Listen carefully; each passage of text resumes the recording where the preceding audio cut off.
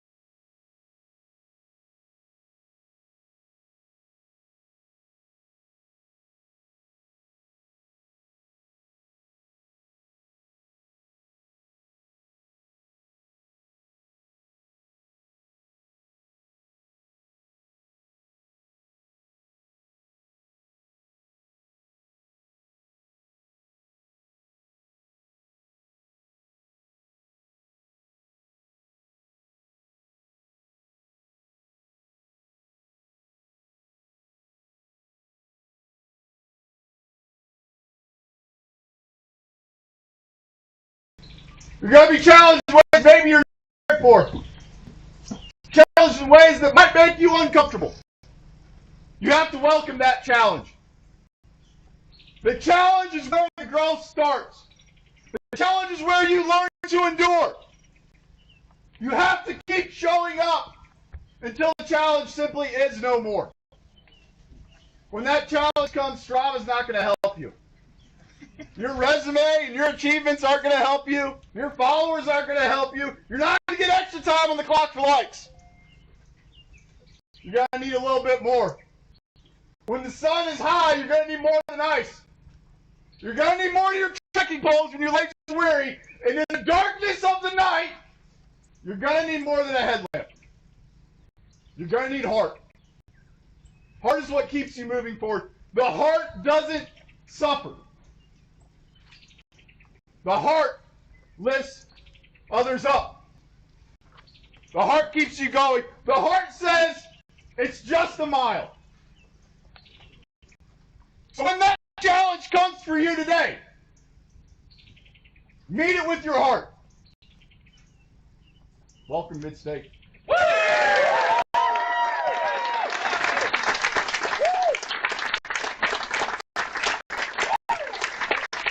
You have 8 minutes and 13 seconds to reevaluate your life. Let's go! Use your time wisely.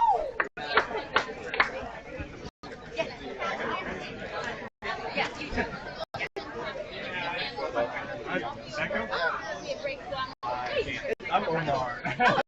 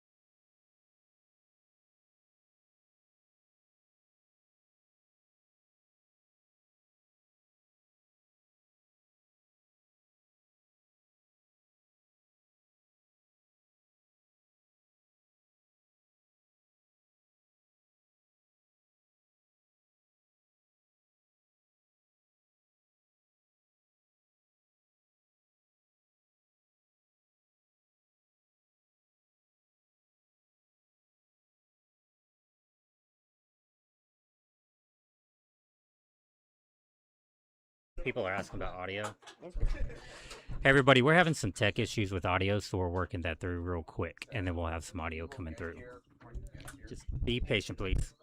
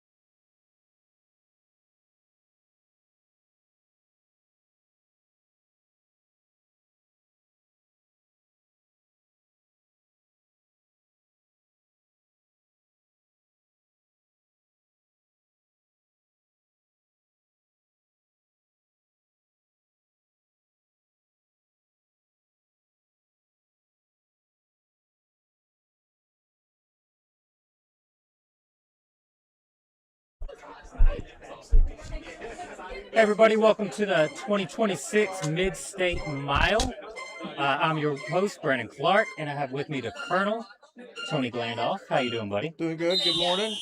Good morning. How excited are you for this? Well, I'm excited. This is going to be a good year. Really excited. It is.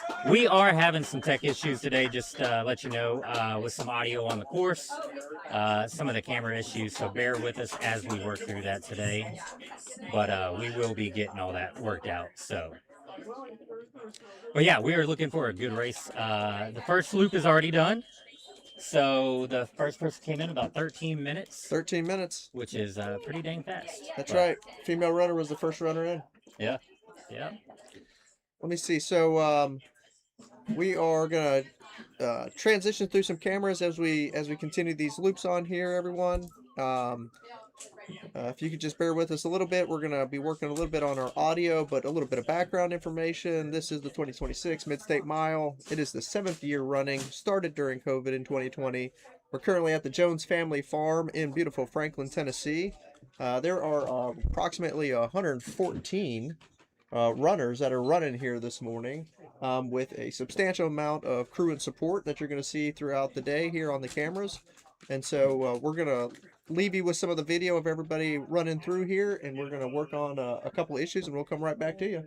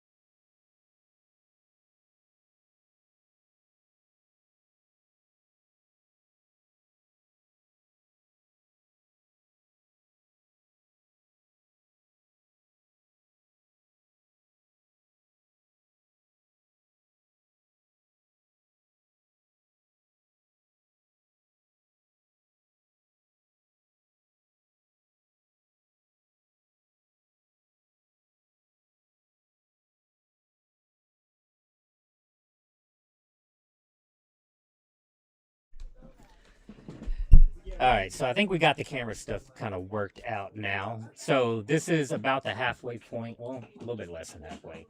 The crossroads. So they are about to go up the big hill, Myers March. And then we'll have another, well, as soon as I say the camera's working, then it goes off. Cycle. There we go. There they start coming again.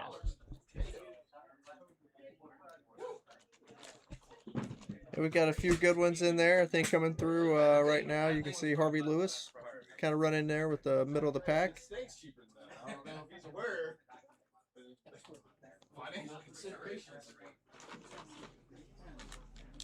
Oh, Mark Dowdle coming through.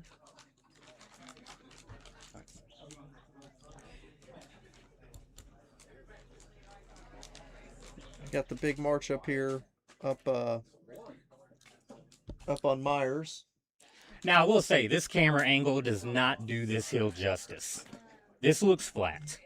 This looks flat. But it definitely ain't. So right where the chair is about halfway to the top. And as soon as you pass the chair, that's where like the steepest part of the race starts, or the hill starts taking over. Everyone's looking good though.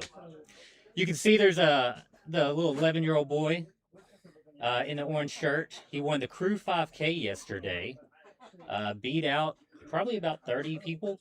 That's right. With a time of 35 minutes. That's right.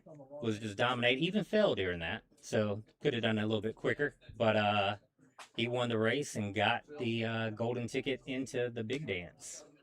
So here he is. It'll be interesting to see what he does. Oh, He's yeah. excited. He has a lot of training. He runs with his dad all the time, and they do a lot of hard stuff, a lot of vert. So looks like he'll be in it for a little while at least.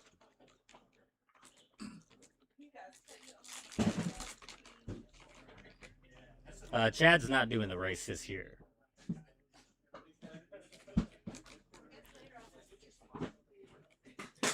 All right, and then our live stream booth here, if you can see us on here, we got a little bit of a light reflection on us, but that's just the sun that's coming up that's going to pass over us in just a little bit, so it's going to calm down a little bit. Over here in the Corral area, we'll get a little bit better view on us over here, and we're going to keep cycling through some of these, some of our cameras here.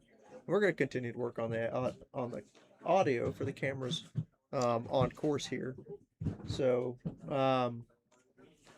We'll keep cycling through with y'all. So thank you all, everyone, for joining us early this morning on this Father's Day weekend. What's the temperature here, Brandon? What do you think it is right now? So, honestly, these runners are in for a treat today because it's only 72 degrees. We were in the low 60s overnight. Got a little cold last night while we were working on the live stream and stuff like that. But, yeah, we're at 72 today. I think a high of 86, somewhere around there. And the heat index is going to hit about 94. That's right. So they're going to have a good, nice, cool morning before the heat kicks in. Humidity's low, though, right now. Yeah. I mean, I'm wearing a long sleeve over here. Probably need to take it off, but... Yeah, I was wearing a hoodie all morning. Yeah, so... it was a low of 62 degrees here this morning, so we had everybody a little bit chilly last night and this morning. A lot of dew on the ground. And I think I saw Josh Brandt, which is one of our amazing sponsors here with Josh Brandt State Farm, was wearing a hoodie out on the course right now. Oh, wow. Or at least a long sleeve jacket. So that's interesting. The Crew 5K record is now set by the 11-year-old, I think. No, that's a lie. No, it might be the Crew 5K. The original 5K is like 26 minutes. Yeah. So he did it in 35. So I don't know if that's a Crew 5K record, but close to the overall.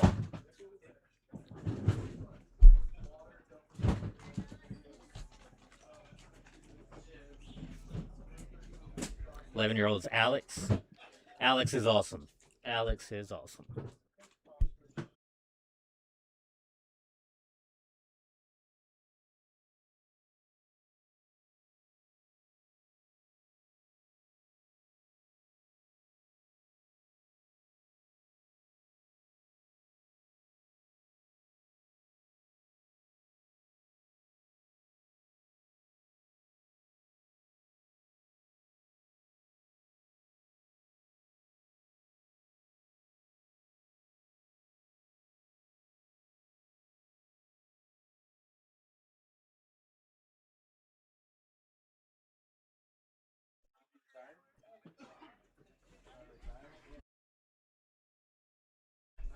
All right, so this camera now is, so once they climb up the big hill, Myers March, you'll have a little flat section, little curvy flat section at the top.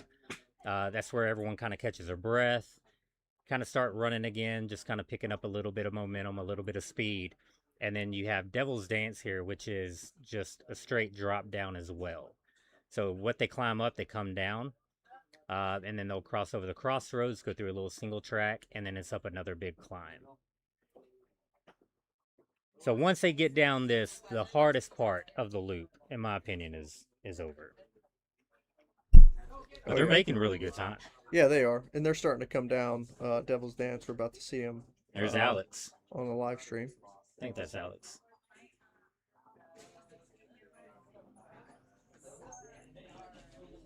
Yeah, this is definitely going to be an exciting few days, Darren. Exciting few days.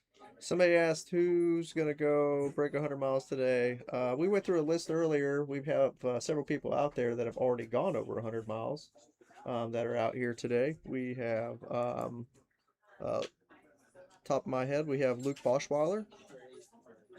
Just out here. He's out here. Yeah. He's gone over 100 miles previously. He did that with Chad Wright. Yep. We have Aaron Dana is out here. He was a previous well over 100 miles. He won it 2 years ago. That's right. Out here. And then got the assist the year before to Eric Keenel. That's right. He got who the we're assist. missing this year. We do not have Eric Keno here this year. He is in chat with us, though. That's right. So you definitely have Good to see you some out there, past Eric. champions in the chat. Yeah, what are you gonna do?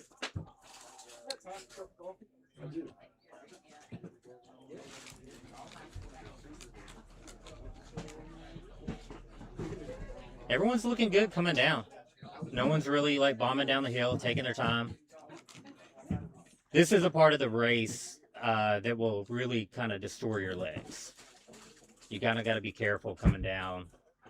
Conserve your energy a little bit. Daniel's flying. Yeah. As I say that. This is we've been out and walked the course this year, and so for those of you out there listening in who've been on the course, seen the course, missing the course, it is very well groomed this year. It looks like almost paved asphalt coming out of the corral. It is they have graded it. It is smooth. You can see the tracks that they're running on right now. Those are like already well grooved tracks in there, and that is phenomenal. You'll see people going off to the side here. They're just really trying to get a different position.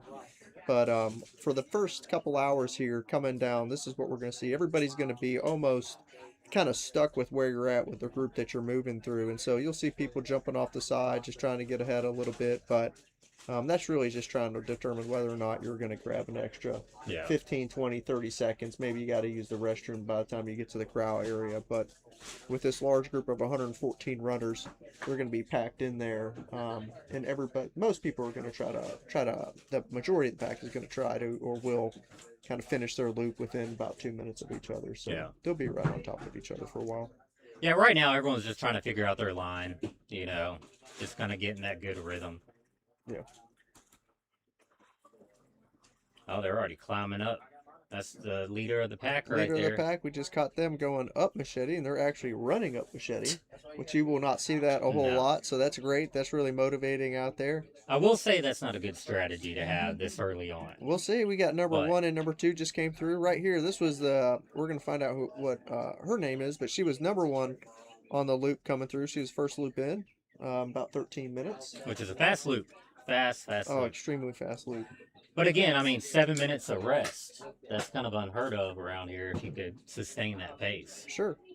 Yeah, and so probably a good time that we could kind of talk format here for the race. So the race is 1.1 mile loop here in Franklin, Tennessee. It's approximately 340 feet of elevation gain and drop per loop. You have 20 minutes to complete each loop to get back to the corral, to the starting area, designated starting area, before the whistle blows again.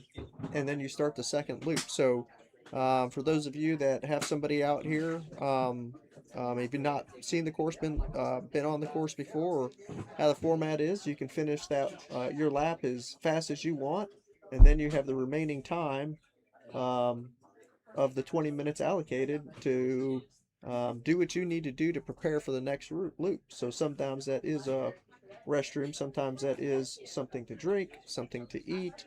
Change just to sit down and relax, cool off, change some clothes.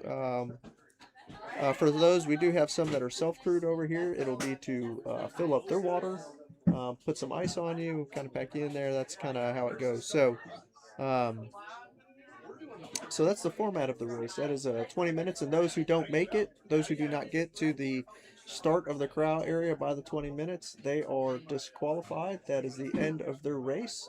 And they are out, and they will have their wristband cut by John Cox, and we will hang it up over here, and that'll be it. And then they'll be relegated to the support role to stay as long as they want.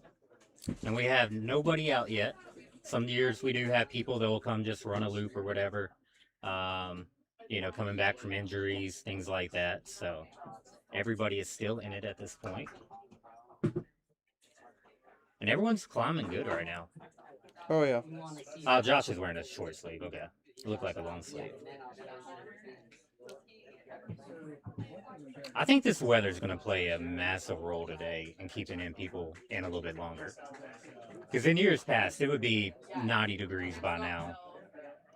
Already just, soaking wet after the first climb. Yeah, that's true. And we do have we've got some pretty people coming through already. We have some high cloud overcast right now, so it's blocking out the sun, which is really good. So, very ideal conditions that they have this morning. No wind blowing, no breeze blowing. Still climbing good. We just saw the first Alex and his dad came in, the 11-year-old with the Crew 5K, That's right. and then the female that was first on the last loop came in third. Was this 14 minutes? Is that what we were at? 14, yeah. 13, somewhere between 13, 14 minutes. Which again, you're still trying to find your pace early on, you know, just kind of what feels comfortable, how much time you have. Trying to find your right pace is really key in staying in a lot longer.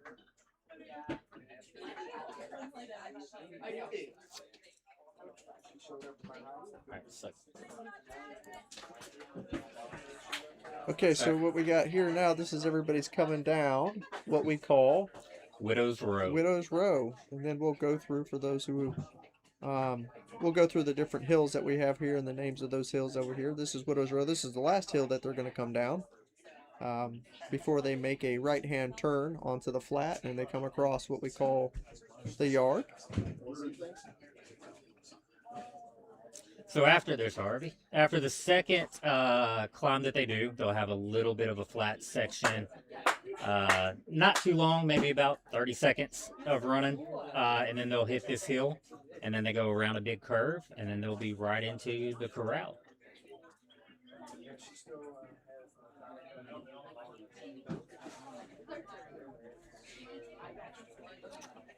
We are still bright.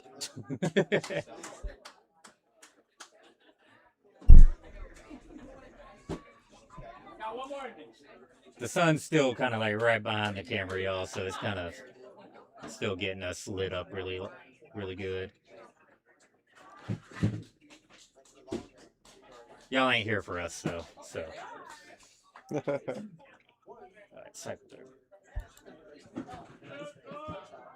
Everyone coming in, we have, let me see the clock.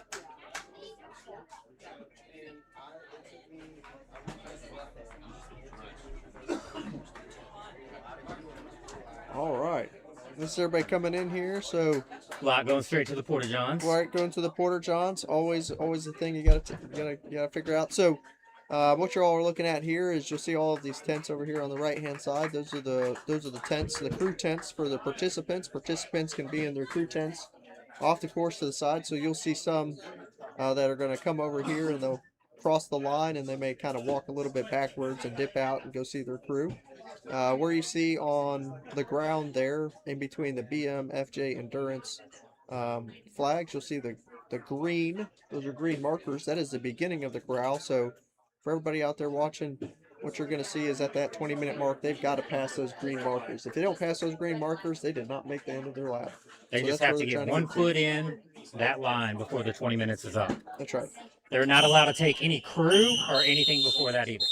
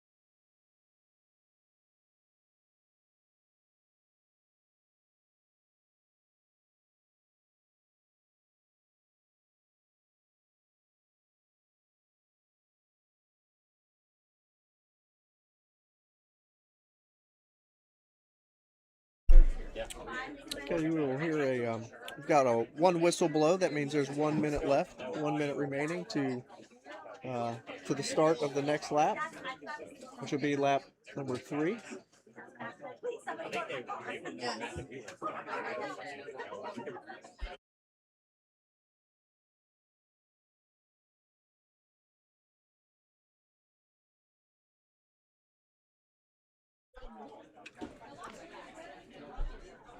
I'll try to get some more cameras added here in a bit. Well, you just saw a little behind the scenes of the live stream. Yeah, cycle there.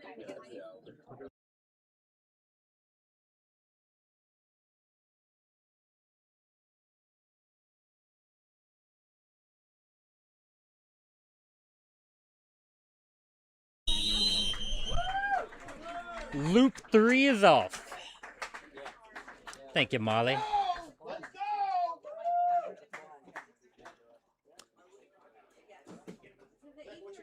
Don't think anybody dropped that loop. I haven't seen it. I haven't seen So that's one. good. I have to keep our eye on John back there, see if he pulls his knife out.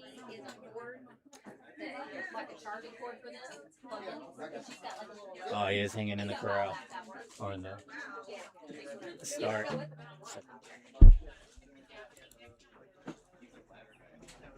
want to see y'all just hanging out together. Besties. So this little hill right here is so... It's the one that questions whether you're going to shuffle it or you're going to hike it. You just don't know. And so It you just sneaks got to up on figure it you. out. You got to figure it out. So if you look at it, this is a pretty good angle because it's kind of high up, but that is the elevation Yeah. gain that you're pretty much getting. And this is not really considered one of the hills out No, here on the this is course. not. This This is is just, Still the flat part yeah, of the this course. is just still like the flat part, you know. So, you know, even though people, you know, all the runners stop at the corral area where we previously showed you all at the end of Widows begins the flat all the way to about right here. There's a substantial amount that they just ran that's flat. Mhm. I mean, it ends flat, it starts flat, and then you have this little hill. There's a little one, this little rise right here, and then they're going to make their way past the crossroads and then over to Myers. And Myers is the larger of the two hills that we're going to. But this is one that, like, you'll see a lot of people walking it. And because that little bit of elevation over time really does add up. It does. And so you could take a few minutes to catch your breath there, walk up, and then it kind of levels out again that you could kind of get your, speed back up and kind of go at a nice pace until you start the climb. So I would think there's about 20 plus states represented here. And then Panama as well with Daniel. So we got people from California, Colorado, Idaho, New York, Michigan, all coming down to the beautiful state of Tennessee to check out the Jones Family Farm. That's right. So that's how many runners? I believe we got 114 runners started this morning. 114, maybe 115 with a last minute addition or two. So I think there was 113 yesterday before the Crew 5K. And then we had our golden ticket. Yep. I think the majority of everyone started. There might be a few that didn't, but you know, the check-in was yesterday. Yeah. So if they didn't start, it's going to take us a minute to figure that out. Yeah. And check-in was a little crazy, so I feel like it was the largest here. crowd I think I have seen on the day before. Yeah. We're up here getting everything set up, and we thought for a minute that something else was going on. There was enough people here. It was funny because, like, we were sitting here and there's probably 5 of us all working, just getting stuff together. And then you just turn around and then there's 100 people right behind you. That's right.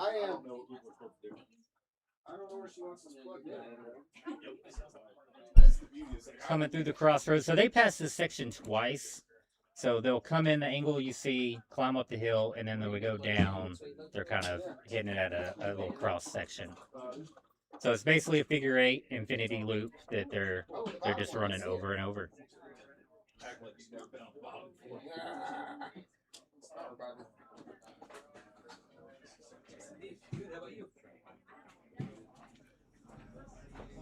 Wonder if we'll see anyone sit in a chair. It could happen. It could happen.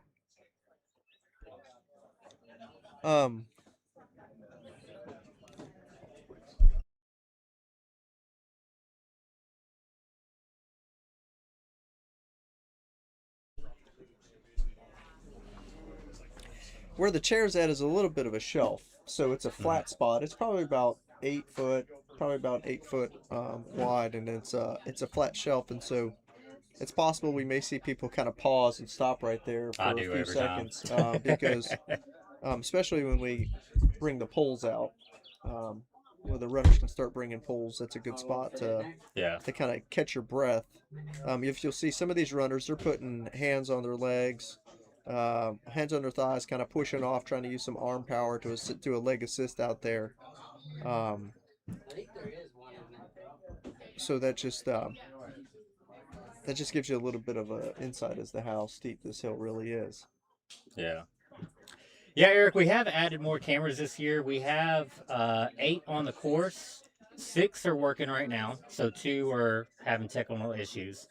We're trying to have all these cameras do have audio capability, so we are working on that, trying to get that fixed, and you'll be able to actually hear the runners hopefully later.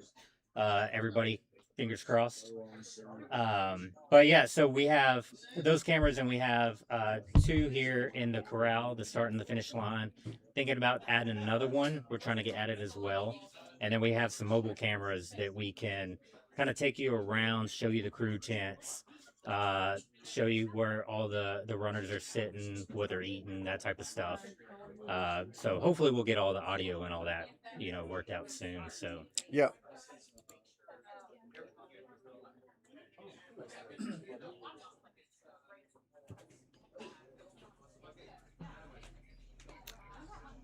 and then Devils. So the weather's looking great this year. Today is, I think, going to be perfect. I think it's going to be one of the better days that we've had at Midstate. It will get hot later on, but it won't last that as long as it has in the past. And tomorrow, there's a little bit of a chance of rain. I think it's just the normal summertime showers. It'll just pop up and go away. We'll make it a little sticky, a little muggy out there if that does happen, which is not, the best for everybody. Yeah. And then hopefully when we go into Monday, I think that's the next chance for actual rain and kind of storms and stuff coming through. So That's right. We said Monday. Did you say Monday? Yep. Monday. Have Yep. we gone to Monday before? I know we went late Sunday night, like close to midnight. That was Did we hit a Monday? Eric's win. Yeah, I'm trying to think. He's about in the that. chat. Eric, yeah, when Eric's did in you the quit? chat. He can tell us if it was after midnight on Sunday. If we went into Monday. As you can tell, we are not prepared. So, but no, we have not gone like deep into Monday before. No, it hasn't gone deep. No. 137 miles is the record, I think, or 133, somewhere around there. You have it up. 133. Yeah, it's 133. So, Eric, that was you in 2023. And then right behind you was Aaron Dana, who's out here right now. Yep. We have that. For other runners on there, and Eric will give you kudos. You also are on the top 10 leaderboard as doing 127 in 2022. Luke Boschwaller's out here. He did 121 when he competed with Chad Wright. Yep. Which I believe there is a... He's done it twice. Yeah, they made a documentary about that one. Yep. That was in 2021. And so I feel like that's... So far as prior runners on the top 10, when we talked about who's gone over 100 on this course, that's probably the best data that we can rely on right now. Plenty of runners out there that I'm probably going to go over. I'm going to guess it's going to go over 100 miles. We can talk a little bit about them a little bit later. We'll have some stats on individual runners that we have out there as some of their farthest races that they've done. And we'll look at some of these endless loop races out there. Yeah, we have a lot of 200-mile plus runners, a lot of 300-mile plus runners out there. That's right. And then, of course, Harvey and his almost 500 miles. That's right. So 460. So we got the athletes to go far as long as they, do what they need to do to take care of themselves so they can push themselves further. So with the weather being the way that it is, if they do it right, I think we can go far this year. That's right. Yeah, we've got the weather. It's going to work with us, but we never know. Sometimes things happen. Weather changes, humidity creeps up.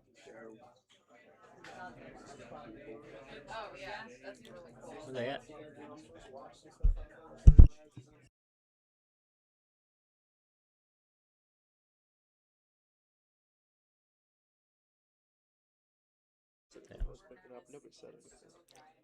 So I saw a question, what's the age range that we have? I think don't hold me to this, but I think the youngest is 11.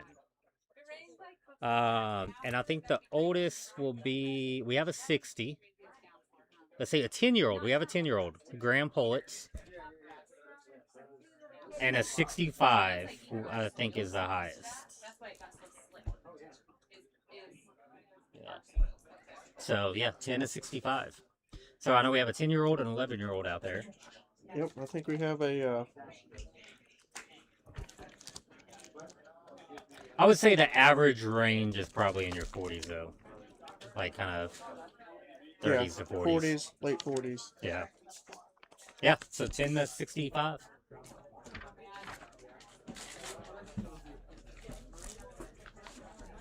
This is the extra one if you want one of those.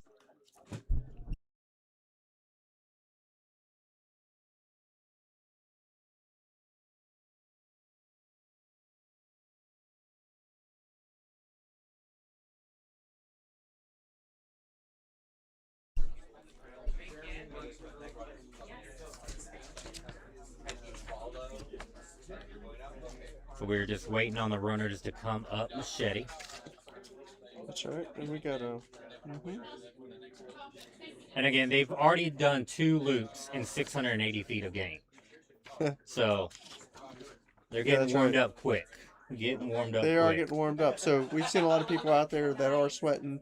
You'll see a lot of people that are wet. Sometimes, early on, it's not necessarily sweat that they are. What they end up happening is they're watering themselves down, and they're just kind of keeping cool out there. With the it's always an option of how you do it, what your plan on doing it. But where we have low humidity today, putting actual water on your skin is not a bad idea, because you can actually cool down and not just continue to boil yourself with humidity. Yeah. Mine was always sweat when I did it. Yep.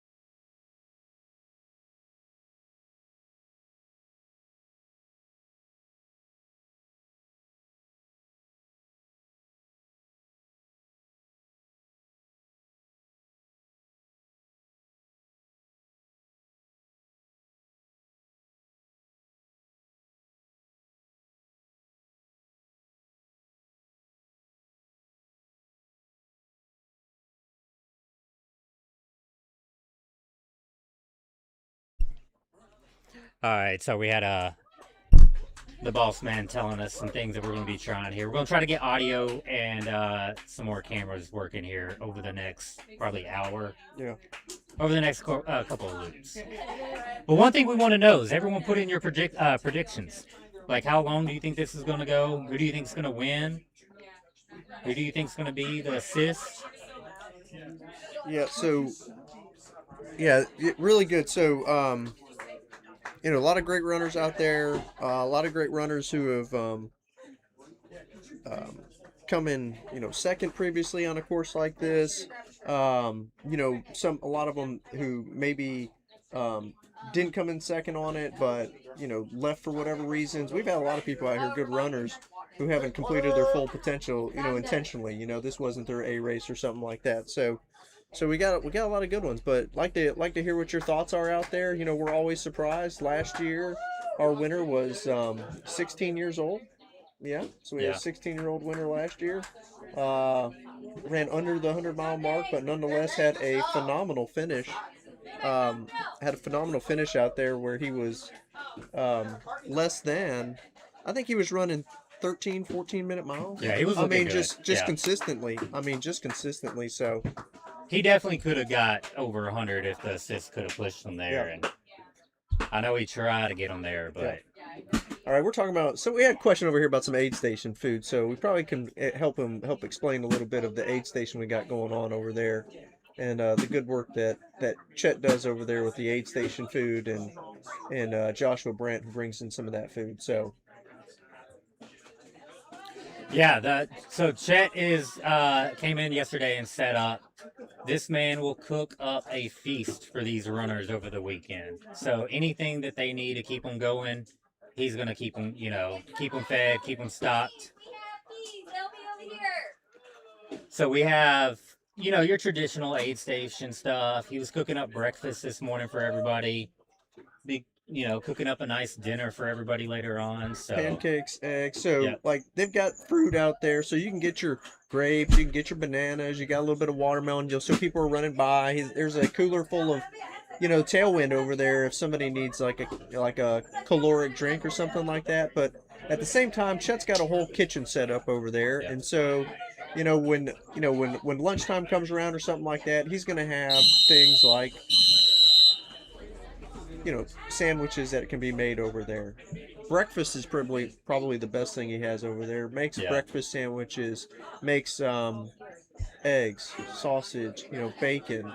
He has ginger noodles are his ginger noodles one. Are great. Yeah. Last night for everybody here, I believe John Cox made 6-7 pans of spaghetti. All for everybody, anybody and everybody. So this is one of those races that if you come here, whether you're a runner or you're a crew, if you kind of feel like you're a little bit isolated out here where we're at, and you're kind of running low on food, there's food to be had. Yeah. Never run out of food here. So it is phenomenal. And we'll talk a little bit more about aid station food and kind of what people are eating over here. We'll do a crew food review a couple times, during this, so that we can kind of see maybe what tricks everybody is using or what their thoughts are for their nutrition. All right, we got 1 minute. Yeah. 1 minute to the start of the next loop, and that would be 1 hour in. So that'll be the mark of the 1 hour, 3.3 miles. A 1 hour 5K. That's right. So we got a lot of guesses for Harvey, Aaron Dana, Doug, Mark, Kel Jackson. I can see Kel going up there.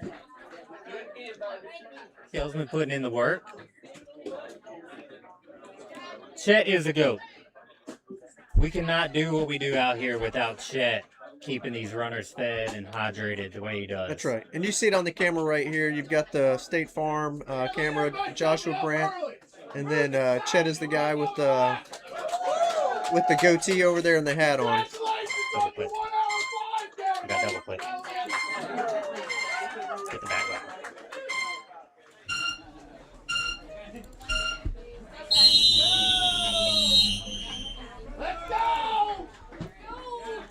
Oh, they're going fast. It's our camera catching up. Enthusiasm, people. These are security cameras and stuff like that, so there are a little bit of a delay and stuff like that we're having to use. So Yeah, we did not take out a bank loan for all this. No, No, not at all. no, no. But if you all would see the hundreds of feet of Cat 5 cable that is stringing through these woods back Yeah. here, and the boosters that are placed on them, you would be impressed. There are probably miles of cables running through these woods right now. Probably a good time to give a shout out to Forrest Sanders Yep, Forrest Sanders, and Jen Silva, and Jen Silva, who are and the mailman Steve Holcomb that Steve Holcomb over here. did all that yesterday. Yesterday was a full day of installing cameras and wire and all of that, and so this is not something that they do in one day. This is something that they start planning this months out. Yeah. Months out. Forrest is having to like test stuff at home and like get a bunch of stuff set up. So big thanks to Forrest Sanders for getting this set up for us. Because this is awesome to watch. We have to admit. That's right.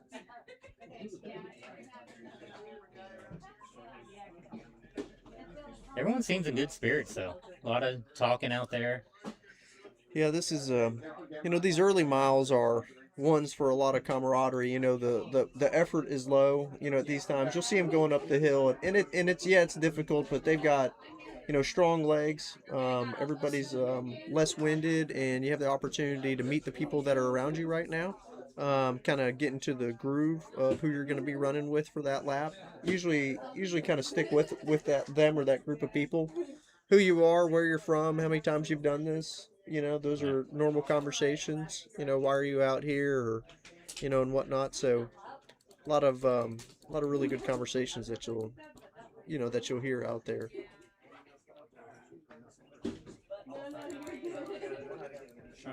And here they are coming through Crossroads. So this camera angle that you see right here, where you've got the lounge chairs on the left, this is the center of the figure 8. And so from y'all's perspective over here, they're gonna run. They're right at the base of what's called Myers, which is the larger of the two hills, the most difficult one, and they're gonna climb up that hill, and then they're gonna get to the top of that hill, and they're gonna kind of run what appears to be flat, but it's actually about 60 feet of drop. Is it really? Yeah, it actually is. You only notice it if you run it in the opposite direction, because you're running uphill, not downhill. Yeah. So it's about close to 60 feet of drop, believe it or not. Is, And so then you get to the top of Devil's Dance, and then you go down that hill, and then you come out here at the crossroads again. So they'll cross this area near that fire pit. They'll go right to left. So they're just kind of cutting across. You can kind of see on the right part of the screen is kind of where the picnic table is and stuff. That's, the other camera angle that we'll be looking at. And do you think Devil's coming down, like, is steeper than Myers on the climb? Like, which side do you think?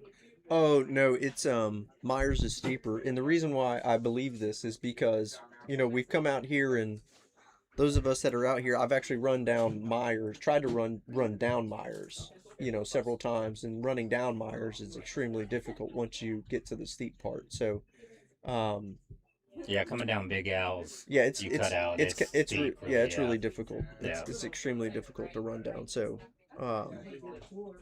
and the terrain's a little bit different too than Devil's, so it's a little bit more choppy terrain out there, but a lot more difficult to run to actually run down Myers.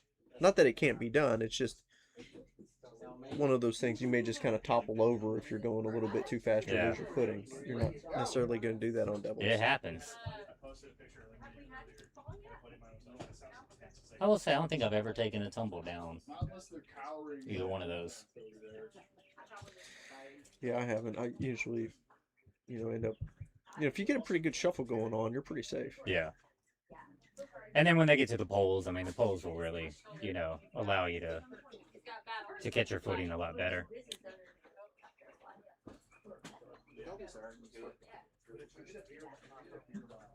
See some hands on the hips already.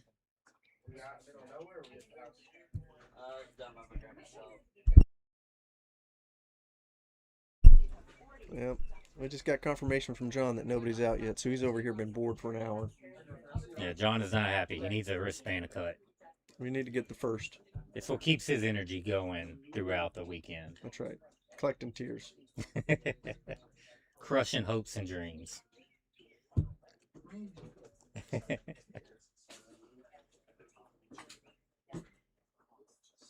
All right, some people are starting to slow down a little bit coming up Myers.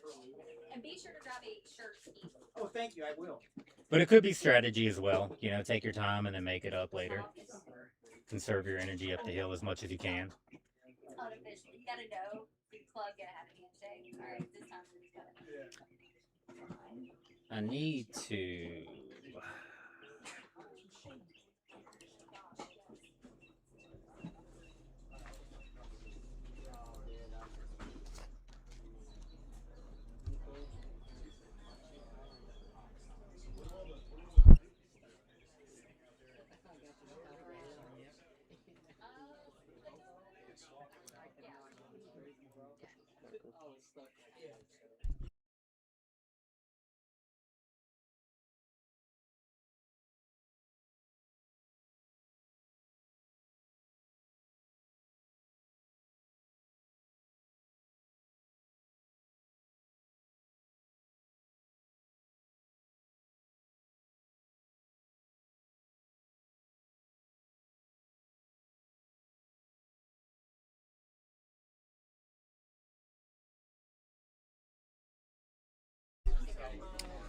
So what you're looking at here, this is a camera over here to Devils. So this is coming down. That's what we were earlier talking about. You can run down Devils. Obviously, that's what you normally do. We were talking about the steepness of Myers, but we just switched cameras from the midpoint of Myers by the chair. You saw pretty much the last of the runners coming up, and then we switched to about is that the middle endish of Devils? This is the end. You have the tree right there. That's right. So this is the end of Devils, and we don't have the front pack coming through on the cameras yet. So that's how long of a distance it is to get from mid Myers to the bottom of Here Devils. comes the first person. Because we've cleared about the entire field, and we're just now starting to see the first runner. The first runner come through. So. And so they're coming down 8 minutes. And so a lot of people shoot for like the 11-minute mark to be kind of down Devils through the crossroads and about to start climbing up Machete. That's right. So this runner is making some really good time right now. There's also the one running up the hill earlier. Also has Tevas on and no socks. Impressive. It's impressive.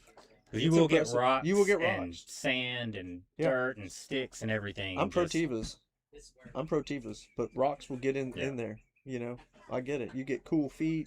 Toes can splay out. It will get a little rock in there. Someone's having fun coming down. We had some questions here. What two people have film crews here? I'm not sure if it's an actual film crew. I'm not. Have you? So Harvey has a few people here, and then Booster and Friction Prescription. Friction Prescription. Say that 5 times fast. Are shooting a documentary as well. And they should be posting little snippets of that doc as the race goes on. And they will be posting, or should be posting, hopefully posting, little snippets of the race as, clips of that as the race progresses. So if you see people out there with cameras and all that, they have permission to be out there and doing that. So we will get some awesome footage coming out from that. That's right. Permission only. Yep. Yeah, none of the runners are allowed to live stream, listen to music. Yeah. That's a good point. Yeah, they can take their phone for like a picture here and there, but they want everybody to be in their head. That's right. Enjoying the company out there, enjoying the trail out there. That's right. This is not a race that you can find technological comforts in order to put you in a better mental state to get through it. This is all you and the runners that are with you. Like you said, there's no music out there. There's no playing. There's no playing of music out there, whether it's on your headphones or there's on no a music device. over here either in the corral. Yeah. So there's no music we want over people here. to be in their heads for this race. That's right. And so right now we talked about all these good opportunities for conversations going on over here. Everybody's running with each other. Hey, where you at? We talked about that. They're also going to start sizing each other up. Because like it or not, some of these runners have a distance that they're trying to beat from a prior race, or they're trying to get to, at the end result, and so they're going to be watching each other, out here. So here's a thought. We got a lot of shirts and no shirts. So shirts or no shirts. What are your thoughts on shirts, no shirts out here, Brandon? Not from a visual perspective. We're talking about for helping you run. How'd you get through that? So it kind of depends, because if the horseflies are That's right. crazy out there, you're gonna get I don't eaten know. alive. We've had horseflies out there where the only thing you could think about was those horseflies. Yeah. Myers was not a problem because that was not as painful as the horseflies. The fear of going up Myers was not as much fear as you had of that one buzzing behind you. And I think that was in 2021. Yeah, I remember Luke 2021. Bosweller's back was just... And let me tell you about the horseflies out there, because I think I was in that race in 2021, is that it seemed that as the day went on, there was more horseflies. Yeah. That is not true. There was less people. Same number of horseflies. That's what ended up happening. Yeah. Welts on people's backs. So no shirts. Horseflies. I'm not really sure what we got out there. We're gonna have to ask around. And then for me, like, I'm a heavy sweater, especially in this race with it being so hot and you're in that crowd of people going up. So shirts, kind of weigh you down. That's so right. if you get really sweaty and stuff like Shirt that, can weigh but you down. it can also cool you off. That's right. I think the female viewers really appreciate the shirts and boys. Yeah. We've got pretty good. Yeah. There's Demographics. Yeah. Totally shirtless boys.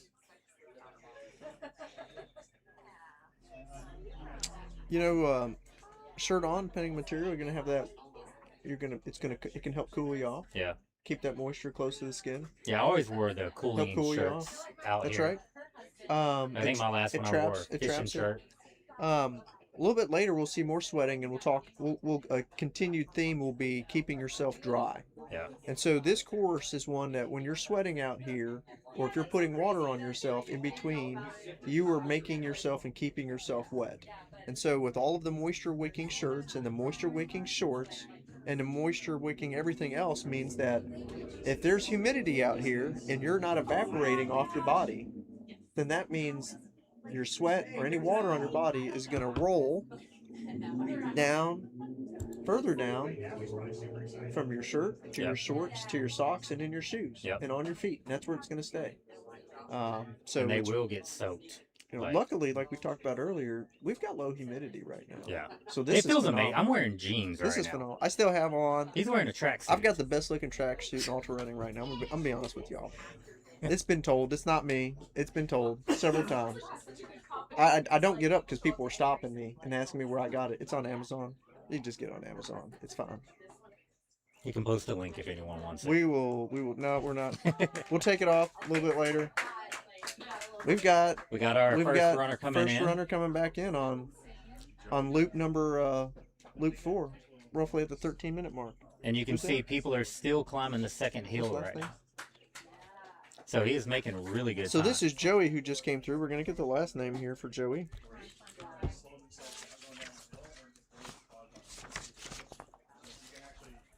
We will learn everybody's name eventually as we go. Yes, we will.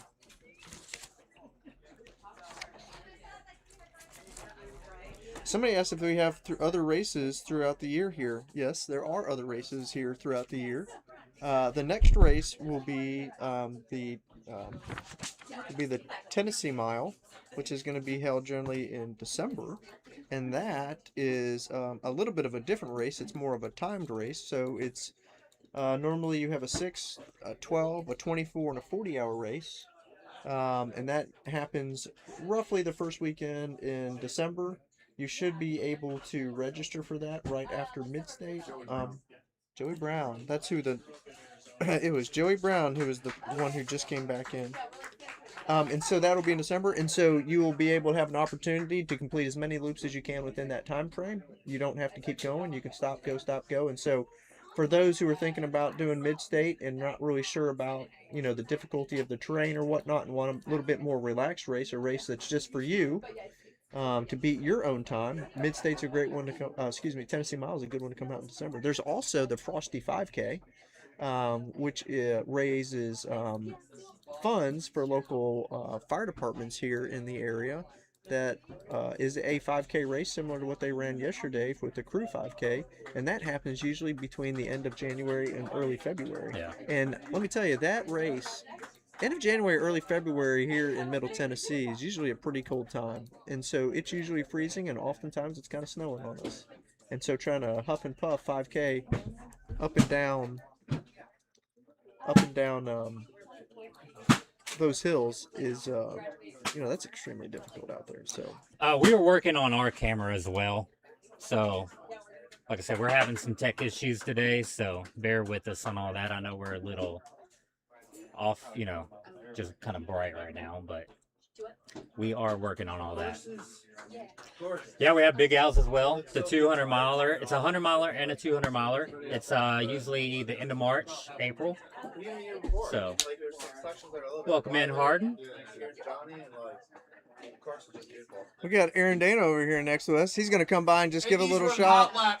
Look at this. He just finished a lap over here. Where's the camera? Hey, Aaron. Aaron Dana. What's up, everybody? It's comfortable out there. The trail is beautiful. It's like one of the nicest days I can remember being. I'm like dripping sweat over here. That's perfectly fine. This is But great. yeah, stay tuned in. So he's going to be here a while. I'm gonna be here a while. That's awesome. Yeah, you're going to be here a while. Thanks for being Good here, seeing you, guys. brother. Yeah. Don't do your paper in the crowd, people!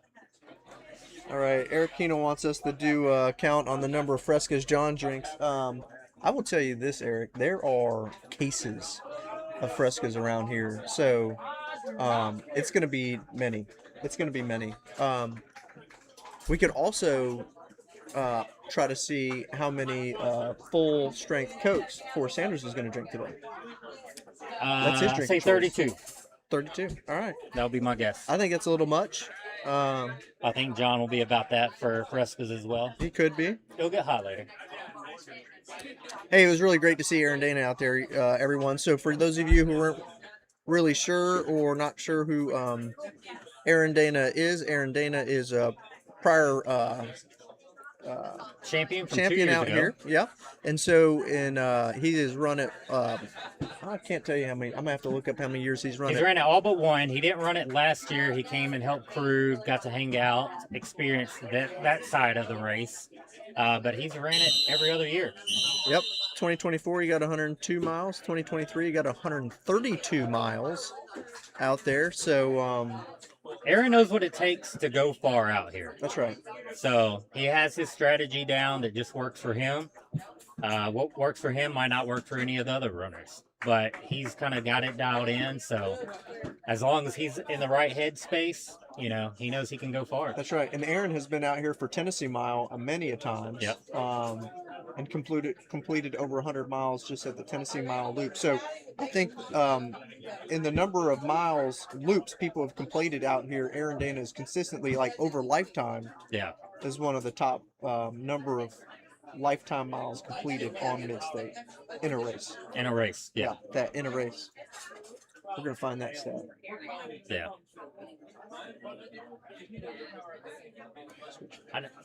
I know Nick is around here and got that one day, so we can get that. You got double click. Yeah.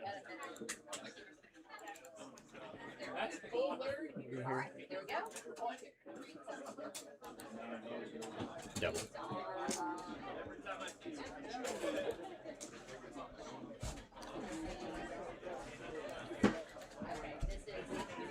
Eric Kano thinks 32 prediction or Frescas.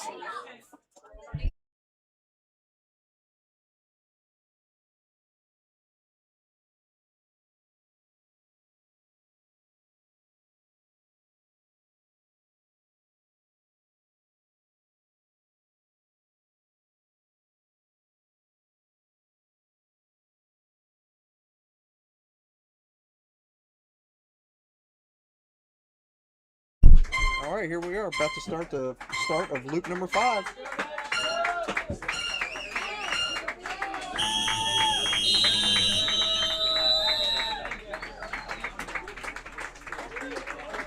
Hey, switch to a 5.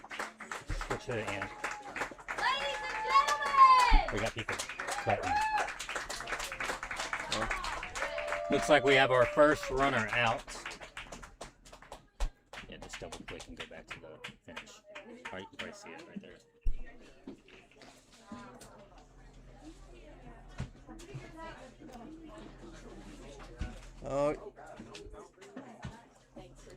I think John's over there. He's walking over if you want to. John's about to go cut a wristband. The first one of the day. Got a nice 4 loops in. 4 loops. So 1,360 feet of elevation gain. That's right. Which that's a tough, That's a tough. tough little run. That's right. So for every 1,000 feet of gain, you could basically add on another mile to their total.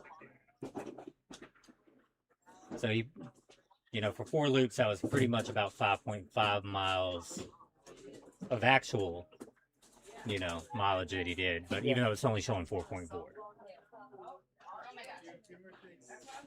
That's the first one out. All right. Mac. How's he feeling? How's he feeling?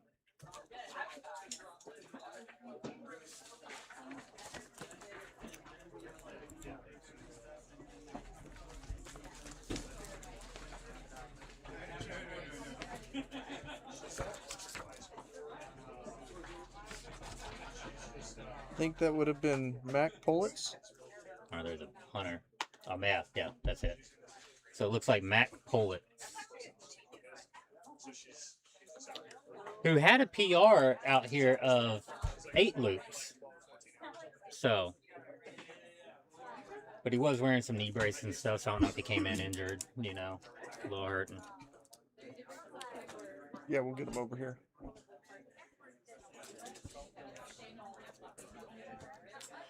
We had about 100, we'll say 115 started. It could be off just a little bit, but around that number. So we had 113 registered. Someone won the crew 5K yesterday, and a little 11-year-old, so he got in the race. And I think there was maybe 1 or 2 late additions. They're working on the crossroad cameras. So keep going through. Okay. Hey, maybe a good time to play our intro. Yeah, we're going to take a little 30-second break, and we'll be right back.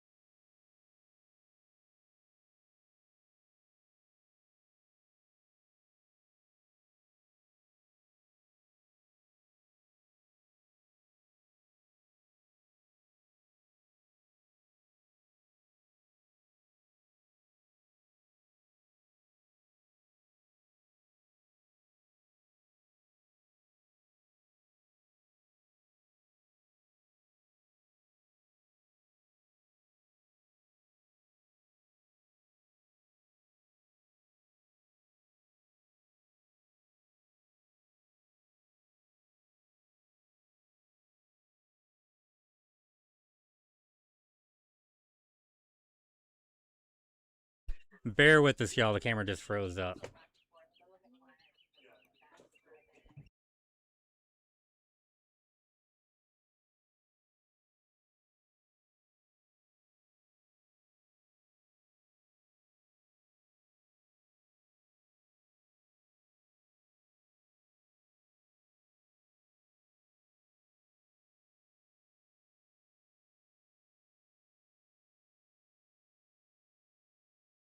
Bear with us 1 second.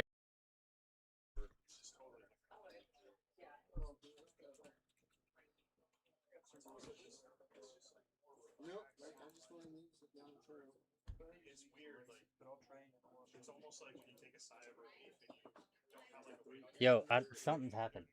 I don't know what's going on. We have no. It froze.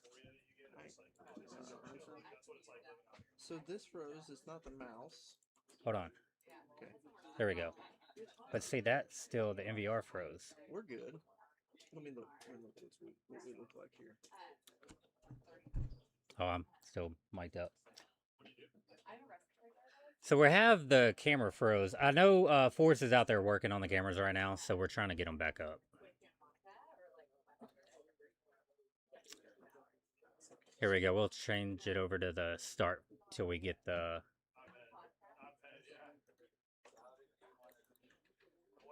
One of my wife's favorite podcasts is Kickoff. Yeah, Okay, there they are. it's have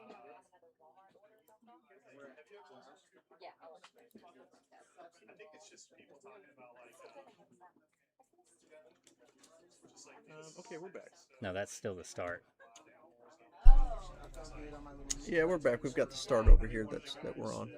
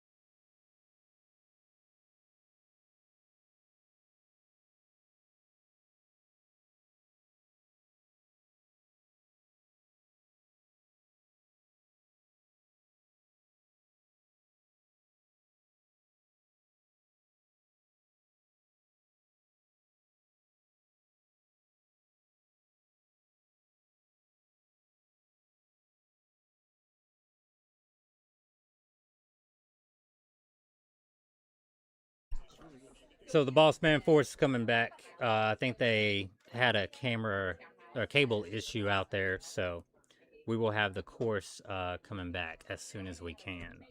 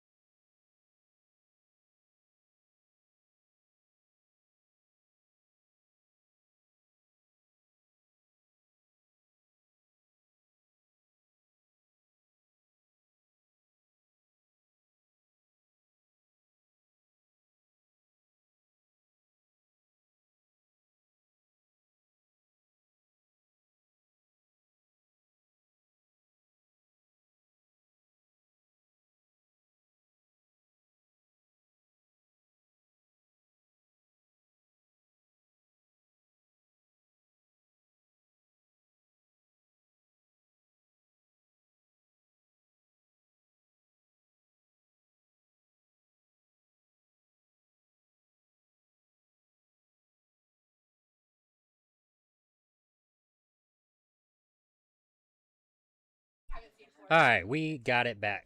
So we're having some issues with the software that actually runs the whole live stream, OBS.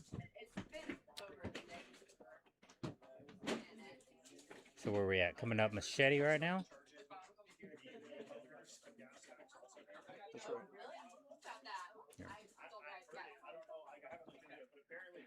Yeah, they're coming up Machete. And we're going to try to change out our webcam too, so it's not so dang bright. Like, they're losing so much state revenue on the tax on gas because people aren't buying fuel anymore out there that they're going to start It's taxing spinning. Yep. just like the gas tax. Just That's crazy. Like in LA, there's like every party makes 10% less. Like every party now has like and like she's like, oh, and then we have that. However you want to get it. they'll charge.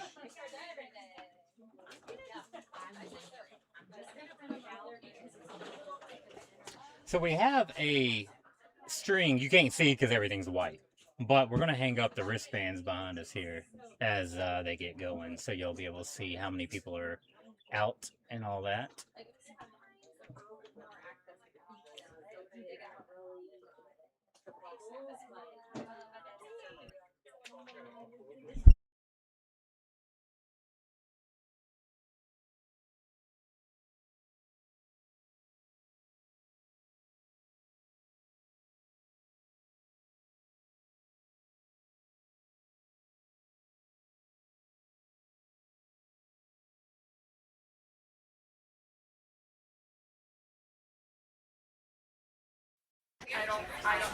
Okay, that's better.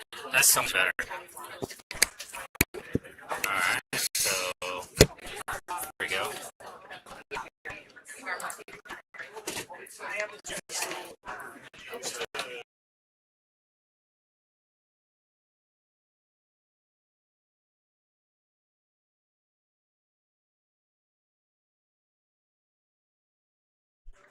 Alright, that should be better for us a little bit. So let's see if we can get it down a little bit.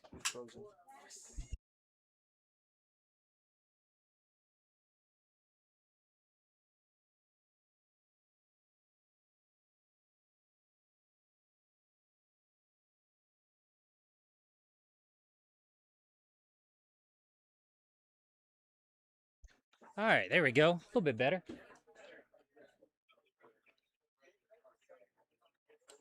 And there's the other screen that I can click on. Still can't click. This is the. Yeah, that's the.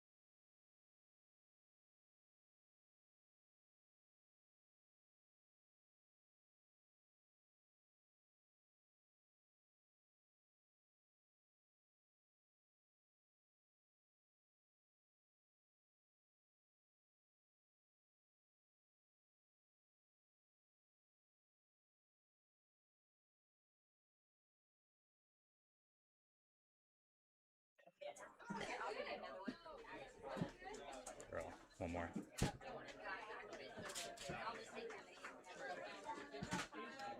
We have the big crowd coming in now. Sorry that loop was a little off, but again, we're trying to work through all the tech issues, and we just have to do it live. We swapped out our camera. Yeah, we swapped out So our camera. we shouldn't be blinding you all over there. We were out here till 1:30 in the morning last night, still working on it, and then we're back at it at 5:30 this morning. So we're trying to get it.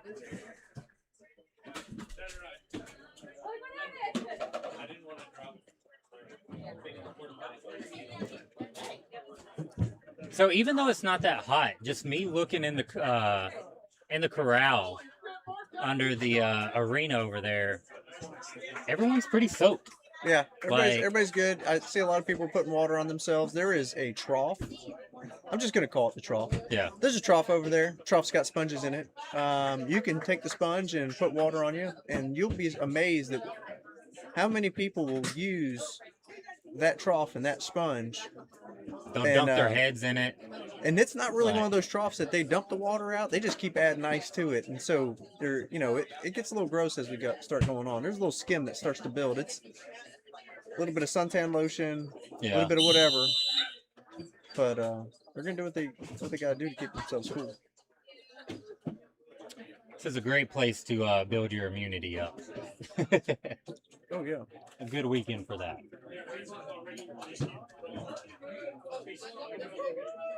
Everybody's looking good though. Just looking around at everybody. I mean, heads are held high. Everybody's eating, drinking, getting those calories in right now. Hopefully they're working on their electrolytes, because that's another thing with it being so cool. You might not think that you need a lot.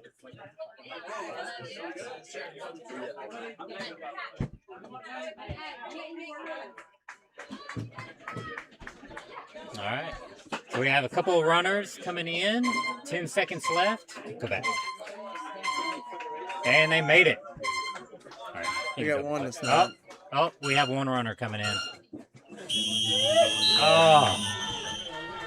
I will say, for me as a runner, it's defeating coming up to the line and barely missing versus being out there for another minute or two.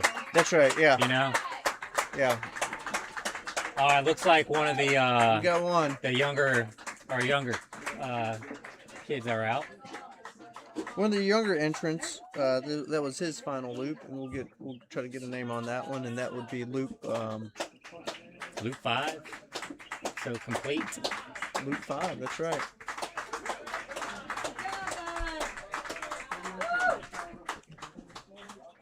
So John's gonna go over there, and you're gonna see him do that wristband cut.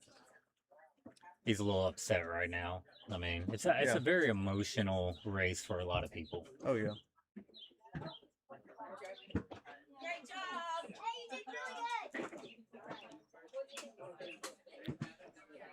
Yeah, it's one of those races where this is the type of race where if you physically don't get back to the corral because of some physical injury or something like that, that's one thing. That's kind of where everybody may see themselves at. But for most times, they make it back to the corral just too late. Yeah. Too late. Either couldn't go or that's their last loop, and so that's what gets everybody. I mean, that really gets everybody. It's really difficult. It's really difficult.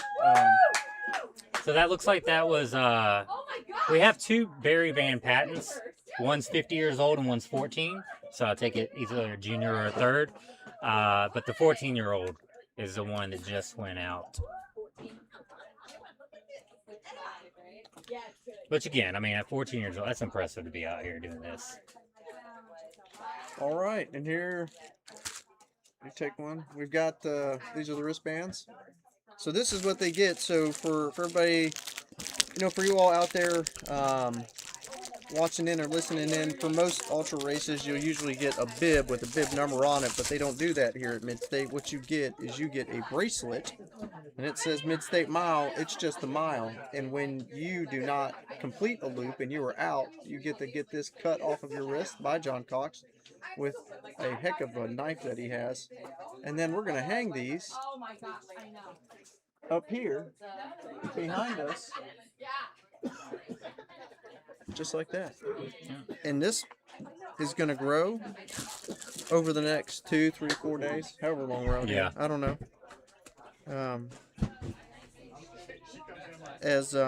Should have a good amount today.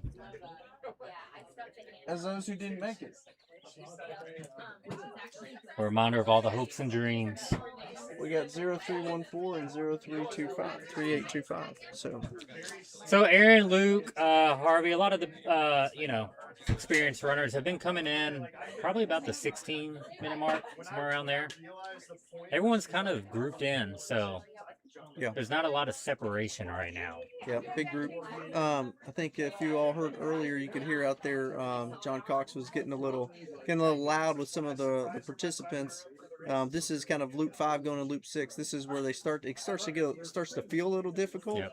and so they'll start to dilly dally and not get out into the corral after they've done it 5 or 6 times. And sometimes runners will try to be on the very edge of the corral and just jump right in as the whistle sounds. That maximizes either their sit down time or their time drinking something or whatnot. But they're required to be in the corral when the whistle blows. Yep. And so what we don't want is somebody to have not been in the corral by 2 or 3 seconds, and that disqualifies them. And so we'll just he'll just continue to reiterate the rules as they go. Yeah. And again, they're on loop 6, and we're almost 2 hours into the race. So they're going to have 6 miles complete in 2 hours. So it takes a while for this race to get going and people to kind of get warmed up and figure out their time, their strategy, exactly what they're trying to accomplish. That's right. Still trying to, fill it out if you have too much time, not enough time, That's a stuff good like point. that. Strategy on this race is kind of a changing factor, Yeah. usually year by year. Meaning the strategy you have when you started the race is likely to change when we get into the afternoon, when As we it get gets into hotter. the night. Yep. And so, like, what works for people is going to probably change a little bit. And so some are going to be absolutely dialed in. They know what they do. They know what they need. They're going to make it work. Others are going to be experimenting while they're out here, and they're going to have to just try to problem solve, as they go. And so we'll see a little bit of that. We'll hear a little bit about the different strategies they're going to use.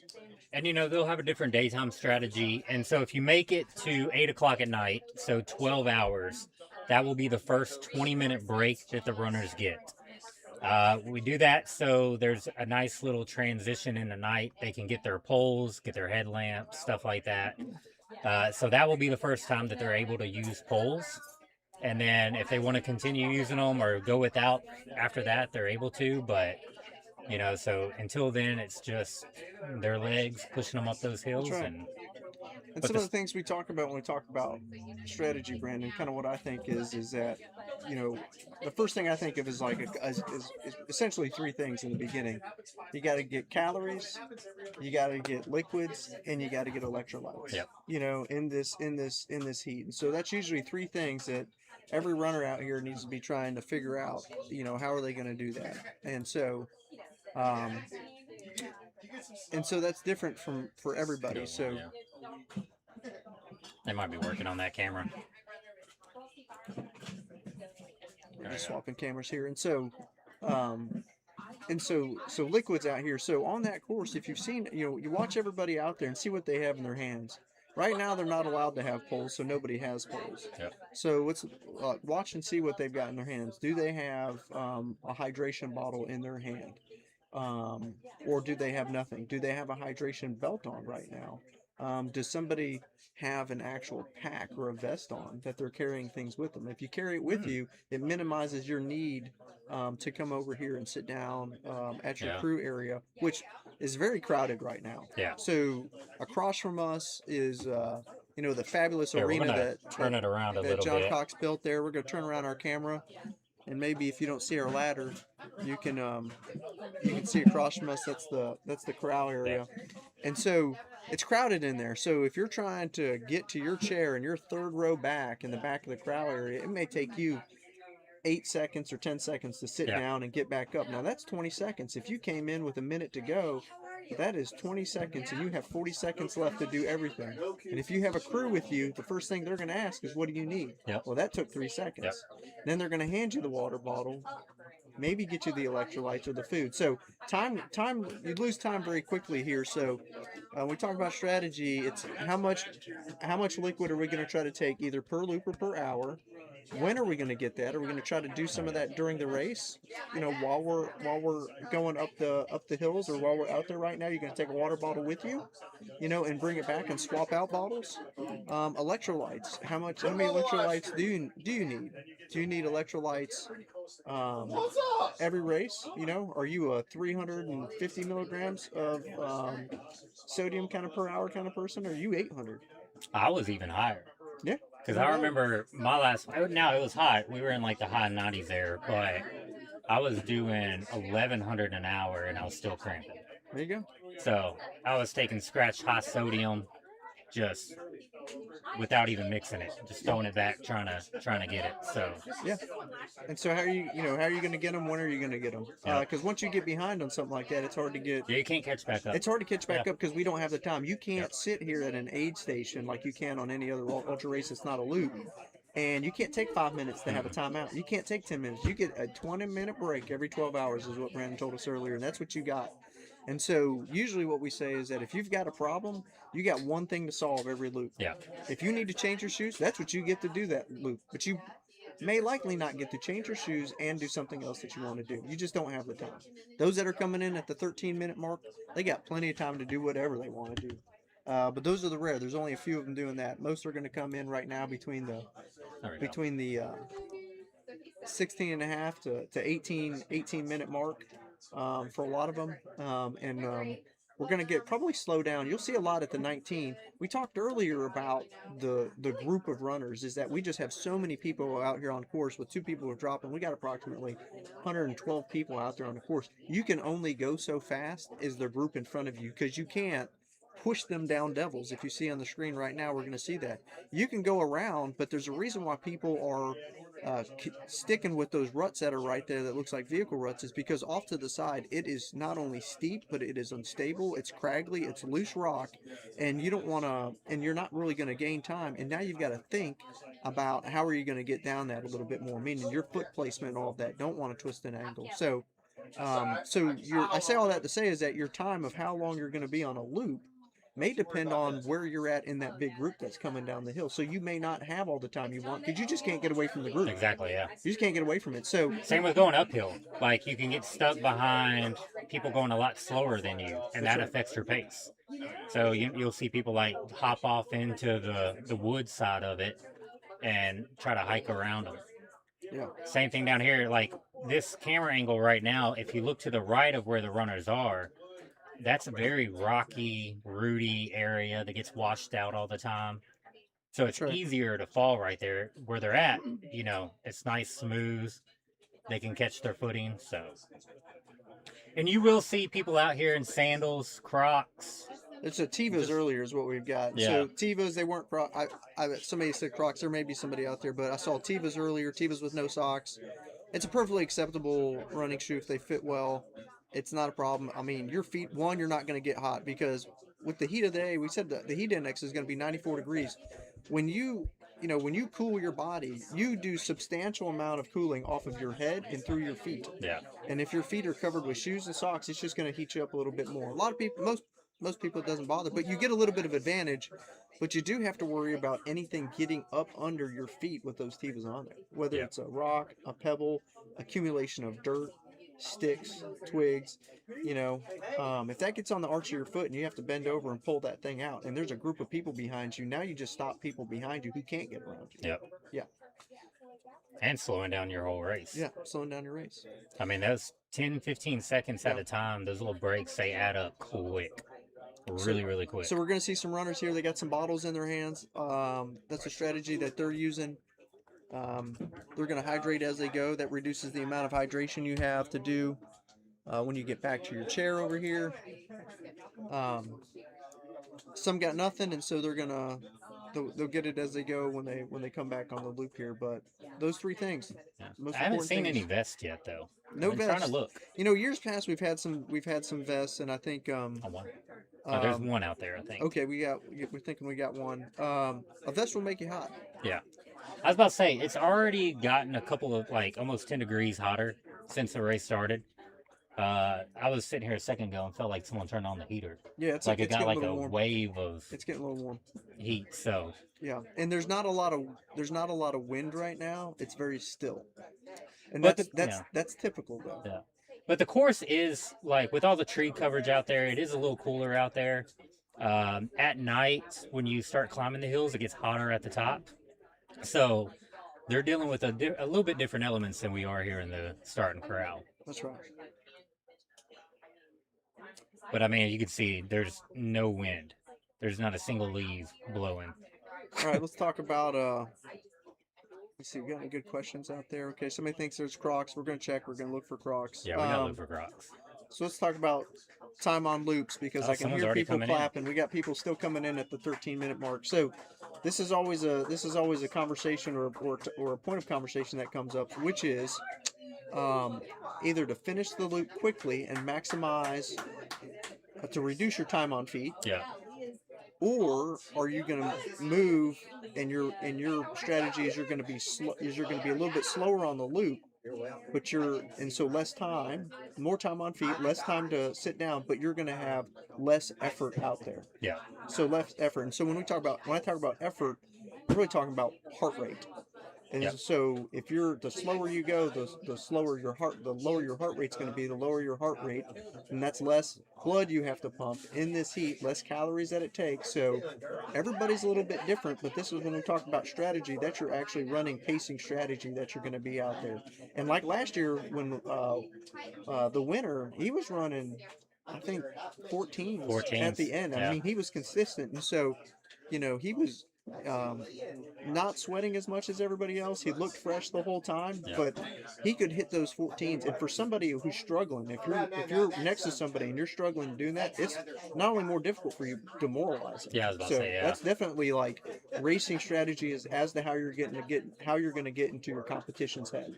And so that is a huge messaging as we get later on in this race. When the group gets smaller, there will be strategies as to how they're going to for lack of better terms, how we're going to break your competitor, or how are you going to get your competitor to try to question how far they can go. Yep. Based on how far you can go. And a lot of those strategies really doesn't like take an effect until you get down to, the last like under 10 runners. That's right. So you're just trying to make it until that point to then turn on the game. That's right. So right now, would you say we got a race right now? Are we racing right now? What are we doing? No, we're just hanging out. We're hanging out. Just getting a nice little run in. Yeah. So just trying to find your groove, get settled. A lot of people say, like in ultras, like race doesn't start till pick your mile 70, mile 80, depends on the terrain, what you're doing out there, where the lead pack is. But at some point in time, everybody's just trying to get to a certain point and see who's left, and then the race begins. So on a race like this, some people even say until you get the last two people, you actually don't have a race. Yeah. We'll see. Yeah, the elevation, I saw someone ask a question. So it's 340 feet of elevation gain and descent per loop. So the elevation just kicks off really, really quick. So you can see we've already done 17,000 or 1,700, not 17,000. 1,705 loops. So that's going to get up there really, really quick. We've cut two, so we think we got 112 people out there. Somebody's asking for a rolling text. Yeah, I'm going to work on that. Yeah, we'll see if we can't figure that out.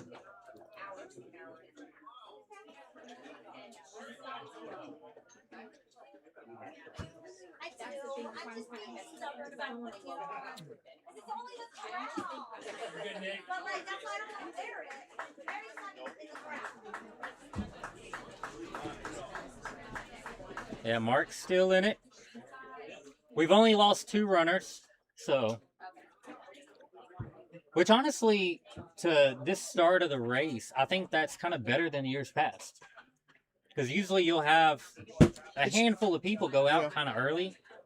You have new people that don't know what to expect of this race, kind of underestimate the trail, the hills. Other people coming in, injured, things like that, that are just still trying to knock off a mile or two. So.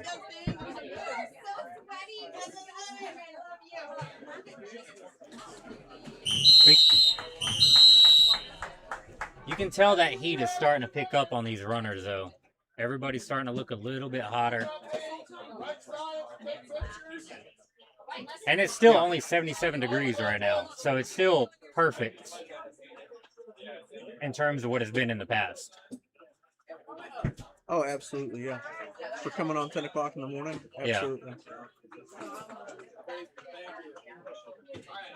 Yeah, we don't have a lot of runners this year that just wanted to complete 1 loop, 2 loops. You know, I'll sign up with you and do it. So Yeah. a lot of people still out there on course.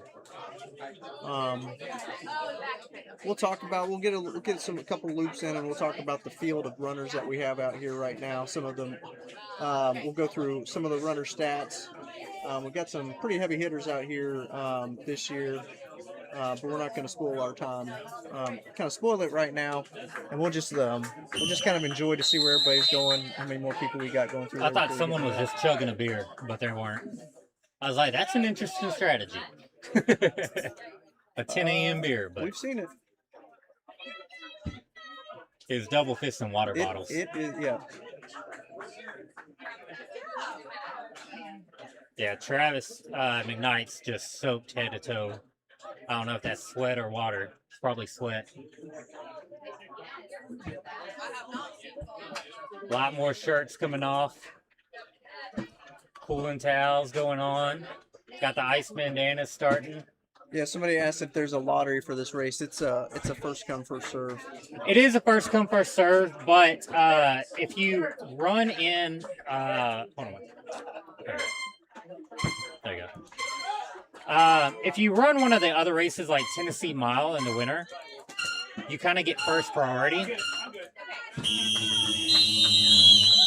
That's all. No! You have to leave! Let's start moving!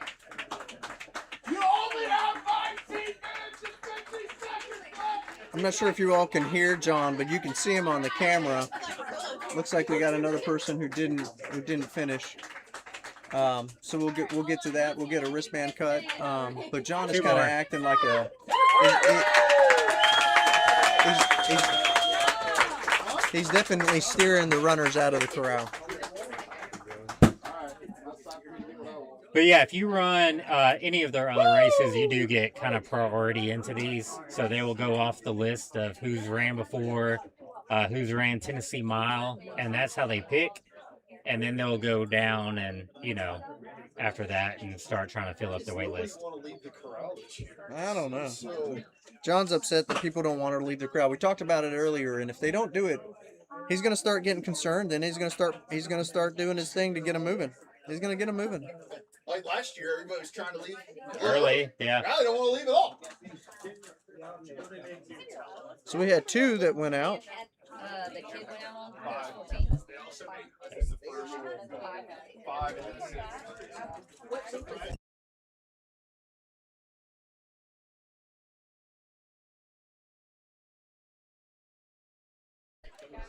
Yeah, I don't think Harvey's warmed up yet. Harvey's still in.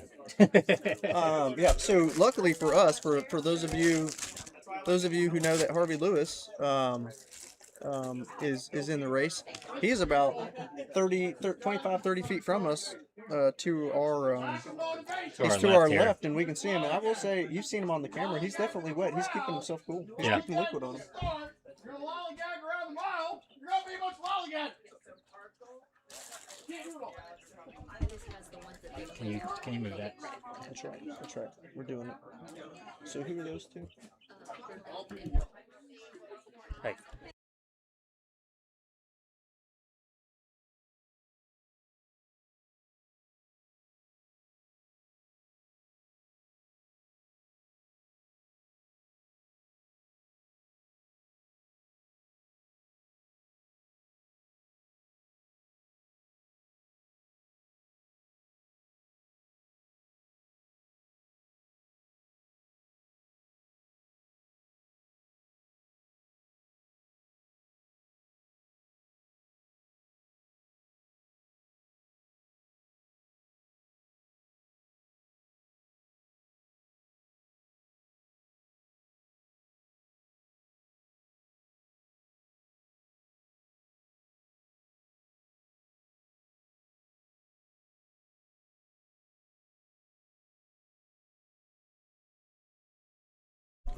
Yeah, okay, so the last two runners that just went out is Caden Burdette from Wiggins, Colorado.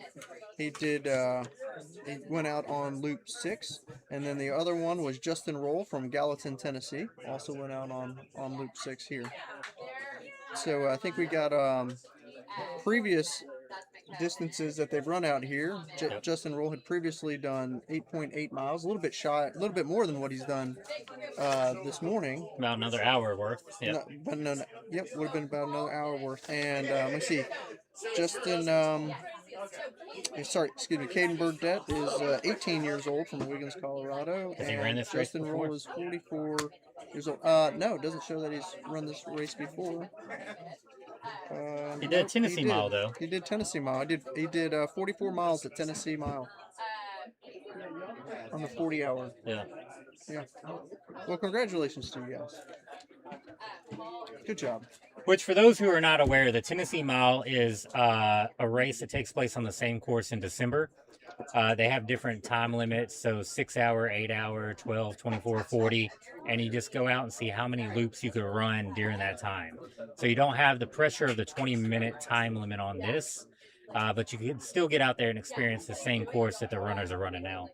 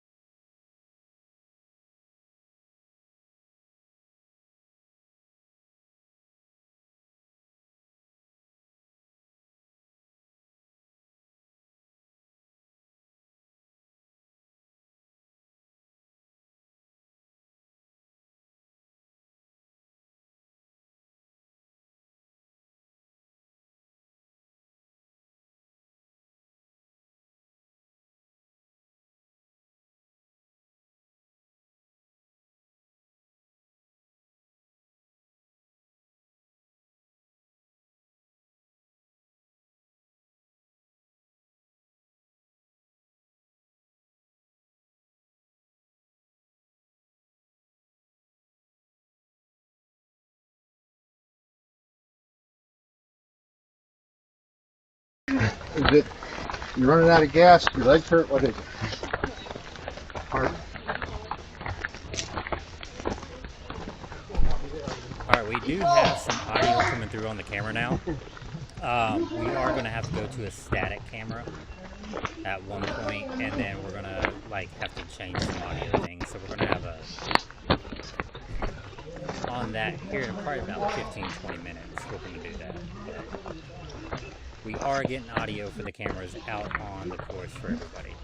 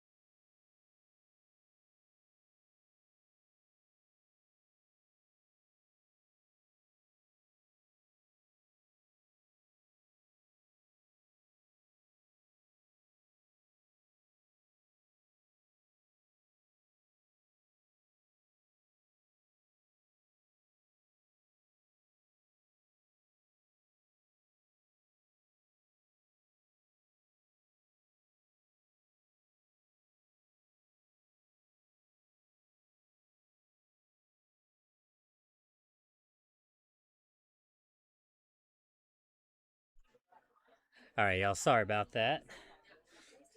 So the 11-year-old is still in it. I think the 10-year-old's still in it. So we had a 14-year-old that was one of the first ones out, but yeah, everyone's still in it. And the 40-hour record, I think, is 107.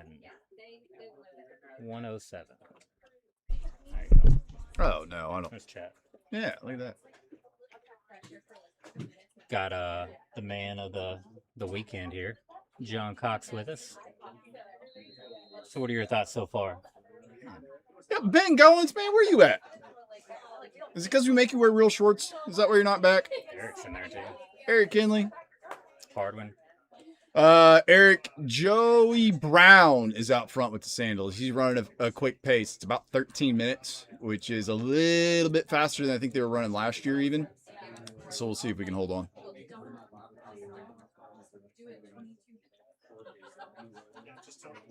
Coming down, Devils. Everyone's still looking pretty good. Who do I want to see Those win? are I quick don't steps. know. Look at that. It changes every time because as the race progresses, you kind of start figuring out your favorites, you know, who you want to see. You see Demi with her hands behind her back going down Devils like she's prancing. She's People are just, dancing. just going gallivanting sideways. down the hills. There were people like side shuffling earlier. Mm-hmm. There's our little 11-year-old and 10-year-old running together. That's awesome. How crazy would it be if those two are the last? That's what testosterone does. Yeah. Everyone's looking good though. So how many frescas are in already? I think just two. Just two? Just two frescas, but I need another one. I'm getting a little dehydrated. We're guessing Stay 30 is hydrated. going to be the 30's a good number. It's probably going to average at least a fresca an hour. Oh yeah. So that might be a little conservative. You might need to put all those cases in the freezer. I do need to recharge the cooler. Yeah. That's my old boss TK used to say. Yeah, charge the cooler. So as runners were coming in through the check-in yesterday, they were all bringing in cases of Fresca for John as part of the entrance fee. It's almost a tribute, really.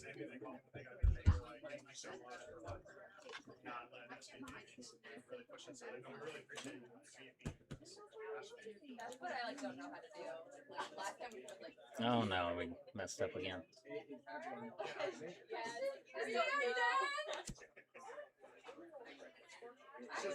That's an interesting route downhill. Yeah. Taking as large of a distance as possible down the hill, kind of weaving back and forth. 22 seconds.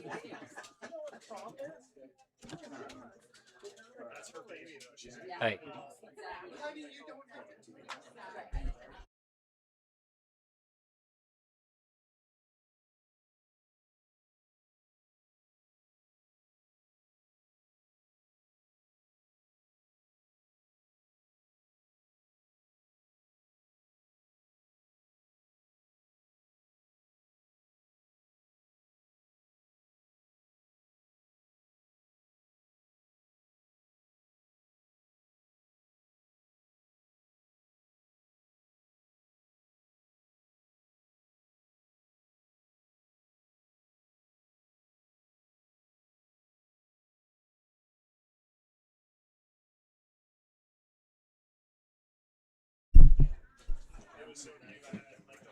There we go.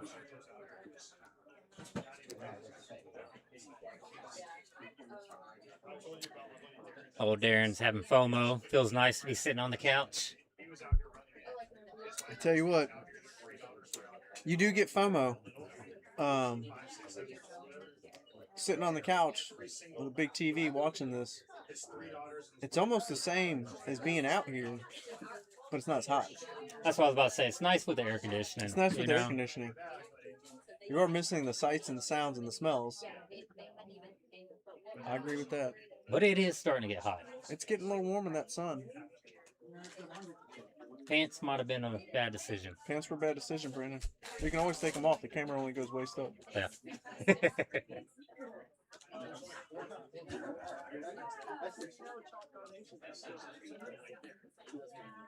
Everyone's still bunched up together pretty well.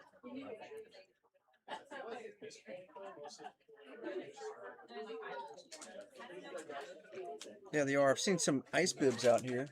So I've seen several people with ice bibs. You notice those? Yeah. Yeah. They've started putting them on the past couple of loops. Yeah. So I think as we progress to the afternoon, we're going to see more and more of those pop up. That's right. I'm going to go out on a little limb and say I think this afternoon's going to be miserable. Oh no, it's not gonna be miserable. I It'll think be it hot. will. That's what I'm saying. I think it's gonna turn a corner. Watch. So we already have a runner coming in.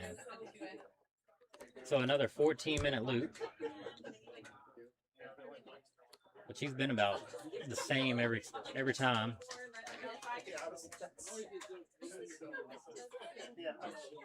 Yeah, I know you were plugging it in, but if it was, listen, I have one job to do. A couple more runners already making their way in, and you can tell, we still have a couple more runners coming up Machete, which they have plenty of time. So you kind of want to be at the top of the second climb, kind of on the flat section with about 2 minutes remaining, and you can make it back. That's right. So again, it's all just about finding their pace that they want. There's still quite a bit on this. We got the weaving, the S strategy going on. Oh yeah, yeah. You'll see somebody coming up a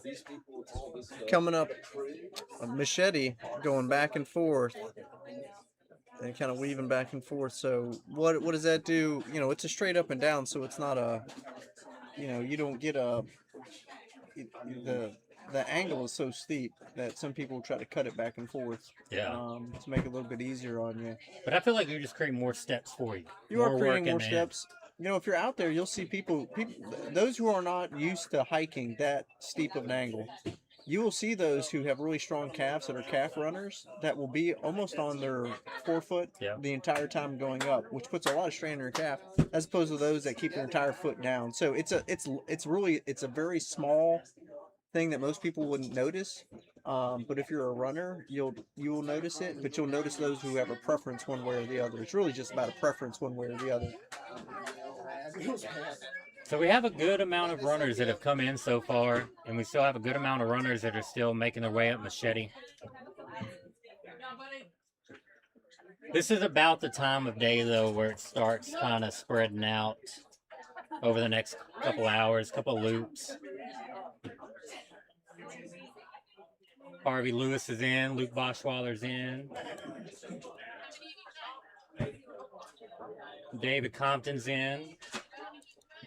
Here, we'll put it on the... Old Nate's in. So.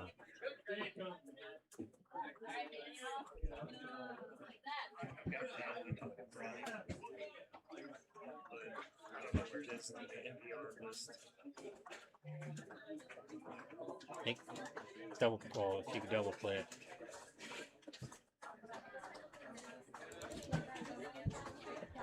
There it is at the bottom. He just needs it.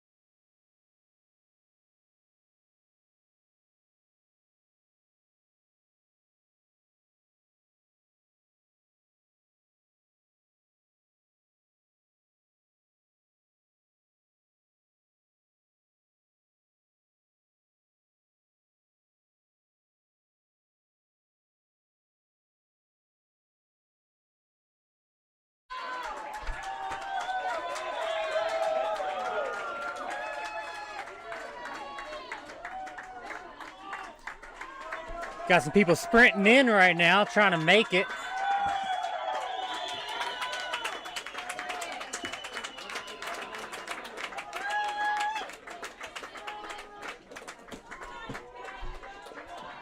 Got several runners coming in here right at the last few seconds, so this is great. We had three of them just come in and finish that loop.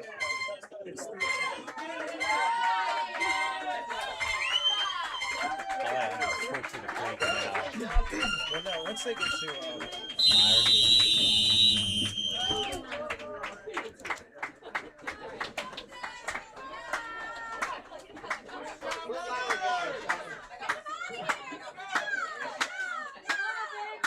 So we had about three runners kind of got in real close on there. Look, got one walking back. Looks like we got one that didn't make it. It looks like. Yeah.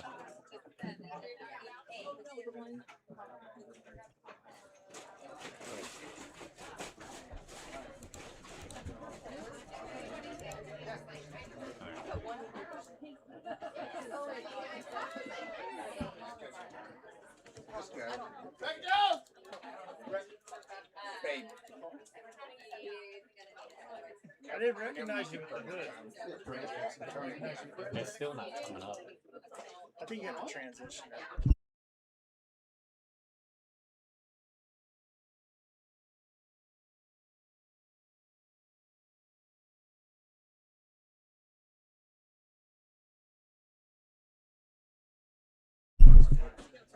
Well, that was Brent Jackson from Cumming, Georgia, Transition didn't work. who just went out. I tried the transition. It was so flat. 59 years old. Previously ran the Bootlegger 100 mile. Did 100 in that. Previously had run 13.2 miles at Midstate in a prior year. So congratulations to him.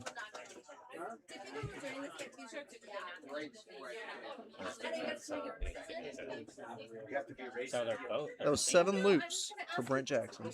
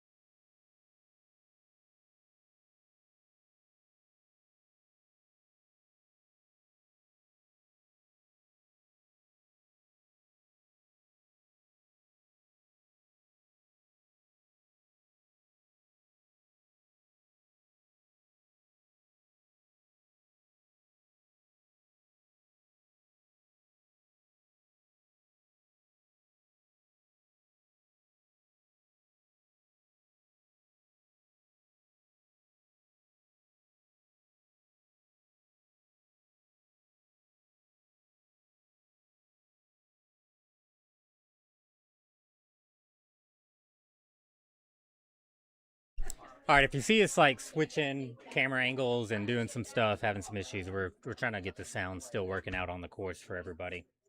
All right, I got a little bit of intel from the course from one of the runners. So Sean O'Brien stopped by in between loops over here, talked to him for just a minute, asked him how the weather was, how's everything's doing, and he says, you know, it's hot out here in the Corral. You can see the sun that's out here and all that, but he said as soon as you hit the shade with those trees out there, the sun hasn't been out there at all. It's much, much cooler. So That's awesome. he says it's really great conditions on course out there because it's so shaded right now. So good for them. Low humidity, got some shade out there. It's phenomenal. That's good to know. Yeah. We'll continue to watch that as we go. So, and for everybody, you know, out there on the watching in on the live stream, you know, the Corral is always a hot area. There's no shade on it. It's always sunny. The sun beats down on it all day. You know, there's a little bit of strategy as to where you sit with your team because you're shaded right now where your chair's at. You know, for the participants where their chairs are at, they're shaded right now. as the sun creeps and goes, from east to west over here, it's going to start to put sun on the chairs of where the runners are at. So the runners are shaded right now, but then, as the day goes on, they're going to actually get a lot of sun on them. So when they come in and sit down, they're not going to get a relief from that sun. They're going to basically go from shade and have to sit down however many minutes they have in the And the it sun. looks like So it's creeping closer and closer it's right getting now. closer. Yeah. I'll say it's about so 4 feet away from hitting the corral. The corral area was built a couple years ago, and it was there to provide like consistent shade for all of the runners and all of that. And so we didn't have to have canopies and bring a lot of canopies up there. John did a phenomenal job there, helped out by Joshua Brandt and his State Farm business over there for the materials for it. I think several of us kind of came out and helped John, but it's out there to provide like really good cover and shade and all that. So depending on where your spot is under that corral, you may be in a little bit of sun right now, but then you're going to be shade a little bit later on. You may be shaded right now, and you're going to get sun a little bit Have later. another runner coming in right now. All right. This is one who didn't make it from the last loop. Sorry. Yeah, we'll find out who this one is. So see, this is where I was saying earlier, like I'd rather come in a couple minutes late than be right on the edge. What's that? It's just a mental thing. I don't know. Because then it's like, well, Did I he- had no chance of getting back. Well, did he hobble compared in to- or did he walk in? He walked in. He walked in, which means he just decided he's done. Which I did on my last one. He 'cause, decided he's done. yeah, I saw Forrest out there taking pictures, and I just walked with him for like 30 minutes. It was a 30-minute loop. Just taking my time. All right, it looks like Eric Gaddis is our latest runner who just went out that we were just talking about. So we're gonna look that one up. Got a lot of names to go through to look. Alphabetical order would have been helpful, but You know what? I didn't think about that. it's okay. Oh There's yeah, one behind him. Oh wow. Aaron Gaddis, Spring Hill, Tennessee, 35 years old. He completed. So That this would have is- been out on 5 loops. He went out on the 5th loop. Well, This no, looks excuse like me, his that's not first 5 race loops. ever. That is help me do math here. 7 loops. 7 loops. That was 7 loops. We're gonna end up doing math on Little Sleep here, Yeah. Brandon, and that's not gonna be a strong suit for us. Math don't count on the weekends. So everybody out there, we may give everybody out there a task, which is to tell us. We'll give you a math problem. Our first female contestant's out. And we'll get some names here in a minute as we can. We have a lot of new runners this year that we don't know, so. Oh, Well, we got someone going up Myers that looks like they're doing a big long stride out there. They got time to still make that loop though. All right. Thank you. Thank you. It's one of the Sabas. I don't know if it's Sabas. Okay, so we There's got like Sarah. She's 33.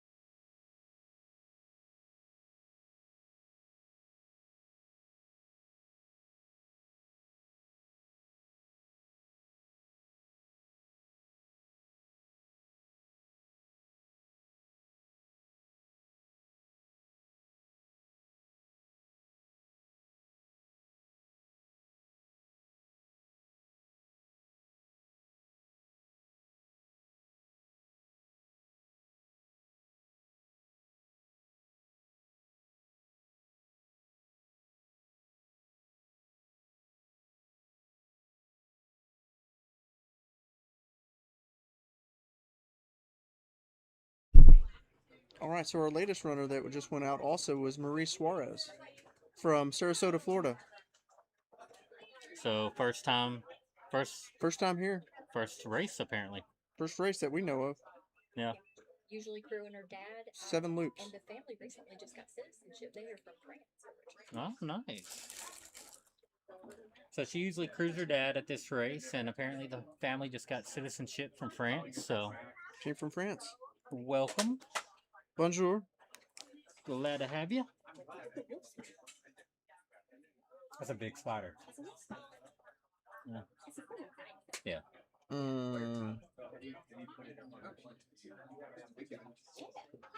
There's a big wolf spider right above my head over here. So if you hear me scream, so there's a big wolf spider right above my head right now. So if you hear us screaming like a little girl in a little bit, if it jumps on us. Audience may not know what a wolf spider is. Brandon, how big's a wolf spider?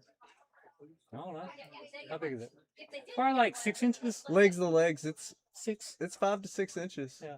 Those are Legs the to good legs. kind of spiders, though. They don't mess with humans. I have a bunch on my back porch that we just let hang out, so they take care of the bugs. I have concerns. Oh, we had a massive one in our house. 2 of them. Like over the past couple weeks. He's like, Need a cat. we got a cat. I put the cat on overtime. Cat's lazy. Cat just likes to hang out. Cat's a dog. Wow. I mean, they're wolf spiders, though, so I mean, they're not bad. It's part of living in the country.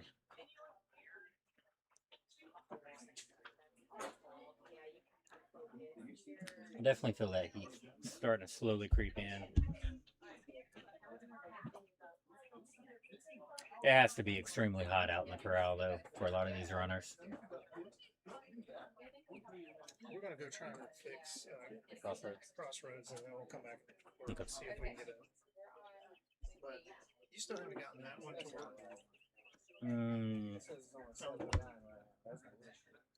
Oh, we did. We love having y'all.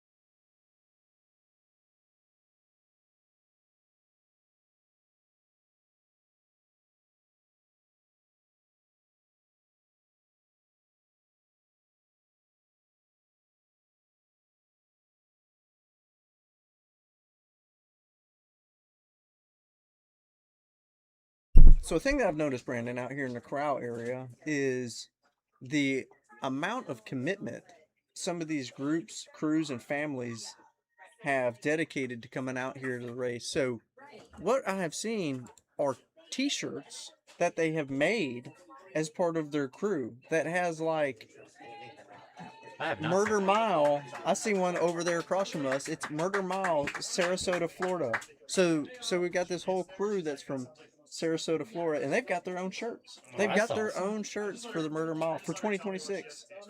Yeah, That is it's awesome. it's not the first time. I've seen one over here to Yeah, our I've seen- our left that somebody's got a 2020. See, this one says Midstate Yeah. Mile Crew 2026. Now, is that one they made or did they buy that? I haven't seen that one out here. Wow.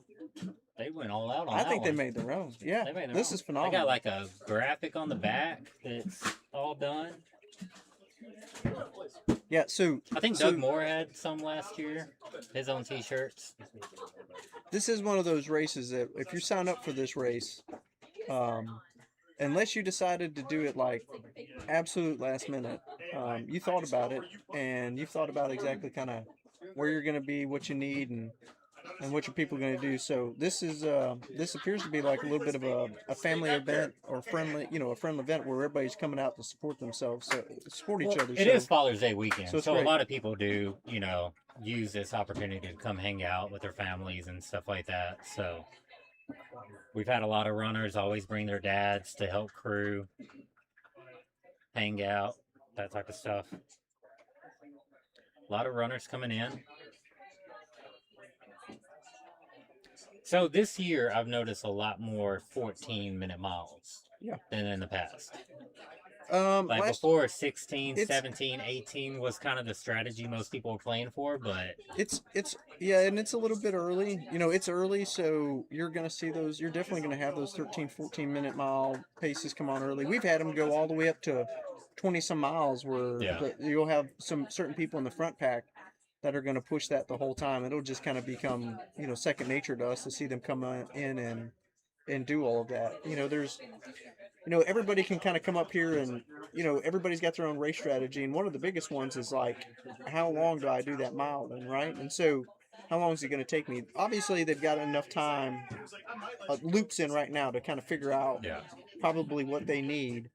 But there's some anxiety when you're in this big group and you're kind of like, on the Congo line here, is whether or not you're going fast enough to have enough time that you need, to sit down if that's what you want to do, and for how long. So,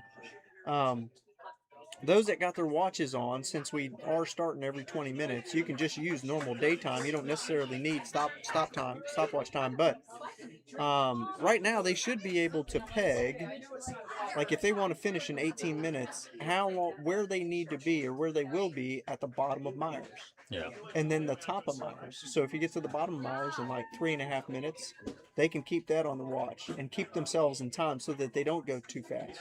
So they can say top of Myers takes me, 5 minutes. It may take them 5 minutes to get to the top of Myers. And then so they know their time. That way it gives them confidence that the pace that they're going is okay. And that's going to be crucial later in when they get some more of these loops in here, throughout the day when it starts to get more difficult. Yeah. So that they know, hey, we're on time. Even though it's difficult, we're on time. Also, for some of those, that when it gets more difficult, they may slow down on that first part. Yeah. To the bottom of Myers. So if they had been running 3.5 minutes to get to the bottom of Myers, they may be running 3:45 now. Well, if they want to keep that 15 seconds in the corral, then they need to make it up on the course. And you either got to go downhill faster or uphill faster at that point in time. That's the only two options out there.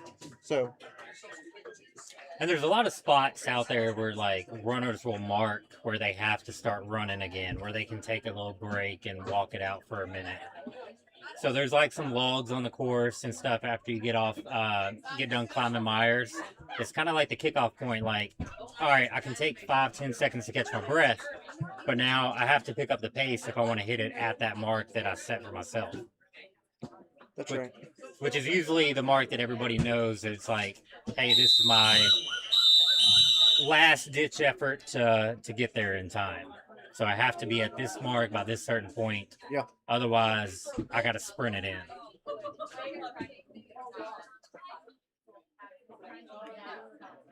So one thing I've noticed is not a lot of runners are stopping at the aid station. Yeah, it seems like a lot of these runners out here brought their own food. So aid station food is aid station food, but a lot of these runners are bringing their own, because if you have to stop at the aid station, you're not sitting down. So a lot of them bring their own gels, their own liquids, their own whatever they're going to eat. But yeah, usually you have some people out there with the fruit and whatnot. That usually ends up being popular. Yeah. A little bit later, we got a topic. We're going to talk about the women's race to see, like, we're going to talk about the women that we have here and who all's participating, who's kind of left in some of these races. We have one of the top 10 women that's here with us, next to us, Aaliyah Moore. Aaliyah has done 59 miles out here in 2021, and she did 56 in 2022. We just saw Aaliyah come in. She's a bit of a beast, and I'll be honest with you, Brandon. She's not even sweating. No. She's not sweating. Leah's not a big sweater, but she looks pretty dry over there. And she She's has putting, no expectations today. Just putting out ice here on having herself. fun. Yeah, we talked to her earlier. She's out here having fun, crewed by her father. And she's got some friends out there, and so I think if she's gonna have fun, she's gonna have a good race. But she doesn't look tired at all. We're definitely gonna have to make her just keep pushing. That's right. She's looking good right now. To not be sweaty right now is amazing. To not be sweaty right now. Because I mean, is just looking amazing. at everybody, they are just everybody's soaking wet right now. Or the majority are. There's a few that aren't, but.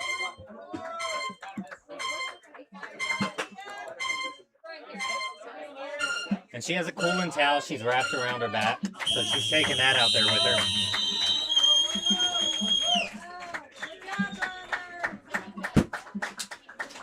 And they're off again. This is mile 9. This is loop 9, excuse me. Loop 9. Loop 9. 27,000 or 7,000. Math is hard today. 2,700 feet of elevation gain already. That's twice I've done that. Somebody We're running on like 4 hours of sleep. That's so. right. So we got somebody in the chat says the 12-hour mark. It's wild. That's true. It is wild. And the 12-hour mark we'll be hitting dark. Then it's gonna about 8 o'clock. It's gonna get darker in the woods there. Before earlier, that, you know, yeah. before we feel dark over here, it'll be dark in there. You'll see some headlamps coming out. Looks like we actually have at least one runner who didn't make it this loop, and she's come in.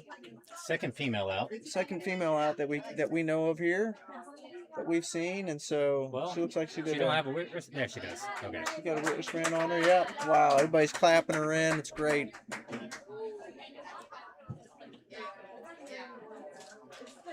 But again, 8 loops out here. It doesn't sound like a lot, but that's a tough run.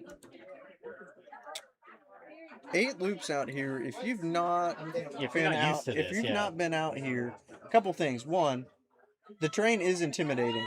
You have a lot of time, but you got to be patient on it. And so the terrain is intimidating if you've not been out here. And then the second thing Grab another to one. keep in mind, and we got another runner who's out. Who is that?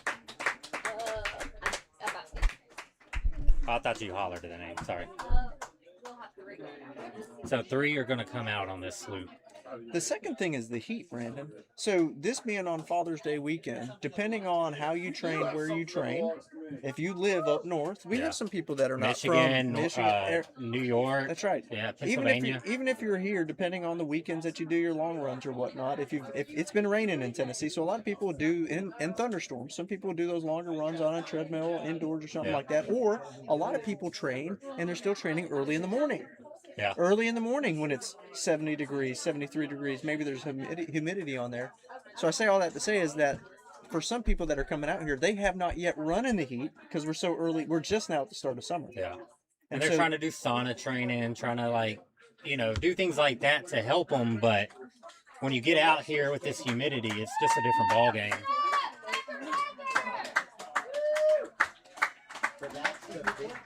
So yeah, we have 3 out on this loop. Oh, excuse me. That's right, and they're starting. We got Ooh, at least one more coming in. trying to see who it is. So we have quite a bit of new runners out here this year. A lot of runners that nothing's on their ultra sign up, So if this is their first race, that is impressive because this is a beast of a first race. I know it was my very first race. Probably should have picked an easier one. Yeah. Maybe built a little confidence up first, but It's a good course. it is. Right now, the camaraderie of everybody really helps you get through it. You can relax. You can be calm. It's easy to relax out there if you just enjoy being around everyone else because, Becca always jokes, where do you get the 20 minutes from? You get the 20 minutes because before the race started, Becca and her daughter came out, and with her daughter, who was 11 at the time? 11 at the time, is that basically she hiked this loop in 20 minutes. 21. So there you go. That's Yeah. where she gets the 20 minutes. So And they so made it an even 20 and Yeah. called it a day. that's it. So that's the thing. She says, hey, if my daughter can do this in 20 minutes. No then so- training. Yeah. No training, then so can you. You just have to do it. But you brought up a point that, the camaraderie out here. That's one thing that I love about this race and this community here. They're going down, baby. Everybody Dropping wants to down see Midstate. everybody, Go succeed. Woo, can't go again. So everybody's willing to help. Everyone's willing to give extra aid, lend a hand, do whatever they can to make sure the runners are going to go as far as they can actually go. And it doesn't matter if they're, that's 5 loops for some or 50 loops. Like, we want every runner to go, as far as they can. That's right. So we don't got any names on those. There's not names on them. There's numbers. Can't see entrance though. It's okay. We'll get the names from Becca. Becca's got the names. We just had three runners. We were just discussing 3 runners went out on the last loop. I think it was one female, 2 males. Yep. Went out, and so we got 3 more. We're gonna hang them, but we're gonna make sure we get the names first before we hang them, so we can write down their loops. And that would have been loop number 8. That was loop number 8. Loop number 8. So with the 2,700 feet of gain, you can say they've roughly ran about 10.5 miles. So almost 11 miles. That's right. Getting closer and closer to our half. The longest half marathon ever. Explain to me why it's longer than anything else. You talking about time-wise? Just time-wise. Oh, time-wise. Time-wise. Okay, we got Becca over here about to give us the names. Tucker Baker, Tucker Baker, Mary Griffin, Mary Griffin, and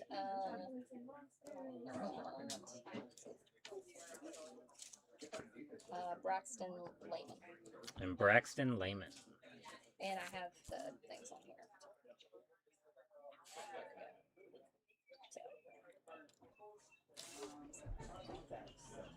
Why didn't you put these in alphabetical order and make it easier? Well, Brandon, you gave me the sheet. I didn't know that I did that. Claude could have done that for you. Claude could have done that Well, for it us. did do this. I just forgot to alphabetize it. Your AI has to learn it too. So you said Brent Jackson? No. No. Baker, Justin Baker. Tucker Baker. Tucker Baker. All right. That's Tucker probably. Baker, Mary Griffin, and Braxton Lehman.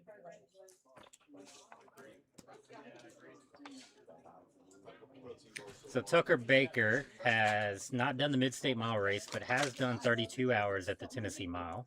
Went from 250 pounds down to 215. Oh, awesome.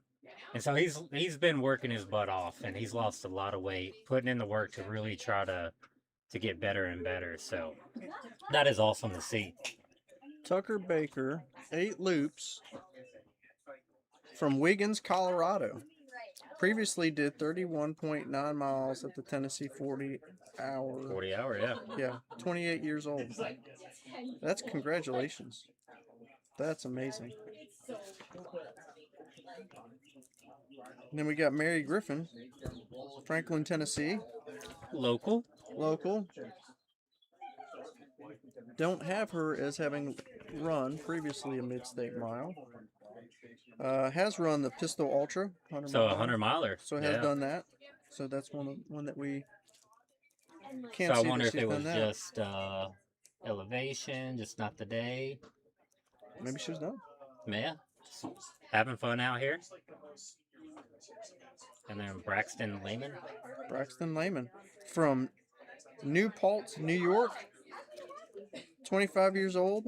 Has not done the Murder Midstate Mile or previously. yeah. But has done on Ultra Sign Up. Has done a 25K. Can you pronounce that word? I'm not from New York. I don't even know how to pronounce that word. How you say that? Skatchewaska Mountain Ooh. Fest. Squatchewaska Mountain Fest. Squatchy? Squatch. Let's break it up like we Squatch, did. yeah. Remember, they taught us this in 10th grade. Squatchy, Waska, yeah. Public school, there you go. Squatchy Waska Mountain Fest. Great. Look, that's impressive though for a PR of 15 miles and to come out here and do 8 loops and 2,700 feet. Yeah. In Yeah. this heat, In in this heat. Tennessee. I don't know what it's like and in it's New not York even, right now, but yeah. yeah. Oh yeah, it's always impressive because the course itself is not like, even if you're from around here, you're not normally going to see a course that has that much straight up vertical without switchbacks. Yeah. I mean, when we say, Myers is, we'll get the exact footage. I don't have it off the top of my head. It's straight up. It's like a There's 40, no switchbacks back and back. Yeah. I think it's like a 40% incline that's straight up.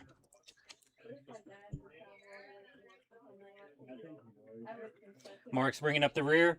Yeah, you'll see that with a lot of people. Like, a lot of people like to hang out in the back because, they're just trying to do smaller loops, or longer loops, actually. Maybe they're shooting for that 18 and a half minute mark to come in. They don't need a lot of time in between. A lot of people just want to keep moving.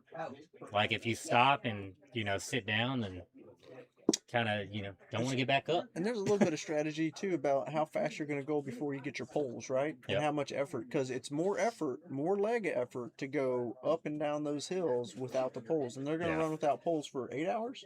Is that right? 12. 12 hours. Yep. We've moved it to 12 hours. 8 to 8. That was last year? Mm-hmm. Yeah. So think about that. Like, and those who have run the course will tell you that it's not the uphills that get you. Yeah, it's the downs. It's the downhills. The uphills get you somewhat on time, but usually muscle wise, not heart the issue. rate. If your heart rate is not under control, that's where the uphills will get you. That's right. Because you get just The way time. too out of breath. You You're gotta gonna be take a stop. High break. heart Yeah. rate. It's going to take you 5 minutes to climb the hill, and you're going to be climbing the hill with a very high heart rate for 5 minutes every 20 minutes. Yeah. That's a substantial amount. That is a lot of calories that you're burning to do that. That's a lot of recovery that you're trying to get through. That's a lot of stress on your body. And so some will just go a little bit slower. Sorry, and I'm change the your camera. camera. Sorry, guys. We're just talking. We're over here talking, and we're clicking the camera, scrolling through cameras.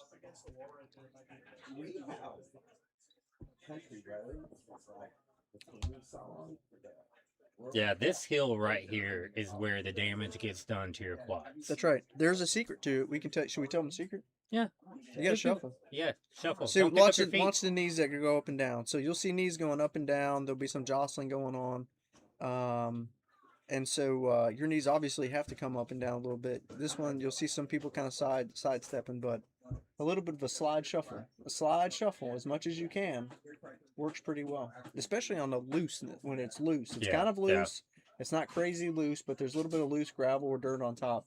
You can do like a little bit of a scree shuffle as you go down, and you're not lifting your knees so much, so less impact that's going on. It takes the same amount of time. Should we talk about toes? Yeah. Toe damage. Mm-hmm. Big toe damage. There are some people out there that their second toe is longer than their big toe. Do you know that? It's a genetic thing. It's not necessarily wrong. People have it. They usually go back and say that's kind of like where your people came from, in the world, Same with the hands, right? Yeah, similar with hands. So if you have that and you're a runner, you're going to be managing that. That's what you've done all your life. But you do need to manage so that your toes are minimizing pushing into the front of the toe box and hitting the top of the toe box, because that will it'll start pulling up toenails, or you'll start bruising your toe. I mean, when I say bruising, like it's going to be shoving to the end. So some people use technique. There's a lot of different techniques. Some people keep their shoes tight, depending on how your foot shaped. Yeah. You can keep it tight, and that'll hold it in side to side, not just front and back. Other people will keep their their feet in the shoebox a little bit looser, and slightly curl their toes a little bit. Curl them down. I've done that. Curl down just so slightly, ever so slightly, so that you're not fatiguing your toes, but you're not ramming your toe box with the tip of your toe. Yeah. So I did that for the first little bit, and then go up a bigger size and make sure you have a good heel lock in the shoe, and then that will give your feet room to spread around, your toes room to spread. When we talk about strategy, that's a strategy out there. That's a little bit of your running strategy, because going downhill, we talked about the problem going downhill is just you start to trash your quads. Yep. Is what you end up doing. Is that you'll have so much muscle fatigue on your quads if you're not used to doing that type of downhill or that much downhill. You'll start to trash your quads out there, where you'll just have muscle fatigue, and essentially just lose the ability really to recruit that muscle as a brake, because you are braking every time. Much easier to do with your poles. You can brake with your poles. Put your poles out in front of you. It'll absorb a lot of that weight. That weight that it absorbs absorbs. The quads don't have to do it. So a lot of strategy out here with the poles. Now, early on, the reason why we don't have poles early. So when you have 115 people trying to go up one single hill that's what, 6 feet wide? That's right. Like if that. If that. So you're going up there, you're just going to be stabbing everybody. Stabbing people. So we can't have that at all. Because you're slipping. Yeah, you get a lot of slipping. It's so steep up there is that you dig in with a pole and it slides behind you. That is also the reason why they don't allow carbide tips. Yep. No carbide tips, no sharp tips of poles.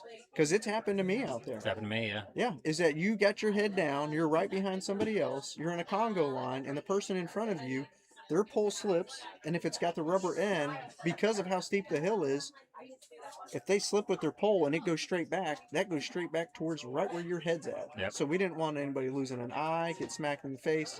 And so in order to maximize the number of people to be on the course, but keep the course safe, there's definitely no poles at the beginning until we get through a certain number of people. I know she's from Louisville. And another thing is, too, with a lot of people using poles, you'll have the people that, like, throw it out in front, you know, so they can stab you from the back of the Achilles and the back of the foot. That's right. They'll throw it all over.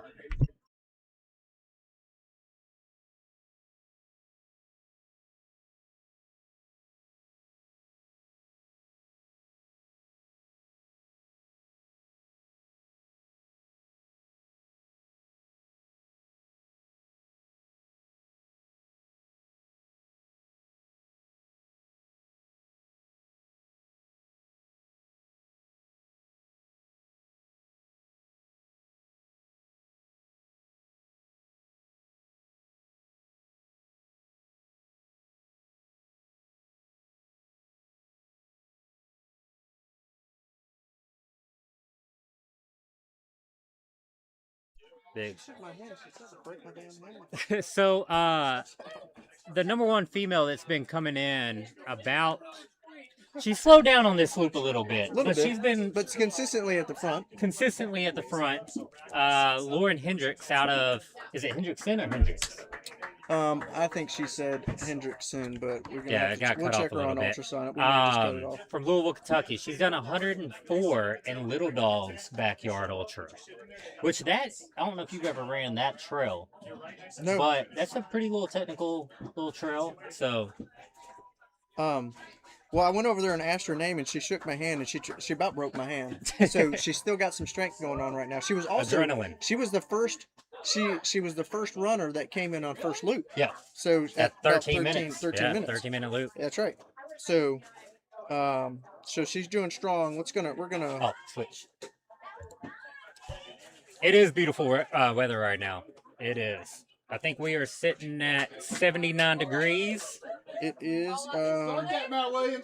So we have a little bit, probably like 10 more degrees. Not that much, but I think it's going to get up to like 86 today.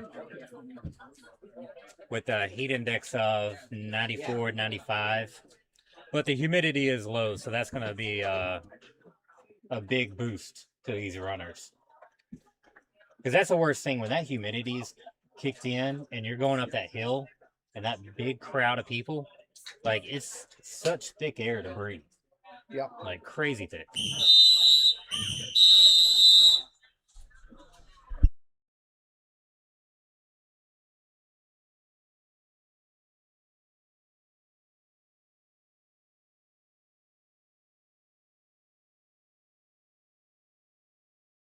All right, so we got Lauren Hendrickson pulled up here on Ultra Sign Up. So she is from Salon Springs, Wisconsin? No. Nope. She's from Louisville. She's from Louisville. I'm looking at something else. Hold on a second. Louisville, Kentucky. See.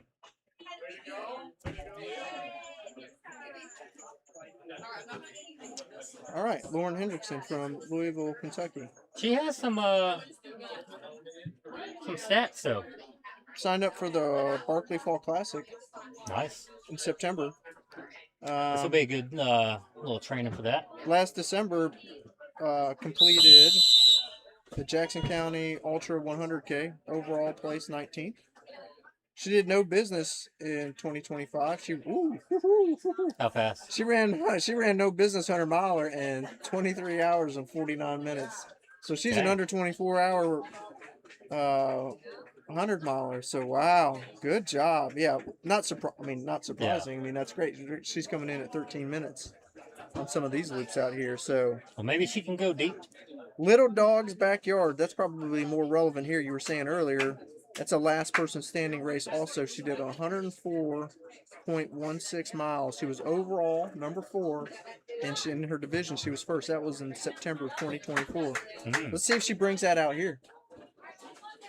See if she brings that same here. So That's good. That's good training for a race like this. 5 seconds. People barely getting in the corral. yeah, what you'll hear over here is Becca and Barely John are getting starting in the to corral. yell at people and hoot them into the corral. We said earlier is that it kind of gets difficult, you know, and they'll try to maximize as it gets harder and the day gets longer. They'll try to maximize time in the chair, and so you'll have runners that are going to wait until the last second to jump in the corral. Looks like we have at least a couple runners. You can see them coming in through right now. A couple runners coming in. So I think she was the one At least that one. was struggling on the uphill Ah, it may have at been. Myers. I think that was 2 loops ago, though. So Yeah, it was 2 way to loops push ago. through. I'm not sure if that was her. Okay, Jen we Ward. just had Jen Ward, is who just came in, who did not complete that last loop, and that was loop number 9. 9. So we're Jen Ward. Let's see if we can't get her information here for you all.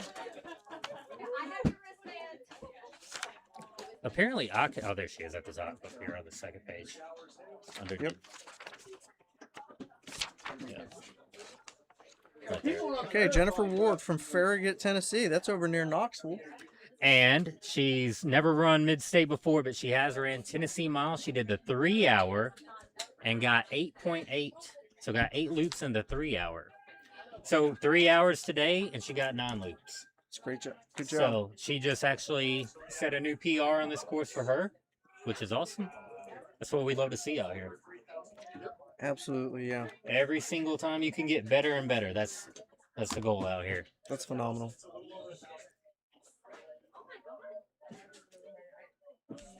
All How's right. it going, John? Oh man, it's going.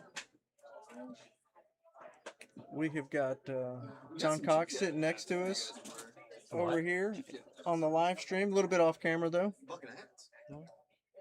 We'll put them on later.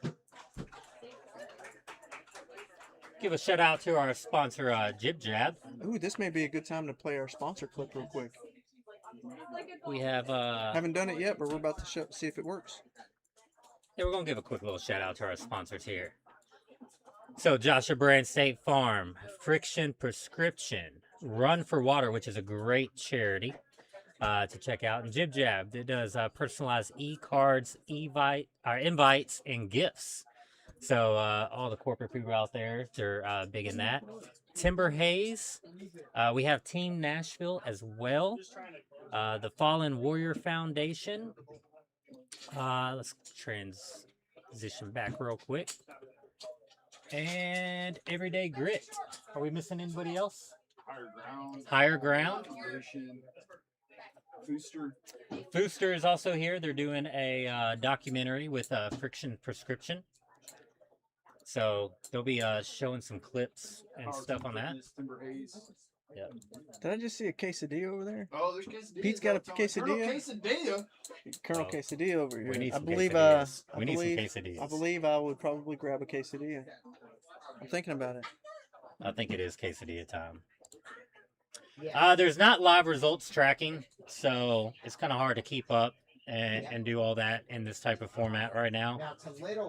We're keeping it up with it personally, but and then all the wristbands behind us Most of that them. are kind of hard to see. I But need to get with John Cox to see if he cut a wristband off of Laura Hendrickson because I don't have it with me yet.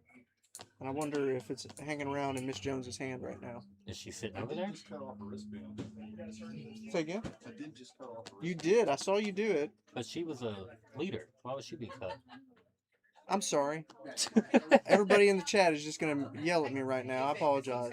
We looked at Lauren Hendrickson's stats earlier. That's whose name I Yes. just wrote down. It was Because the she award was you leading wanted. as a female runner, and I was trying to get her history for y'all. So I Whose don't band think we just cut off is not her. That was Jen Ward. Jennifer Ward. That's Yep. what we're looking for. Thanks for keeping me straight. Sorry for the confusion. y'all. Let's say if Lauren went out this early, I would be shocked. Yeah. What's Pete got over there? Pete's got himself that's a quesadilla. I saw him. It was hot. He was like trying to. Oh, look It at was the burning his food little lines hand. open. So we are also selling food. Is it for a charity? Maybe run for water. But yeah, we've got the food line starting, so it is about lunchtime for everybody. Is there a list of runners competing? Yeah, you can go to Ultra Sign Up and search the Midstate Mile and just make sure on 2026. And there's an entrance list, and you can see everybody that's on there. There might be a few people that have been added, to the wait list and stuff last minute that aren't on there, but for the most part, they're all on there. We are lagging for some reason. Either that or everyone's running in slow motion or walking in slow motion right now. Could be a little bit of both. Yeah, definitely could be both.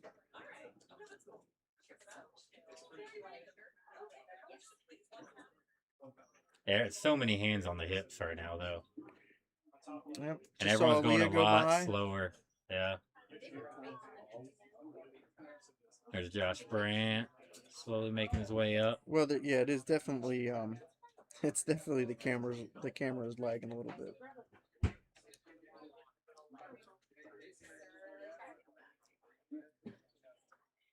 People are spreading out a lot more though now. A lot more.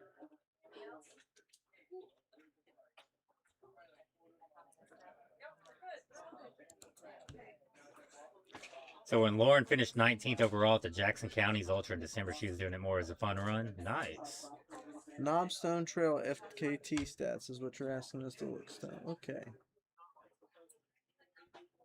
Knobstone.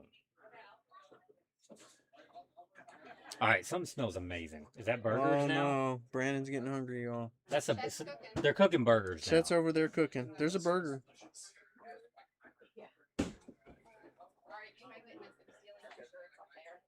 I haven't eaten anything today though. I just realized I will give you. I mean, yeah. You want me to go? We'll go get your burger. I'll let the line down. Garçon. Oh, that doesn't happen here. I'm just gonna call for a burger. You got some looks.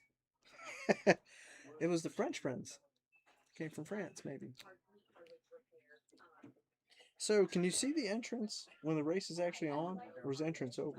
You should be able to. I haven't been able to find it. I guess they took it down. I think when the race starts, for some reason, I feel like I've run into this before. Yeah. Becky's got the list.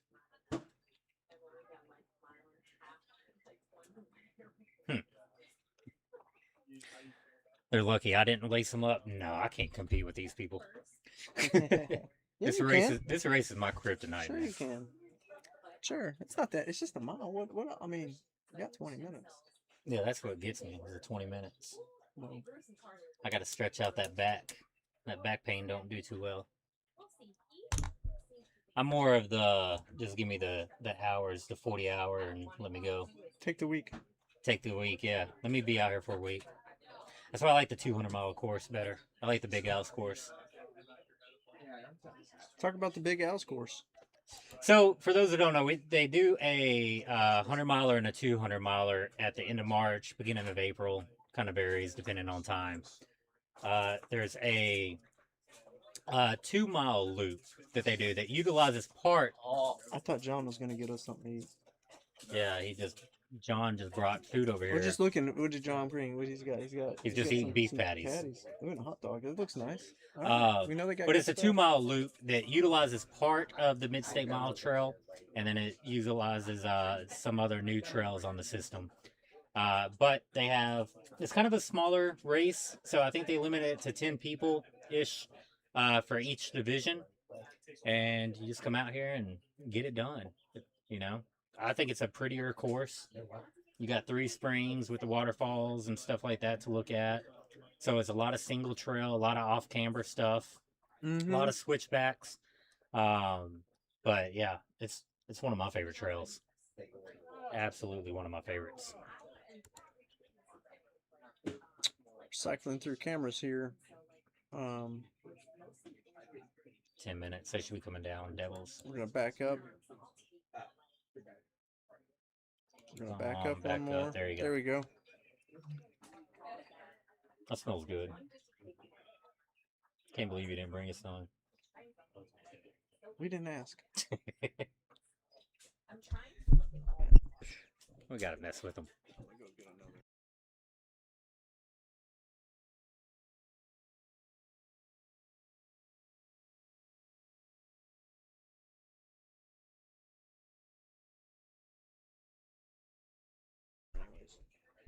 So the weather right now is doing pretty good. I think we're right at 80 degrees. Slight Slowly breeze. climbing. Slight breeze though. Yeah, that just I started. see old Glory over there is hanging up. She's shuffling a little bit in the wind. The course. And you can't see the wind blowing, but also you got to understand, like it's a top of 2 small hills with you know, kind of in a saddle, Yeah. you know, between them, and so the wind gets blocked in Yep. certain areas of the course anyway. So a lot of times on the top of Machete, the sun gets onto that as you're climbing, and it gets absolutely no breeze up there. But then, depending on the direction, once you get to the top of Myers, you do get a good little breeze, and then breeze changes at night also. Yeah, and it gets hotter at the top of the hills at night. Yeah, So, but it's not humid. Mm. So we're not sitting on like races prior years where it's a little bit overcast and it's, you know, 85% humidity. Yeah. And up here with you know, a heat index of 95 and everybody's just absolutely miserable and just sticky. It's low humidity right now, so very favorable conditions still. But people are baking in the sun, walking around with umbrellas now, trying to block it. Saw that. There's not a list of competitors. We thought there was on Ultra Sign Up, but it goes away at the start of the race. So it was there up until yesterday.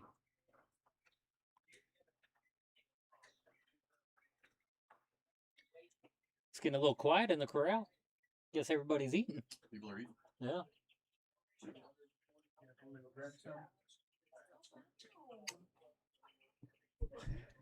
We were going to jump up when the line died down.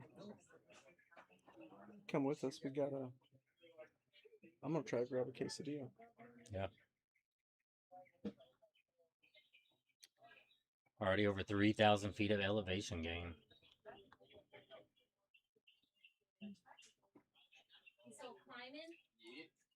Not a lot of people shuffling. There's some. I There's see some, some. You know, it's a little dark on the screen, but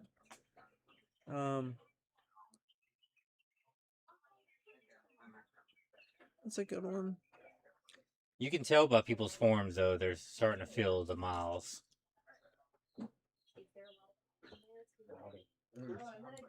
Oh my God. There we go. Those going up Machete. Good pace going up. It's a camera, I think. Look, we gotta give him the benefit of the doubt. Oh, Nate, Kel.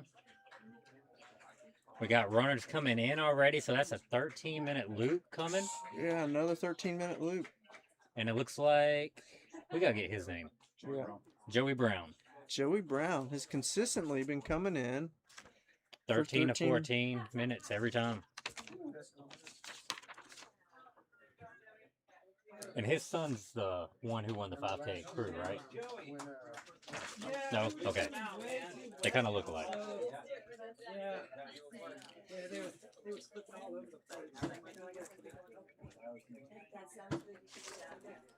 Joey Brown. Last year when TJ kept on coming in at 13, 14 minutes, that didn't work out. Mm-hmm.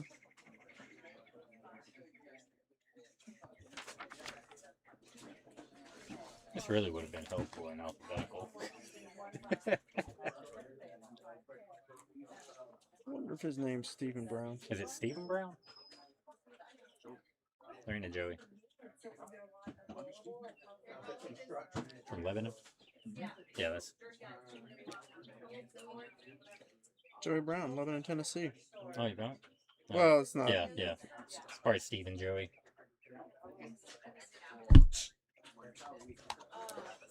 So, who are the favorites to win this year?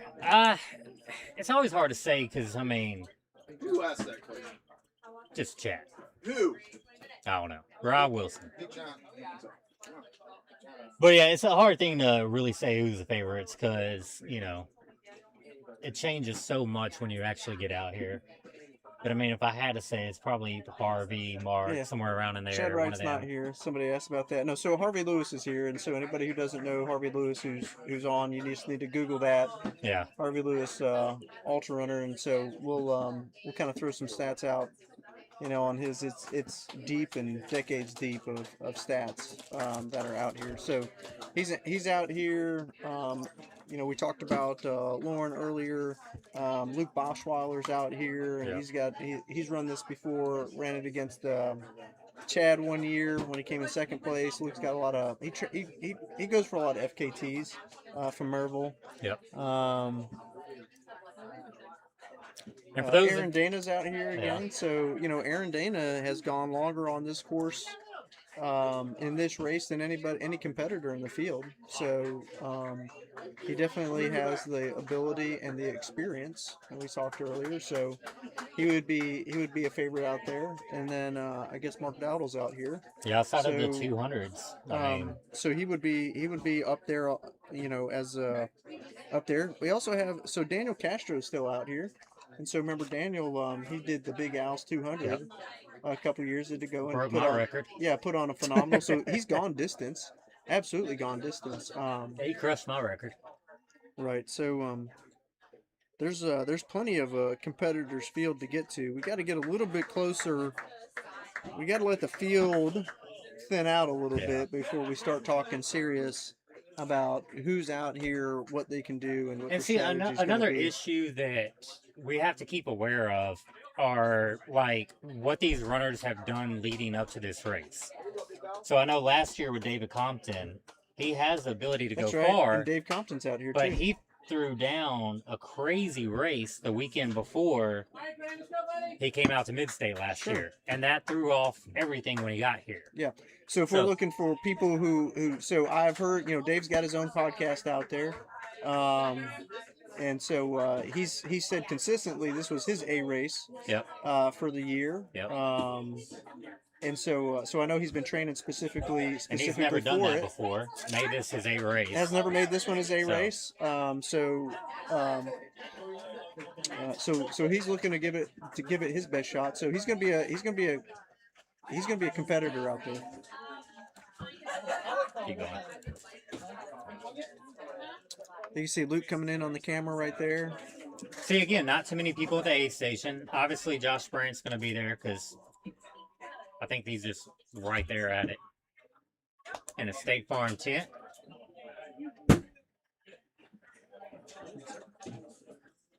Couple more people stopping at the aid station. There's Aaliyah coming in, still looking strong. Sean coming in. I think that's Sean Booth, if I'm not mistaken. Is that the last name? I should know that. Or is it Sean O'Brien? No? Sean O'Brien. Did he have on blue shorts? No, it's Sean Booth. Bruce. Okay. Is the one I was thinking of. Because it's his first ultra. Oh wow. This to be somebody's first ultra. That's thanks, buddy. Thanks, buddy. That's gonna be. Oh, there's a breeze coming through. Oh, yeah. That's nice. Wow, that kind of feels a little bit cool in the shade.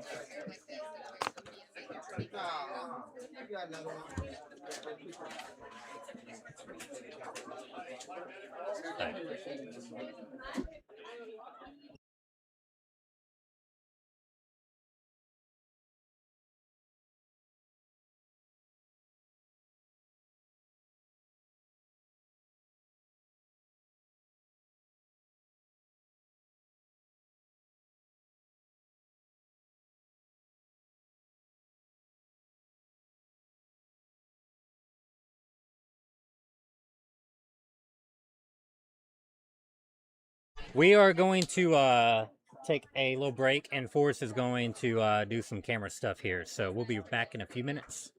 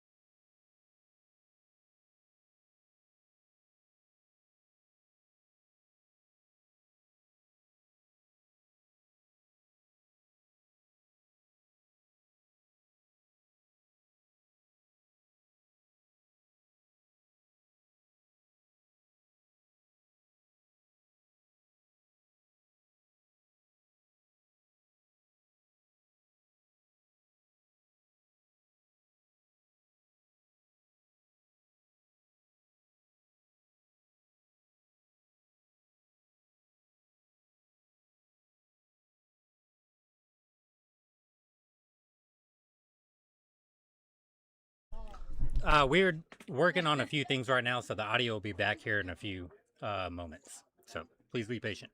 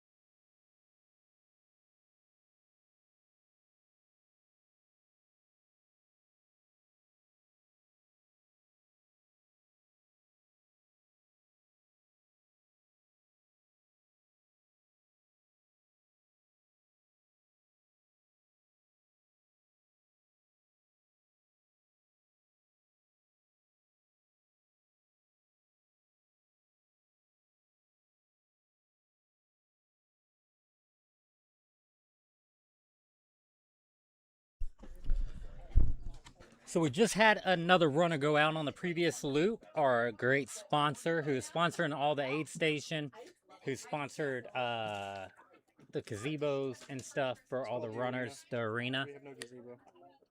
But it's the same thing.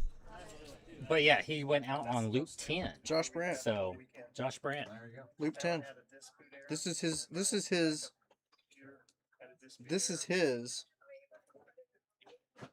Wristband. and it's so wet.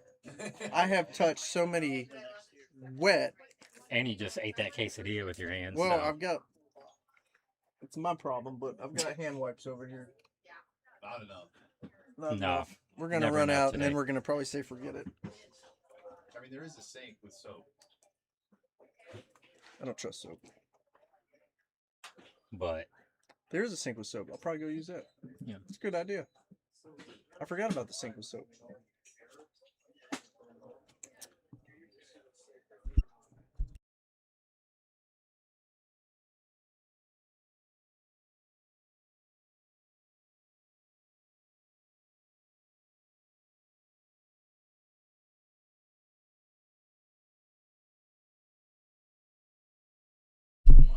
That means I can. That's great. I can change the brightness. Thank you. Polyasian. all the runners coming down Devils. We got some of the media guys doing the documentaries. Sitting there hanging out, getting some good shots of these runners coming down. Cindy has a little bit of a lean going on. Cindy has that ultra lean kind of hanging to one side.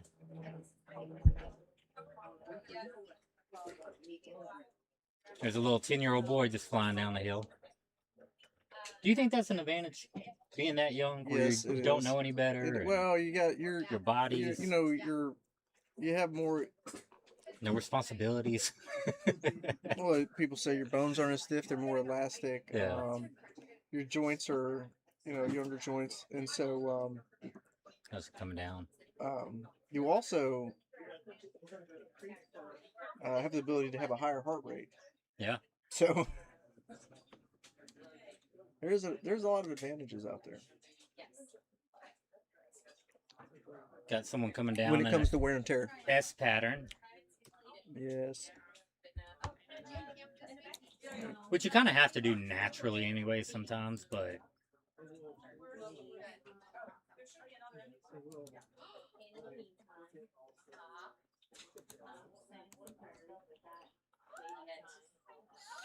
That's not what you told me to do. Really? Did you tell them? go to channel. There you go. And double click into one.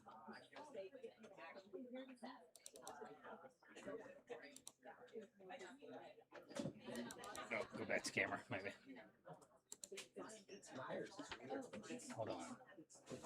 I just need to close out or do Oh something. yeah. Maybe I just close out this. Okay, yeah. Still got 8 minutes. Yeah, that's what I did. It is. Settings? No.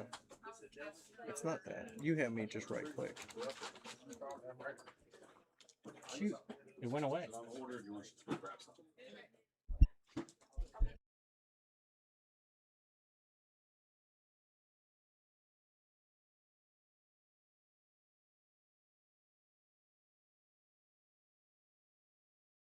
Bear with us, y'all. We're trying to fix things, make things better, and we're breaking it as we're doing it.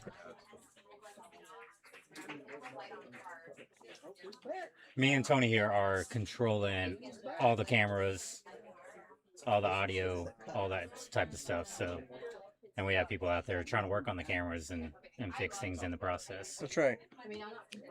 Got it here. He says, we got a marked out or we'll win this race. So, we got that from Jacob. So the question that I always ask is, who's going to be the last quitter? Who's going to be the last quitter? Who's going to be the person who gets the winner to their last mile alone? Yeah. Who is that? Who's that going to be? At this point, just based on the past 24 hours, I might have to go with that 11-year-old kid. We always say it's not the one who wins the race doesn't determine the length of the distance of the race. The distance of the entire race is determined by the last quitter. Yep. Because after the last person quits, the winner only gets one more loop alone, and then it's over. And that's it.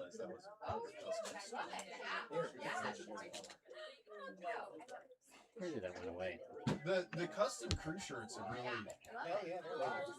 they're on the rise. Oh, you just had it. I think it's that one. Hey, Yeah, image settings. You guys need to do a crew shirt review. The crew shirt. We were talking about them earlier. Yeah. They're on the rise. I mean, it's Yeah, we were talking about the crew since shirts. it's not like a point-to-point race. They're all here all the time. Can you get her? Kind of makes me jealous because making these is such a large task for us. Sorry, can I see the back of your shirt? We want to talk about it on the live stream. So yeah, good job. Keep it up. One more every 20 minutes. That is awesome. Who are you with? I'm Paul Hames. I think he's Okay, the Paul, one yeah. that has a design on Oh that, yeah, and then yeah. Casey, and my So all the jib jab. they're Okay. So they're return runners, and then my son is new that they recruited. So that's Daniel. Okay, awesome. So we just had a look at one of the shirts. They have a nice little graphic of the runner in different positions, like just running around the trail. And it has like go one more, emotional support provider, you know, every 20 minutes, you know, do another one. Just a bunch of little sayings on the back of a nice little graphic image. And on the front it just says Midstate Mile Crew 2026. The brightness is what you want. They're watching you fail in real time, by the way. I love it. I would have never thought that they could see this, but Yeah, they can see what you're doing. I'm using a mouse without a mouse pad. But we're going to try to make it a little bit brighter right here for you all. Yeah, just trying to bring it up, the brightness up for you. What do you think there? Is that better? Yeah, Sure? yeah. We'll have to keep adjusting. Ooh, this runner right here, they've got They're a struggling. they got a leg drag. 3 minutes, so they got time. It's okay though. I mean, on have the to get to hill, the top hills are and run. difficult. The Yeah. hills are difficult, so Once you get past Machete and can start running, it's all downhill. It is all downhill. got some wobbling. It's all right. The We got Midstate runners coming wobble. in.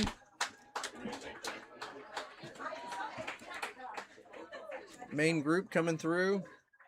Dave Copton The stopping field. at the aid station. He looks ripped. Dave Copton down there. Yeah, Dave Copton always looks ripped. What are you talking about? No, not ripped, red. Oh, Like, red. Yeah, he's like he's getting sunburn out there. It's just a angle. Yeah, How about say, yeah, he's got ripped. his muscle man tan on. Yeah. Nate with Inkum Last Man Standing race, which is our golden ticket race in Idaho. Same type of format, 1.1 mile loop. I'm not sure on the elevation, but it's really close. Yeah. So if you're close to Idaho and want to check out this type of format, that's a great race to do it. And if you happen to win, you get in this one for free. So definitely check out Inkom, INKOM, Last Man Standing.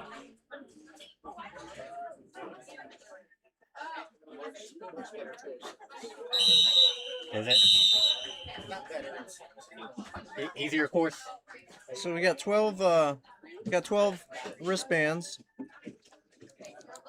So we still have 100 people We in. got about 102 people. Yeah. Yeah. I will say, in previous years, though, it seemed like we'd be down to like 70 about lunch. You know, somewhere around there, 70, 80-ish. We're 10 men, 11 miles. yeah.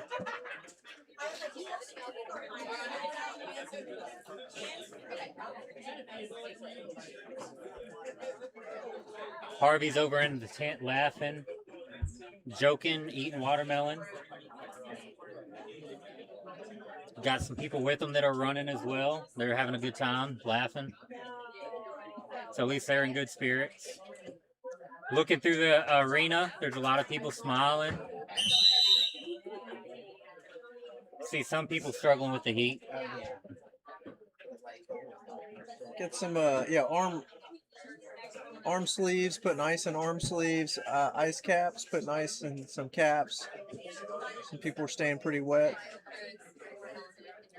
It's all part of your strategy. Yep. Looking at Mark and Sean Booth, both of those are doing pretty good right now, looking good. A lot of smiles out there right now, Oh yeah. which is what you want. Yeah, Harvey's soaked. Yeah, we're looking over towards Harvey's Harvey. shirt is soaked. Looks like he just got out of a pool. All right, we got last runners coming in, making the cutoff.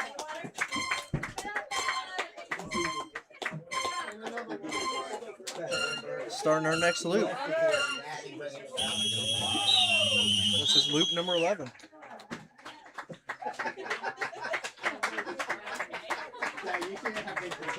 They're not in a hurry to leave. A lot of people walking. Yeah, that's the you already thing. lost 15 seconds. I mean, you'll see them walking, but at this point in time, I mean, there's a big group of people in there. Like, if you're hot, so part of what you run into is that everybody's hot now. We're getting on close to noon, and like you said, we've got 100 runners out there with a big group of people. If you're running in with them, if you're in the middle of a group of people, like, it just gets warm inside there too. You know, you're kind of like touching elbows, hard not to touch elbows. And so some people just kind of want to be on their own. We've got a runner go, looks like she didn't make her last loop, and she was struggling a little bit on the last one, but I mean, all smiles. We've got another runner, looks like maybe two runners here who didn't finish the last one, but absolutely. She did amazing, though. All smiles, yeah. Oh, that was loud.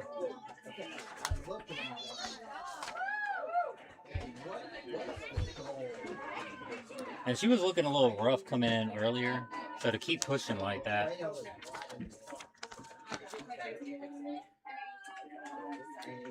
We started with about 115, and we are down to 103, 102, somewhere around there. Got a third one that didn't make it. Oh wow! I was singing "Happy There's evidently Birthday." a birthday.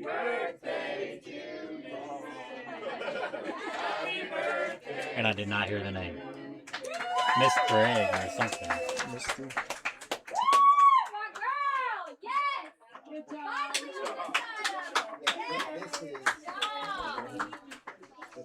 Yes. Missy. Maybe.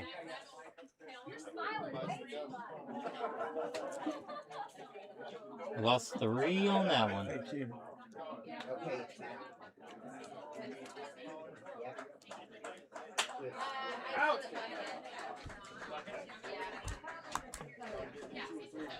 We're gonna get these names.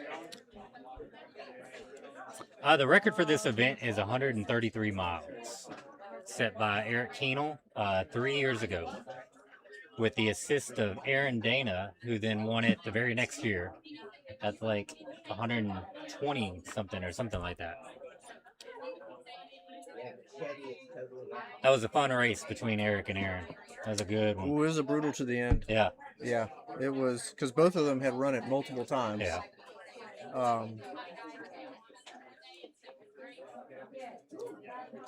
Okay. Do you need their names? Mm-hmm. Ela Saba. So yeah, 133 for Eric, and then 132 for Dana that year. Melissa Ray. And then we got Justin Hamilton hit 128.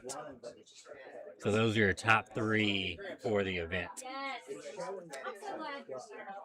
We are on loop 12 right now. So they have done 12.1 miles with 3,700 feet of elevation gain and descent. That's not even a half marathon. Not even a half marathon. And we're almost 4 hours in for a half marathon.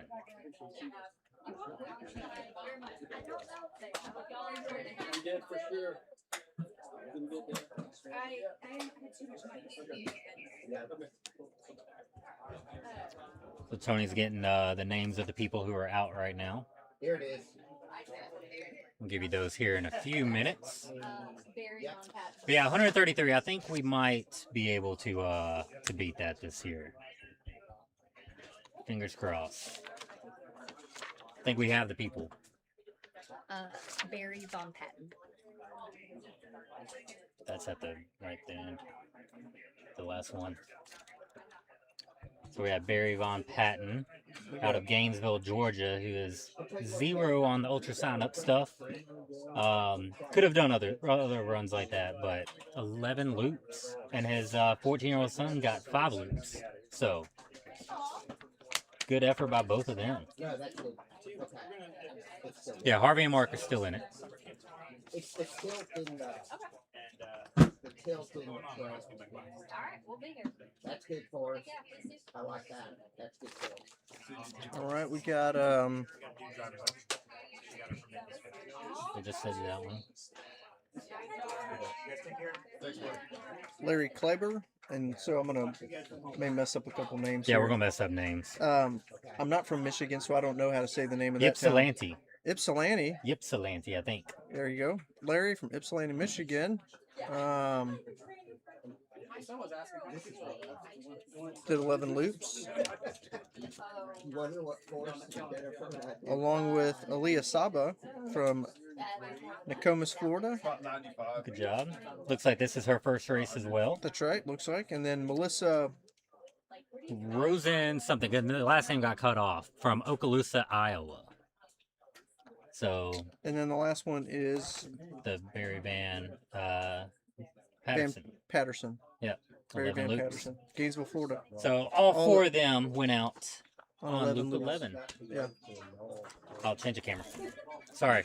We're having to do multiple things, so we'll get the camera changed. Thank you for calling that out. It's a good picture here of everybody going up the hill. We had somebody stop up. Somebody's leaning on we got a right leg issue. Pushing down on it. So We can't really do a name board right now. There's 100 people, so trying to keep up with that every 20 minutes would be a mess. You know, the traditional backyards, they have an hour in between loops to get done what they need to get done. Here, it's non-stop. Yeah. So even for the crew, like the crew will have their runners come in. As soon as they leave on their loop, they're cleaning up, doing whatever they have to do. You can go to the next one. Which will take a couple of minutes. Then they got to take care of themselves, which have a couple of minutes to do.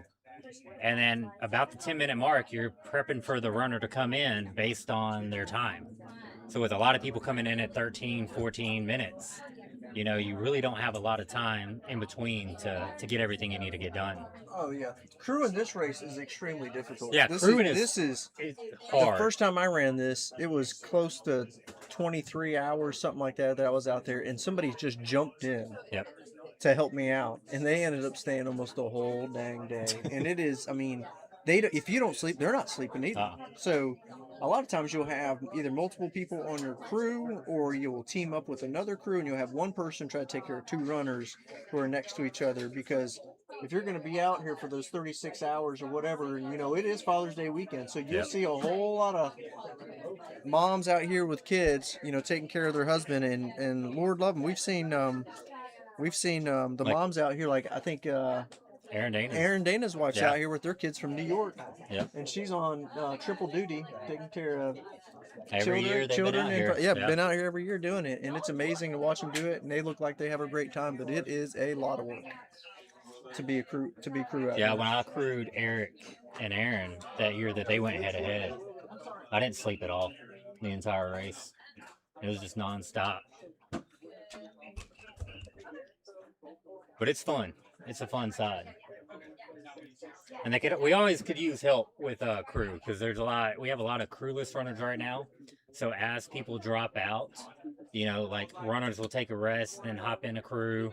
Their crew, whoever they had, will jump in to help. And that will just keep on as the race progresses. So you guys are out there calling. Let me see. We've got I am doing a poor job of running the camera. They come up and curve. Do we have Devils? Or was that Devils? Go back. This is Machete. Yeah, were they just coming down Devils, right? We're gonna go back one. There you go.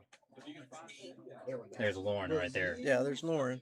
Kind of, I think. it's Is that hard right? to get a Maybe. reference without someone doing it. That looks like her. Oh, there she is over on the right. Yeah. Yeah. So I mean, they're coming down right. She's right there with Luke. Is that Luke? Yep, Luke. Yep. Lauren and Luke are together. Okay. Yeah, it's going to be interesting to watch people move together, because they may kind of stick together a little Yeah. bit if they're similar pace, and if you're running next to somebody that you kind of click with, Yep. then it usually works. You know, we talk about this as a race that's in your head, but a lot of ways that you help mitigate that is to have the same rhythm, a similar rhythm. Yeah. So if you have another runner who is next to you each lap, and you guys are kind of like pulling each other along, like it's a good And feeling. great conversation too. You know, if can. you have someone out there that you're just having fun with, talking, chatting it up, the miles are going to tick off. You know, you don't really realize it, you know, because Yeah. you're just deep into having fun out there. Somebody's but asking, when is the 2027 January registration? 1st. January 1st, Central Time at noon. So you need to put it on your calendar right now. And if you want An a better, alert on your Yeah. calendar that you need to get the notification so that you can click and get in it. and if you want a better chance of making it into the 2027 Midstate Mile race, sign up for the Tennessee Mile in December.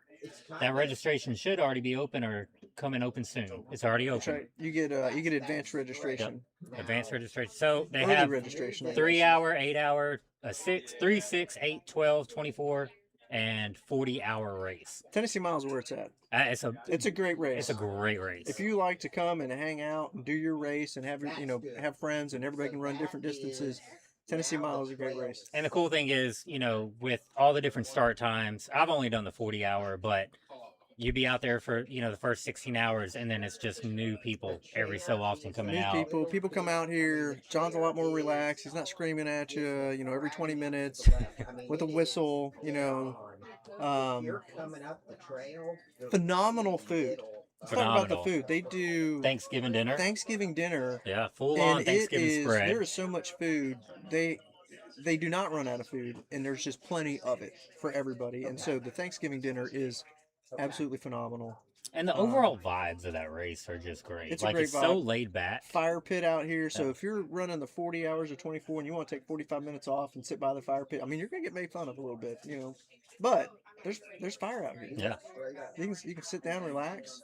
And if you've never done this, you know, you come out and sign up for like the 40-hour and just do a loop an hour, you know, just to get out there and do it. But it is a fun race. So definitely check that out. And the way the race format ends is that everybody ends at the same time. Yep. So 40 hours start first, 24s, and so on, so that There's a midnight 8-hour there's a as main well. 8 hour. That's right. So that everybody kind of finishes at the same time. That way you have everybody's there for all the award ceremonies. So, so you'll see a lot of people. They'll cruise somebody or be out here hanging out, but their race is the next day. It does not matter what event you sign up at Tennessee Mile. So you can pick any hour, you know, come out, check it out. But I always recommend people do like the 24 or 40 hour. Just because you can take time off, you can take breaks. If you need to go to bed, you know, get a couple hours of sleep, whatever you need, and then you can get back out there and you know, knock off the miles. Tennessee Mile is a great, it's low pressure way to train for a hard, hilly mountain race. It really is, because you have so much vert here, is that you'd be hard pressed to find a whole lot of other 100-mile races that has the vertical that you would get in 100 miles here. Oh yeah. Well over 30,000. Yeah. Is where you're going to be at. So it's really difficult, and the way that you get your vertical is really good training because it's all straight up. It's not much of a little gradual rise. It's not a switchback. It's not an up down, up down, up down. No, it is straight up, straight down. So it's a great way to come out here and train, be with friends, hang out, and just see what you can do for time period. Yeah. What's the significance of purple? I think just people like purple. It's just the color choice that people are making this year. There is a lot of purple though. Now that you mentioned I it, have no idea. yeah. Usually you see a lot more bright colors. People have fun with some of their outfits. Sarah's wearing the American flag shorts. She has a vest on. She always wears a vest. We should have known that one. Somebody asked about a Larry, and they thought they saw him. So we have multiple Larrys here. Maybe. There's a Larry, yeah. Well, Larry Yeah, Larry just went out. Klaber went out on loop 11. Just this past loop.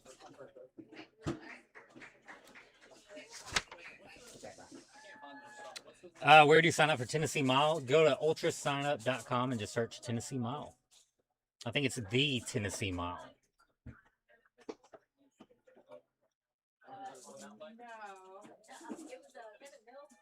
Like I said, registration is open now. Can we see? We got some runners coming in who are just finishing, still at the 14-minute mark. We got Joey Brown here. Oh, right behind him is Luke Boschweiler. Luke, Did Luke yeah. did he just turn up his speed on the loop here? Has he been Lauren, consistently doing Lauren's that? coming in right there. Lauren's coming in. Oh, about 15 minutes, yeah. We're at He's 15 minutes. 15 to that's 16 probably minutes where he's normal at. for him, Yeah.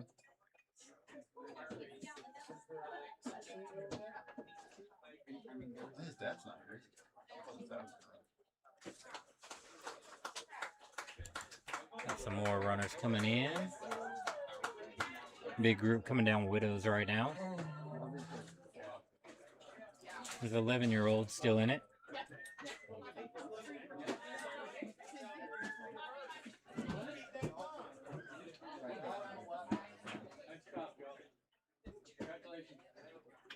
Jeremy Kading still looking good.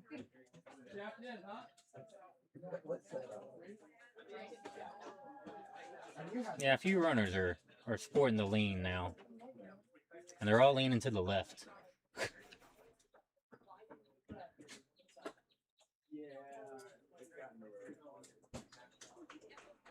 Getting those tight turns. That hill sucks so bad. That's the thing, the cameras do not do the hills justice. Like, even the pictures that the photographers make, like, it just does not do it justice.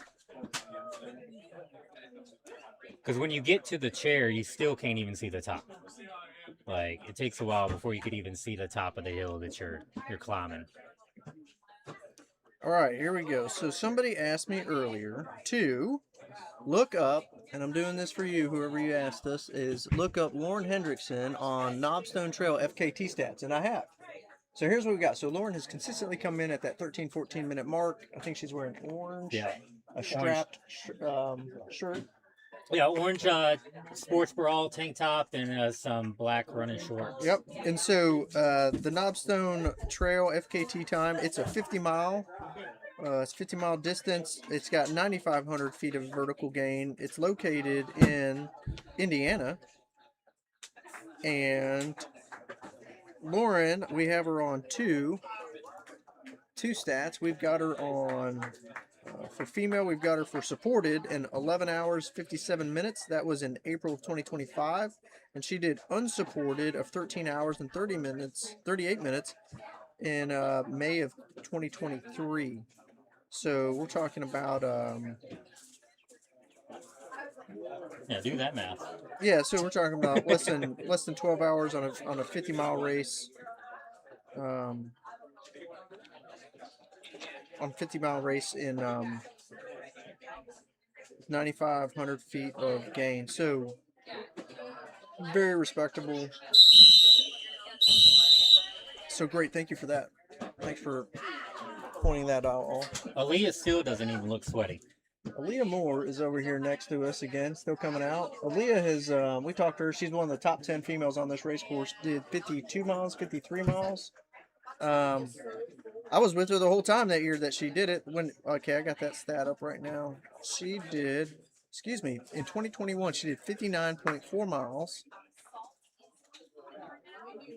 And she is, that's the third most mid-state miles for a female. The only person who's beat her is Jill Dennis. And that was Fantastic 7 or whatever group. That's right. That was in 2022 and 2023. How about you get in front of the corral? So and that's one that will bring up that stat, because that's a stat that's not it's not an official stat that we track, but we'll always highlight it. It'll be last female, right? So whatever your strongest female is out, we'll always identify whether it be that. Now, with the field here, you could always have a strong enough field. You could have however many females out there and males, but I know that's one that they looked at before. Little 10-year-old just made it in. We got to get his name. It's on there somewhere. Lori, it's kind of hard for us to post the whole list.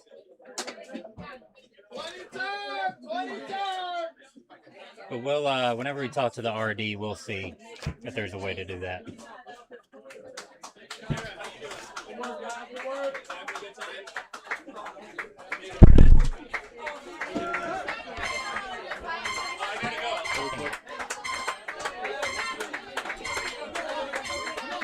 A lot of people struggling to get to the corral.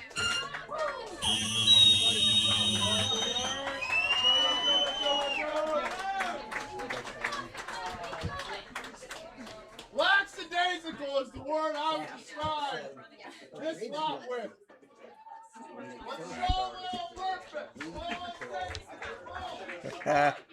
So you'll hear John out there just yelling at everybody. Yeah, he'll be yelling at the runners that are just kind of walking out of the corral.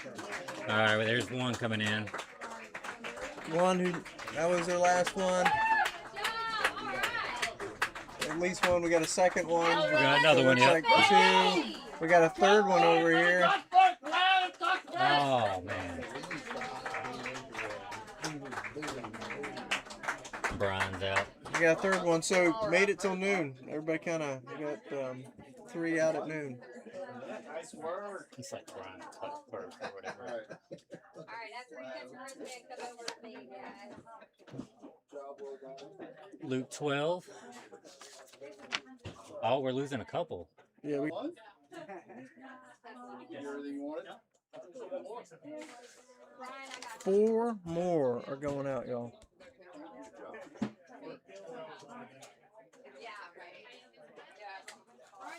Hopefully that's it. No more stragglers.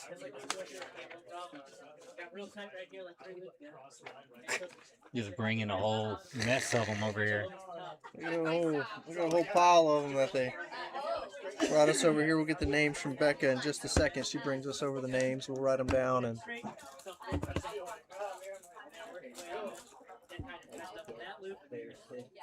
catch him after that. Still coming up the creek crossing here. So the part where they're coming through right now at the base of this little hill, when it rains, it's a mess right there. So luckily they don't have to deal with any of that this time. Oh, we got the Crossroads camera back now. Oh, that's great. Yeah, Crossroads is a good camera. Seeing them come through. So this is them coming over that last little rise that you saw, and they're jogging it up to the base of Myers. So wherever they're at right now, they're gonna jog, and right when they get past the camera, they're gonna start hiking, and they're not gonna keep jogging because they can't, because Jeremy they're gonna Kading's out. end up running we got more into coming. a wall of We dirt. lost. So Jeremy Kading. We got a couple more coming. Jeremy Kading is a local.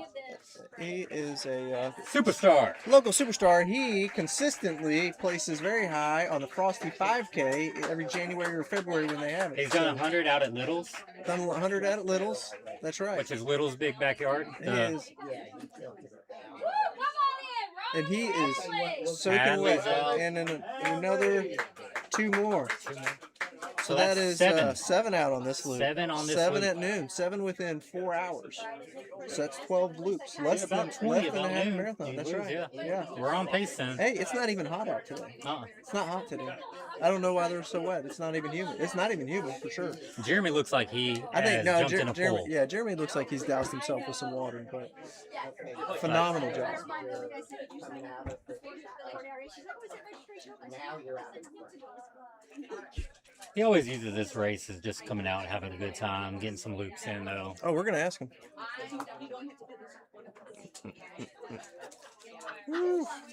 We're gonna ask him. Oh.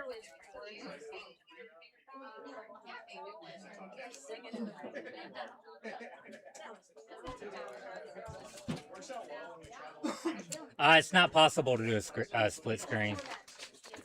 Well, maybe, Eric. Maybe. See how good technical I am. Oh, you're pretty technical.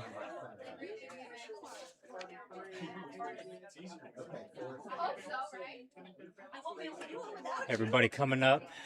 Camera's lagging just a little bit.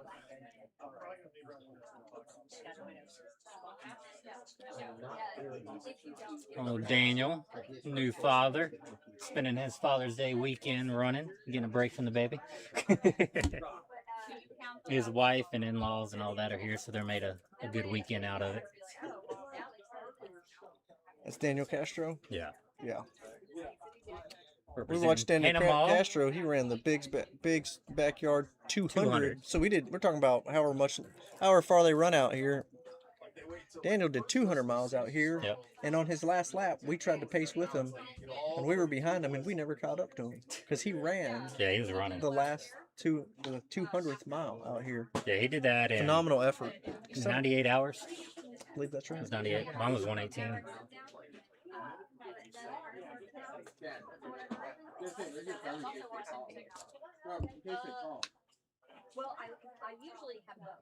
Sound is in and out. Our sound or the out on the loops?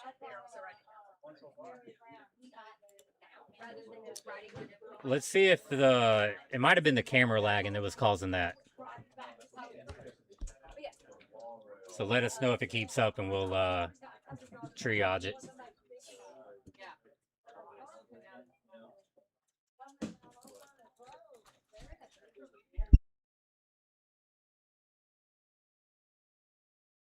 Names, thanks. I got Jeremy's. Hadley Bree. So Hadley Vree is out Oh, okay. on loop 12. Ron Rowe. Mateo Rivera. Mateo. Yeah. I didn't hear that one. Mia Atkins Mia Atkins and Brian Cuthbert. and Brian Cuthbert. And then Jeremy Kading. Those are all the ones that got out.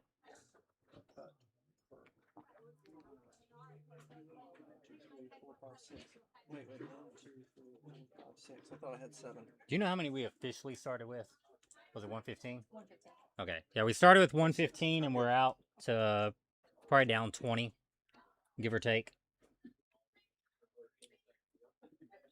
So getting a little, starting to get them knocked out a little bit.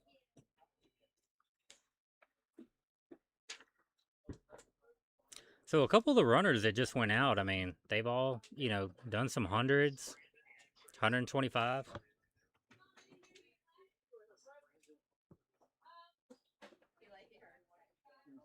No, I got a call for it.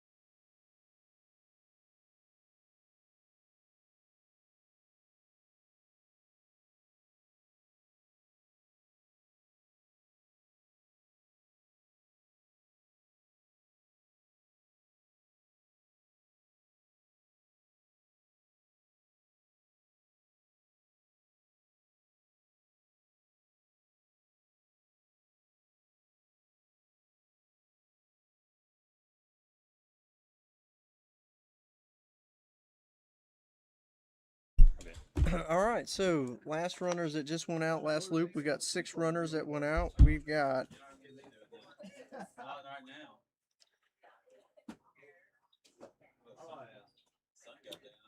We did Tracy. Ron Rowe went out with 12 loops. Like 10:30 last night, so I gotta make sure I actually get them. We had, thanks, buddy.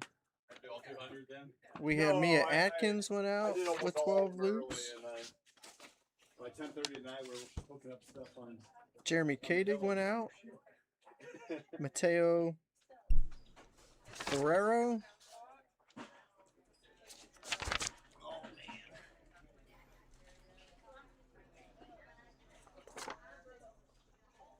Yeah, Tracy, I think Jeremy was just kind of doing a couple loops, having fun. So we'll see if we can get him to come stop by.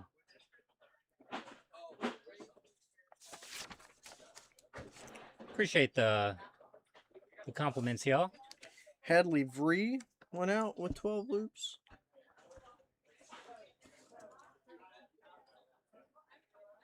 Yeah, that was our biggest loop that took out a lot of people there. 7. 6. 6? 6. Okay. I thought it was 7. It was Again, 6. math is hard. Well, it physically counted 6, and that's what Becca gave me was the 6. So Jeremy Kadig, Mateo Lorero, Jeremy Kadig from Shelbyville, Tennessee. Yep. Don't happen to have done a Midstate, but had previously, like we said, done. No, he's the in Frosty. Midstate 56. Oh, excuse me. I'm sorry. There it is. It's He's ran it every year. 44. No, Yeah, 56. that's right. And he's 44. Is he? Jeremy is 44. Daniel was 56. Daniel's 56. Yes, Okay. sir. Again, math is hard here. Mateo Loreo has not done Midstate before, but did Bellringer Trail 50K. He's from Lebanon, Tennessee. Hadley Vree from Chicago, Illinois. He's done previously 13.2 miles here, but he did do 12 days at Yeti, 364 miles. So that's a lot of miles. No doubt about that. Ron Rowe from Columbia, Missouri. Not done this race before, but previously did Queenie Backyard Ultra to last person standing, which was 125 miles. That's good. Yeah. Yeah, the Tennessee Mile is on the same course as Midstate. You just do not have the 20-minute time limit. So it's just an hour based, and you see how many loops you can do in that hour.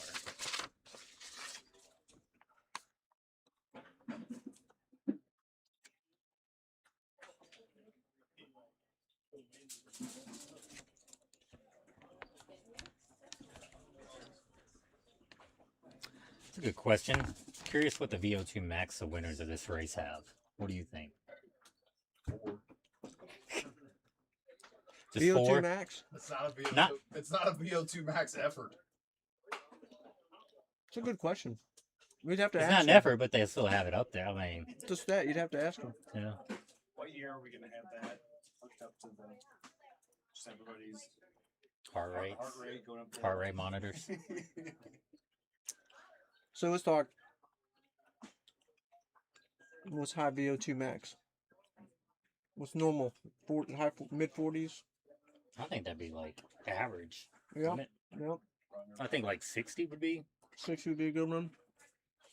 You got like Mike Wardian with up in the 70s. I think we saw that one time. It's Yeah. like a Cristiano Ronaldo, you know, pro soccer player. Not sure. I'm kind of with John. I'm not sure how much it plays into it, other than it reduces probably the amount of like fatigue you have Yeah. overall. There's been a lot of people, I wouldn't say runners because they didn't run, but have hiked this whole thing. Like I remember Justin Ford one year did 80 miles and didn't run a single like step. He like power hiked the entire thing. Was just chilling in the back. So you really don't need a lot. You just need the stamina, the mental strength. That 13-minute loop is falling off. What happened, Jeremy? You want to come tell everybody? We should have Jeremy sit down and talk about strolling Jim. Just had enough. JK, you want to put on a clean shirt and talk about strolling Jim? Thank you. Jeremy says, hey, everybody. Oh man, you got shoes on. I mean, it's kind of your deal, man. You know what I'm saying? You got-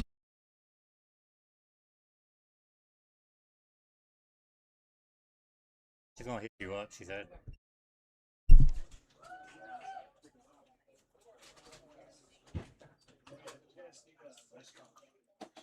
No, Greg Armstrong's not here this year. I think he wanted to be, but he couldn't make it work. 40 is 95 percentile. Most over 40. Yeah, somebody was asking. We were talking about the VO2 max. They said they'd guess at 70s. That may be it. I don't know.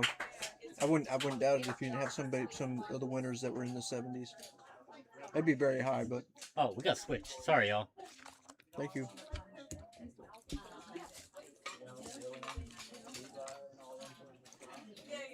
We'll get better as we go. I may have to give you the mouse while I'm over here trying to Yeah. walk off the racers.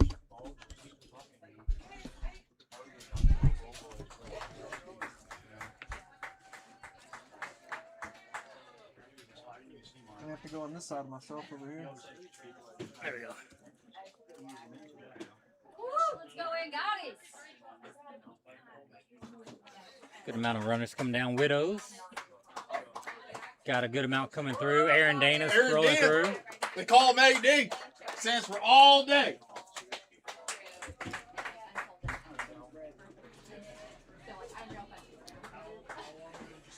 Oh, my end up is Tuesday when we get back. So I'm free.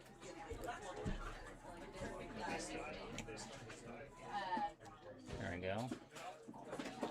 Good amount coming through. See Jennifer there waiting on Nate.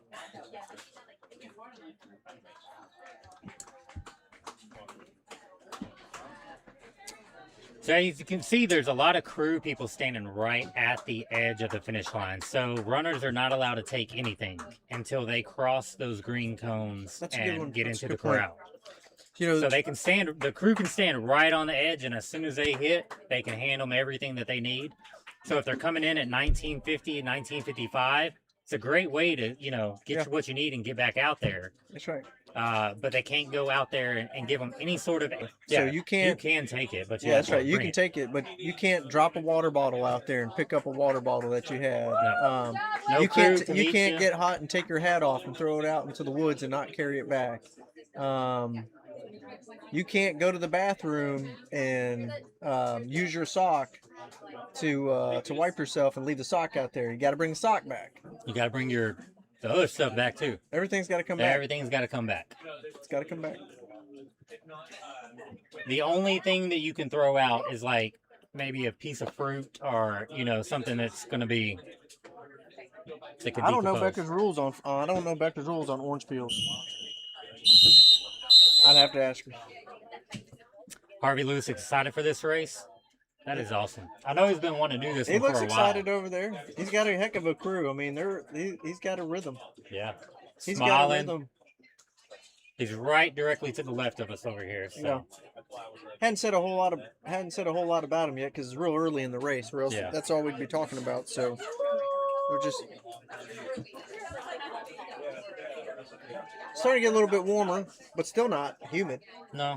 I mean, I'm New. still wearing pants. And You're Not still bad. wearing pants. Brandon Michael Clark still has. You have on your jeans and you've got on your cowboy boots yeah. out here. Dude, I'm like Mississippi, man. I just say in jeans all the time because of Mississippi the. boy. That's right. That's right. I've been getting used to the heat. Yeah, the mini are still looking way like solid. Way solid. I would venture to say that this field looks better at this time than previous fields. Yeah. Like just with the majority of people. Oh, I see. That's Tracy over there, who's posting about Harvey. Yeah. That's his wife. So I think that's Tracy Outlaw, his wife's handle out there. So that's great. It'd be great if you get y'all some updates out there on his social media. Is that how he's doing over there? Nice little breeze. Oh, we've got a little breeze. Oh, Glory, that's hanging Ooh. up there. She's Feels nice. flying a little bit. Sarah's still looking good. I know she's put in a lot of training.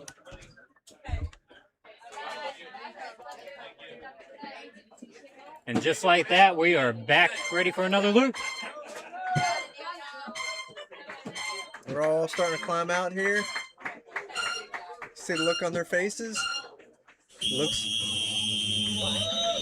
Wow. You know, the looks on the faces start to change over time. And so, Yeah. Some looked a little rough towards the back. We got a few more coming in that aren't going to make the cutoff. Got at least one. So we got two. Two. You know what I like to watch, Brandon? You talk about the look on their faces. In the back, what you'll see is a lot of people. You'll see them just looking down. Yeah. And they're looking down, and they look very, like they're concentrating. Yeah. Because it's a lot to go out on each one of these loops, especially when they become difficult, because you know you're about to go through the exact same thing that you just went through 3 minutes ago. You know, when you get here and you finish the loop and you get your drink, you're like, I'm done. That is completely temporary. That is just a few minutes at most. And then when you start hearing that another one. countdown, that means you got to get back, and it's gonna happen again. So And we're dropping 3 at least on this loop. And we got a lot of cheers coming in, so. A lot of cheers.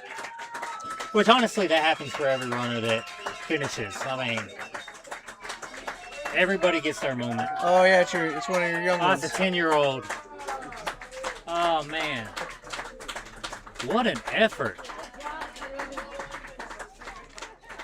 The longest half marathon of that boy's life.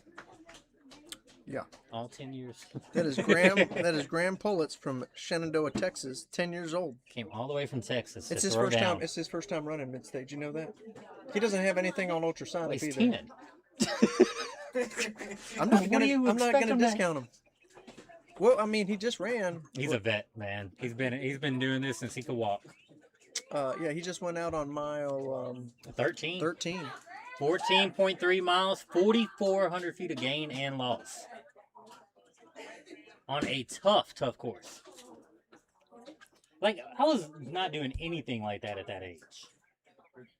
Like, I'm sitting in the room playing G.I. Joes and Hot Wheels, and It's phenomenal. this dude's a beast. I would love to keep up with, like, these kids that ran Midstate and, like, look in 10 years and see how they've progressed. He got a third one. Yeah, I hope there's a new course record in the making. I kind of feel like there will be. I would love to see 200 plus out here. Would love to see it. Yeah, it'll be Monday sometime. Monday at noon is 162. That was Johnston. Monday at noon's 162? Okay. Good seeing you, bud. You'll be back?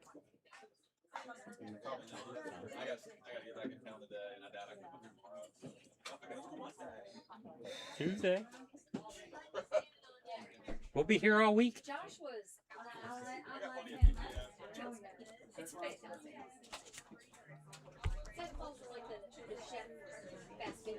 Got We don't have anywhere to see the list of the actual entrance anymore. It was posted up on Ultrasonic, but it went away once the race started.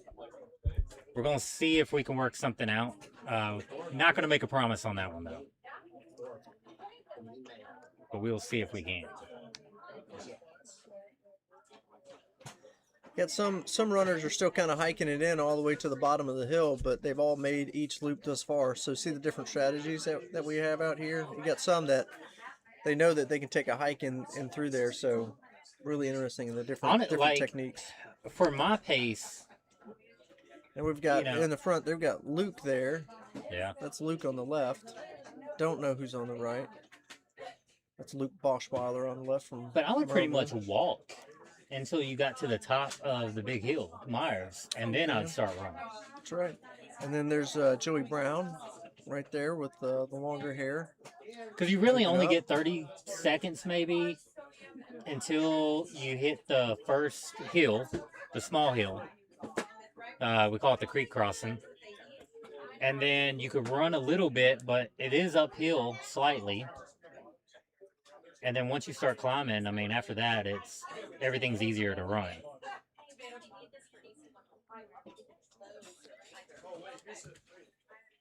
So it really just depends on how quick they're trying to get through there.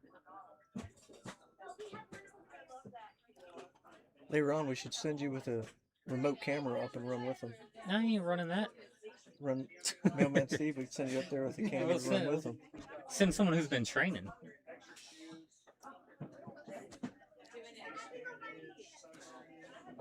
I wonder where my heart rate will get to on that hill. What if you had the camera in between everybody going down Devil's Dance like running of the bulls? Probably make him mad. That would be cool, though. If you were screaming Toro, Toro, Toro the whole way down, do you think that you'd make them mad? Kind of get them out of their groove?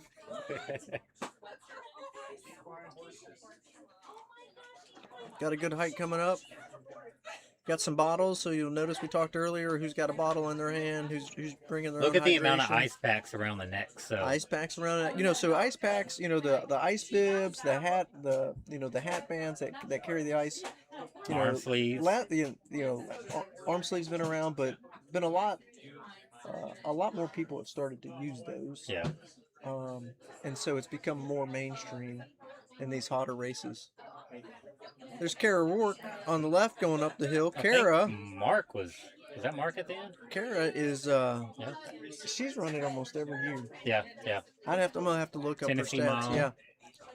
I think she did Big Al's 100 maybe. We're gonna look her up. Because she's always out here every year.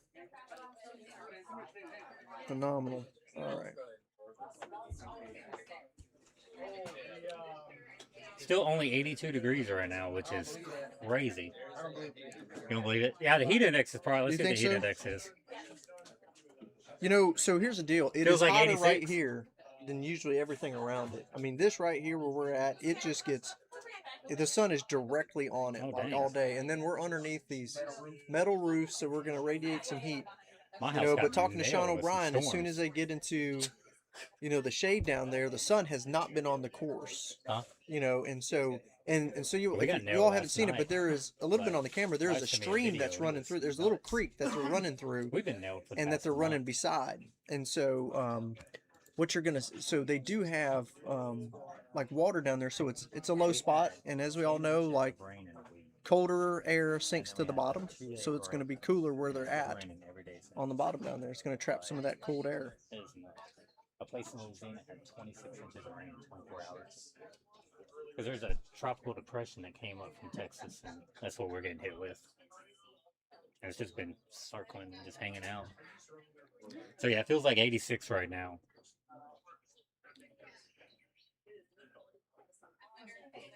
All right, so here I promise you all. So we mentioned earlier. So Kara Rourke, kind of a Kara's a local here who's run this several times. She did Tennessee Mile just last December. She did 3 hours. She did almost 10 miles, 9.9 in 3 hours. She did the Midstate last year. She ran 22 miles last year. She did the Frosty 5K also in January of 2005 in 43 no minutes. business. She did do. Did I skip that? Yeah, no business. Black Toe. Black Toe is a tough race.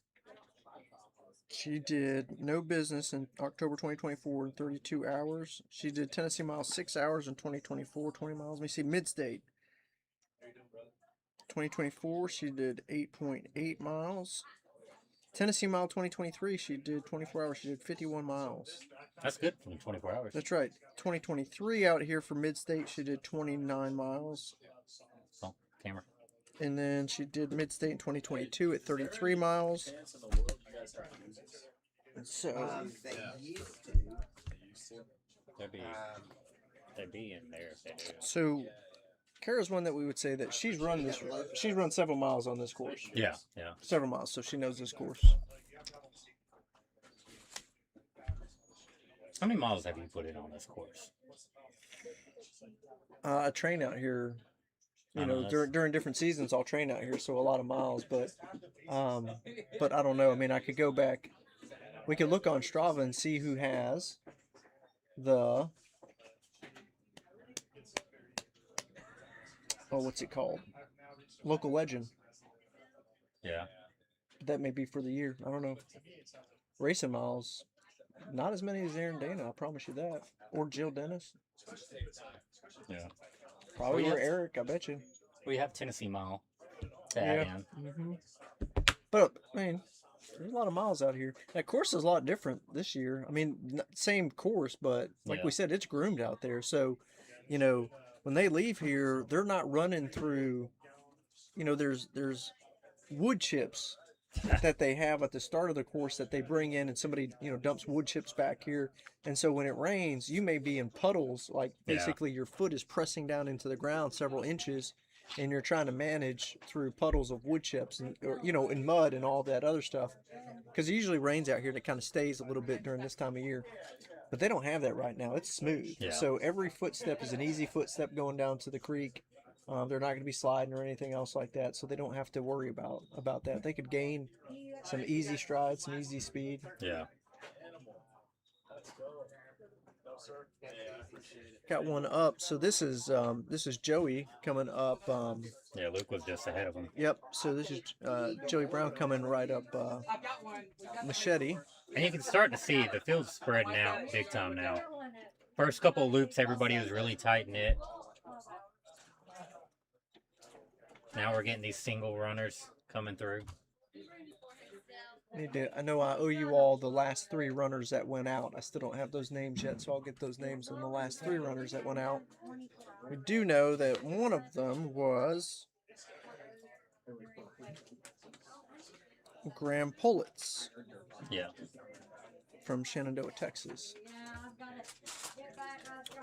Hands on the knees, coming on up.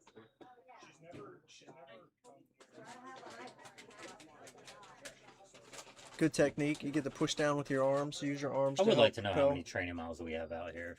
It's got to be hundreds and hundreds.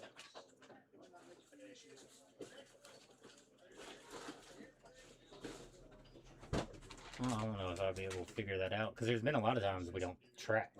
You just come out here and knock them out. Yep, that's for sure. I'm gonna go back and look and see. Yeah. I'm trying to do the math because if you add in big L's, I'm probably like 500 between probably over 400.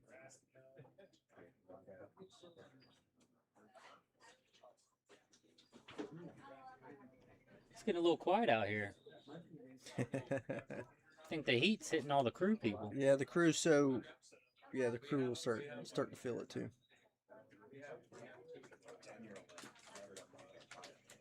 The 10-year-old's never done more than a 5K. That's impressive. Yeah, and if you look, He beat out. He beat all but 2 of those. Up. Someone's just coming in. somebody. If that's Luke, that's a 13-minute loop. Yeah, it is. That's Luke. Gosh. When he ran this last time, he'd sometimes put in some faster loops out there, and so this is a good one. Running in his boxer shorts. Are those boxers? They look like boxer briefs. They look like compressions. Compressions. Yeah, that's about the best I'll describe them. Hands behind backs. How many hands miles a on week do hips. most of these runners run during training? Ooh, I don't know. Well, the ones who just went, I mean, yeah, Some more than others. Yeah, some yeah, more there than you go. others. That's a good Everybody's one. different. Is that one of these frescoes? I have not, John. Where are your frescoes at? You're offering? Thank you. Are they cold? I'll Appreciate take that. one. Yeah. Thank you. Thank you. I have a LaCroix. What are you up to? How many I have have you a had? LaCroix I'll bring you to trade with. And that's a negative. John Cox does not drink LaCroix, ladies and gentlemen. He doesn't drink non-French water. American French water. That's what fresco is. It's fresh. I can't do it as good as you, John. Thank you. I would say probably the average would be like 50, 40, 50. I don't know. Complete guess. Yeah. Complete guess. So, you know, when once you get down to, you know, we get over 24 hours into this, we'll get a better view of the leaders, you know, how many miles they do, but I bet you we're all over. Yeah.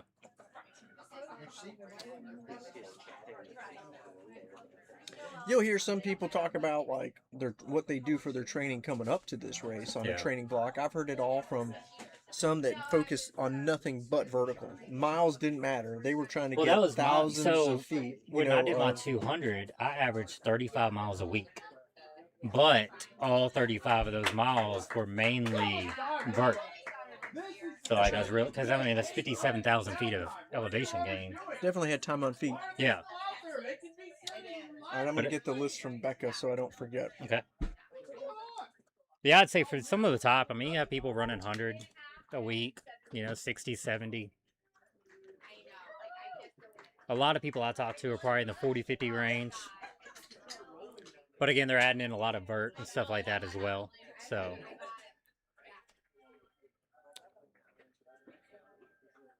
More people coming down Widows. A lot of people coming through. Something smells amazing now. Something new. Brats. Ooh. Like, I just got a whiff of that, and I was like, ooh, that's nice. Good amount of runners coming down Widows. And see, they have 4 minutes left from there, so all these people are making amazing time right now. They don't have to rush. You know, if you're at the top of this hill with 2 minutes left, you got more than enough time to come down and make it to the corral and get what you need. And this hill's a nice, like, kind of gentle going down. Going up, it's you know, not that fun, but... Did you get them?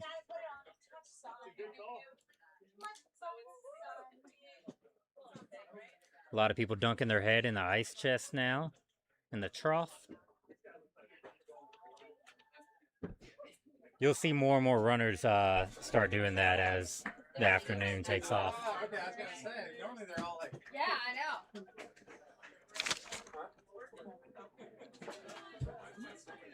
Woo, good job. Everybody's looking good. They're not looking good. They're not looking good. Look, they're looking better than us. And they've almost We ran 15 definitely miles. did not have a lot of sleep last night. That is obvious.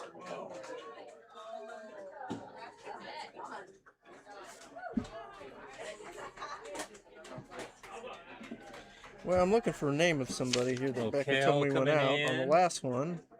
Levi coming in.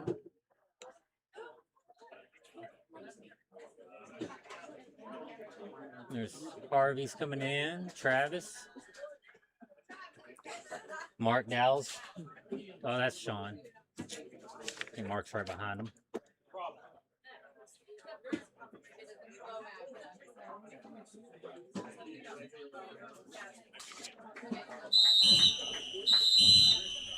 One thing I'm seeing though is everyone's sitting down and going immediately to nutrition. It's always great. Yeah. Nutrition and then heat.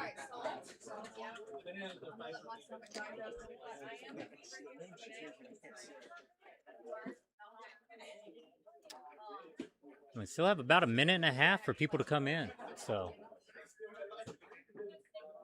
depending on strategies, a lot of people like want this 18-minute mark. I feel like that's a big time number that a lot of people try to hit around there.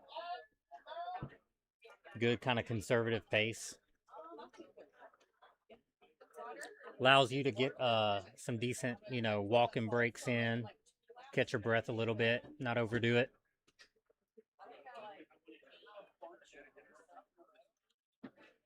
Oh, that's... I'm gonna go to start.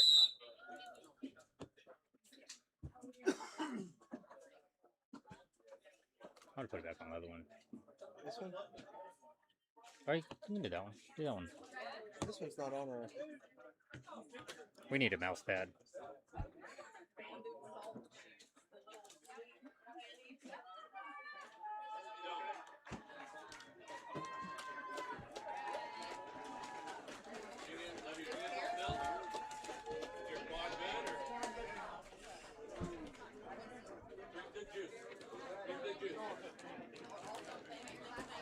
Give you a little different camera angle now.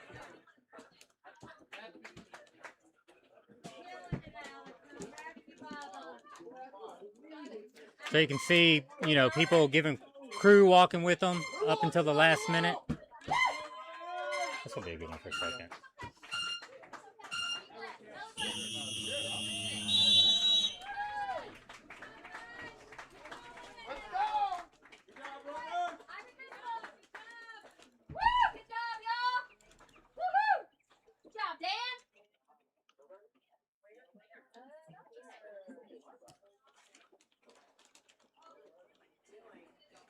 There's people looking, so I think we might have another drop. Crushed it this lap, Bruce. Nice job. Way to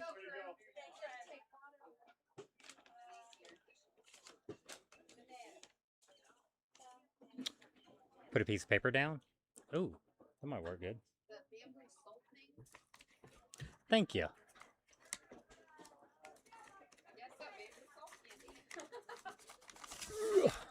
If I can get a piece of paper out. See if that works better. Oh, yeah. Thank you so much. Oh, hit the wrong button. What's going on, my friend? You've been so busy.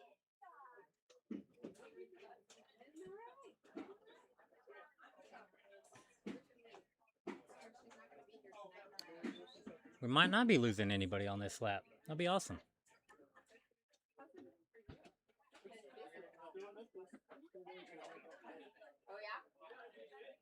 Love to see Mark and Harvey push each other. I love to see everybody push each other. I mean, I love to have, 20, 30 people deep as we go late into the race. And there's a lot of great runners out here who can do that, so. And there's always, every year, there's a couple of surprises that no one sees coming that, you know, will hang out. So hopefully we get a few more of those. Who's the girl in the orange up front? That is Lauren Hendrickson from Louisville, Kentucky. So she's been pushing like 13, 14-minute loops the whole time. So she's looking really tough. Oh, for the finishes. Okay, so she's got one. Okay, that's why I was like, she liked that. So yeah, and I ordered one of, I don't know, this one, the custom one. Yeah, I think we're good on this loop. Not going to lose anybody. Awesome. That's awesome. Great, great.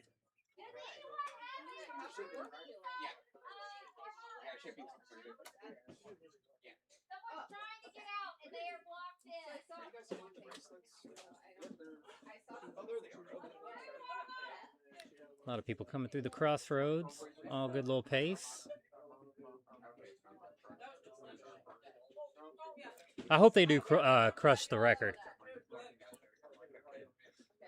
I mean, with the way the weather's lining up, the way the field's lining up, I really feel like we can. Just hopefully everything holds, you know, enough that it will.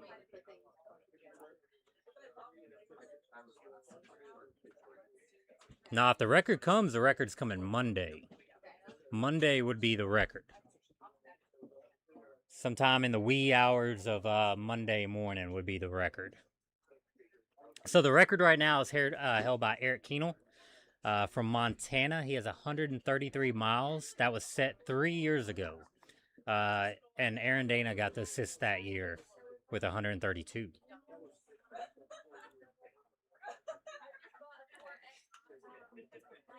And I'm pretty sure they finished, it was like Sunday, I want to say like 11 o'clock, somewhere around there.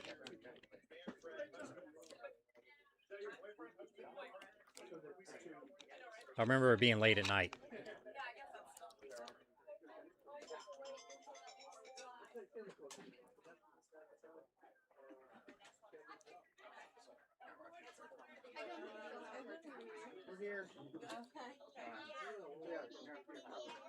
Everyone's looking good, climbing up the hill right now.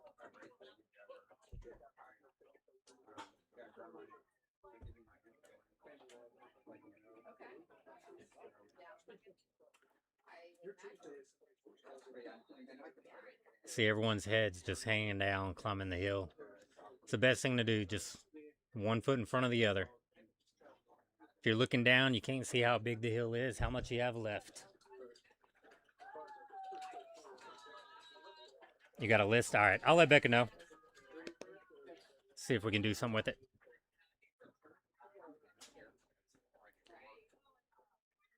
This camera's lagging just a little bit.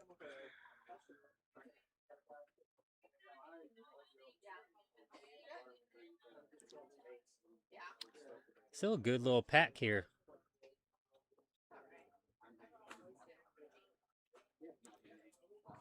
Why ain't they running? No one runs up the hill, man.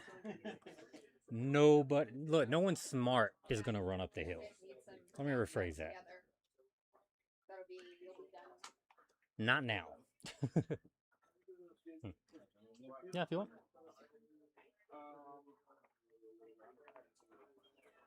How many are dropped? Don't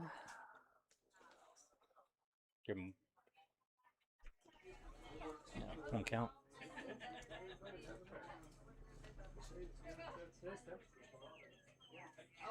22. We got 3 more, so 25. 25. So we have 95 people still in the race right now. Yeah. 115 started, 25 knocked out. See Sean here doing the S strategy, snaking it up.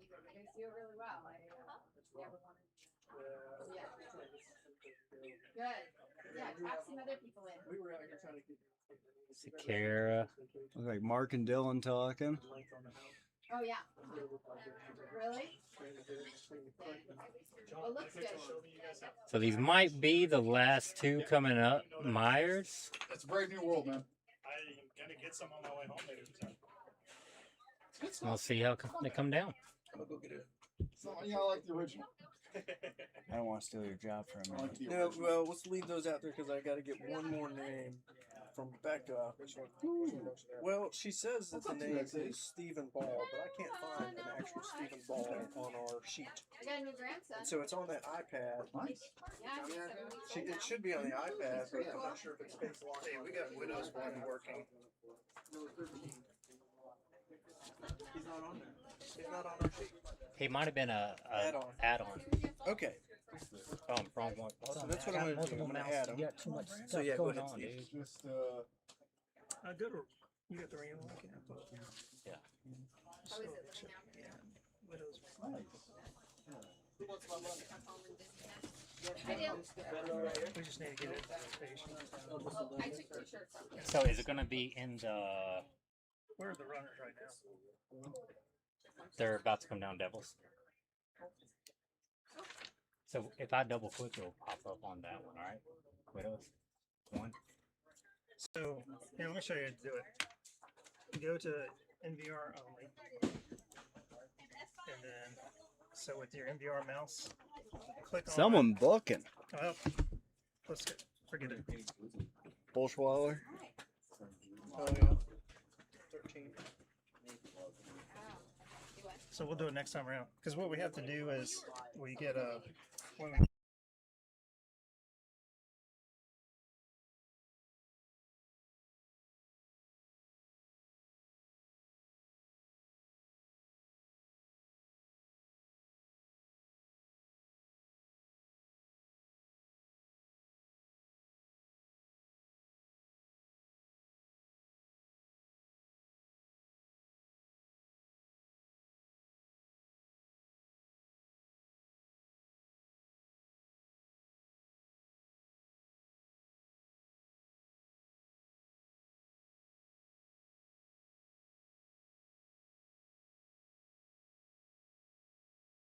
you know, All right. Appreciate it. turn around, it's all gonna be over.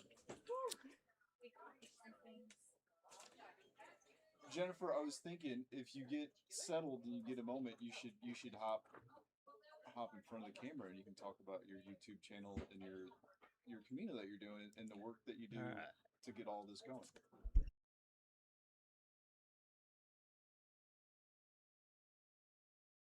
Thank you for the offer. All right. Everyone's coming down These guys- Devils right now. These guys like the guys from the Muppets, you know. You're like a technical editor. You can shine some insight. I mean, we have, but it's not that big of a deal. If you need it, I don't need it. It just looks like it's getting hot. I'll just put it up for now. It's fine. Right. Oh, is the Corral camera now? The wristband camera? No, that's the one he just took because it was too hot. Did you whack yourself? So a bunch of people coming down. Quad's looking at hurt, looking at the downhill. This is the one that will do it to you. Oh man, I really hate These are the ones that are going to hurt on Wednesday. It's not the uphill that'll hurt next I think week. it hurts a lot of them now. Yeah. Oh yeah.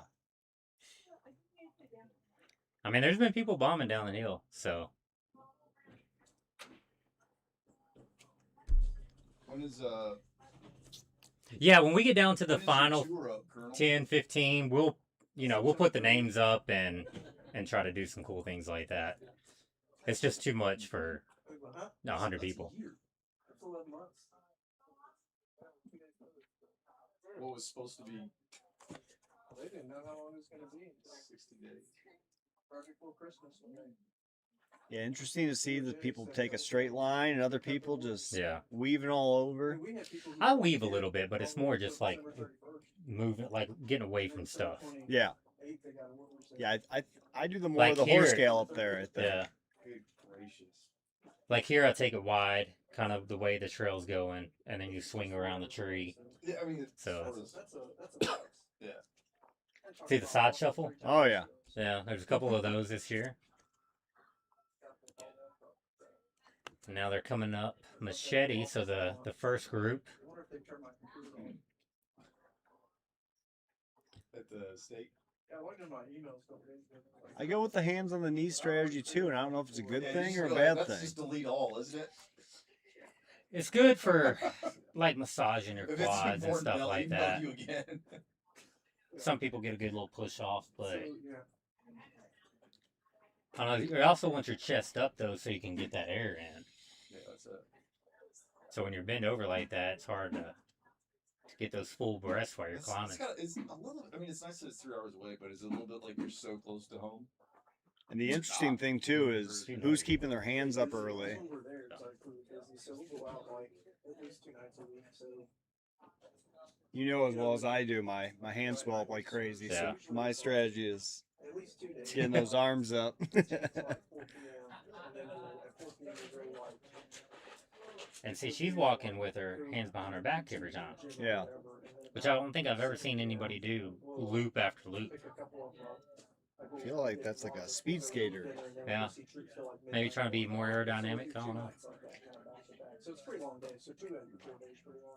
And then I have a lot of meetings that I go on, so I'll end up doing meetings. Daniel Castro, chatting it up. My headquarters is in Jackson. That's the way to do it. Just have a conversation, and the miles will just tick off. And so I've got like all of my full-time staff. Especially if you get a group and you're just all Tuesdays I go and I having fun. and that's where my Right now I think it's like 83. so I can see that. Yeah, 83. So then I have to just like So heat index is slowly rising. Feels like 87. The UV index is a 10. Very high. And humidity though, this is a kicker. It's only at 49%. Where's that being read? And Luke, it just made it in. That's a 13.5-minute loop. It's a slow one. You were in 12 last time. Well, he's got to keep them interesting, you know? He can't just keep running the same pace. He'll throw a 16-minute, 17-minute here. Harvey taking selfies, it looks like. That's how many stories this round. Waving at the camera. Who was the youngest in the race? We had a 10-year-old who went out on loop 11. The 11-year-old is still in it, I believe. He was just walking with Harvey. Yeah, okay, so yeah, we have an 11-year-old still in it. And I think the oldest we had was 65. So from 10 to 65. I thought I overheard that 11-year-old ran a 24-hour already. So Yeah, He- he did 100K pistol. He did 100K, the 11-year-old, at pistol. That's crazy. yeah. That's mind-blowing. Yeah, Bentley Ray. Yeah, 15. I think we have a couple around 15 or 16. Yeah, Toby, 16. John and Cody right around there. Yeah, John and Gotti, 17. See some 18s. A couple of 18s. Yeah, Bentley at 15. So, yeah, more and more the younger generation is starting to come into the race. And of course, Nicholas last year at 16 winning the whole thing with 97 miles, 97, 98. I did a lot of loops with Tug last year. 17. Yeah, He was the youngest person. They were letting in like the Air Force Academy last year. yeah. So could be a future astronaut, or he did Yeah, he's- Cocodona at 17 years old. Cocodona, yeah. Yeah, he was a rush. Was there a pee break on camera? Oh, no. Did y'all see anything? Son of... Look, we warned them, okay? We warned every runner that they're on camera, that there's audio, even though the audio ain't working yet. I walked So- out and put out signs. There are signs all over the course for those runners to know where the camera is. I don't know if it was on camera. Oh, no. Yeah, we're going to be streaming for a long time. One thing, though, we are streaming on YouTube, and YouTube caps it at like 8 hours. It doesn't save. And so we want everything to save, so we'll have to like end the stream and then pop it back up every so often. So we'll try to do that during their 20-minute breaks, because everything's trying to be like super quiet around here so they can sleep and stuff like that. So we'll probably be, doing those during that time. So just FYI, And we take a 20-minute break every 12 hours.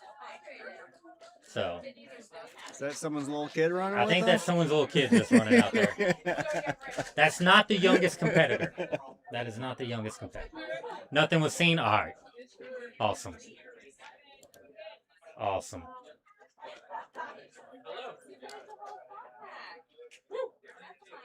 That's part of it, though. You only get 20 minutes to do everything you need. So, you know, if you have to use the bathroom sometimes out there, it saves time up here because the porta johns and stuff. As soon as runners come in, you can see them go to the right on your screen. Right on the other side of that kind of gray tent that's kind of holding. There's a bunch of porta johns there. There's 2 porta johns in the shade right after the finish line, and that is The where start line. The start line. Yeah, as soon as you start, there's porta johns on the trail that the runners can only use. So, and those would be my go-to because Yeah. I would not want to be in those hot ones. no.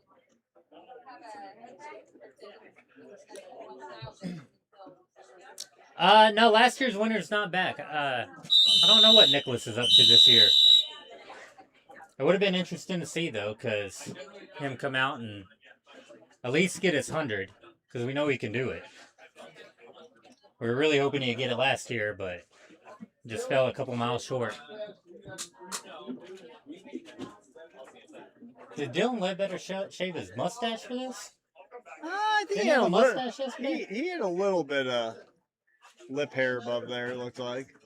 Are they allowed to sleep? So that's the only time they can sleep is during those 12-hour break, the 12-hour break for 20 minutes. So you also have to change your clothes, food, you know, if you need to go number 2, do whatever you need to do. So, but a lot of runners do try to lay down, close their eyes, even if they don't sleep, just to relax. And then they'll have another opportunity at 8 a.m. and then you just keep repeating 8 a.m. and 8 p.m. until we're done. Is that a bee? Oh, it might be a wasp.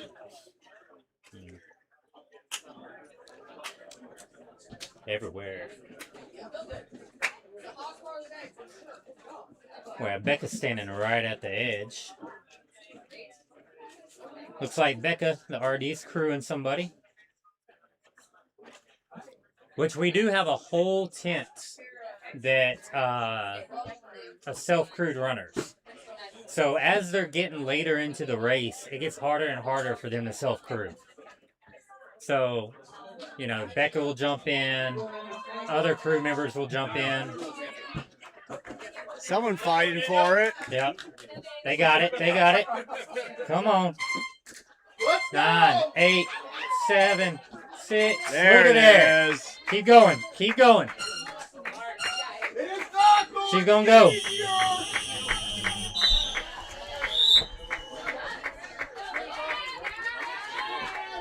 Oh, Kara Wart. She's pushing. She's pushing. You're going to see her come here in a minute. Hands on her hips right there. She's going back out. We saw Evan Farrell do that for hours. Hours. Yep. Probably like 6 to 8 hours. He would come in right at the bell, and then the next loop he'd be 17 minutes, and then he'd be back at the end, and then it's awesome to see. That's my favorite part of the race, honestly, is seeing those people push like that. We're 25 down. 25? Started at 112? 115. 115? Yeah, they can try to sleep, but it's very tough to sleep. But we really do, you know, try to do a good job at the break and, like, make sure nobody, the crew, fans, other runners are really making any noise. That way people can try to at least get some kind of rest. All right, ladies. Solid work. Gold star. I remember the year Eric Keno won it. The very first break, he lay down. We covered him up, put his feet up, and then I think within 30 seconds he was snoring. And he was snoring so loud that the other runners were staring at him in disgust. Like, I think it made a massive, you know, mental strategy going on with that. And he did that every break. Like, he would eat something big and then just pass out. Am I gonna have to go get Allie to like heckle you? We just lost another runner. Number 26 is down. Well,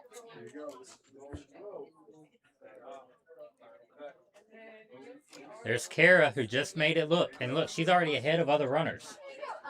That's what I'm talking about. Is like one of my favorite things to watch.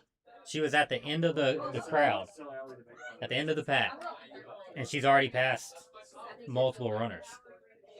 Yeah, like you talked earlier, she's a definite vet out here. Yeah. So. And it might just be this loop that something clicks, and then she's able to continue on for a long time. Appreciate you guys. Oh yeah. Got some people laying in the crossroads chairs cheering them on. Sunbathing out there. I think that's a new one. I haven't seen anyone tan out there before. Yeah. And then when I see his name, like you see the names pop up on social media. Harvey's doing good. All the big dogs are doing good. I don't even know how to say different. Pretty much everybody's doing good right now, honestly. In my head, when I see your name pop up, I just think some shit. Yeah. Like your name is whatever. I'm not hearing your audio.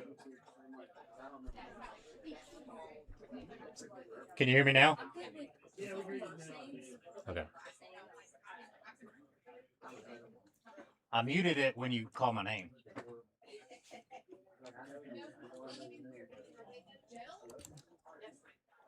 See him come up, Myers.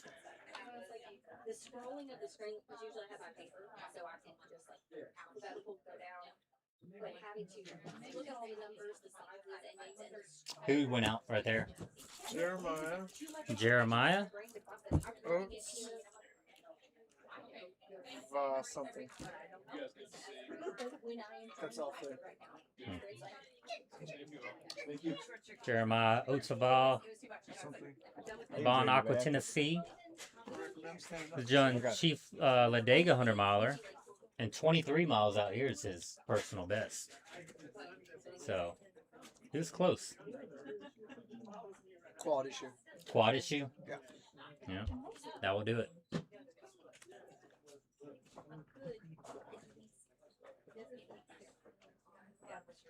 See a big crowd just together. Yeah, this camera's lagging a little bit, y'all. So. Yeah.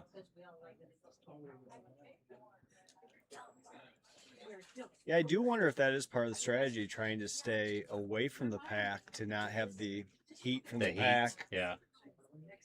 You know, I was out there and Dowdle was last up the hill a couple times, you know, so I don't know if he's just holding back or just taking a quick pee break or what was Just an easier pace. Conserve energy for later. Oh yeah. I mean, we've seen it time. People are running hot all day long and then they can't keep up. The hills just kind of take you out over time.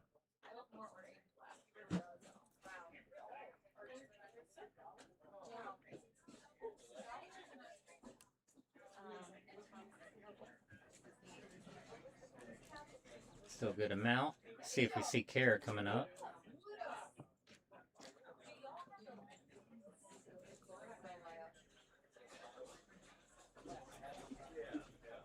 This hasn't been lagging as bad as it is now.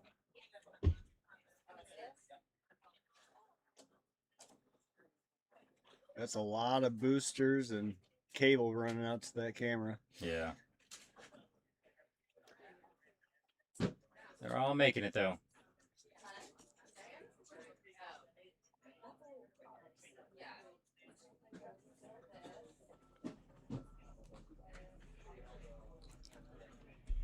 There's Kara. Yeah, there's Mark right there too. Cheering everybody on.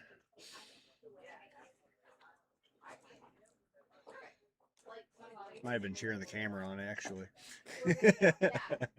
I haven't seen anybody stop at the chair yet though.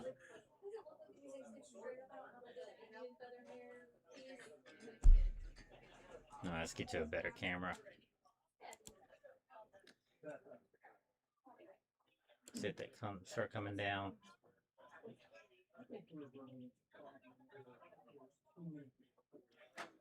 So we're 13 minutes in, so they got a good amount.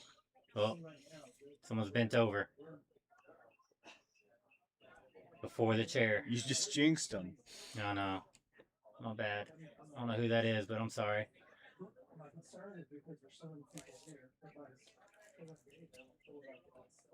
Let's say for your average person, it takes what, like 2 to 3 minutes to walk up the hill.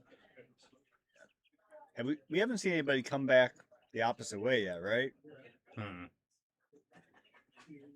That's been my go-to move over the years. Just turn around. See that hill and just go, nah. Nah, you always got to finish the loop. I know. Come on, go past the chair. Oh, okay, I guess the camera was delayed. This everything's just like you guys are breaking out and glitching. The live stream is not fluid. It's breaking up. Not just cameras, but y'all also. And I think the problem is there's so many people right here on that cell tower. We're not getting the kind of signal we need to run this live stream. Okay.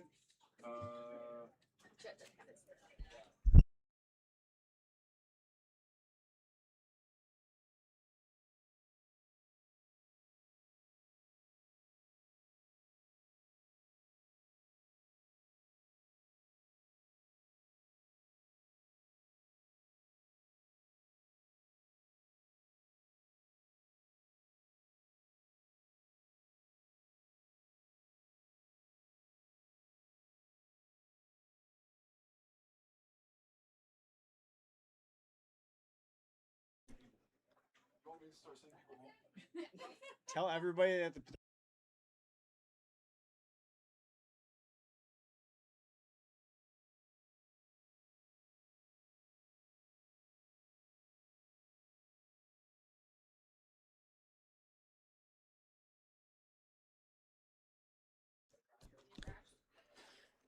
All right, we're coming down, Devils.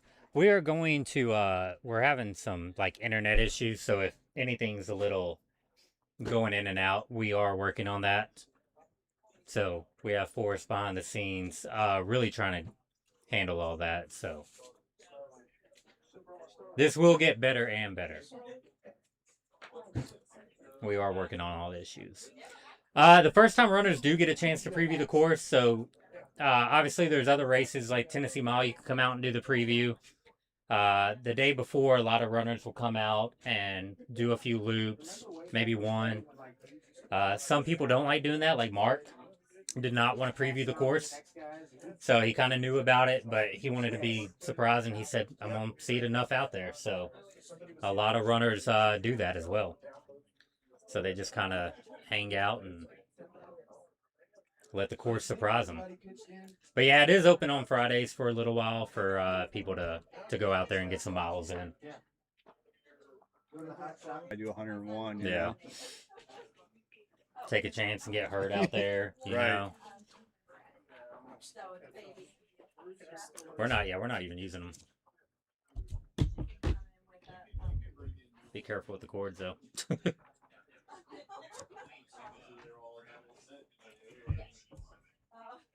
Still a bunch of people coming down. I just wanted to confirm.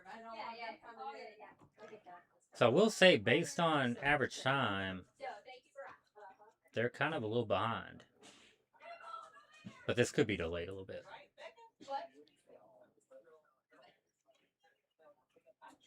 That's a lot of people will be behind. Until I win. I feel like the back end was coming down there about 13, 14 minutes. So. Yeah, my pace, you want to be at the crossroads at 11. Climbing Machete by 13. That puts you at the top at 15. You'd be coming down Widows like 16, 17 and be back 18 minutes. Right. Yeah. But he can tell us where it's at or what was your strategy for pacing? I mean, I had the first year out here, I walked the whole time. I mean, that was still when I was a mailman. I still had that. Yeah. You know, but I would literally walk next to Justin, you know, who won it that year. And the whole, it was my, the hands that got me, you know. Yeah. I had to get a new bracelet that year because my bracelet popped off because Oh, yeah, I remember that. hands. Yeah, they run continuously every 20 minutes. There is a 12-hour break for 20 minutes that they get. So that's the transition in a day to night, night to day, where they can get their headlamps and they get their poles at the first 12 hours and stuff like that. So they can sleep for 20 minutes every 12, or probably like 15 minutes every 12 hours. Well, some people probably have the strategy of doing a 12-minute loop, so they Yeah. get a 28-minute break Yeah. there.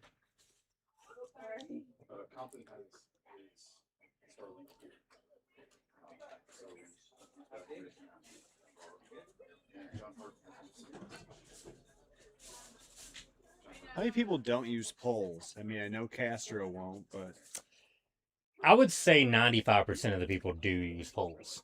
I think you could just get a handful of people that, you know, just don't like them, don't want to carry them, stuff like that. But I think they're a must. Like, they really are, because they save your legs, they save your quads. Just getting beat up from those downhills over and over and over is just, you know, too much for them. and then you're just able to use your arm muscles too. I mean, Yeah. you got a lot of guys here that are very muscular, you know. Luke coming in, 13 and a half. Oh, yeah. Yeah, that didn't come out the way you wanted it to. So veiny. There's a lot of guys here that are really muscular. I've been checking them out. There's an 11-year-old coming through. 14-minute loop. 13:45. He didn't even try in that 5K. 13:45. Oh, okay. What was your time on it? 13:40. Okay, 13:40 for people. All right. For the king of the throne. The trophy's about this size.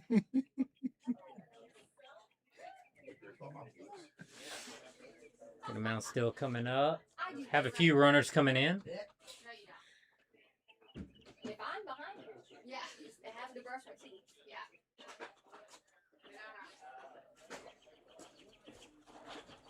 I think your camera's Yes, it definitely is. Oh, okay. deactivate. Maybe that's what the issue is. I bet because I thought we were glitching. It's just the camera's frozen. Oh my gosh, that breeze feels amazing. Feeling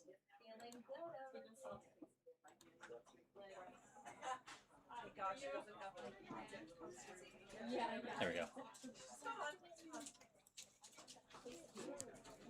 Sorry, we didn't realize our camera was frozen. Oh my gosh. Which note, let's just go ahead and it's so much.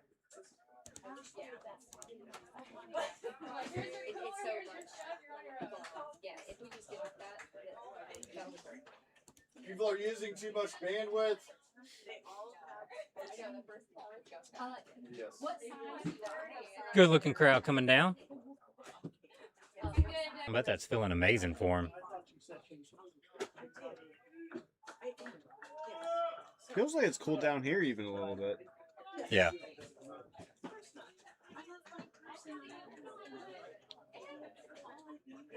It's definitely not as bad as it seems.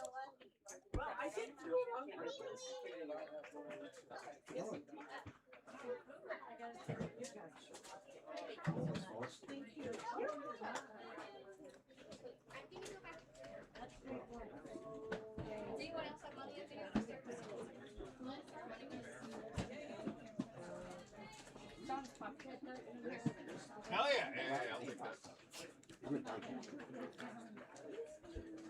See, not a lot of people are stopping at the troughs, though. You know, there's a few people right there getting some sponges on their head, but not like it is in the past where you just have a huge crowd, you know, all around there. Wonder how many people have their own trough. And that trough's getting muddy there. Maybe trying to keep their feet from being. Yeah.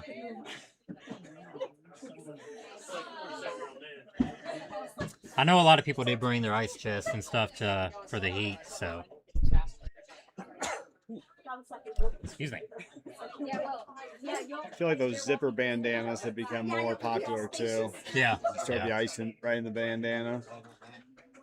That's a one. Those are the dangers running mid-state. Working a crowd.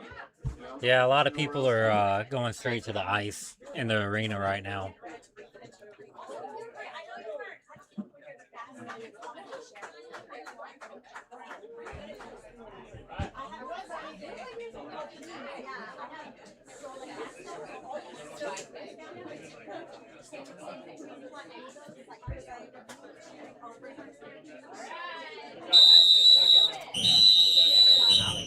Two minutes.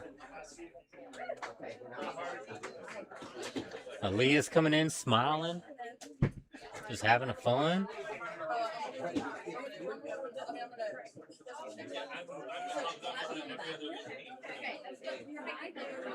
Harvey just got back to his tent. Getting him some sort of purple drink. Looks like a smoothie. Oh yeah. That'll be good. I mean, they'll probably give you a ton of carbs and Yeah, I think getting liquid used to calories too, so you're not chewing and eating all that stuff. Yeah, I feel like definitely training your stomach for something like this is needed. That's the thing. People come in and take in too many calories, and that heat just tears your stomach up. I was always more of a liquid calorie, like just for anything. Yeah. I had good luck with banana pancakes. That's what I've been doing at Tennessee Mile. Banana pancakes? You get banana, eggs, butter, a little protein powder in there, Yeah. So a mix of everything. What'd you do one year that was so weird? Oh, I brought sausage links and mustard. That's right. My crew didn't come. My original crew was gonna cook for me. And yeah, I just thought the mustard for my hands, you know what I mean? Like a lot of sodium, vinegar, garlic, but yeah. Yeah, I had apples and peanut butter and mustard and sausage, and that was the only two. So.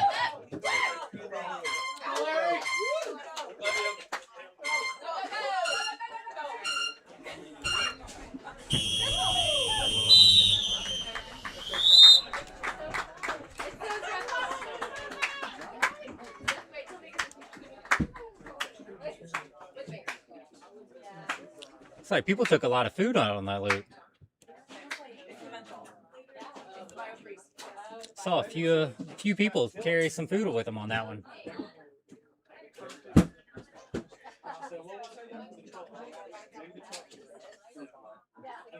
We might not have lost anybody that way. Oh, we haven't lost anybody on a few loops. No, I think we're losing. You just jinxed it. Yeah, You I know.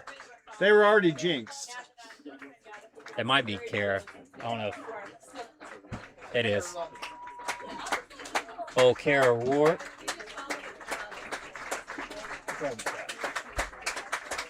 Put us Luke 16 next to her name. 16 next to Kara. Yeah. 7th time running this race.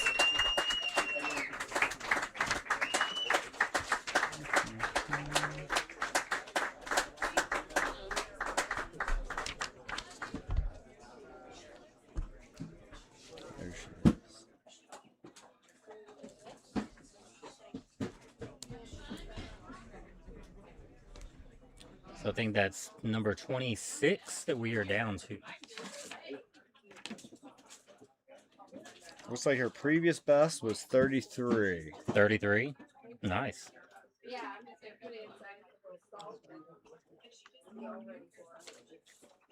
Let's see how quick the other runners come through. All right. Oh, no. Is that a kid? That's a kid. Might be a runner. No, that's a runner. Yeah.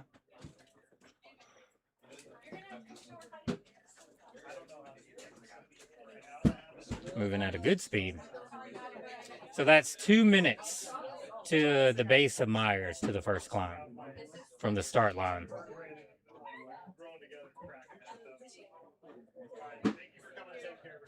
Kale looking good. All right, we got a good field this year. Oh, perfect. Watching the live stream. All coming through.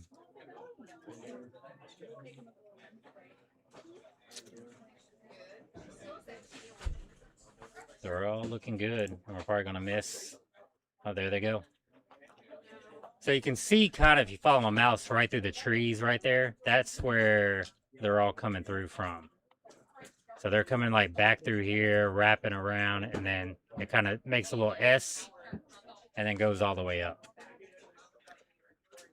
And then from right past the camera, then it's just straight up. Chad is not in this one.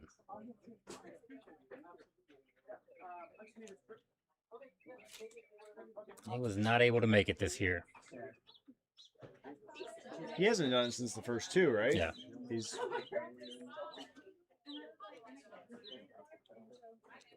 Yep.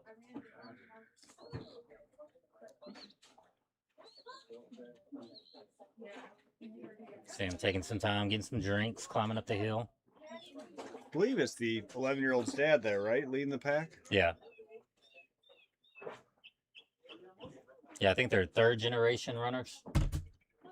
Like his dad and then the kid all running the same race. That's awesome. Yeah.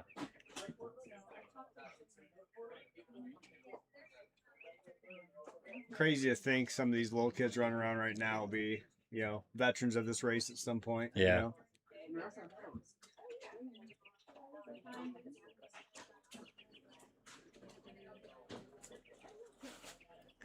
Yeah, we're thinking the internet issue. We have so many people out here just watching and hanging out, and we're having to do cell phone Wi-Fi, and I think it's kind of messing up a little bit. So we're working on getting a Starlink put up and switching that over for us. So hopefully that'll help the cameras. Friction Prescription, which is our awesome sponsor, they brought one, and then Gabe Cross has one too.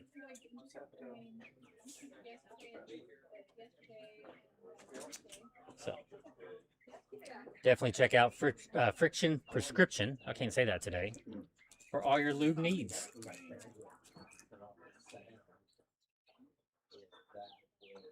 Harvey in the middle of the pack there, surrounded. Mm-hmm. No, Nicholas, who won last year, is not in it this year. I don't know what he had on his calendar this year, but he was not able to make it.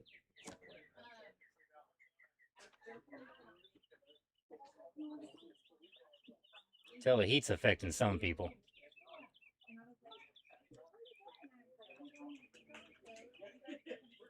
More and more hands on the hips. Yeah, you can see Harvey kind of stiff as a board and a lot of people swaying.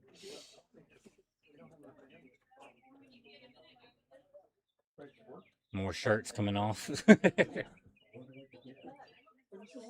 The course record is 133. 133 miles.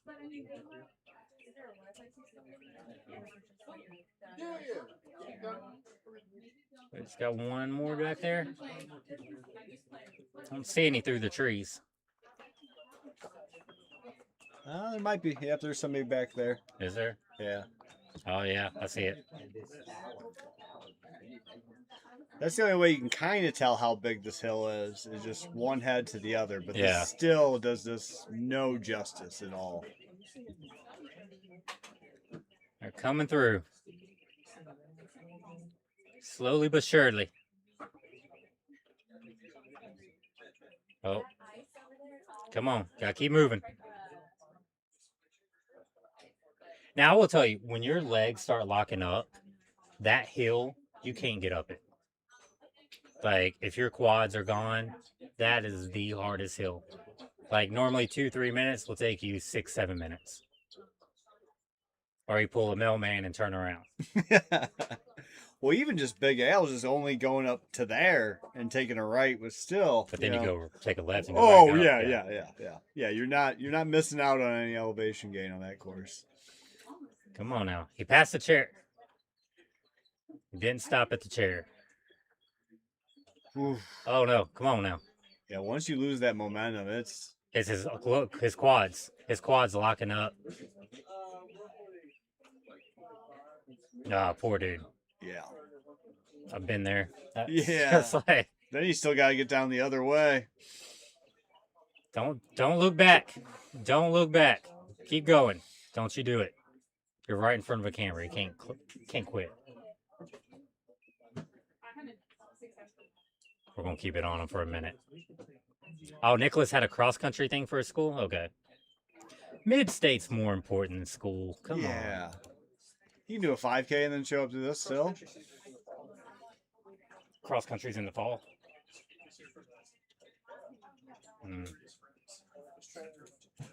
Yeah. It is painful when your legs are locking up and going up that hill. It really is. Every step is just excruciating. Yeah. It's hard to get momentum to push yourself up. And then the worst part's got to come down. It's kind of easier to go up than Oh, yeah. like that too. No, once those brake muscles, I mean, Yeah.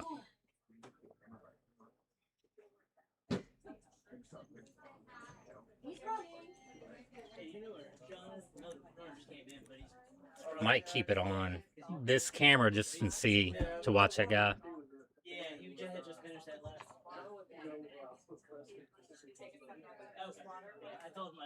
See, the front pack is looking good. Small steps going down. He's going a little fast, but still shuffling. Not really slamming their legs down. Here comes Lauren just flying down on the right side. Just bounce out the trees. well, I was out there putting on that signs for the camera, and I wasn't sure where to stick it where the runners could see it, but not in somebody's, you know. Look, 9-minute loop? Did someone run a 9-minute loop? There's a guy who just came in. He had King Hopper. Oh. Oh. So was that from the last loop? Oh, okay. Yeah, I watched him hop around. So someone blew out a quad that just came in not too long ago. We'll have to get the name for that one. But that's exactly what we were just watching on the screen. You know, the quads going out. Walking in San Fran does it to you. We got good training then. Need to get out here. You got all the hills out there. A lot of backwards walking and training was probably when I was in the best shape. Yeah, I did that on the treadmill. A lot of, doing that. Sled pushes. I'd throw a bunch of bricks in a wheelbarrow and just pull it backwards in my yard. And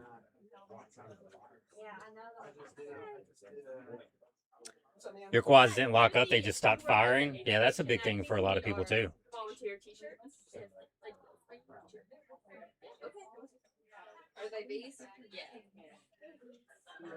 Blue ones are this year's. Green ones are last I year's. have the green one actually. Still a good amount of people coming down.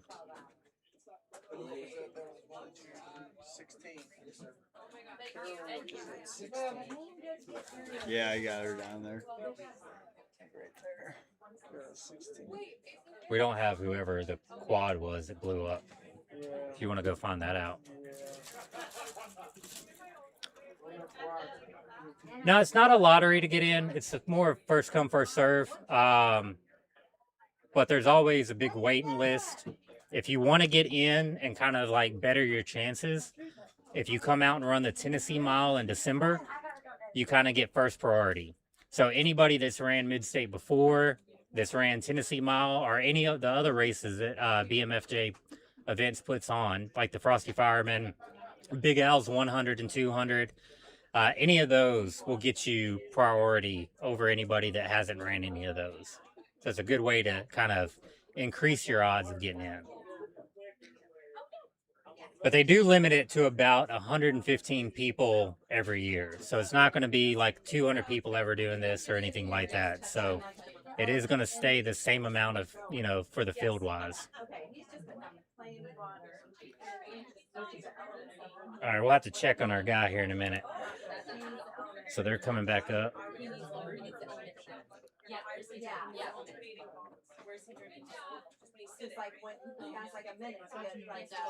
It's almost a semi-invitational or something would be the. Yeah, semi-invitational, yeah.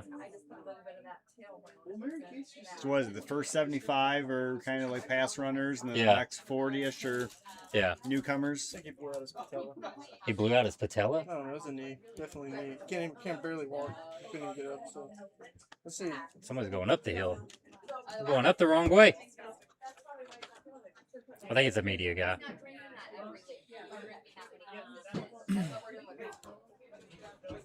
Waiting on a runner.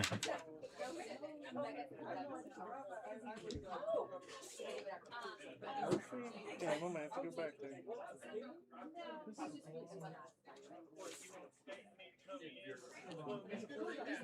I feel like the hills had got more shade over the years. That seems to be filling in now.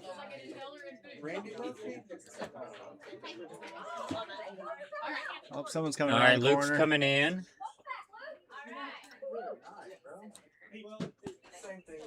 See if he's in. It is more bang for your buck doing the Tennessee Mile, I think. I mean, because if you sign up for 40 hours, you're guaranteed 40 hours out here. Or here, you know, you might be an hour. Right. So if you're coming from out of state, I would say Tennessee Mile would definitely be more bang for your buck. He's moving. Got 6 minutes to get back. Okay. Also about 30 degrees cooler for Tennessee Mile. Yeah. Which, Yeah. Usually the temperature average is about 50, you know, somewhere around that range. Could get cold at night. Sometimes it doesn't. It's Tennessee, so it never. And the cold rain ain't the best. 35 and rainy is about the Yeah. not the temperature you want, but Yeah, ice packs are definitely becoming more and more common for all the runners now. Everybody's putting ice on their head when they come in. Dumping cold water on their head. Putting ice in their armbands, down their chest. I know with Aaliyah, every time she comes in, she has a big ice pack that she puts on her chest while she sits here and gets her nutrition and calories in.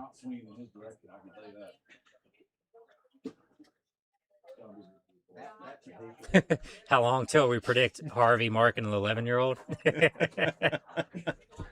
Look, if that happens, I'm going for the 11-year-old. I will be a biased host. Yes. So that was 16. Those other two already have enough Instagram followers. yeah. You know, that 11-year-old needs to. You got time to drink a Fresca that Luke. I'm still waiting on my Fresca.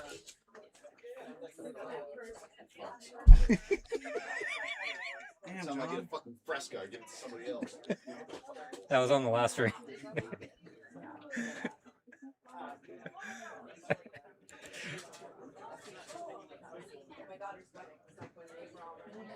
He did, 'cause Tony took his other one. Oh yeah. Well, he said something about it, like he was offering. Yeah. He's like, See, there's the move. You're keeping your feet dry, but Look, I'm drinking a hot water over here. I just need some cold. you want a cool one? You want to put my cooler? I've got a cooler. I've got a cooler in my phone. You got a cooler? I do. I didn't bring in ice. I mean, I've got a cooler. Because I was like, I figured I'd just throw some stuff around here. Like I knew they would have one back there. Do they have one back there? I think so. Jins usually does. No, last year's winner is not out. He's not out here today. We're just back there watching other videos. We are 5.5 hours in and only covered 17 miles. We haven't even gotten into. We've barely gotten into a long run. Yeah, we're a training run right now. Yeah. We're at a training run. Just a training run right now. People can't finish a training run. People don't even hit the wall of the marathon at this mileage. Somebody came from 3 states over to not even want to train. We'll start that attitude now. That's what we were saying on the live stream. It's more bang for your buck in December, because then you're guaranteed to get, as many hours as you signed up for. Yeah, like don't watch. Yeah, as long as you don't get hurt. Yeah, and there's 7 or 8 different runs Tennessee Mile. You got 3, a 6, Levi an looking 8, good. 12, 24, 40. I think there's Yep. more than 1 8, right? There's Yeah. a nighttime. Midnight. Yeah.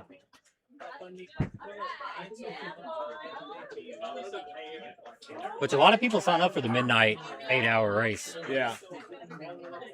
It's just a cool start time, like. Yeah. Finish with the 40 hours. Yeah.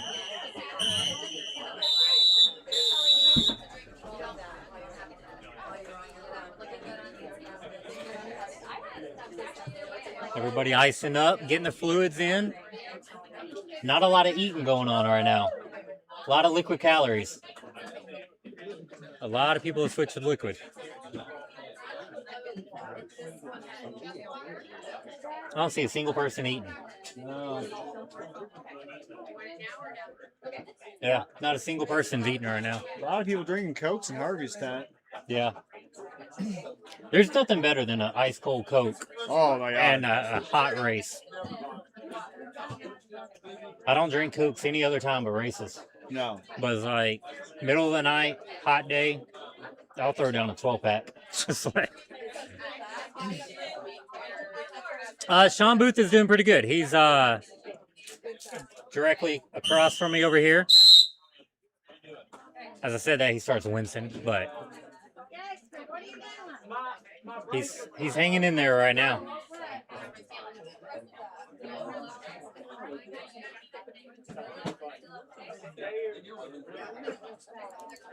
Let me. Oh, we got connection failed. Okay.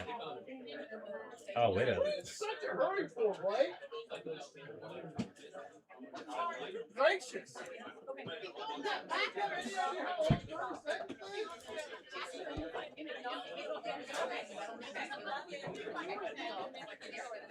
Hopefully I didn't mess that up. We added a new camera, so I'm trying to get it up in there.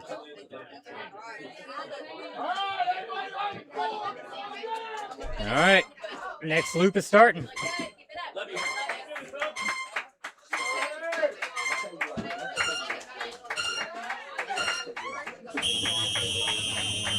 And they're off. There they go. Still a lot of people. A lot of people.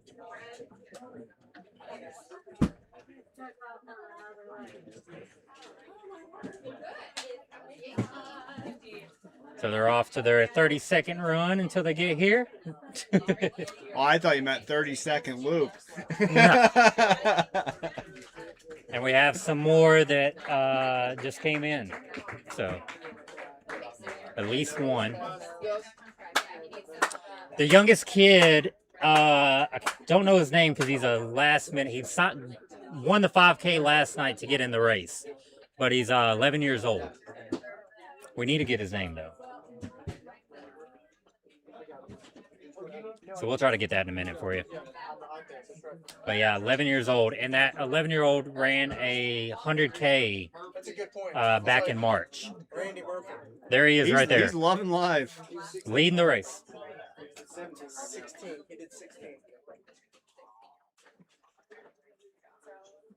If he gets to poles, the 11-year-old. There's sticks out there he can grab. You'd have to. Yeah. He used me yesterday for the 5K.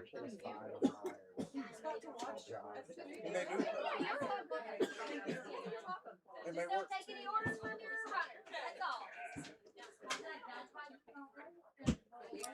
We need to find out his name. Which one? The kid. Is He's it not? no, because he That's won his last mom night. there, right there, across. Got some people at the crossroads cheering him on. So people are allowed to be at the crossroads to cheer people. You cannot give any aid, talk about crewing, anything like that. So, but you can go out there and cheer people on, kind of see how they are. Get a view of the hill, both hills. Well, actually, all three hills right there. You can see. So it's kind of a good little hangout spot for the race. Alex Paget, Jacksboro, Tennessee. Alex Paget is a 11-year-old kid. From Jacksboro? Jacksboro, Tennessee. I think that's East Tennessee, isn't it? I don't think we are. What's that name? 17 mode. I know how that goes. We're ready. All right, I might have messed up the camera switches. So we need Myers next. I added the Widows 1. Oh, yeah. Y'all are welcome to end it. What's that one's name? Still coming through good.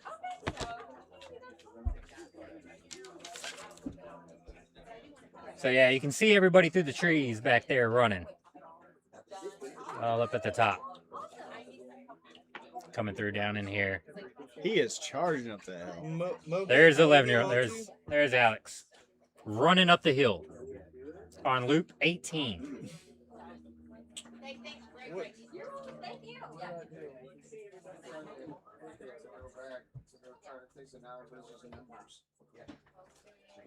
What's the number of loops that they? Oh, Dude, if I'm running up that hill, you count my days. Especially at loop 18. view by. Alex runs a lot of the ECA races. Oh, nice. Yeah, we know he's been throwing down and doing a lot. I know he was out here at Big Al's doing a lot of loops with people this past year. I think he's got like 30 on that course, maybe more than that. And that's just as much elevation on this one. So I think it's like just a handful of feet shorter per loop or per mile.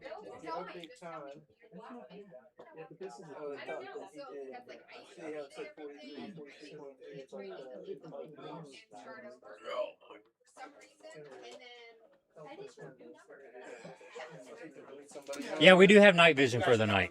We do. Yeah, about 30. About 30 of them. And we'll try to turn up the brightness a little bit, but you'll definitely see, headlamps bouncing around and some other good ones. Bracelet or no? I don't think we have. Moment? Moment didn't have a bracelet. He didn't have a bracelet? It fell off. Do we have another bracelet? Let's look at the bracelet up here. Yeah, just go get an extra. You can make them one.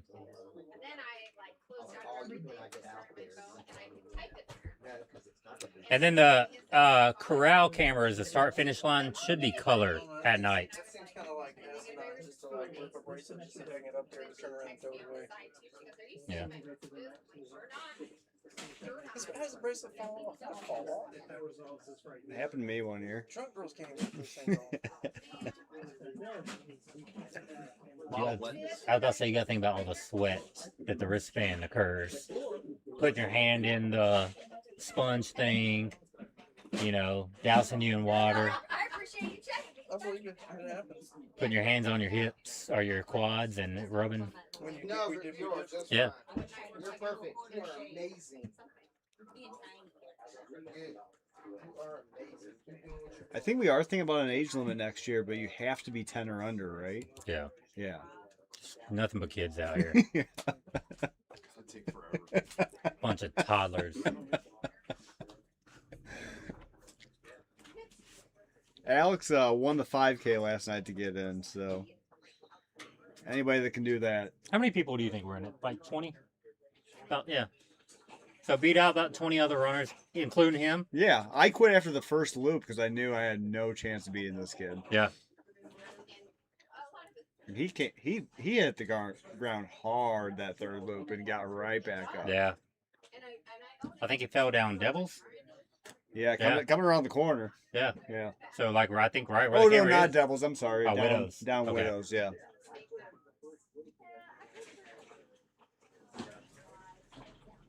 It's about 30 seconds behind. What was his time? He did it in 30. I think 35 minutes. Yeah. So about 35-minute 5K, which is honestly fast because the record out here is 26 for a 5K. And that was set at the Frosty Fireman 5K, which is in February out here. So it's very cold, miserable for that one. And throwing down a 20. Look at Alex. He go. is flying. Good Lord. Preferably what they call marine gas or no ethanol is better for the small engines than Like, I'm a little jealous. but we're Just gonna being run able to. it, and we'll run it out. So it's not like it's gonna sit in there. Yo, thank you, Tracy. I really appreciate that. Whatever y'all decide, or if y'all want us to run it, Share away. We appreciate all the shares, all the likes. Don't forget to subscribe as well if you're not I don't know, subscribed. Phil will probably be looking for JP8 or something. We got a big crowd coming No, still. that's not that we need mo gas. All right, Steve, I'm ready to sit down. Okay. Now my military experience.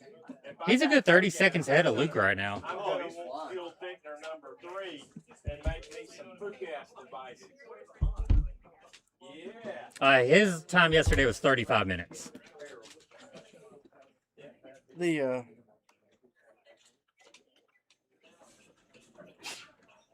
Welcome back. Thanks. Yeah, it was a great break. It was a good break. Just to be able to stand up for a minute. Stand up and walk around too.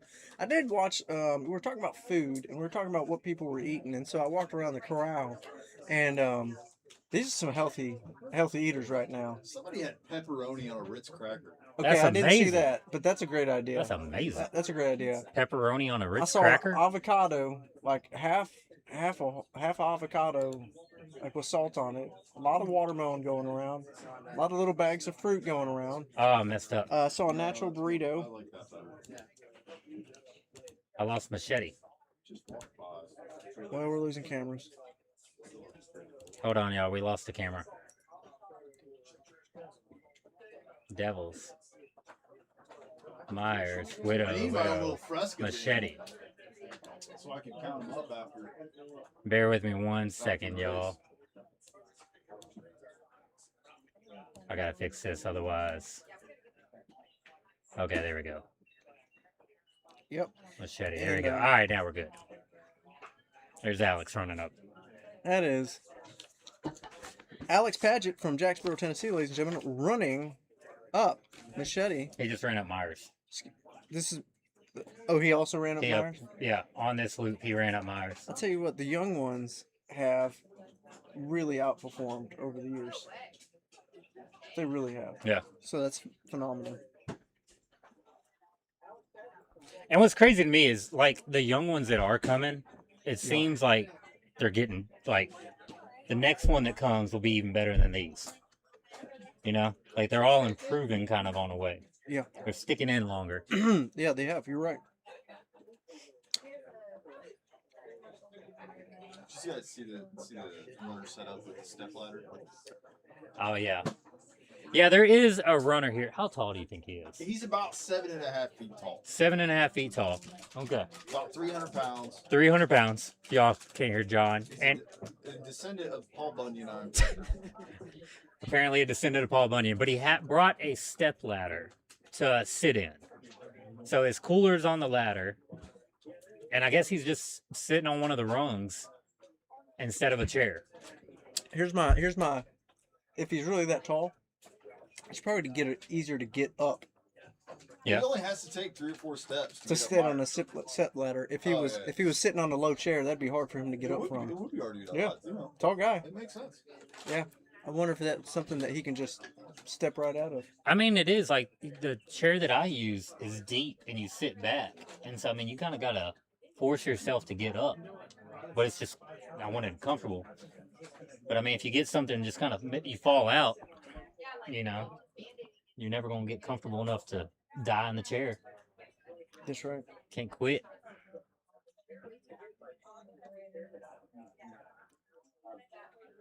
So now that we got a new camera up, let's see. So this is, once they get done climbing this previous one, they have this little flat section that they come through. And so it's a little bit of a downhill. You kind of get in a good mind frame when you get to the top of Machete because you're done climbing and you just know it's all downhill from there back to the corral.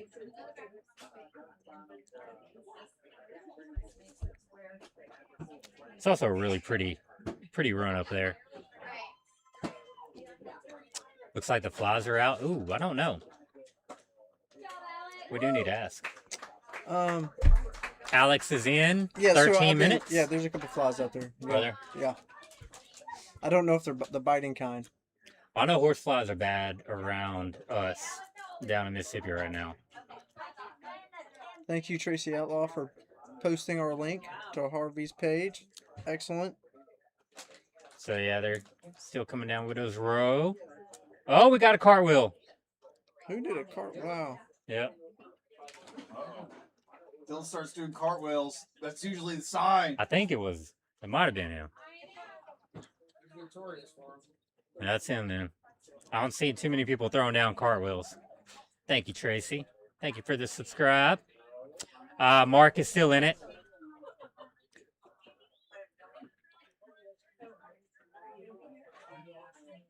Oh, what place is Goggins? Yeah. Last. I don't think David Goggins is in this race this year. I have not heard him. No? Nor seen him. So as they cross this corner right here, they go straight into the downhill. Who did the cartwheel? I think Dylan. Yeah.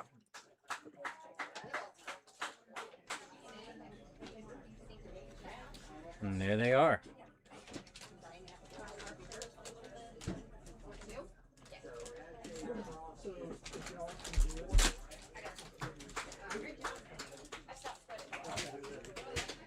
How's Harvey looking? You know, he's looking good. You know, he's smiling. It's much easier for me to fix than someone who He always looks like he's in the game, but he looks like he's moving well. He's keeping wet, so he's keeping himself cool. He's usually dips himself from the trough on his way in, but he's looking good. He's sitting down. He's got a couple of, I'll just call them tent mates that are with him, and they're chit chatting back and forth as they have sit down for a couple minutes. But overall, he's looking good. He's looking real good. You know, we said earlier, we're barely through a long long training run right now. So we're still a couple hours away from a marathon, and we're 6 hours in. Yeah. Hours away from a marathon. Yeah. 3 to be exact. You know, it hasn't gotten dark yet, and we haven't gotten poles out. So 5 o'clock marathon. That's a 9-hour marathon. Did you get my first cartwheel? We all got it. Yeah, we got your cartwheel. We got it, buddy. Yeah. Hey. Dylan just stopped by and we confirmed his cartwheel that we saw on the camera.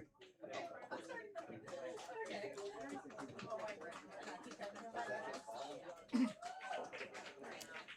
lot of good runners coming in right now. So let's check the temperature out here for everybody. See where we're at. I think that was Harvey and Mark running together.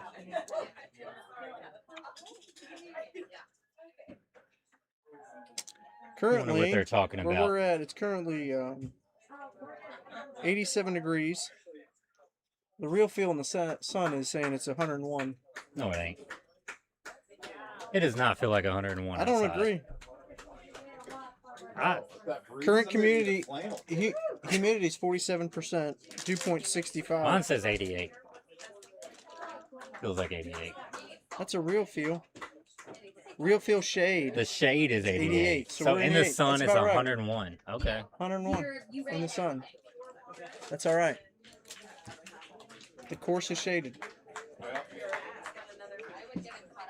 I gotta move. Bear with me 1 second, y'all. Let me move this over here.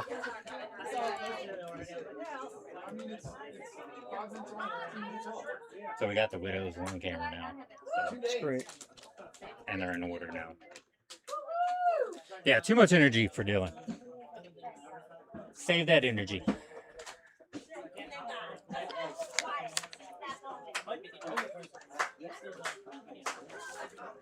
So multiple runners just came in. All of their crew just threw on a cold towel full of ice on them.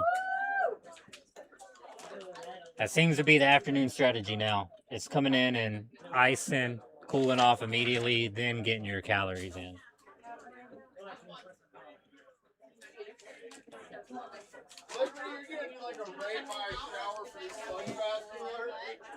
So we had a shout out over there. Somebody with Casey Keltner. Somebody rooting for Casey Keltner from Los Angeles, California. 47 years old. Previously ran a mid-state at 52.8 miles, is the farthest, and has previously completed at least, we know, the Angels Crest 100. Nice. Excellent. Happy birthday, Tiffany. Thank you for enjoying the Midstate stream with us. Hope you have a good one.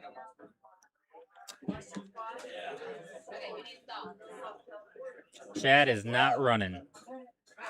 Chad is not running. Has not ran since the last time he's ran. That's right. That's usually how it goes. A long time ago.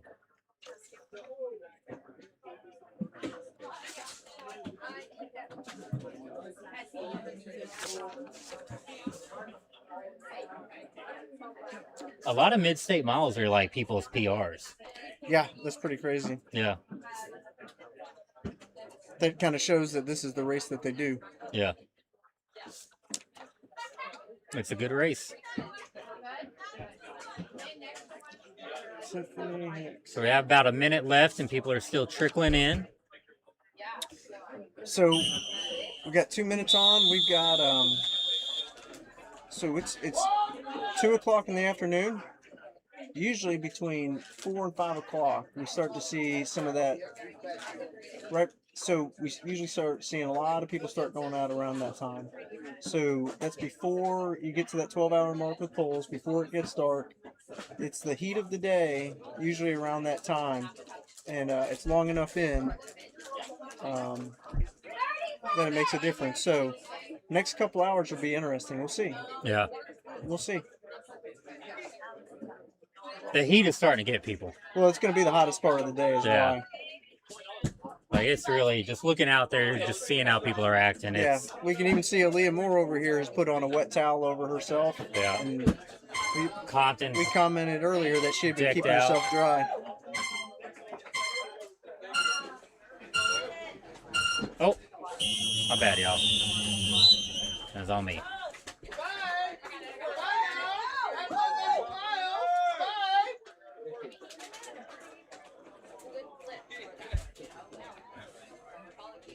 Everyone getting out good?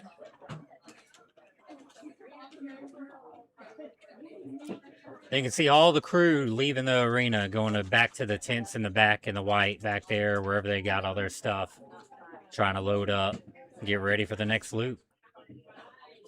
Go take care of themselves, whatever they need to do.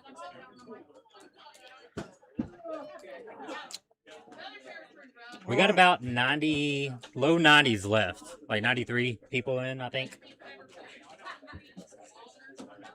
Oh, Compton's still looking good. Trying to stay cool. All right, you want to go through a couple stats on some of the? We talked about who are the kind of some of the racers out here that we think have a shot. Yeah. At making it be the last one, or even get the last one to the end, the next to the last one. So we said we kind of hold some of these statistics, but we got, Harvey Lewis's ultra sign up pulled up right now. We ain't so got that kind of time. We ain't got the time to do it all, but we'll go through just what he's got on ultra sign up, and he maybe have got some other things on there that aren't posted on here. Did you know he did Black Toe earlier this year? Were you there for that? This past year? Yeah, No. 2026. So he was, he did 12 hours. He did 60 miles.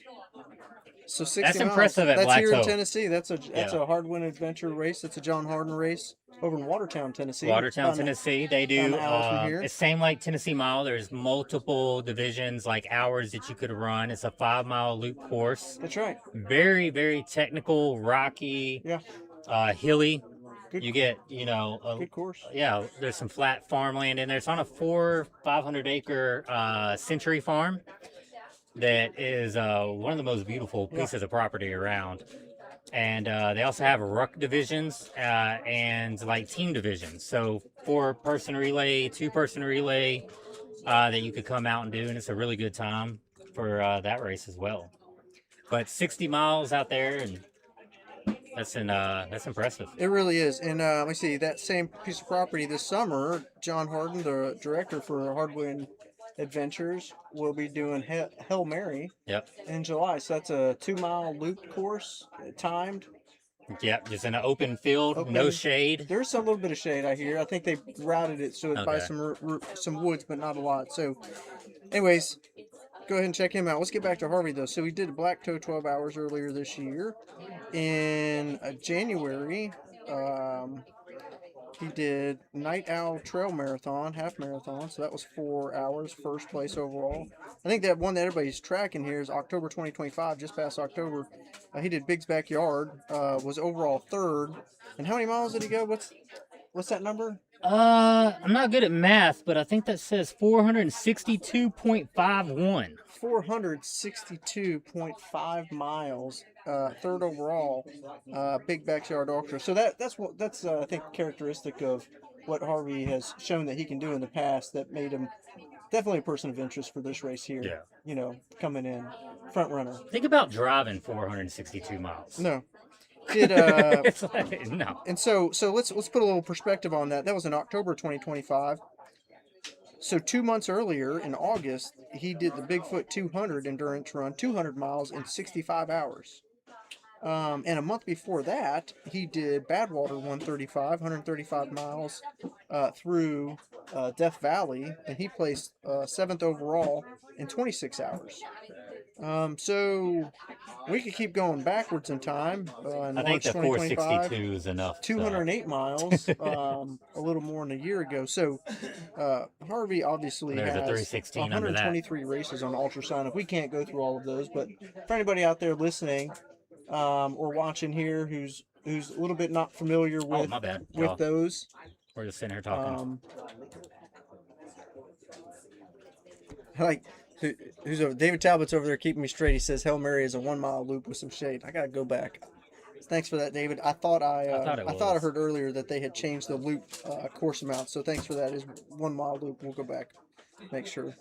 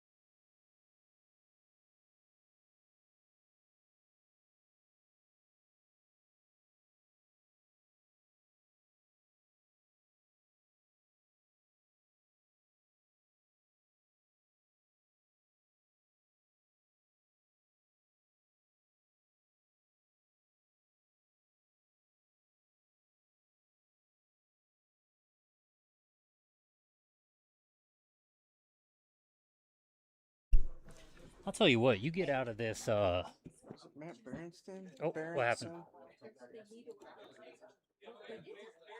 Go back. Oh, they're past that. I think we lost the camera, y'all. We lost it. Yeah, I think we lost Devils. Hey, can you tell Forrest we lost Devils? It is hot when you get out of this little canopy. Yeah, brother.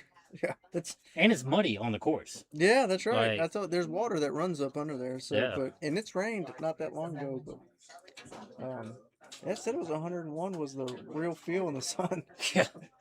I walked out. I was like, I'm kind of comfortable back here, but as soon as I walk like 10 feet, it was like, woof. So you'll hear John yell at everybody about getting up and getting into the corral. Okay. Yeah, we're cameras down on Devils right now. So they'll stay in that corral area, but this whole, they'll stay under that shaded area, and John will yell at them to get out of there. And so this whole corral area is mostly not shaded. Yeah. It's just in the sun, except for you can start to see that our canopies and the trees are starting to cast some shade over there. And I've seen runners right before that 20-second mark, you'll see them come out or standing in that shade area. So it's kind of getting crowded in that shade area because you don't, after just doing that loop, you just don't want to stand in the sun there for an extra 30 seconds. Yeah. You know, like I said, it's 101 degrees there, but it's 88 in shade is the real feel. That makes a huge difference. Harvey loves races in Tennessee. Tennessee really does have some great races. Like, they really do.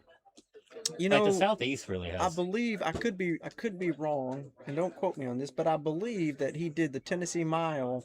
He was attempting to get a certain number of ultra runs in or ultra miles in, and that Tennessee Mile was in December.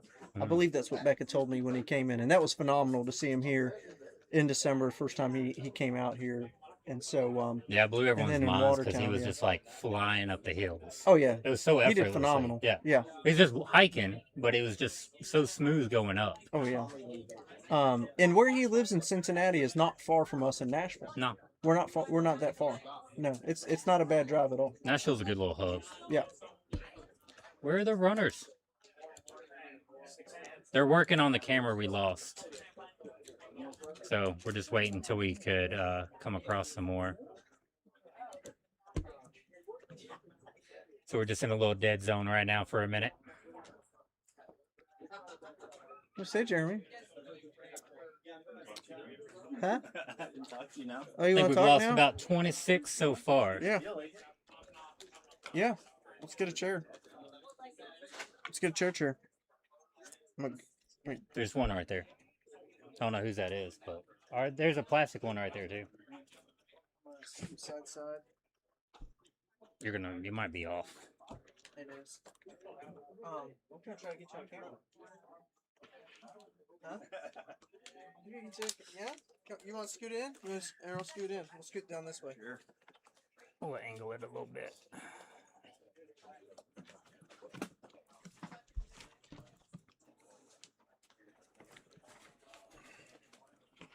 Scoot back. There you go. All right, so we've got Jeremy Kading with us, who has ran this race every year. Mm-hmm. So give us some thoughts on how this year's going. Great so far. It's been warmer than normal, or not as ridiculously hot as compared to previous years. Temperature's been good. Everybody seems happy. Was it a lot cooler out there? Yeah. The trail's good this year too. They put a lot of work in the trail. Looks like. Looked pretty manicured when we walked down it, especially at the start area, kind of going down to the creek. Yeah. The creek is good. The creek's not real wide this year. A lot of times you have this big, wide area of the creek, and your feet get wet as you go through. And it wasn't too bad. Is that Luke? Yep. Okay. That was Luke. Finally got the runners back. Somebody asked earlier, were there any horseflies out there? No, the horseflies haven't been out yet. It usually takes a little while for the horseflies to find us. Like towards the end of the first day is usually when they start. Good point. So probably this afternoon they'll probably kick in a high gear, maybe. If they're going to be out there, yeah. So we're talking earlier about some of the strategies. One of them was cooling strategies out there. What was your What was your strategy for cooling to keep cool? And ice bandana. Ice bandana. Ice bandana, definitely. Yeah, yeah. Did you also use the community trough? Yeah, the trough was a little better so far this year. Everybody's been kind of dripping out of the trough instead of dripping right into the trough. You know, that's kind of a learned thing that you go, oh yeah. But it's up a little higher too, so it's not as people aren't as apt to bend over and just. We haven't, like you said, it hasn't been as hot this year as compared. Right. So we've been watching people come in. Not as many people are going over there to it. Yeah. It seems like now, within the past hour, people are now starting to switch into cooling mode. And yeah, I was noticing that it doesn't feel that hot out, but the runners are still hot. Looking at them, they still look pretty warm, you know. I just walked back there and I was like, yeah, it doesn't feel that bad. But when you're running it's totally different, you know. It's just from the effort, it's so much different. Yeah. So the temperature was saying that it's 88 in the shade, but the real feel in the sun's 101. Yeah. Low humidity though. Yeah, and there's basically no sun on the course. So, shaded. I mean, was it hot with the, when you start out and there's that group of 100 and some people over there, is being in the group, does that increase your temperature with having people around you? Does that bother you? It was nice and cool in the morning, so no, it didn't. It was probably about 11 o'clock before it started to feel like it was warming up in there. About 11 o'clock, got really quiet. You know. Are you talking about quiet on the course? Yeah. And you can tell when everybody starts getting hot because it's all of a sudden all the conversation stops and you see people's faces change. And I was about to ask, how are the vibes out there? Yeah. The vibes are good in the front. You know, the front is where most of the people that have run over the years are there and talking and all that, you know. As you get farther back and you get to where people are struggling more, there's less talk. And I didn't notice anybody in the back, like any of the real strong people that you thought were going to be here for a long time. I didn't notice them way in back like Chad did. You know, I didn't. Yeah. It's my last loop that I did. I went really slow just to be in the back. Yeah. And I didn't see any of the big name people that we were expecting to go really far back there. Yeah, Mark was hanging out back there for a while, a couple loops, just chilling. Yeah. And then he sped up a little bit, and seen that with a few runners where they're just kind of hanging out, but you can tell they're just kind of like conserving some energy for a couple loops or doing whatever they need to do to chill, you know. Yeah. Well, anybody that's going to plan on being in for the long haul has got a long ways to go yet, you know. Yeah. And I mean, when it's so hot, it's just hard to run fast. Yeah. I mean, well, there's a lot of runners that too, they'll like throw down 2 quick loops and a slow loop. Mm-hmm. Like, you know, or kind of mix it up just to change it up. Mm-hmm. So, oh crap! I knocked over the whole table. We're coming down Widow's Row right now.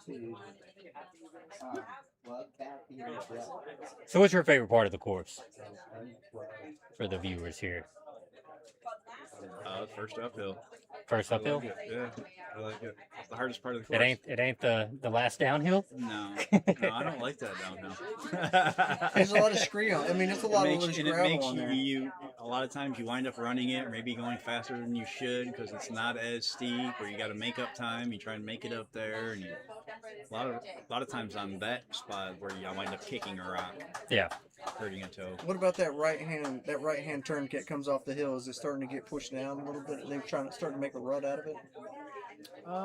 Not too bad. It's discolored now, but oh, here's somebody waving. There you go. Yeah, it's discolored now, but it's not totally worn down yet. So where they're talking about is when you come down this hill, it kind of straightens out right after this little curve.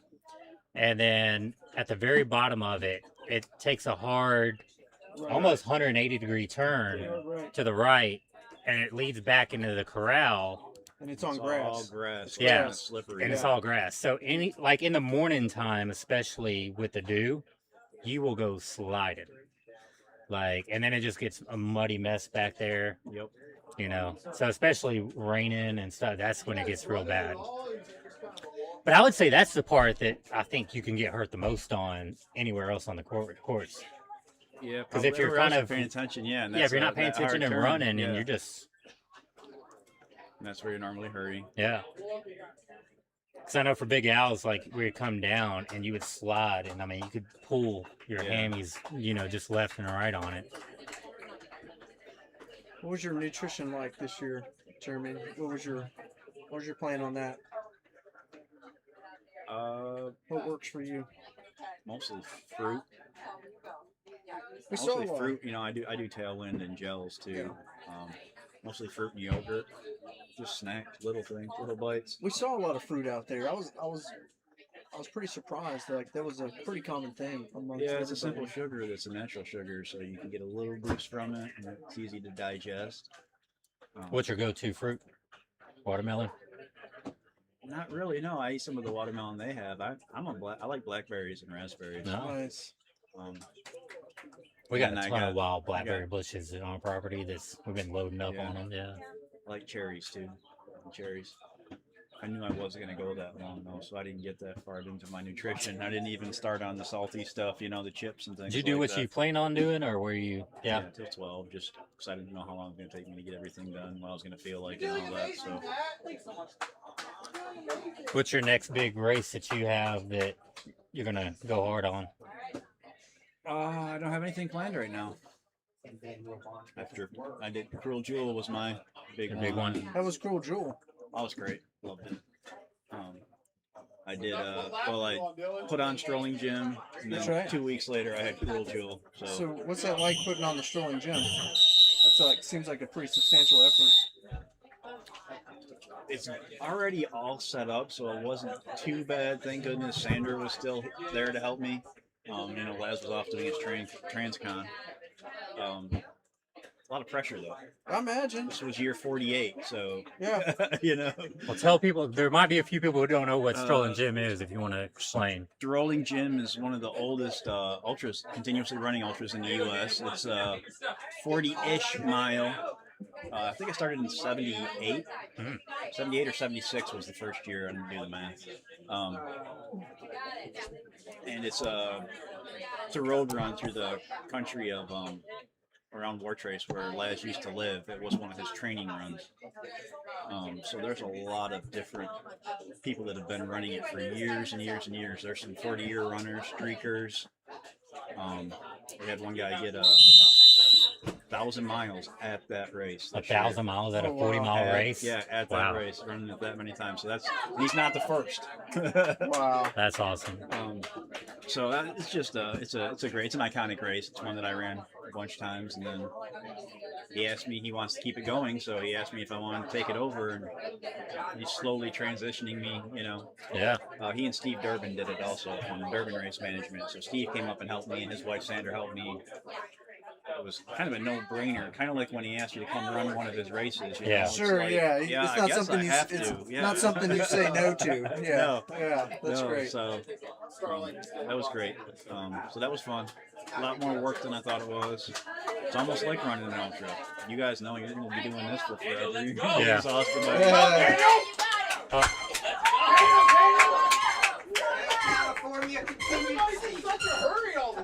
Everybody's getting in the crowd right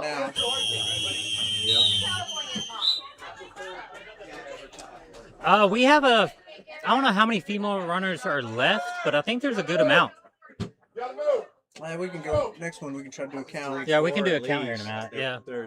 Yeah. Somebody asked, is there a qualifier for this race? No. I mean, did you all just saw that we had an 11-year-old that entered, and then we had a 10-year-old that. No, you 10-year-old. We had a 10-year-old that came in, and an 11-year-old that came in on the golden ticket for the 5K. Yeah, you got to sign up and get in. Just sign up and get in. There is one race you can win and get in. Yeah. Well, two. You could win the 5K the night before, and you could win the Income Last Man Standing to get in. Yeah. Which the 5K would probably be a little bit easier. So, a little less time. Yeah. Less elevation. Somebody asked earlier how many people dropped so far. We're I think 26. 26. Yeah, 26. Yeah. That's a close number. We'll Maybe start at 27, 'cause I don't know about that one. He doesn't have his counted. I got the name over there. I carnage need to thing make up sure. this year, huh? It's right behind you. Oh, there you go. You want to add one? You want to add that one? For the live stream. There you go. We'll let you be part of it. Get to work, yeah. Yeah, It's kind of blending in with the background a little bit. But they're back there. There you go. That's great. That will get bigger and bigger as we go. Oh yeah. What are you guys thinking so far about everything? Oh, we've been talking about weather a lot. So this race generally, you'll get the week of the race, you can get tricked real quick. Yep. And it's usually the humidity. Mm-hmm. Temperature, we are low on temperature and we are low on humidity today. It Yep. was 62 degrees this morning. Yep.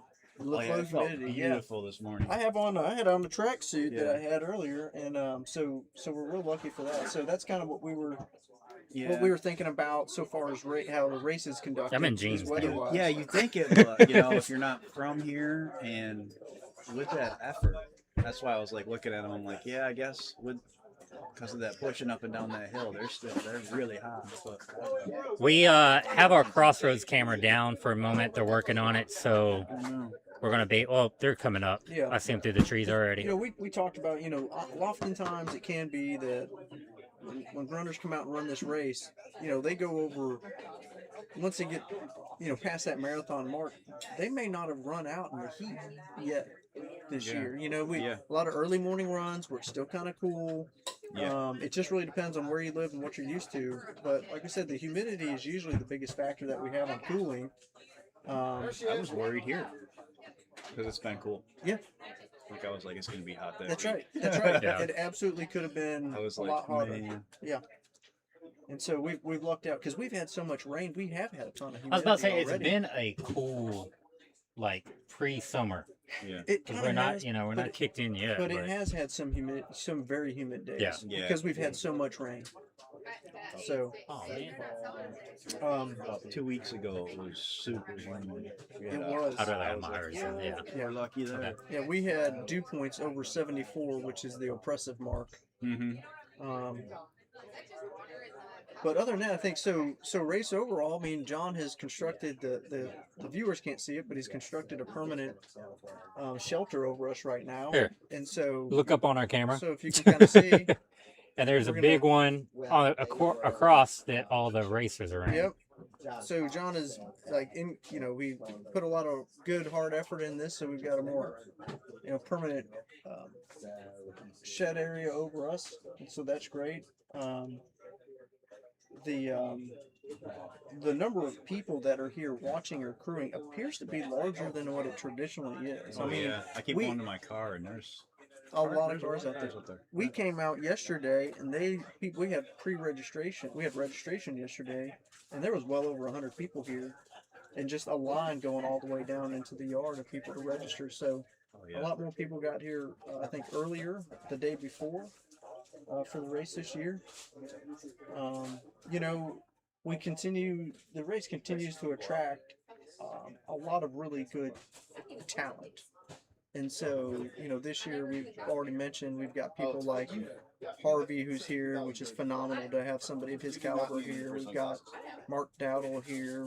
Luke Boschweiler's come back, a big FKT chaser, does great work. Aaron Dana, who at this course has the most miles on this course, not only as a winner, but as a second place. Yeah. He's gone those long, hard miles. He's gone all the way to the end. multiple times. Multiple times. Yeah. So that he knows, the mentality that it brings to come out and do it again. To have gone, the 130 mile mark, 120 some mile mark, and then come out and think you can go do that again. That's phenomenal. Dave Compton is out here. Great times. Dave is and again, it's his runner. first time being an A race for him here. And he said he's said multiple times this is his A race, so don't expect him to come out here just to have fun. So we've got a whole list of competitors out here, different than we previously had. And again, there's always surprises every year absolutely. that you don't, This- not even gonna ever think about, and then they pop up and absolutely in the top 10 and push on. Nobody's Something like guaranteed this, it's a any loop. good one to make a name for yourself too. Yeah. It really is, yeah. Especially with all this coverage. We're gonna make a quick little camera adjustment, y'all. Are you not gonna let me do it? I gotta do every individual one. Somebody said Dylan Ledbetter is going 150 miles. All right, we got it down. We'll let him know. Bear with me We'll on let 'em this, know. y'all. Gotta manually do this. Get to see some behind the scenes action. How we're running it. All right, where they at? Myers. So Devils come down.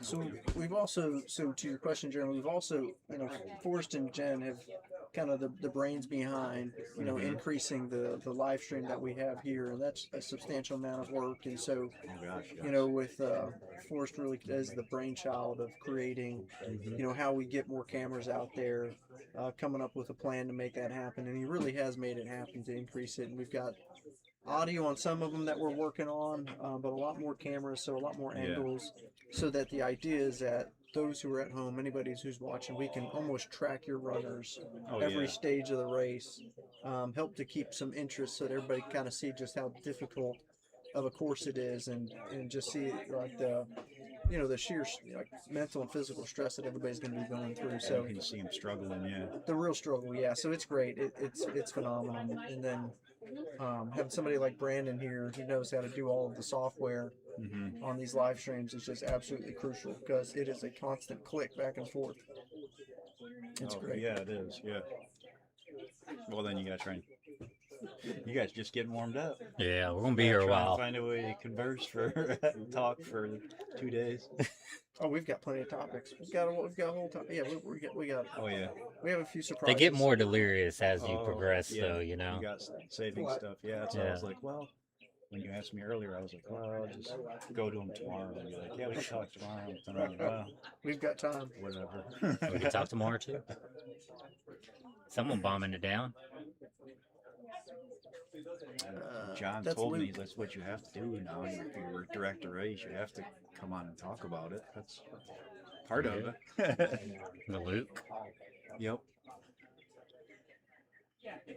He seems to be a little bit more focused this year than in the past, because he's not as talkative, and I mean that might happen late race. I didn't ask him to see. I mean, and he's saving stuff for tonight. They're already discussing that. He's saving his stories for the dark and stuff. He's got them all planned out, and he's going to tell the same stories. And he's actually said, he's like, yeah, my wife is here to confirm some of them. That's great. Get her side, or you can see her afterwards for all the goofy stuff he was doing or whatever. For those on the listening in, Luke Boschweiler is notorious for telling stories, and some of them are like ghost stories, like nighttime stories. So he's got ghost stories, bear stories. Oh yeah. So Stormy, great storyteller. So I guess he's going to save those for the audience that he's running with tonight. Hopefully he'll need to slow down if he wants to tell a story though. So hopefully he'll slow down and. You have to be around him. You got to go his pace. Yeah, you have to go his pace to hear it. Yeah. He'll adjust it a little bit to be around the group, but you got to stay with the group. I mean, he's been constantly 13.5 all day. So. Yeah, he has been cruising. Yeah. Well, he said he's a downhill specialist. That's what he calls himself. Look how fast. Cruising the downhill earlier. They're doing pretty good. Yeah, that was Lauren Hendrickson coming back again. She's still out there. Doing good down there. There's a good female race going on too, Yeah, like that. Good 4 or 5 at least left. Yeah. We're trying to get some of the names. I know Aaliyah's still out there. Yeah. I know Sarah, Amy's out there, Aaliyah, Lauren, the short-haired. I should know her name. It's 5, 6, I think, out there. I'm gonna say 7 or 8. Yeah, we can count. I've already lined up. I haven't ran Franklin actually. Yeah, I'm gonna have to look and see. That's a lot of counting. I haven't. There's still a lot of names. You need I haven't crossed them out yet. At least 35 more hours to go. Yeah, at least. Yeah, if you could print it out. Thank you, Tracy. Yeah, Tracy's on. Oh, hey, Tracy. Yeah. Thanks for that, Tracy. I will. Yeah, that's kind of the benefit of that loop course is that you got Cat 5 cable 300 and some feet long, but you don't have to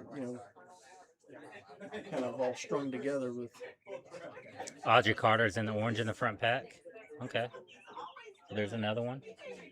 So we got a good amount. All the kids slow down a little bit. That is. Did you see him? I didn't see him. Yep. They just passed. Yep, that is. Sorry, thank you. I think we have at Alex least Paget. 10 females left. Minimum, I think. Wow. What's up? I think we have like 10 females left. Oh yeah, there's a whole gaggle of ladies out there. I knew when you were going to ask John about how many that John probably has not counted. I haven't counted anybody. You would think that our sheet of paper here would say male or female, so going off names, I'm not really sure. Several cases. It's 2026, man. Guess. Casey can go either way. Whatever you want it to be. What is gender really? A human construct. It's like miles, elevation gain, Yeah, time. it don't matter. Time don't exist. These are all things man made up, like the weather. Got any Kashi bets on the final lap count? Oh, bets on final lap? Like how many laps we're going? Is that what he's talking about? Yeah. I'll probably do at least one more. I'd say One at more, least that's right. 2 or 3 more. I guess it would have to be at least 2, wouldn't it? Yeah.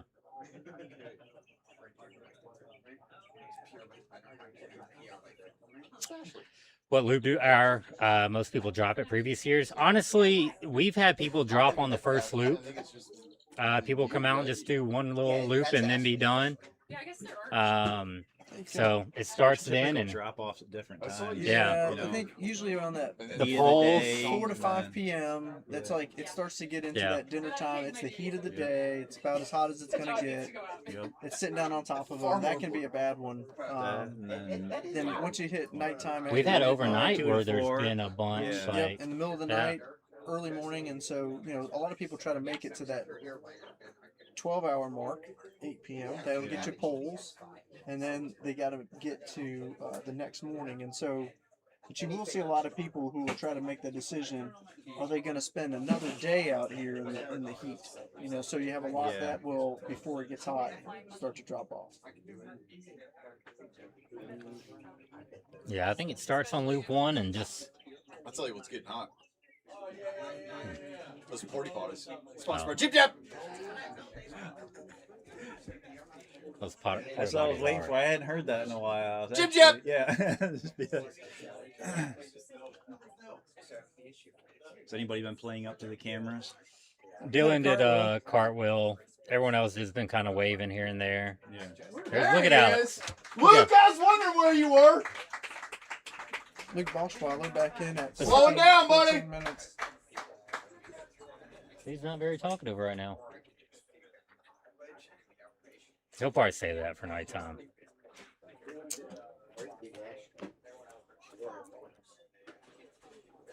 See, everyone's looking pretty good, though. Yeah, what we've got out on the course, looking pretty good. I mean, on these hills, we say it's, a little bit of is like you got a couple gears, you got to put it into that low gear and just start climbing. And climb however you climb. A lot of people do a short, deliberate step, try to keep your heart rate down, whatever it is.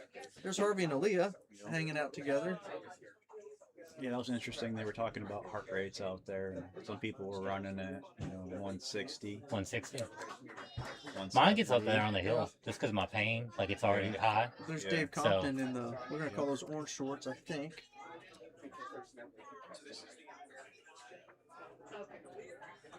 Yeah, I wish Jeremy would have spent more time suffering out there, too. But we wouldn't have him. I don't know why he wouldn't. To talk with right now. We would not have had him. Tracy. Yeah. And the thing is, he knows he could spend a lot of time out there suffering, but chooses not to. Yeah. Happens sometimes. You gotta fix that. Real quick. Man, I was just gonna say something nice about Tracy too. As I was drinking my coffee this morning.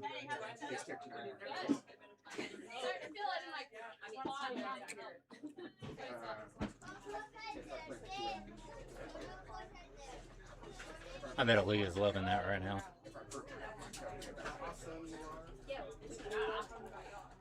Yeah, somebody said they can't run a mile and they go to the bathroom in 20 minutes. That's a big issue for a lot of people. Here is an issue that is talked about. It's known for the runners who stayed out who had to do that. So sometimes it's not, at least in my personal experience, you don't go when you feel the need to go. You have to wait until you absolutely have to go. Yeah. And so that when you come in on that loop, if you can make it, it's the last loop that you can make it without having an emergency. And then if you have poles or not poles or whatever compression you have on, you've got to do a couple things. One, you got to get all that off real quick. You've got to go, and you've got to do your wipey wipe. Yep. And so planning out That's your the wipey most wipe important thing, is yeah, great. is the You've got to wipe, do a good wipe. Yep. And so if you can have Yeah, like you can't do a crappy wipe. Nope. So and there have been people that have been stuck in the porta johns and they missed the loops. It's relevant. But I've noticed some quality control with the perforation in Charmin lately. Quality control, that's right. Oh yeah. Like the squares aren't separating efficiently as they need to. Wow. And I think if you had that, You gotta go to Angel Soft. but if you had a perforation separation issue on your poop loop, it could be disastrous and messy. Yeah. So you wind up ripping the whole roll off and just using that. Yeah. I believe it was Wadded up in there. last year or the year before, they had a runner who had kind of the trots. And so every loop they had to go. Yep. And they had a crew who had to stand there and hand them the toilet paper. Well, They knew. That's where it's interesting, your diet, what you eat. And that's why I don't eat a really bulky food, because It's got all the fibers got to go somewhere. yeah. But I mean, there's been people that have missed cut off, like they've gone in there and couldn't get back in the corral. Yeah, can't get back in time. Yep. They sit down and can't stand back up. Yeah. Like wiping takes too long, whatever the issue is. But It's a every year we lose someone to the porta johns. I think every year. Yeah, so and those that have been messed up by it or learned the hard way, toilet paper's not the best thing out here when you're all wet. You kind of need to have planned and have like a wipe with you. Kind of wipe, something more Either you brought it substantial, with you and you know you're going to use it, or Yep. somebody's going to be there and they're going to have it. You know, a good crew member will try to help have it there for you. Yeah. guide you into the open porta potty so you don't have to choose. Grab your poles, give you the wipe, and let you do your thing. But you may be, so think if it's a 20 minute loop, if you go 3 loops wondering if this is the loop to go, you just suffered for an hour. That's what I'm amazed at. part of it. The efficient runners. That everything's efficient. That's right. The people in front, the winners, they're efficient at everything. What they eat, everything. That's right, Everything yeah. they do. That's what it's all about. Is seconds. Seconds matter. So what do you think's the key to doing well in this race when it comes to that? I think the hardest part about this race is, well, the physical is really hard, but the emotional toll it takes on you of this 20 minutes, 20 minutes, 20 Yeah. minutes, 20 minutes. And all you get is 3 minutes. Every time you come back in, it's almost like an anxiety. Like Stress test. Yeah. Yeah. Like boom, boom, boom. Every time you got 3 minutes. You forget, like, it took me 3 laps to change my shoes. Yeah. And they were warmed up, stretched out, and they were loose. And every time I would forget until I was back going down the hill and my toes are jamming in, the top of my foot's Yeah. getting crunched, and I'm like, oh yeah, try that again next loop. You know, so I think that's the hardest part about the race is the pressure cooker, just like crew. This is a hard race on crew too. Yeah. Yeah, we were talking about earlier is that you're not sleeping, crew's not sleeping. I think some people who haven't done this, you talk about like you're going to have a sleep rest plan. Yeah. Even if you're like Luke and you get in with 7 minutes, Yeah. if you can fall asleep in 60 seconds and sleep for 2 minutes, that's phenomenal. That's great if you can. Well, just like trying to eat a meal. That's you right. can't eat a meal. Who's going to eat a meal in 5 minutes? And if you're eating a meal in 5 minutes, and you're trying to eat once every hour or 2 hours or 4 hours, Yeah, that's right. where's Well, that I will gonna go? say, Eric Keenel, Yeah. when he won it, Yeah. was eating a whole like sheet pan of lasagna. Yeah. He was eating yeah, if like you learn to full eat- on, like it was Well, nuts. if you learn to eat a couple bites each loop, Yeah. yeah, That's right. yeah, but you got to realize that's how you have to do it. It's going to take you an hour to eat your meal. You can't eat it in one loop. Well, So we got one more coming so out. because you have to take a 20-minute break every Safe. 12 hours. Yeah, That's a you can great eat your meal then. That's a great opportunity to eat. It's a great opportunity to sleep. It also forces you that's your only opportunity to do it. And so Yeah. for some, if your 12-hour mark is at 8 a.m. and that's out through the night. If you took any caffeine or something like that in the middle of the night to keep yourself up, come 8 a.m. you may not be able to sleep. That's the interesting part too. You Yeah, may is not be that able your to. Circadian rhythm has been thrown off somewhat. yeah your That's me though. just I'm like 8 thinking, a.m. 8 p.m. too. yeah. If I'm going to sleep, like I have to be under covers and like Yeah. want to go. I can't just lay down and crash I'm gonna unless I'm fall, that I exhausted. fall asleep. My hardest time is most people's 2 to 4. Yeah. If they had a break then, I'd be out. Yeah. At 8 a.m. It's like if I go past Push my through all bedtime, that. I'm good. Yeah, you push Like, through all that. Yeah. And then the sun comes up, and you're like, all right, I'm Yeah. good for till the next time. And then they say, okay, stop. That was the best though. What, the first year they were like, can we skip that? Yeah. Yeah, the first year they tried to to. howled about it, and he was like, and then we were like, you know what? No, that is part of the race. Yeah. You gotta do it. You have to stop, then you have to get everything going again. And that's tough for a lot of people. A lot of people only make it a lap or two after. No, because those legs just stop, man. Yeah, and they don't want to do cramping up or anything. whatever, they're sore, and they're like, wait a minute, I can stop this pain and Yeah. all this, and they do a lap, and they go, oh, I don't want to get back into that.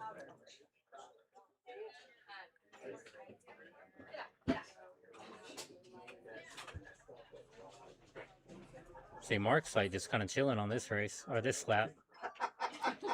He's kind of last one to go out. He's smiling though, so which I think that's good. Like, has if you're not needing a lot in between loops, just take it easy. Save that energy a little bit. Oh, he's behind. Yeah, exactly. It's a long haul thing, you know. We'll try.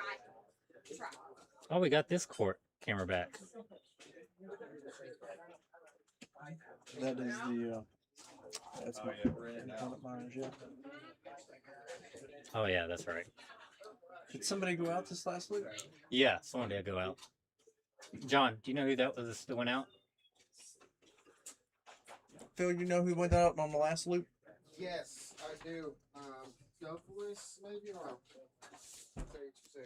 Jason Donald Jr. Bid number 31. Thank you. 20 laps.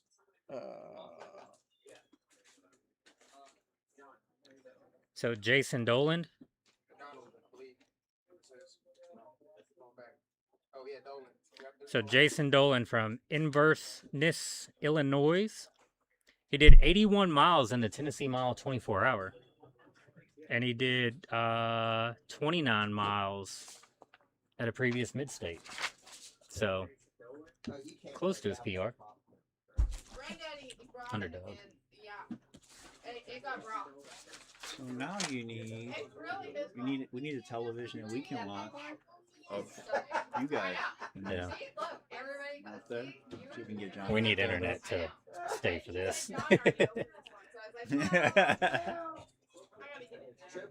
All the fans over there could be watching the live stream.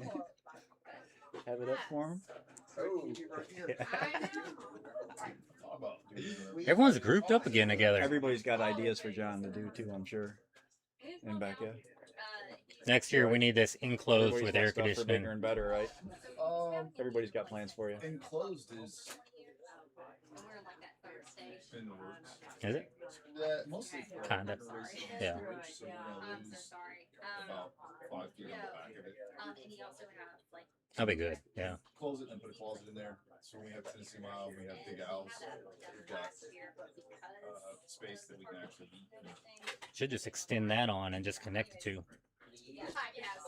I should Move it. I should have moved it. Yeah. It seemed a lot like work. Tractor. You got pallet jacks? It seemed a lot like work getting everything out of it so I can move it. I might do a lean-to in the back of it. And then I will show you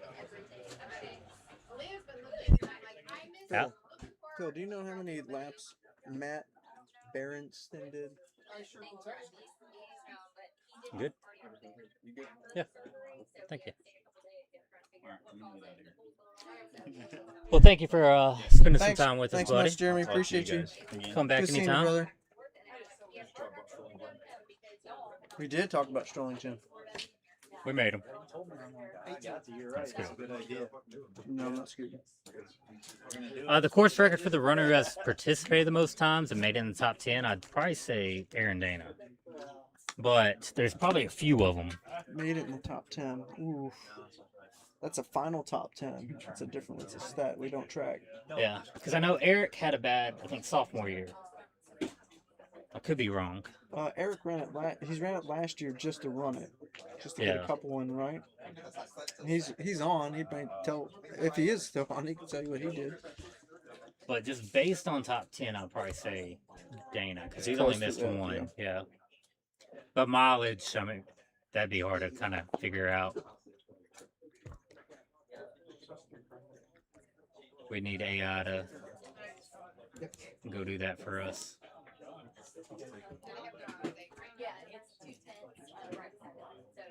So again, we have a little bit of a dead spot between the top of this hill.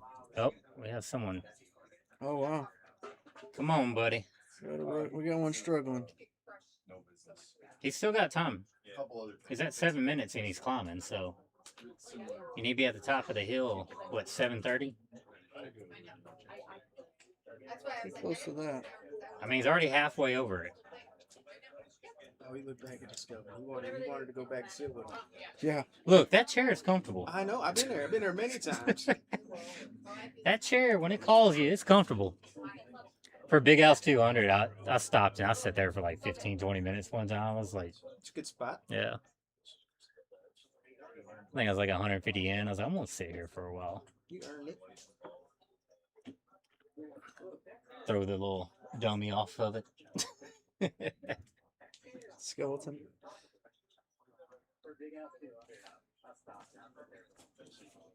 Yeah, you had a bad second year, Eric? Yeah.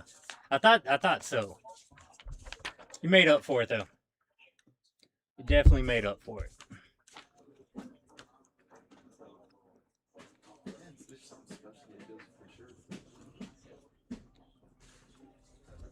Yeah, there you go. Make it a little easier. Yeah.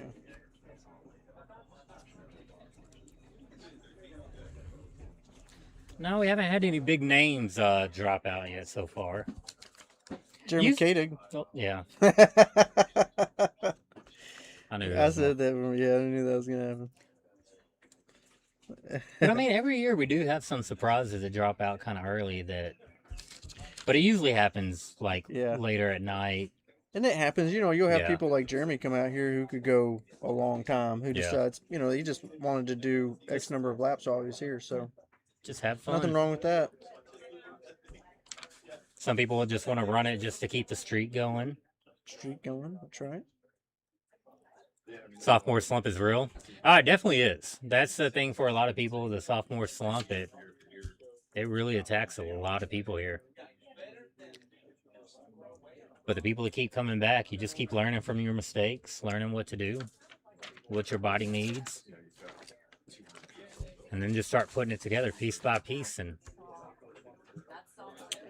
yeah, it's hard to come out and having previously put up a huge effort and come back and just know what you're going to do, what it's going to take to get past what you went through previously. Because regardless of how physical it was, there was a huge mental component that you had to go through, that you went through, and there was something that you could have improved on. And so you're asking runners to come back and improve not only their physical endurance, but they have to be more mentally resilient to get through, to be able to keep pushing. And so, and we don't know what the weather was going to be like today. Yeah. You don't know how everybody's job life was, or personal home life was. What the trail's going to be the week before the race, and things that they're working through. So every runner brings that here. Yep. But some runners have found ways that you live with that, move through that, so that when you're out there and things get hard, you don't decide, you know what, this is my last loop. I'm going to drive back tonight. That way I'll have all day tomorrow to spend with the family and the kids, or do whatever else you could do. Most everybody regrets that decision about 15 minutes after they stop, and once they finally got some electrolytes and some liquid in them. Yeah, the 22 at the bottom is just 22 miles that they've done. Every loop is 1.1 miles, so that 0.1 will just add up over time. So that's what that is. And then you get a 20-minute break every 12 hours, so 8 a.m. and 8 p.m. every day. So that's the only breaks that they will get. That's kind of more of, helps them adjust to, for the nighttime, to get everything that they need ready for the night. and then get rid of all that stuff, get everything they need for the day, and then give them a little bit of a break. That's right. It's a race. Yep. It's the competition yellow. Yeah, a little caution flag. Come on.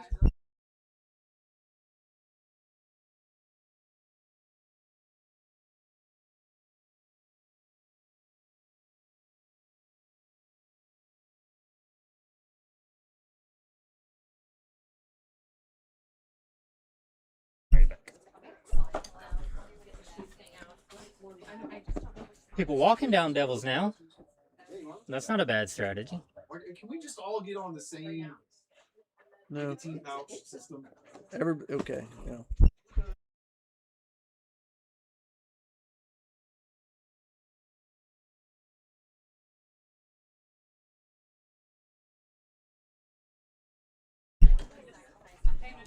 You know, the shade is starting to come across the Corral area now that we've gotten on almost 3 o'clock. But it's going And straight into the arena. Here's the deal. It's actually, we're getting a breeze and it's kind of feeling cool. I have not. Yeah, it's cold front coming in. It's going to get a low of, I think, 67 tonight. And the nice. breeze is coming on here. It is going to feel cold. Was it year 2, year 3 that we brought the heaters out? Yeah. We had to bring the heaters out because people wear jackets, Were shivering, puff coats.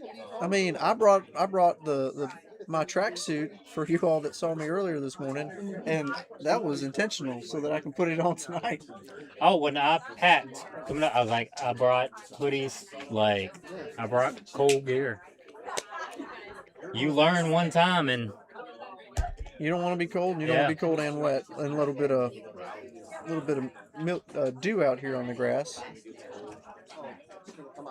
What's the furthest we've guys at race commentators have run in any single race? So what's your longest?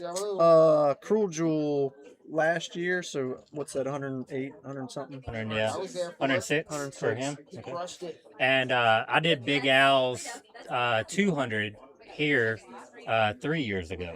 Yeah. And then I've done, a couple hundreds and stuff. Try to go back-to-back years for Big Al's, but it's a tough one. Yeah. Did it on had a massive epidural in my back, and then couldn't keep any water or food down. So that was a fun race. That was a tough run. I probably could have kept going, but I was just like, I'm just over it. Yeah. Just over it. But the Big Al's course here is one of my absolutely favorite trails to run. What's fun about Big Al's is that for somebody like me who lives 10 minutes away, I can just pop in every day and see if you're still alive. Yeah. For that week. I needed it for that week too. Dealt with all 4 seasons. Went from 80 degrees to 0 degrees. Had a cougar chasing me. Oh, that's right. What was her name? Not her. Yeah, you went through some hallucinations. You all had, I think the year you did it, there was a tornado. Is that right? There was a tornado? We had tornado warning? Yeah, we had 2 days of horrible, crazy storms. It rained so much, but there was a tornado. There was a tornado. It didn't actually hit the course. Yeah, no, that was the Daniel year, the tornado warning, because they had to get in the culvert. Okay, that's right. That was the year you did it. That's right. People were taking cover in a culvert. But we started with 70-degree weather, and then we had crazy storms, and then it dropped down to single digits and had 40, 50 mile an hour winds that last night. But yeah, that was a year's worth of weather in a week. And then that was you do a loop and you come back and there's paw prints all over the trail. So I was like, that's fun. Yeah. But I always recommend Big Al's as another good race. Because like I said, it incorporates parts of the Murder Mile. But it's the big hill, you're kind of right to the right of it, going up a different route. A lot more single trails.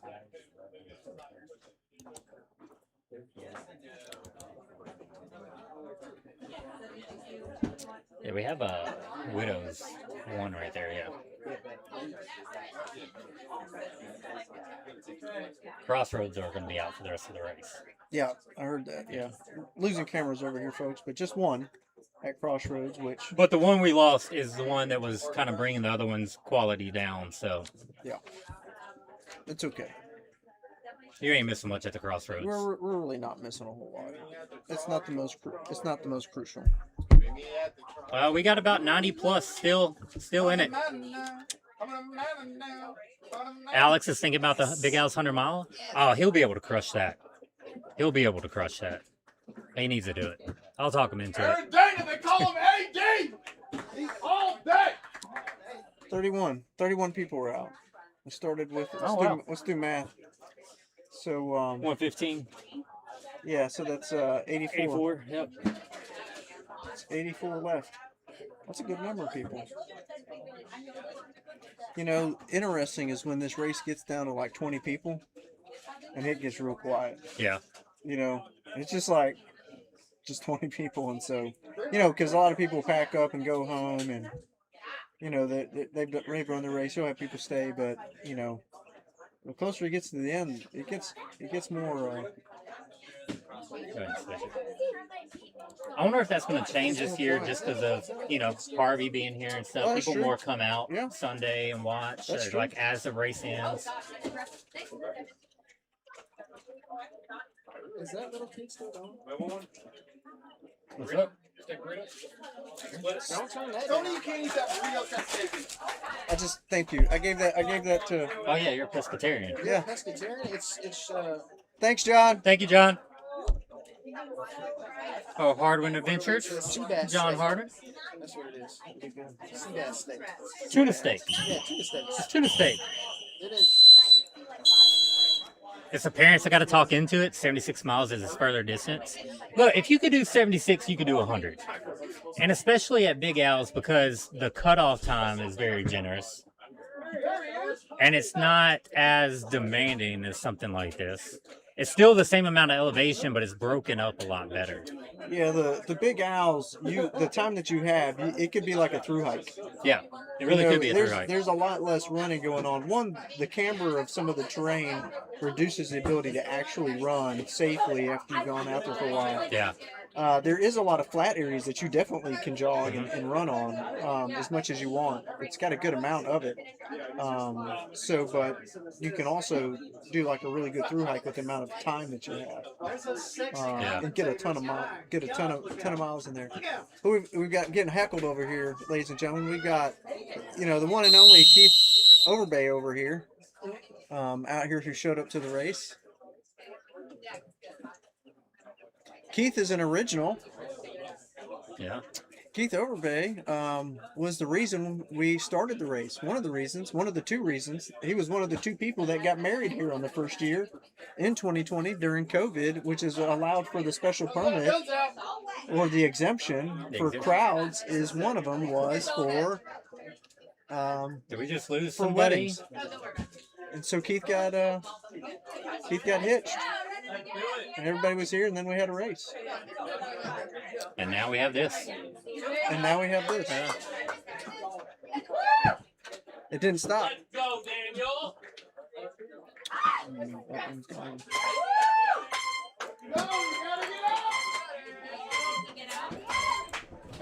Yeah, you can't keep going over after it doesn't cycle. Oh wow, look at That cameraman. Do you see that? Yeah, but did you see Alex Paget pushing his way, elbowing his way to the front, starting off in the front like a boss. I think I love it. The parents were telling him he needs to be doing that. I love it. Oh, we just lost Bentley. Oh man. Bentley Ray.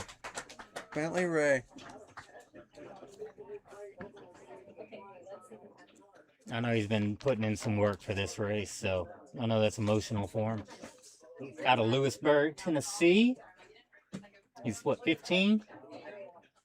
15 years old. Yeah. Bentley Ray, Lewisburg, Tennessee. His dad Levi's ran the race for I think 3 years. Bentley for 2. Previously did 33 miles. Yeah.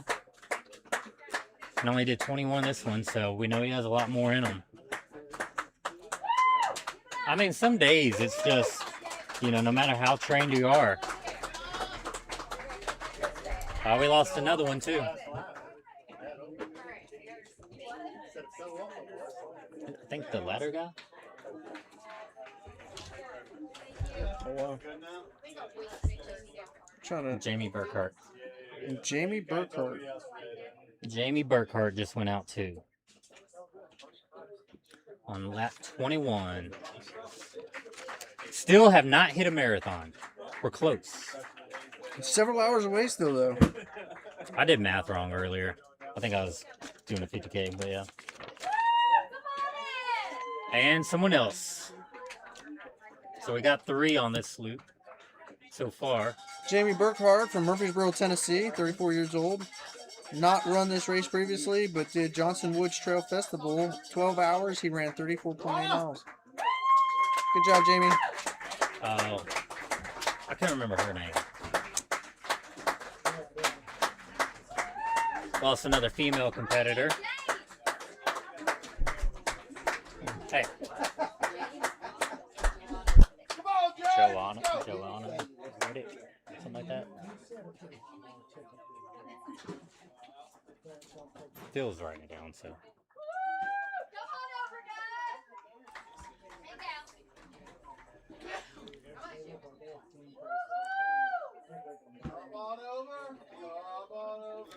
Yeah, the lack of sleep is a big factor because you only get every 12 hours, 20 minutes to try to take a little nap, and it's hard to fall asleep sometimes in that 20 minutes. So if you can't get rest then you got to wait a whole nother 12 hours before you could try to get any sort of rest again.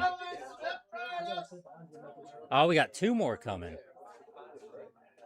So we lost 5 on this loop. James Cobb. So James Cobb and Joanna Reddick.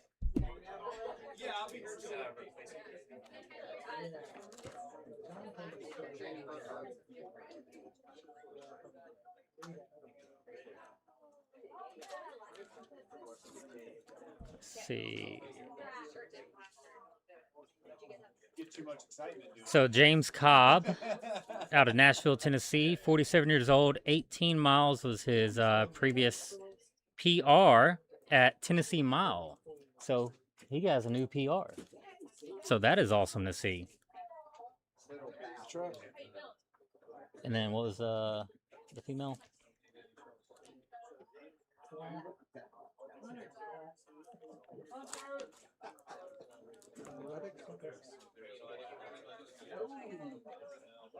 Yeah, I'm not seeing her on the list. Joanna Riddick. There you go, you got it. Yeah, Joanna Riddick, Franklin, Tennessee, 45 years old. Has not run this race before. Previously did Bellringer Trail Run, 25K. Oh, sorry, y'all. So what was her PR there? 15 miles? Well, it was a 25K. It's 15.5 miles. So new PR for her too. 23 miles now. That's right. So back-to-back PRs. That's what we like to see.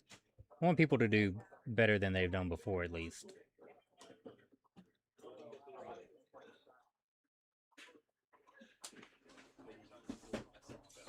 We're down to 79, I think.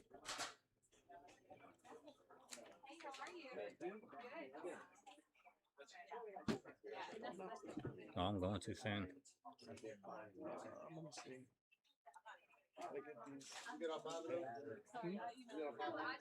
Yeah. I don't know that I got all 5. All good, all good. I saw the name call. I was like, okay, I'm sure it's something. It'll be fine.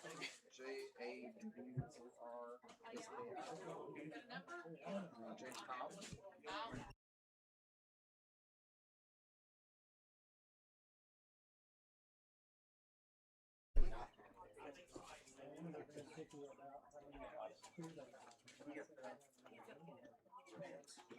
Yeah, there you go.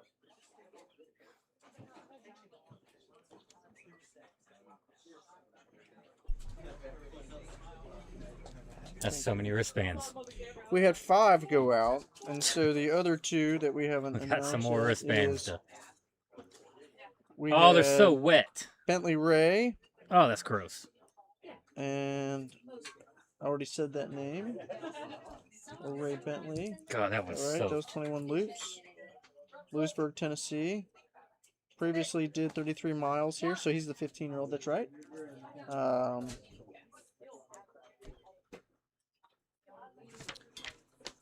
All right, lastly.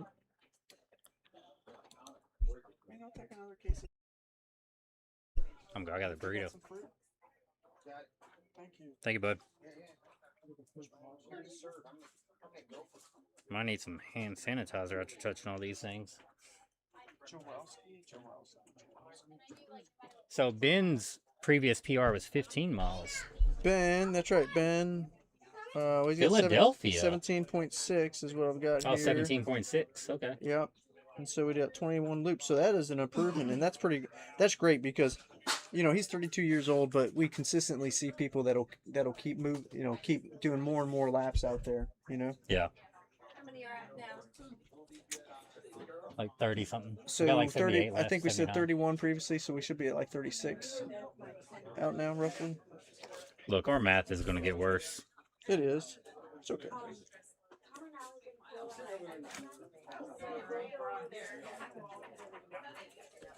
Where'd you get that monstrosity? That is the number one rule of ultras, is not to do math.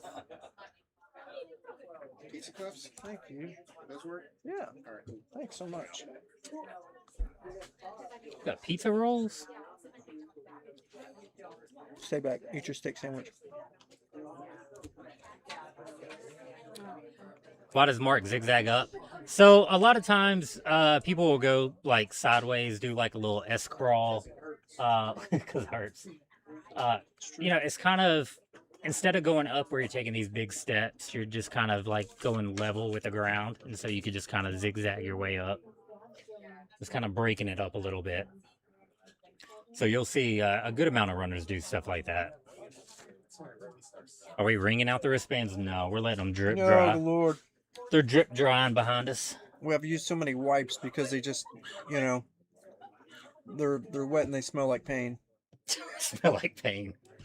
Smell like broken dreams. All right, we got some runners coming.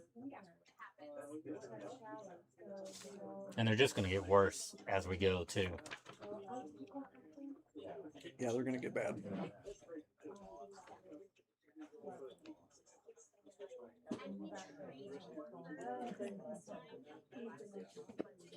Runners coming down.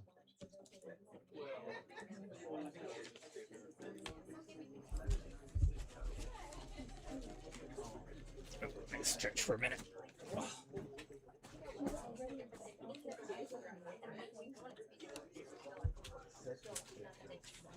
There goes. Luke just came down. Devils, I don't think he was the first.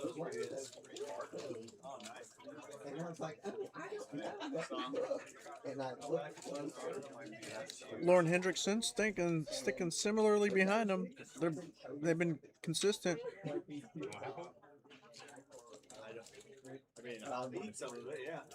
You know who's been going downhill and like increasing their pace and looking good is Daniel Castro.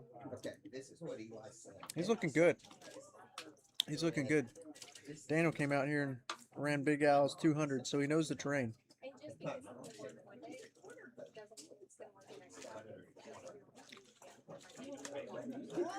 Everybody out there going down doubles is looking good right now.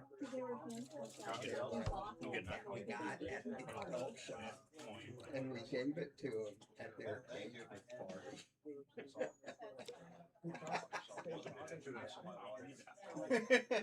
They wouldn't let us give it to him. I can see if I can get a knife and boil.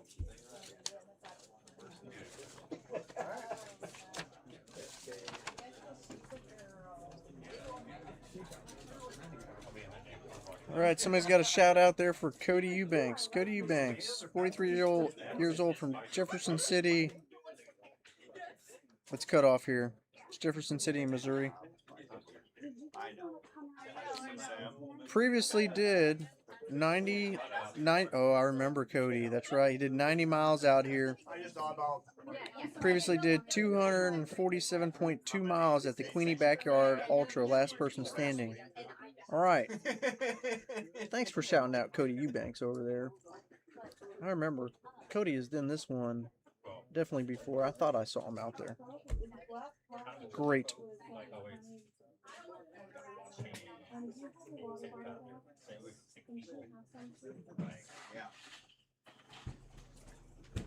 Somebody asked, do the event organizers sell, provide food? Do all the runners, crews bring their own? Or is it it's a combo? So obviously crews and runners bring their own food specific to them, and there's usually a lot of nutrition food with something like Tailwind gels or whatever. But here's an example. We'll move the camera around, Brandon, if we can. Do what? And so somebody asked about the food, and this is Chet, who is walking over here. I'm moving the camera so you can see Chet has made potatoes for one runner who requested them, and he's walking around there with a little chef's apron on, and he's trying to call out the crew who had ordered the potatoes. So to answer your question, I think this is a great example. Yes, Chet is over here, and Chet volunteers his time to do all of the cooking, and he brings all of his cooking supplies and fuel and all of that, and his whole family crew, and they cook for everybody. And then what we have is Joshua Brandt from State Farm. Yep, State Farm Insurance here in Goodlettsville, Tennessee, as part of their sponsorship, and that is the food that Chet is cooking. And Brandon, you brought eggs. Yeah. How many eggs did you bring? I don't know, like 50 or 60. 50 or 60 eggs from your chickens in Mississippi. Yeah, from all our chickens. So he's feeding 50 or 60 people eggs from Mississippi. So yeah, so there's food. They had quesadillas over there made for the runners. They've got fruit set out for the runners. So there is an aid station table. They were also cooking hamburgers and hot dogs out there for anybody else, $1, $2 a piece. And the money, $3 and $5 a piece. Sorry, I guess we upped the prices. It's for charity, and it's for charity, and that goes for Run for Water. Run for Water. So which is a great organization by Greg Armstrong. Greg Armstrong's organization now. Yep, delivering clean water to a lot of people locally here in Tennessee and around the world. So trying to get access for everyone to have clean water. So great organization to check out. One of our great sponsors that we have here as well. So, yeah, there are 2 documentary crews out there. There is one for Harvey. He has some people out there. And then Fooster. They're kind of like the feed. They're kind of new. I think they're only been around for a year. But they are doing one with Friction Prescription. So both of those are out there. And I think Fooster's trying to edit in real time, which is awesome, and give out some clips. So be on the lookout for those. I'm sure we'll be sharing those to the Midstate Mile Instagram and Facebook pages. That's right. All right. I'm going to go off and read some stats here for runners. People have been asking a little bit of what people have done. So we're going to go through for the runners that are left. If they've run Midstate, I'm going to call out the most amount of miles that they run. And then if it's not Midstate and it's something over a 100-mile finish, we're going to call that out so that some of you all can probably get some perspective of who's still out on the course. And maybe we didn't say their name this far, so we don't want to miss and not give credit out there for some of those who put on some strong performances so far. Yeah. So we got Doug Moore. Doug Moore has run 82.5 miles out here on this course before for Midstate. Yeah. We've got Corey Clark. Corey Clark has previously run the Cocodona 250, a grueling race.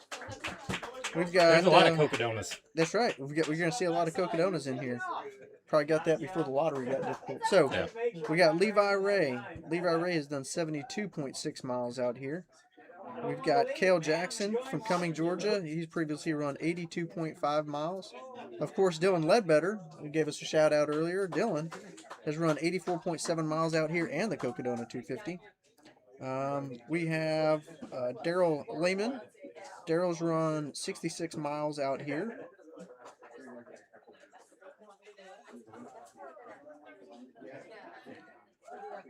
Casey Keltner has done 52.8 miles out here and also completed the Angeles Crest 100. Matthew Johnson has run 89 miles out here previously. I think we talked earlier, thank you, pointing out Cody Eubanks at 90 miles out here, and also the 247 miles at the Queenie Backyard Ultra. We mentioned earlier Luke Boschweiler. He's run 121 miles out here. He's also done 143.5 on the Conqueror. They called themselves the toughest backyard ultra. But again, he did He did 143 out there. He did 121 out here. So I don't know. Yeah. I don't know. We'll have to ask. Now Luke. that is in January. It is in January. So that part sucks. We'll have to ask Luke. But yeah, we'll have to ask him on that one. We got we called out Lauren Hendrickson earlier. She has previously run 104 miles in Little's Backyard Ultra, and she had also set an FKT supported and unsupported on Knobstone Trail FKT. Obviously, we've talked about Mark Dottle from St. Paul, Minnesota, having previously done 283 miles in the Backyard Ultra Summit Trail racing. Aaron Dana, 132 miles out here on Midstate. Done the most miles out here than anybody running in the race. In a race. I mean, there's only one person that beat him, and that's Eric, and that's 133. Yeah, Eric was online earlier. Dave Compton out here has previously run Vol State 500K, 310 miles. We have Aaliyah Moore. So Aaliyah, longest female distance out here on the course, 59.4 miles that she previously set. No, that's Jill. Jill did 113. Excuse me, Jill did the most. Aaliyah's the most that's currently here. Yeah. Sorry. Thanks for catching me on that. We've got Matthew William, and I apologize, Matthew's last name may have been cut off. He's done 63.8 miles out here. He's also completed the Vol State 500K. And Stormy Hill, I think somebody was doing a shout out earlier. Stormy Hill from Athens, Illinois, has previously run the Cocodona 250. I missed one, I think. A lot of Cocodonas. Brian Baker. Yeah. And Brian Baker from Wiggins, Colorado, has run a Blackall 100K. Yes, Daniel.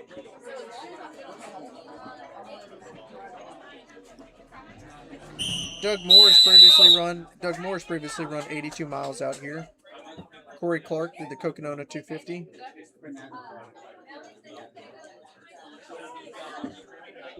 Nope, we've already said those names. Going back to the front. Keep it up. Great. So hopefully that'll give you a couple of names we haven't talked about thus far of those runners that have gone out there. So when we see those runners go out that have significant mileage over here, especially at the Midstate, we'll let you know. And just talk to Aaliyah. She is feeling amazing right now. So she was talking about kind of ending it around now, just 20, 30 miles.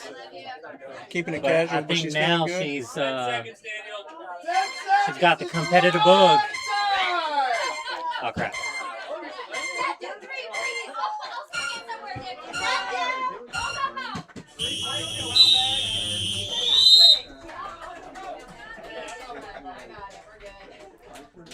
7 hours isn't even a full work day. John's got to yell at everybody. Not even in the union. All right, off to another one. I'm not sure how many total miles Aaron has ran. We'd have to go look up every year and check them out, but at least a couple hundred. It's been a couple hundred. Probably pushing, I'd say probably pushing 400 would be my guess. Maybe even over that.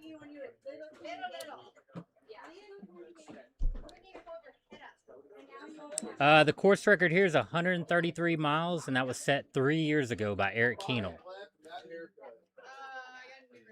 133 miles. So right now with the temp, it is 85 degrees. It says the heat index in the shade is 90. And the heat index in the sun is probably like 103 right now. Earlier it was 101 and it was a little bit cooler. So I'd say it's a little bit hotter out there in the sun. But with the runners, it's mainly shaded on the course. You'll have spots of sun here and there, but out here in the starting corral where the crew is and all that's where the majority of the sun really is. You get the name? Cody T? So we lost to Cody. There's a Tebow Armstrong. Okay.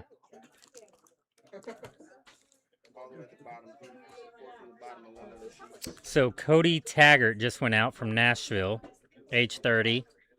First time running Midstate, but has done 117 miles in Mad Backyard Ultra. Now we got a new one. And we got a new participant, Zoe. Say Hey. hi, Zoe. Say hi to the world, Zoe. Say hi to the camera. Say hi to the camera. Let's go. Say And you'll be hi. right there. Maybe. You got your wristband on because you're also running through diapers, ma'am. Running through diapers, right? That's from all the fruit. Is that from all the fruit? Yeah, maybe. Zoe's not my child, everyone. Zoe's not Brandon's child. He stole it. We stole the child. We stole Zoe. Yep, we said you belonged to us for a few minutes. That's right.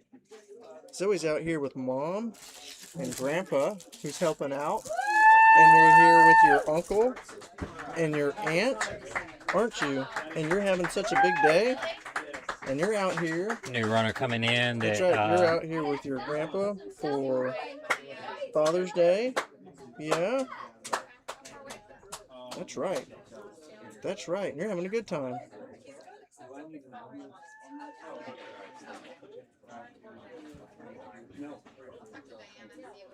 So just lost another runner. Somebody asked how many people are gonna make it past 75 miles? Ooh. You know, looking at the list, we could get 20. What do you think? You think we'll get 20? That's tomorrow morning. Hey, Ryan. Good. Over under, my guess is 19. I think it's close to that. I think we could get close to 20. We got one out. Sean McElroy. You didn't want chips? We're trying to offer Zoe some snacks.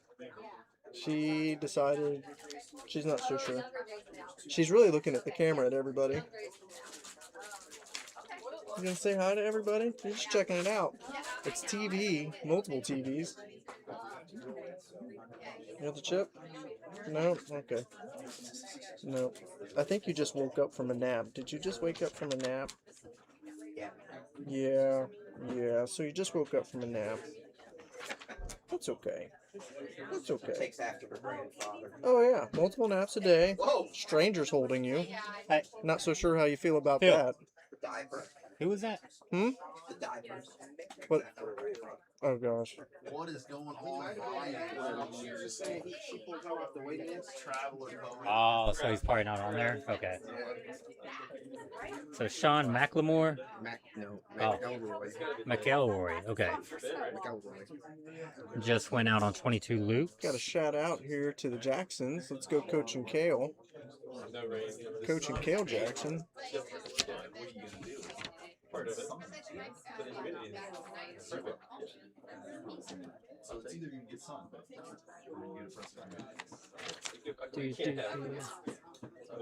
Yeah, he was pulled off a waiting list yesterday, so. Oh, okay. What was that, 22 loops? Zoe, what do you think about all this? What is the longest stroll you've gone on out here? Has Grandpa put you in the backpack and walked you on the entire course? Do we know? Are you the youngest course completer? You could be. Be there next year. We could do it this year. It's possible. Pro bono work. With Mark hanging up the rear there. Going back and forth. Wait a minute. I probably shouldn't be here. Doing the zigzag a little bit. Yeah. I mean, got plenty of time, so there's like no need to rush. There really isn't a need to rush, and you can really relax and have a lot of relax. So, you know, we talked earlier, the temperature's down, you're feeling good, may not be a reason to rest and rush it. Yeah. You know, a lot of people, you know, they end up running like long races, 100 miles or more races, and they'll have maybe like 12 minutes of, you know, probably more, that's significantly low downtime, but really minimize their downtime, 60 seconds every 5 miles for whatever. Yeah. This is really no different. Like, you can just keep moving if you want for miles on end. Yeah. And decide to speed it up if you want to take a break. We talked earlier about strategy, and so that's some of those strategies that people will take is that, you know, lower heart rate and just kind of take it easy, but you have less rest at the end of each lap, you know. So we'll see if he's going to keep that up at that pace, or if he's going to speed And again, it up. like, if you look back at all the previous winners, you know, Chad Wright, who won it the first 2 years, was at like an 18-minute pace, right? 18 and a half. So a lot slower pace. And then it's kind of sped up over the years, but, you know, it kind of has all kinds of different ways that you can accomplish at the end there. So, you know, we've had a whole lot of different theories about reducing time on feet, more rest. In the, you know, scheme of races, I mean, the distance thus far hasn't been that crazy of a distance, 130 some miles. Yeah, yeah. Less than 48 hours, you know? So, it's not like I haven't seen anybody. anything on paper, it's not crazy, but you add the fact that you gotta climb an Everest. You can't take 20 minutes off unless it's on the break. That's the only time you can do it. So are we going back to sleep, or are we looking at something? You're doing good over here. Yeah? Let me see your bracelet. Where'd you get that? What does that bracelet mean? Is it tape? It looks like tape. It looks like tape. Did your mom do that for you? Does it have your phone number on there in case your mom gets lost? Is that what it is? Did your mom put sun spray? Here come the runners on you coming down, Devils. Gotta make sure we don't get bugs on you. Yeah, they're starting to fly around a little bit. My goodness, you doing okay? Yeah. She's like, leave me alone. I've got the baby. Coming down. So Stormy leading, Luke. Stormy's in the hat. Yeah. Yeah.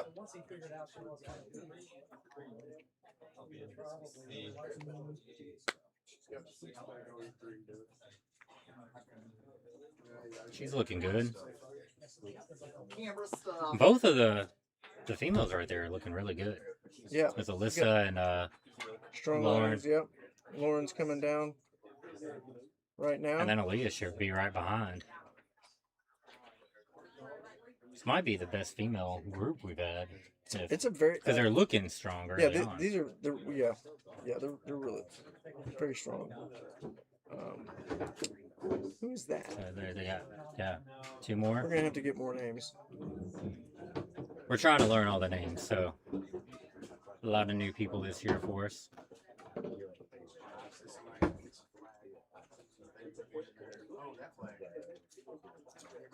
Oh, sounds like someone just went off to straight to those Alex, but it's like he's way off in there for a minute. It looked like. So see, people have started pulling off to the right over there, more at the. You kind of see where other people are jumping in. Yep. There's a little cutout over there. Yeah. And it's kind of like a washout in between. And so there's another path. So if you want to get around, or if you just want to take a different angle, Yep. Because you may be going a little fast. It helps to brake you and slow you down also, without having to trash the front of your quad. You can kind of use that side motion. Okay. Same way going like machete going up. I get off and get on the moss because it's Yes. better. It's softer, but it's just better grip to like kind of go up. That's right. But coming down, yeah, you can find your different angles and different little sections where you could kind of gain an edge, even though you're not gaining an edge. Yes. Like It's definitely easier. mentally, it might be, giving it to you. You want to stand up now? You want to go back to your mom? Zoe? She's like, yeah. Okay. Say bye, everybody, Zoe. Say bye. Everybody say You bye wanna to wave at the Zoe. camera? Say bye. Okay. Okay. Good job, Zoe. Thank you. Thank you for hanging out. Crushed it, girl. We had a good time. You get to take a photo for this. See if they're coming up. Yep, already coming up machete.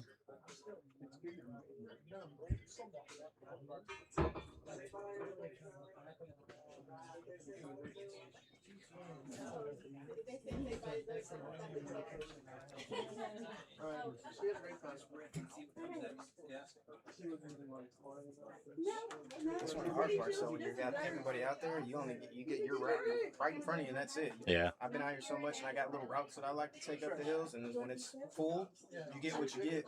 Yeah, have to go around. Have to hop in the woods, climb up. Big old chain on that one. Oh, that's ice bandana. It looked like a chain for me. That's all right. All right, we're getting crazy. I'm good. Thank you, though. Yes, sir. Thank you.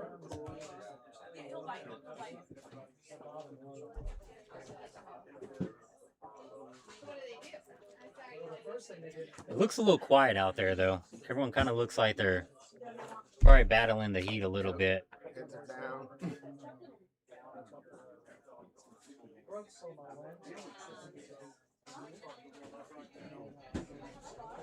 Everybody has little ice bandanas.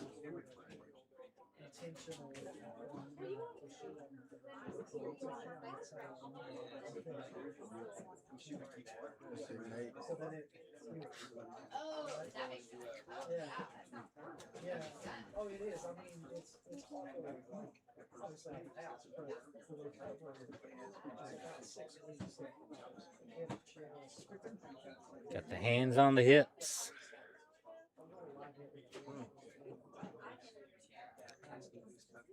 Which honestly is kind of a good thing because, I mean, it forces you back, open up that chest, get some air in.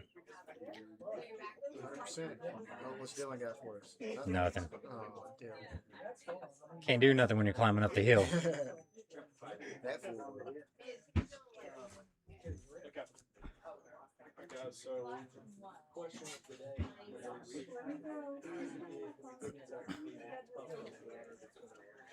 They're slowly going up. Switch it over to widows. See them coming down. That's the thing. As soon as you get here, just start, just start jogging, trying to do whatever you can. I got about 6 minutes left right now. This group does.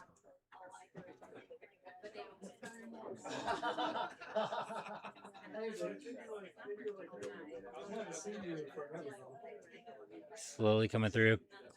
Oh, someone just had a little pee break. Luckily, they did it way off camera. But this section right here is not that long of a section. Kind of like right in here where the people are kind of popping out is the top of the hill. Like a 0.8 right there. Yep. So you just come around and just zig on down. So there's not a lot of sections for you to get a lot of running in besides the downhills and a few little flats. There it is. That's amazing that those guys still go. Yeah. That's nuts. Yeah, Alex has been bouncing around. He's been in the back of the pack, been in the front of the pack, been in the middle of the pack. Just probably just just having fun out there, honestly. Good time. Yeah. I mean, everybody's tired right now. Everybody's hurting a little bit, so. And they're a marathon into it now, right? Not yet. Not yet? No. A couple more loops and we'll be at a marathon. Getting closer. The 8-hour marathon. Yeah. Runners are coming in now over here.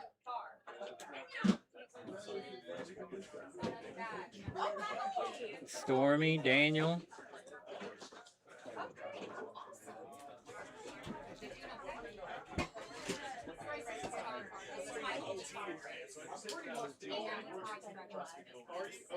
It's a weird water bottle. You want to get in here, Phil? I'm good. I'm about to go get gas. Okay. Oh, gosh.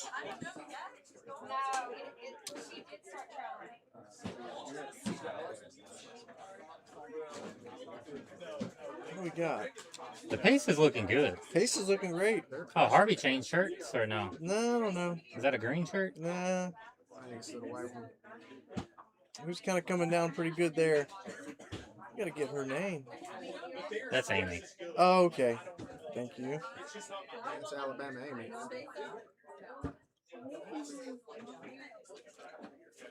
Coming around. Start seeing them come in. Going straight for the water trough. A lot more people are stopping at the trough now than they were earlier. The water trough is always a point of contention for me. Look how many people are around it right now. That water trough, watch them. They will put the water on their body, and then their body water goes back into the trough. Pay attention, ladies and gentlemen. That's how you do it. You got 3 minutes back on the clock through hard time and not giving up on himself. Larry's over there sitting down.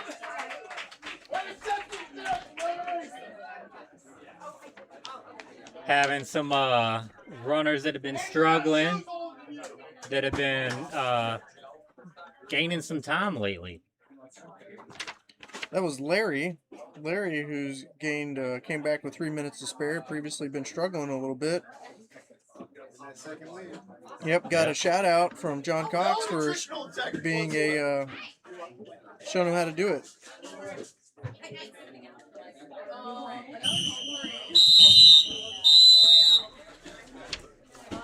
Roman, Wi-Fi. Let's see, we got 2-minute whistle just blew. Let's see, there's Cindy coming down. See if we have any widows. Not a machete. So I think everyone should be able to make it back on this loop.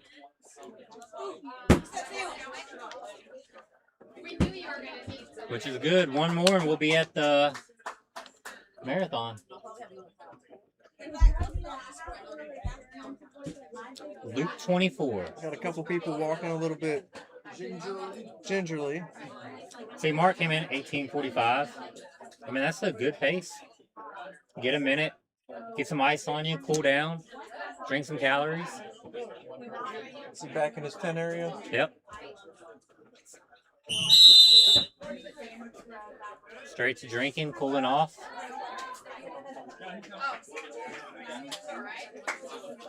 A lot of action to our left over here with all the crews over there. So we gotta.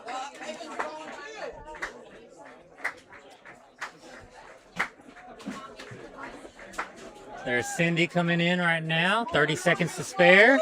Good job, Cindy. Good job. Yes, ma'am. Nice. She's still, oh yeah, look at her. She's still moving great. Doing good. Oh yeah, right back into it. Love it. Gonna grab something from her crew. Good job, Cindy. Thank you.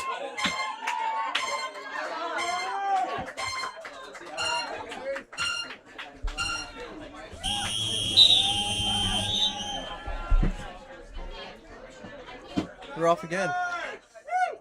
Yeah, temperature's only 85 degrees right now, but that heat index is blasting. Heat index is what's making it a little bit tough right now for everybody.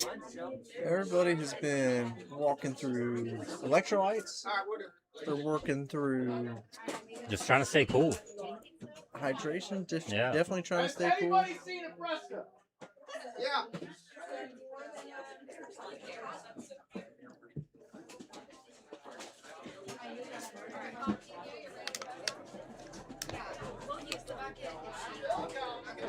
So 45 seconds to get to here.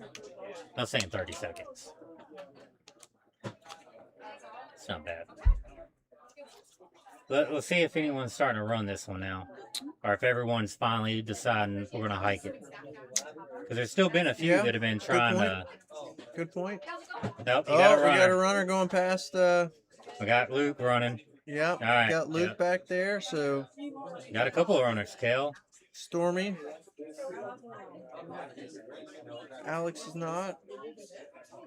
Yep, there it goes. So it kind of flattens off right there and it goes down. So a lot of times you're going to see him moving. But everybody here has already figured out their pace on this. So they know what they're going to do. Yeah, this little skinny tree right there is kind of the course reminder that if you want to start running, like that's where it kind of levels off. So here's where I think it separates the runners, where this course separates the runners. It's on the uphill and the downhill. Yeah. And I think on the uphill, some people struggle to do a nice, good, consistent hike uphill. And others, more natural, easier. You can gain 30, 40 seconds easy on Myers just if you are a good hiker to go uphill, if it's no big deal. You know, I've done it late in the race, in this race, where it's just a struggle bus. You know, it is high heart rate, and it's difficult. And others will just walk on right past you. You know, when we get up here, and you're going to see, for everybody watching the live stream, watch when they start coming up this hill. Right there, you can see they're at the bottom of the hill. If you can see the motion of everybody, that's them jogging to the bottom of the hill, and they'll stop running there, and then they'll start hiking up. And watch to see who's passing who, or if anybody's passing anyone. Oh, yeah. There'll be some.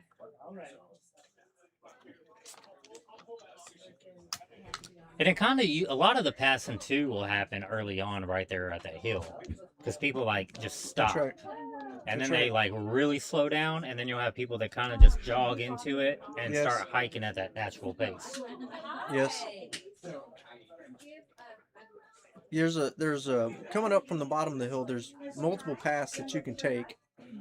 Like right now, because they're starting to get a little bit more spread out. So you can choose one of a couple lines. And you can see.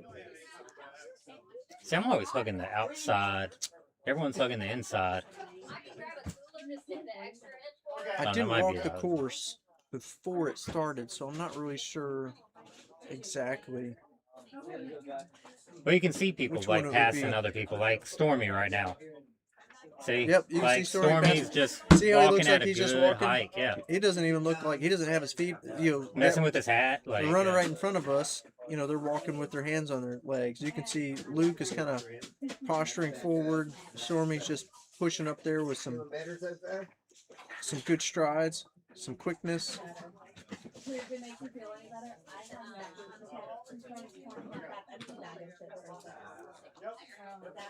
See, it's bad when you get like stuck in a group like this, though. And it's kind of hard to get around. Not many choices. Yeah. You lack choices at that point. And then if you get kind of stuck behind a slower pace than you're wanting, that could kind of mess with you a little bit. But oh, we got one. Look over there, hunched over. Wait. On the left. Oh, Alex has stopped. This is dad. Yep.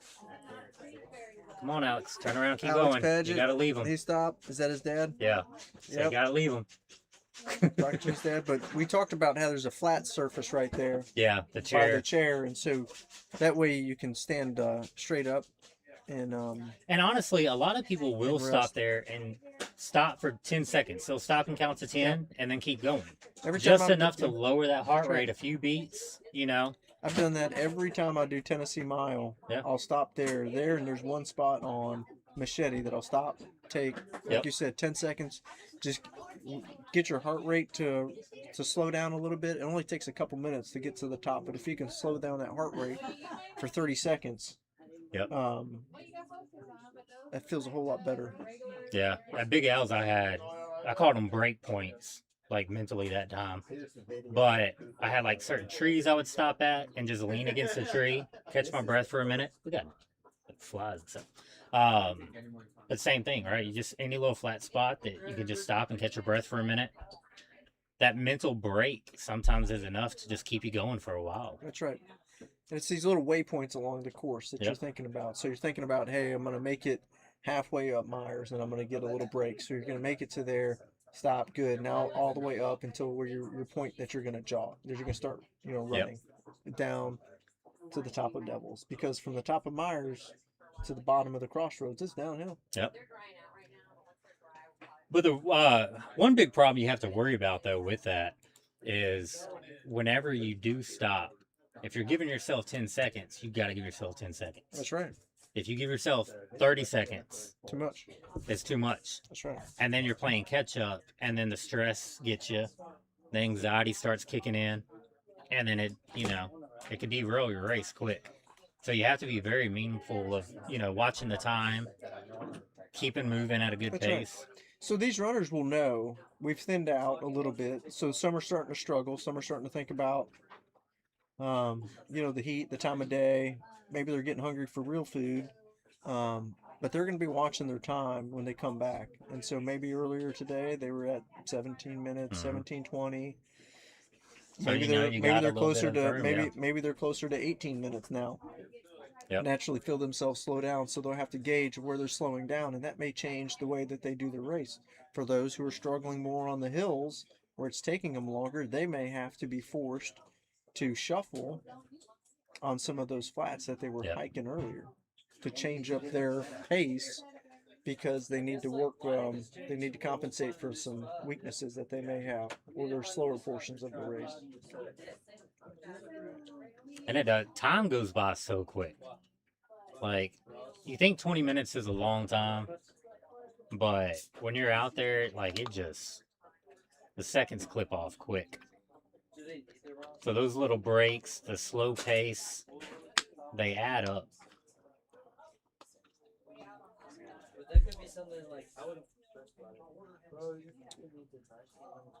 Still don't even see anybody coming on this one. So what's your favorite part of that trail? What's my favorite part? Yeah.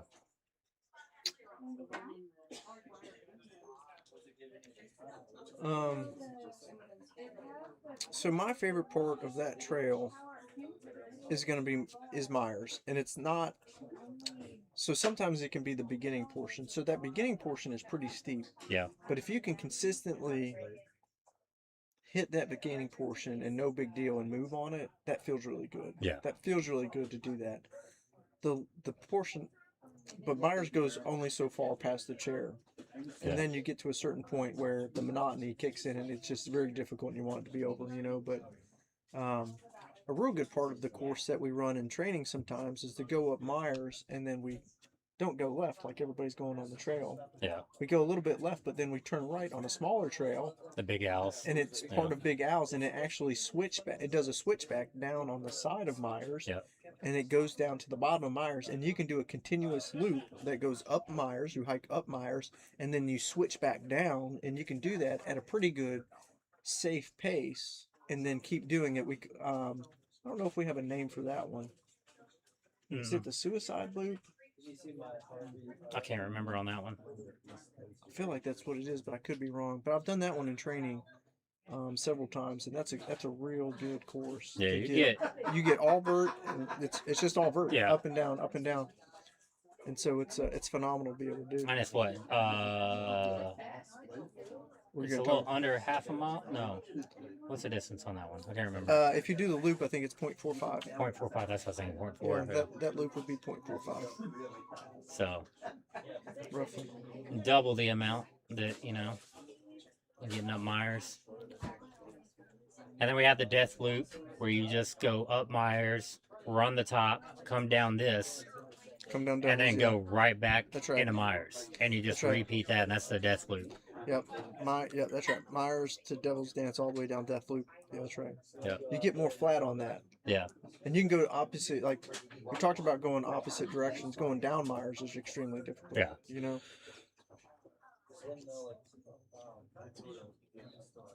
Got somebody going down sideways, a little bit sideways. There's been a few of them. There's Alex, but I don't see the dad. Alex is right Oh, in no. front of Harvey.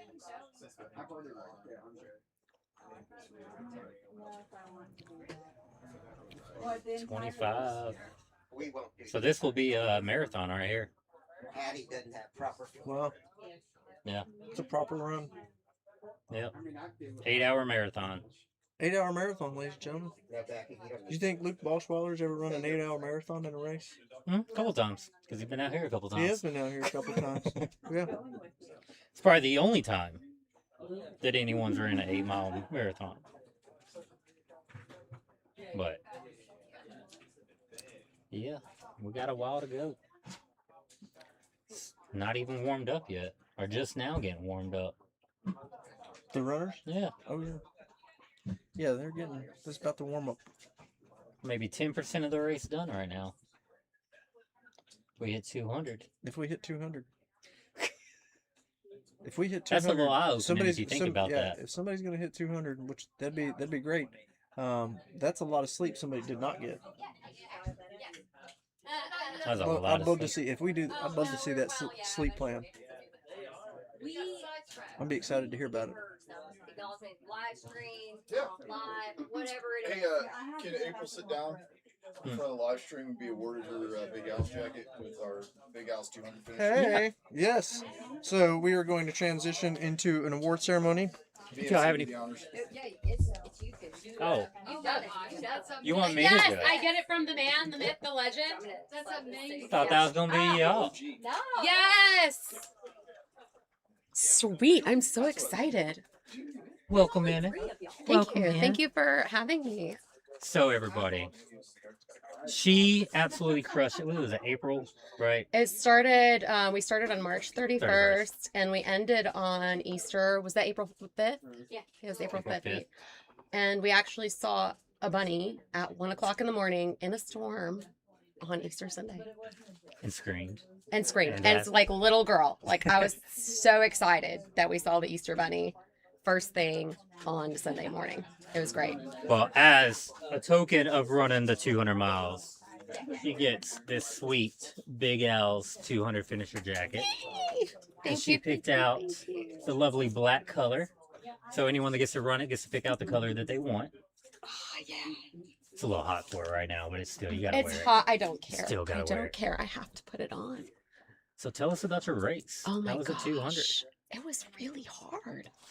Man, you know, you'd think that after you'd already ran a 200 that your second one would be like, oh, I've done this. I've worked out the problems. Like, you know, it's going to be okay. No.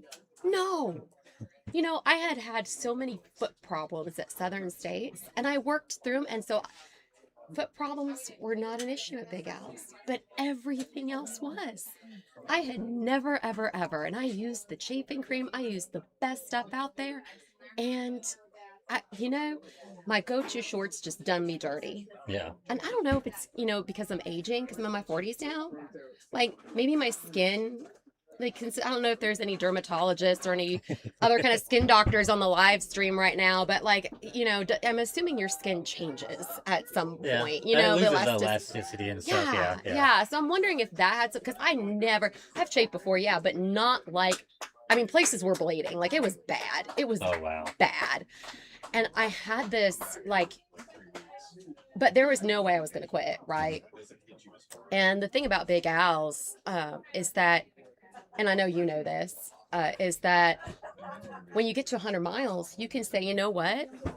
I'm done. I'm good. I will take my 100-mile belt buckle. I will get a placement, can't podium, but you can still get your placement. You can get your official finisher time.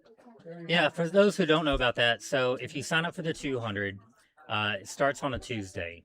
And they give the option because they just want to see people like push themselves and hit new PRs and do hard things. So if the worst of the worst is going on and you don't want to continue, you can drop at 100 miles and you get a buckle. And like she said, you can't podium, so you can't get anything like that, but you get a buckle. You did the work, so it still counts no matter what. But if you go out there for one more loop and you do 101 miles, you don't even finish that loop, then you DNF. No buckle, no nothing. You just had a good little training run. Yep. So that's what you're saying. So like it makes it really tempting Yep. to say, you know what, I've had enough of this. This is nuts. You know, I've climbed, you know, what at that point you've climbed 28,000 feet. Almost 29,000. Almost 29,000 feet. And you're like, I'm good. I'm good. I don't need to do And this that's anymore. Everest. Yeah. You climb from sea level, not from base camp like everyone else climbs it. You're climbing it from sea level up and then back down. So I think, then if you do it twice, you know, the 200, you're doing that twice. doing that twice. So yeah, so it just like I think that's why there's only 3 finishers. Yeah. Because and the first female finisher. Thank you very much. That's it, yeah. Yeah, that meant a lot to me. And I did have a moment where it was in the middle of the storm, and I did not. We talked about this earlier. I did not want to go back out. I had been out in the storm, and then I had taken a nap, and I knew what time it was, and I knew that if I rested even one more time, that I wouldn't make the 120-hour time limit. And I know Becca and John said it's a soft cutoff, but I really it's a cutoff though. Like you gotta, like, even just a competitor, like you're like, I have to do it, and you know, because I was thinking the same way. As like, even if I don't hit the cutoff, because you know I had all 4 seasons I had to run through, and I was pushing the time limit. I was like, no matter what, I'm staying out here. Like, I don't care about the cutoff. I don't care about the buckle. I'm finishing and getting 200. So I'm finishing what I started. Exactly. No matter what it takes, no matter how painful. You know, and I never had anything serious. Like, I wouldn't obviously push through like a broken bone or something like that. But, you know, I had to work through some really, and I know you did too. You had a lot of hard stuff that you were dealing with. And, you know, but I was like, I came out here to do 200. We're going to do 200. And we're going to do it in that 120 hours. So that way the first female finisher is going to be within that 120 hours. That was really important to me. And you finished at what time?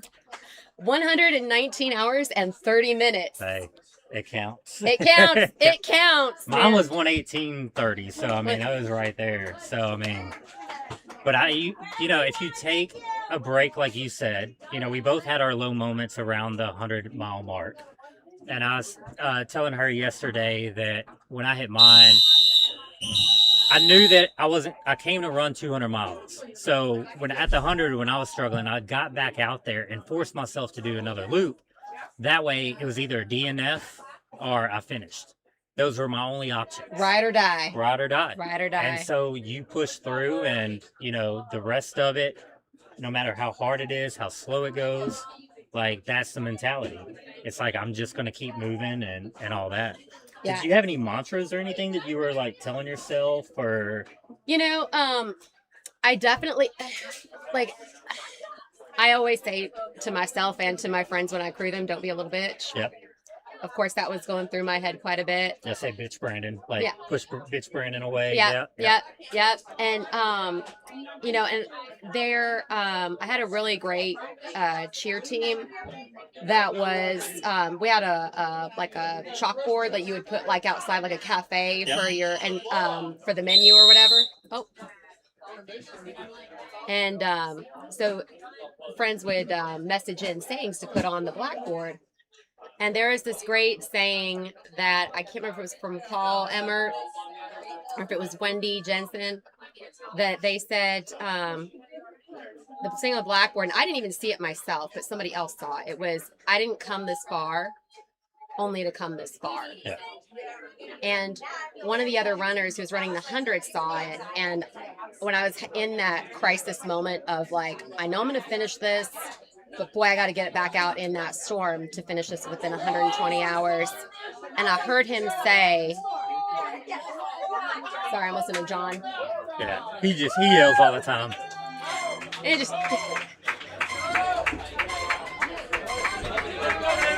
Man, there's a lot of people. There's a lot of people still in here. About 75, 80. Man, they're doing great.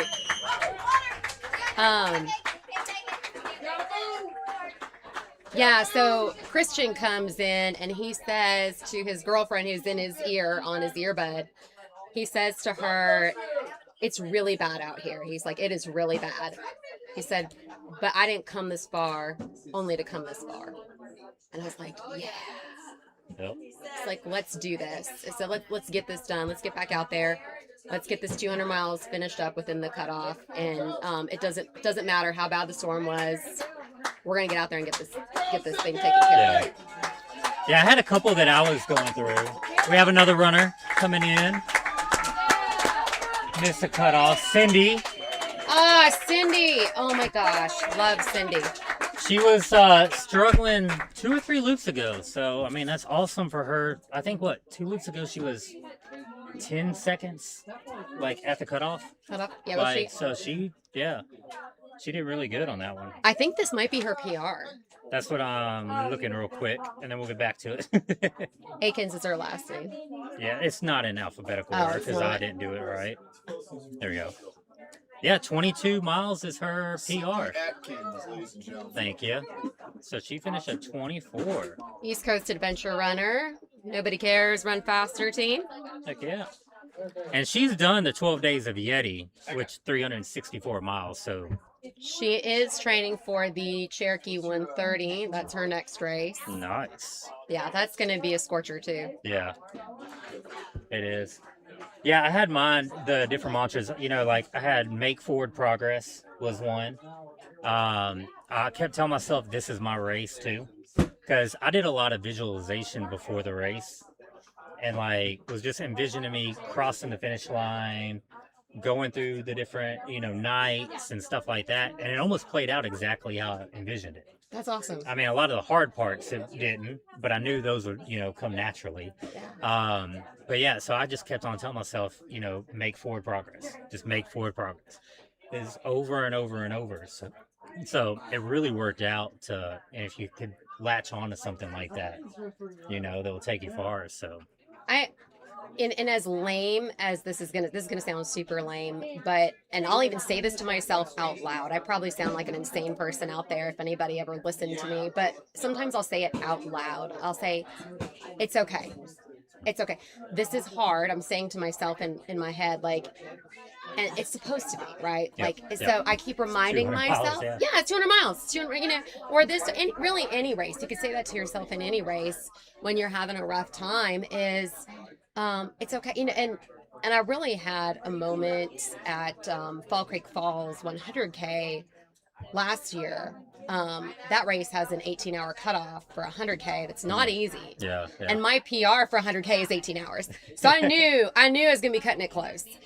And towards the end of the 50K loops and towards the end of the first loop, all these people were passing me. I had been towards the front of the 100K pack. Yeah. And towards the end of that first loop, people were passing me like I'm standing still. And they were all 100Kers. I'm like, how come they're doing so much better than me? Am I just terrible at this? Yeah. Maybe I just really suck. And then, I've had to push super hard. I finished that race with literally less than a minute left on the clock. Wow. I finished in 17 hours, 59 minutes. It was, talk about cutting it close. Yeah. And they come across and they say, congratulations, you're second female overall. I'm like, but I've got to be dead last. How can I possibly be? They said, oh, everybody else dropped. They took the 50K. And I'm like, it's okay. It's hard. It's supposed to be hard. Yeah. And so I remind myself of that, especially when I see somebody else that's doing so much better than me. I'm like, you don't know what they're doing. So, you don't know what their training's been like. You don't know what their goals are. So just because you see someone who you think is doing so much better than you doesn't mean that that's the real story. Yep. So it's okay. It's when you're in that moment, it's supposed to be like this. It's supposed to be like this.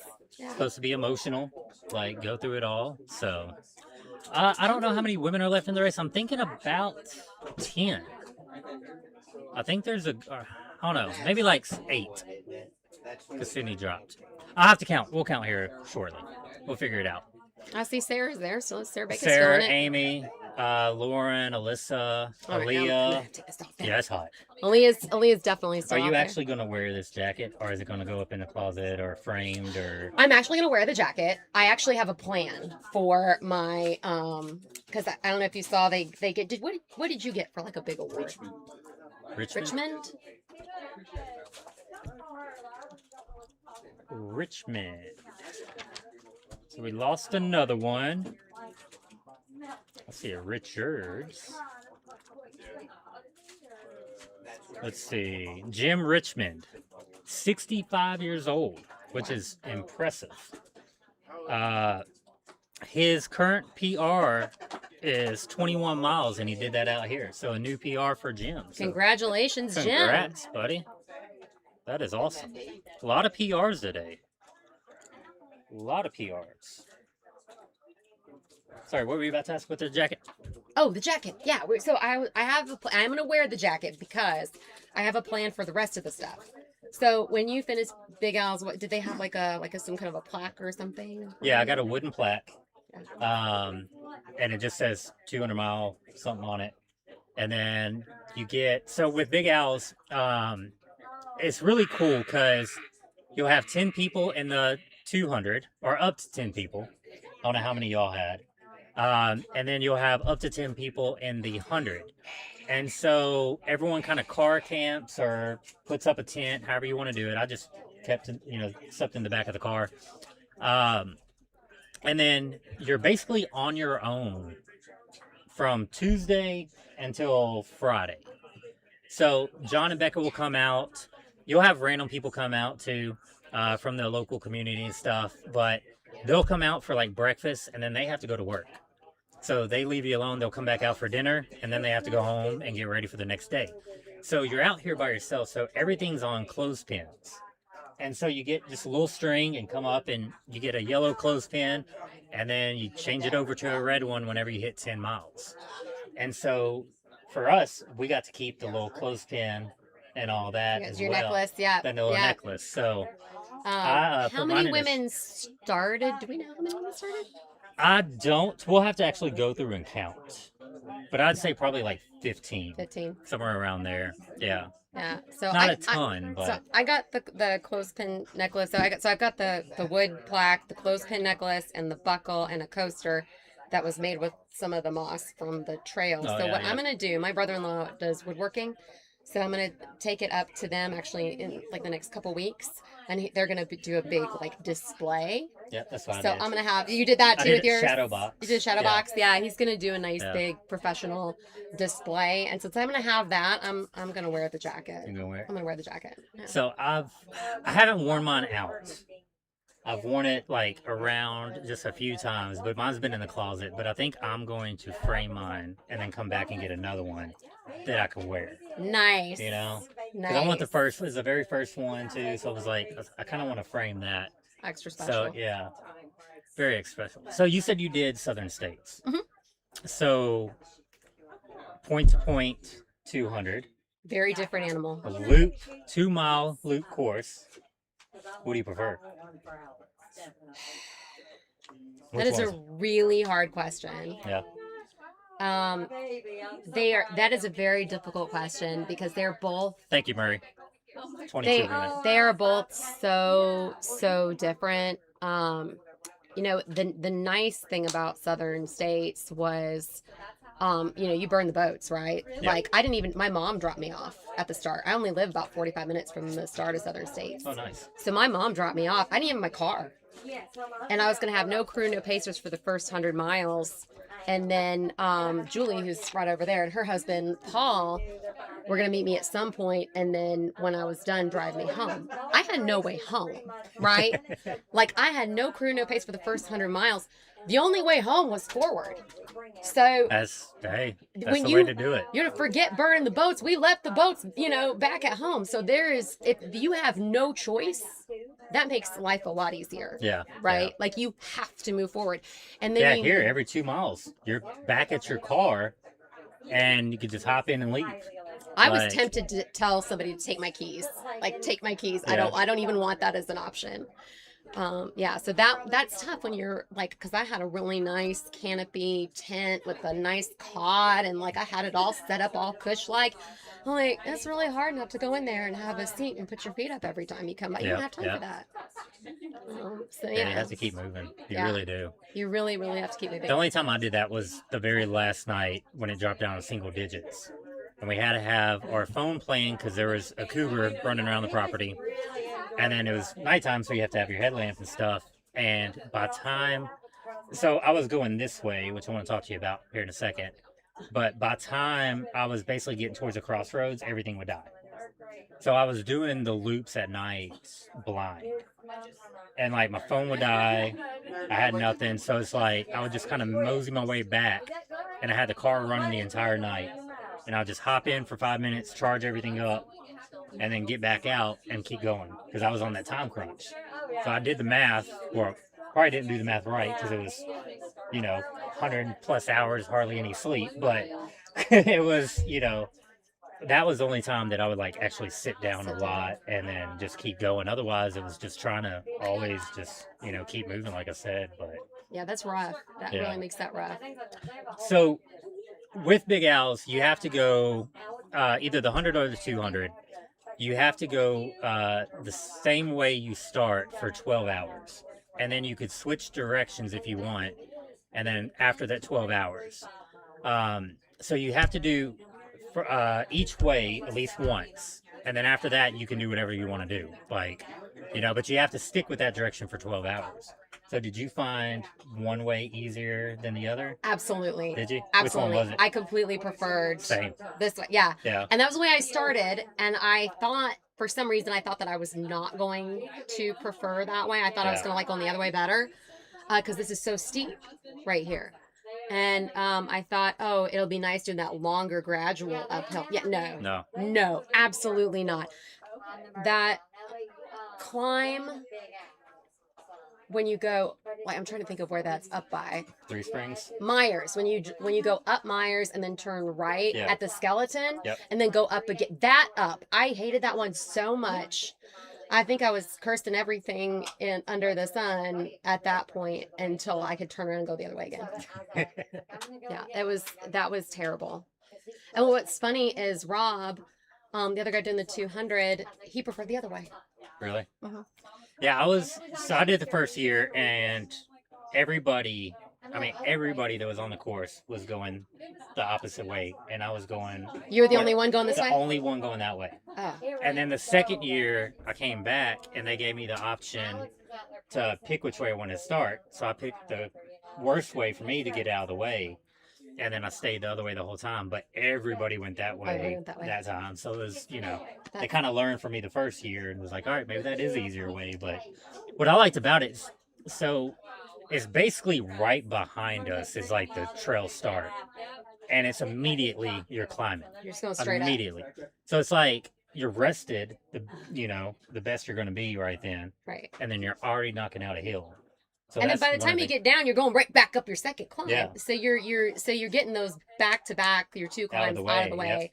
Yeah, and then your third climb comes a little bit later, but it's yeah, and then you get that long gradual descent, and where I now maybe I didn't, but I felt like I could build up some momentum, and maintain that for a little bit, maybe like a quarter mile, momentum. Yeah, and it was better because I ran it in at the end, and so I was running from all the way from the downhill all the way in. There is no way you're going to do that there. No, there's no way. I would have tumbled because that's straight down. The descent on this hill right here behind us, I probably fell there about 6 times. Really? Yeah. There were several times where Chet was coming up because he was doing his mandatory going the other way, and he tried to which way would you like to go? Because I was coming down. He knew it was rough coming down there. Before he could finish asking me the question, I just fell, and I was about to take him out like a bowling ball and a bowling pin. I was just sorry, my bad. It is. My biggest issue was so between, I'm trying to let you paint y'all a picture too. Between Devil's Dance where the runners are coming down and Myers where they're going up is a section of trail for Big Al's, and it's called 3 Springs. And so you kind of climb up, and it's a very tricky climb, especially when wet. And so going down, you're going to just fall pretty much every time. But when you get up, you take a left, and it's this little trail. I mean, just inches wide, or at least it was then, because it was getting washed out. And I don't know how many times I almost fell down that, and that's a drop. I did fall. In fact, I fell, and that was one place I fell, and I fell right onto my left knee. And that I paid the price for that for a while. It didn't affect my gait I don't think. Yeah. But it was bruised and it hurt. Mentally got you too. Yeah. You're feeling it. And I'm feeling sorry for myself. I had to get out of my head, out of the way of that. Yeah. Just something else to deal with. Yeah, the poles saved me from falling over. Because, like, I'd slip, and I had the poles with me from mile 1 till, the end of them. So, like, that was, like, I'd throw it down there and stop myself. But, yeah, it was getting a little hairy in certain situations up there. But yeah. Yeah, it was rough. It was, like, close to the end, too. Like, you'd think that I was so familiar with it by then, but I think I was just so out of it. Yeah. So out of it by then. Did you get a lot of sleep? More than I did at Southern States. Yeah. Because I think at one point, Becca put me on, like, you're going to stop from, like, I think we said 2 to 5 a.m. and p.m., but it ended up being, like, 2 to 4 a.m. and p.m. Because that way it was like this, because it was, I know it was you're freezing for your year, but my year it was super hot. And so the 2 to 4 p.m., it was just too hot to be out there. So we just decided, heat of the day, lay in the creek, take a nap, get back out there. But, there were some nights that I didn't sleep from the 2 to 4. I just kept going because I was feeling good. I already wrote them. After Southern States, though, night doesn't bother me anymore. Yeah. Like 2 to 4 isn't really a witching hour for me anymore. After that, like, I love the nighttime now. I used to be afraid of it, or I used to, be scared of the critters or whatever. And now I'm like, it completely cured my concerns about running at night. This is a good course to do it on. Because, I mean, you're not, like, too far out where it's, like, too scary. Well, like, you could always beeline it back if something was going on, Well, and in here you get to know the critters, right? Yep. Like, that's the nice thing about the here. armadillos popping out everywhere, like... And there was one that literally ran alongside me. Yeah, same. And I would have completely thought that I was hallucinating that if I didn't have a pacer out there with me. But she was like, oh my gosh, it's like a dog. And I'm like, you're seeing this too? Like, this is great. I didn't get any hallucinations on mine. But... I hallucinated that my pacer was walking one on a leash. That didn't happen. That did not actually happen. I think that was really my only real big hallucination, though.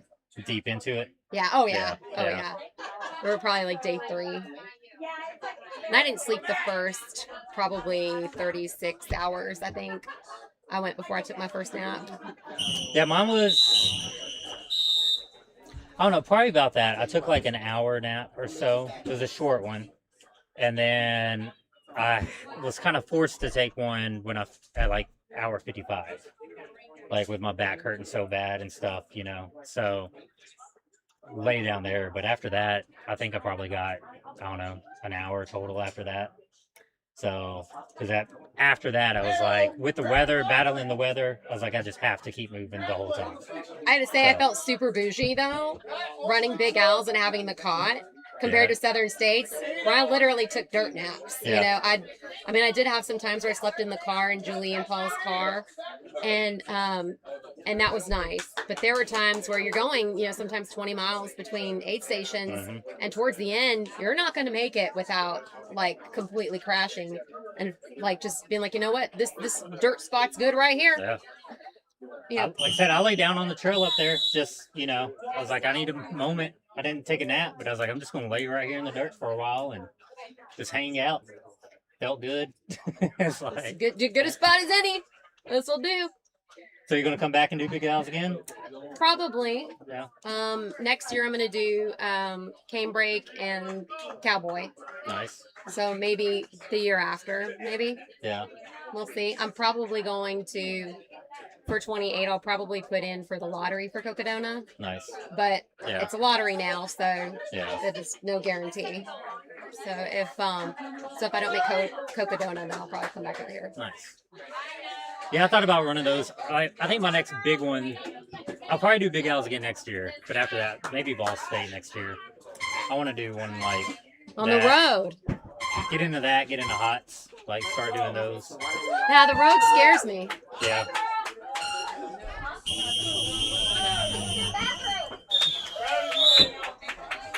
We need to find out the answer on the ladies' question. Murray said 22 were in it. Oh, 22 women started? Yeah. Tony, get him the count. Tony, can you count the females? Do we have any females that we have left? I was trying to count. I thought it was close to 6. At least 6. At least 6. We don't have male or female listed, so we're guessing on a couple names. I'm not sure. Tina might be the guy. I will say, y'all, the heat is starting to pick up. Yeah. Cause I'm starting to feel it now a little bit. It's still only 85, but I can't because the heat index We is don't getting know. up. Demi. I'm pretty sure Demi's a chick. Yeah, that's a girl. She comes out here and trains with Kara. We're gonna count how many female are left. Candy, I'm gonna put money on Candy's a girl. I'm gonna put money on Candy's a girl, y'all. Cameron. Cameron, I don't know. Cameron from where? Cameron from Roswell, Georgia. Does anybody on the live stream know? Anybody in the chat know? Is Cameron a boy or a girl? We'll find out. We'll find out. We need a rough estimate. Liberty, I think Liberty's a girl. Yeah, the Alex, the 11-year-old, is still in it. No, somebody said Liberty is a super strong female runner out there. Yeah. Somebody said that. Liberty's a female. Liberty's a female. Yeah, there's Alex right there in the red, Stormy's orange tank top coming up right now.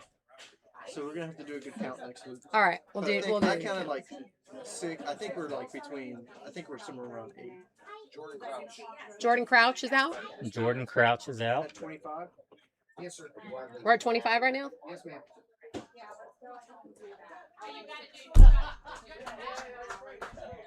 Luke 25.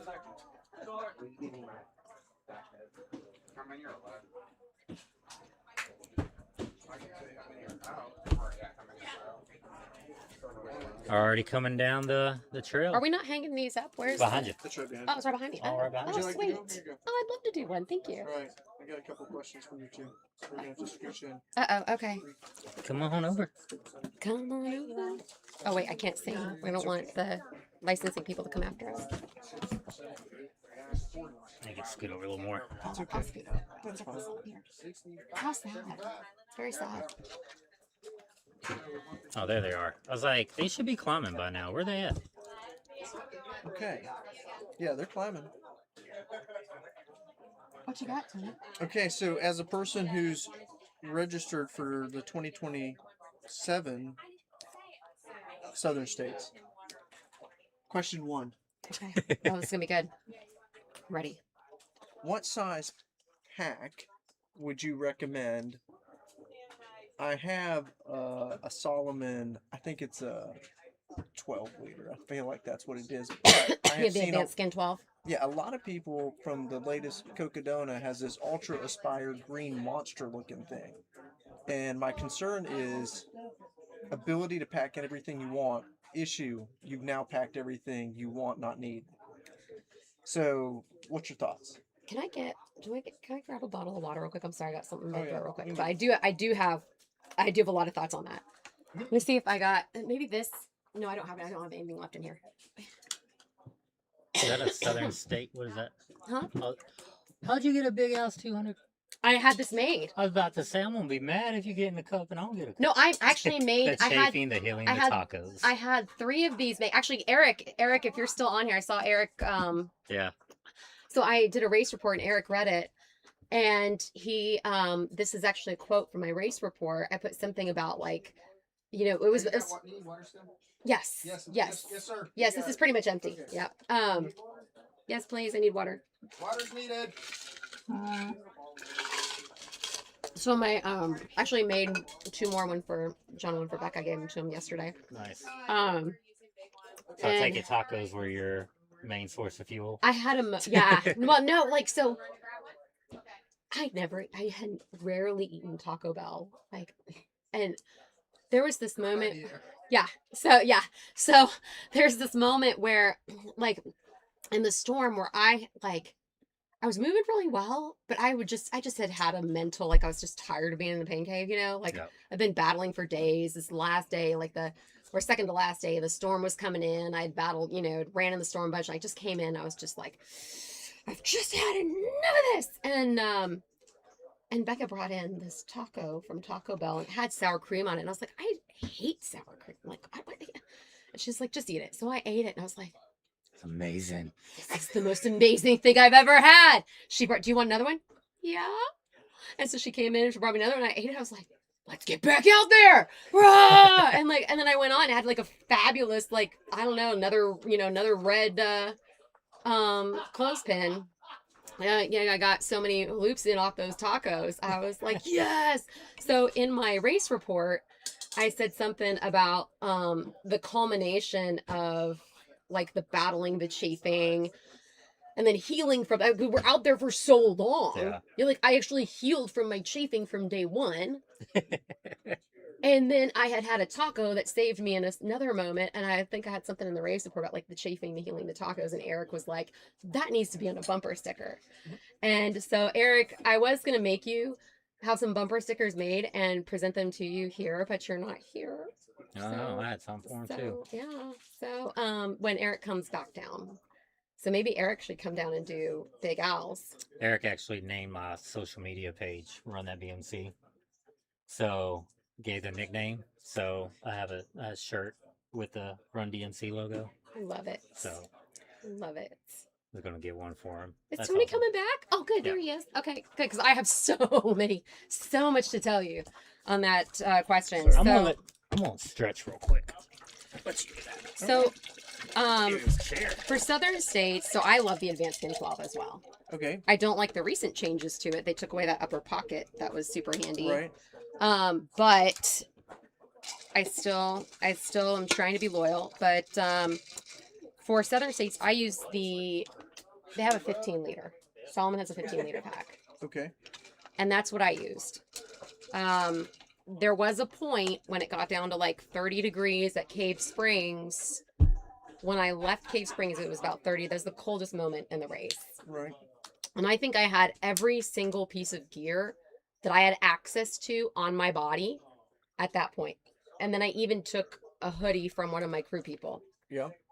And then I had to start delayering because it was about a 20-mile section. Yeah. And by the time I got to where I was going, my pack was so full, I had stuff hanging off the back and tied around my waist. So that was not quite big enough. So I saw the photos, I think, and I saw that you had things on your waist. And so that was kind of part of like, I was like, oh, did you want that on your waist? Or was that kind of like the necessity of where it should go because it's too much bulk in that pack? Yeah, it was too much. It was too much for the 15. So I know Solomon now is a 20 liter, but that was only for that one section where it had gotten that cold and then it warmed up because you have such a distance between your aid stations that you have to have that much and you end up shedding that much. Did you have to keep that with you the whole time or could you drop that at your next like aid bag? Yeah, no, you could drop it. Like I didn't have all that with me all the time. Yeah. Like that was the only time where I had felt like a bag lady. Yes. Where I had so much stuff on me. And I think my pack was probably around 13 pounds. I'm gonna say. That's a good amount. And the How nice much water. So I can't remember how much they require you to be able to carry. Yes. But I was super paranoid about that. I think when I started, I had like 3 liters on me. I think I had 2, 4, 6 of the 500 milliliter. And it was so heavy when I started. Sure. Yeah. It was But just gangling off of you. Yeah. Hard to get into like any type of a shuffle trot unless that thing's really cinched now. Yeah. And I had like I think I started out at like a 15-minute mile and that was with a lot of climbing. So I was really happy with how I started that race. And I even added like what I call it a snack trough. Have you been watching the Montane Spine coverage? No. If you go check out the Montane Spine coverage, a lot of those runners, because they have like 50 miles between checkpoints, they have these massive bags that they add on to the front. They like just sew them on, and you put your like all your immediate access snackies like right there, your goodies and your compass or whatever, because they need that. You don't need that for Southern States, but so I got a small one, and that was great because it had my immediate snacks and my aid station chart in there. Yes. Okay. And but the Ultra Spire, so I just was at Cocodona crewing Corey Clark. Right. And he had that pack. Yep. That's what I'm asking. It's heavy. That's what it looked at. I mean, It's it heavy. looked like it carried everything you wanted to, and so it wasn't. I wanted to get the thought on there because heavy to me means more difficult to move fast. Now, I can tell this because I've heard him say it over and over. If he were sitting in this chair and you asked him how he liked that pack, he would say he loves it. Mm-hmm. Now, he did switch out when there were shorter segments to the Advanced Skin 12. Okay. When he could. Yeah. Yeah. So if you have somebody that's going to be crewing you and following you, the ability to switch out packs depending on that stretch.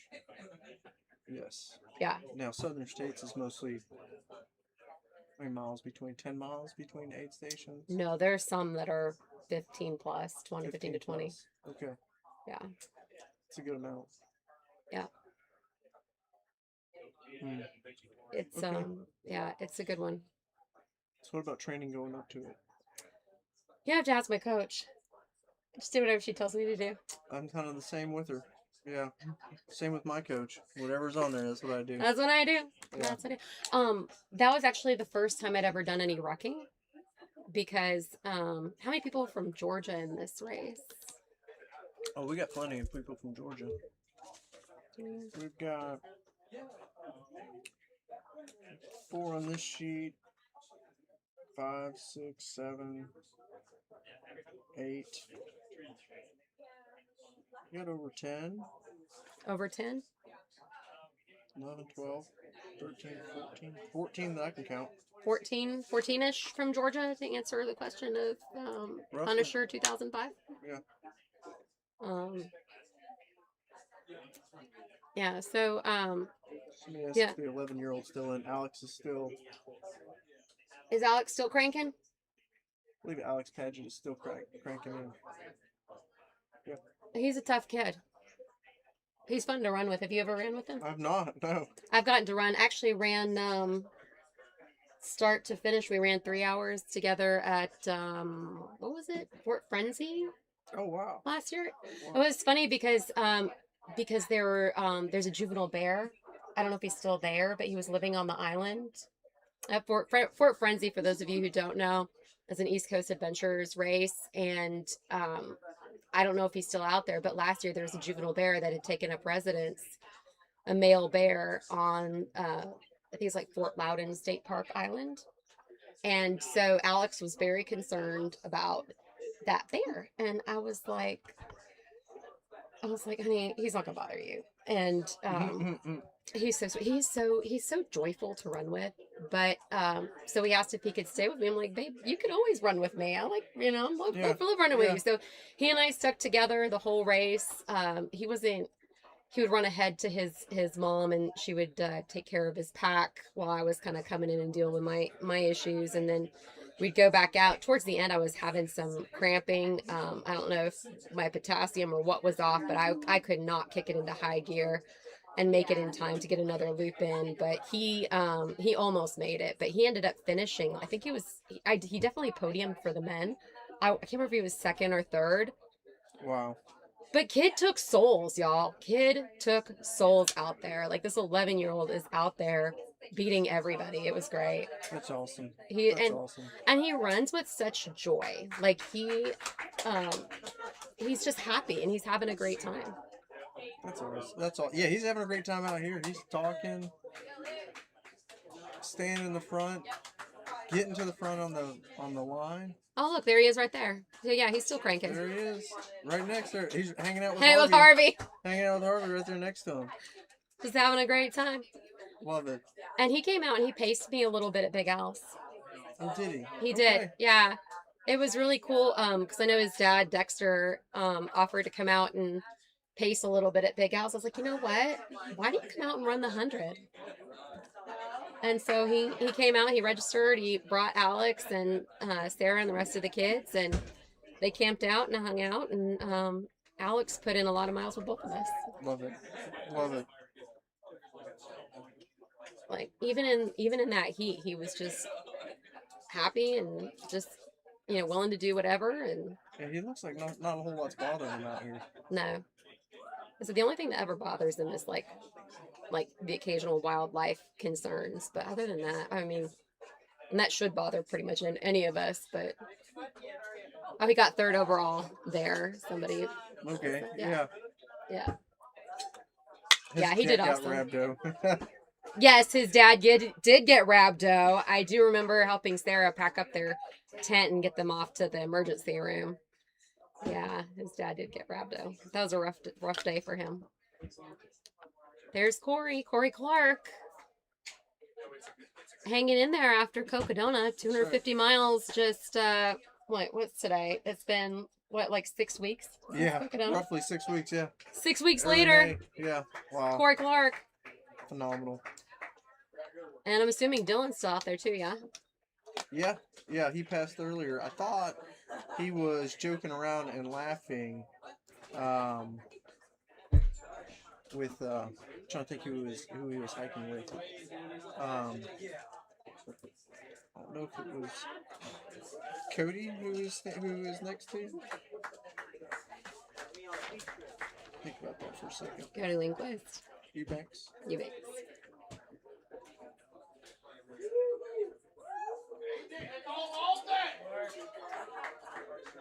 Yeah, so Dylan also just ran Cocodona, and I think he did it in around 90-ish hours. Oh, wow. Yeah, and he's out here.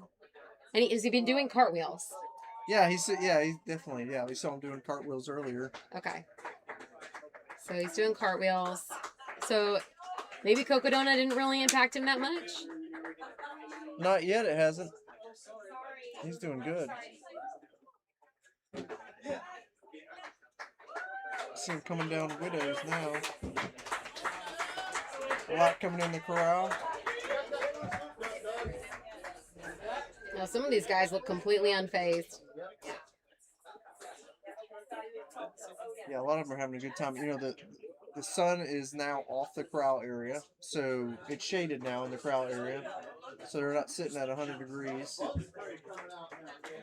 So they're able to walk in between where the aid station is to where their chairs are. Not have to worry about being in the sun. And for anybody that hasn't been out here that's watching, the Corral is the hottest part of this course. That's right.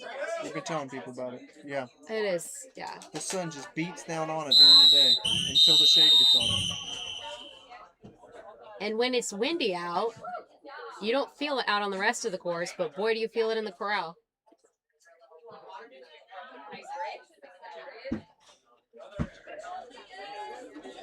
She looks so strong. Who's that? Aaliyah. Aaliyah? Oh, yeah. She looks very happy. Yeah, smiling, doing great. Just Alex just passed us, so he's doing good. He's all smiles. Picked up a slushie. I did get dye-free and high fructose corn syrup-free syrup for slushies. Oh, perfect. So that way anybody with ADHD or dye allergies can partake. Sarah's still looking good.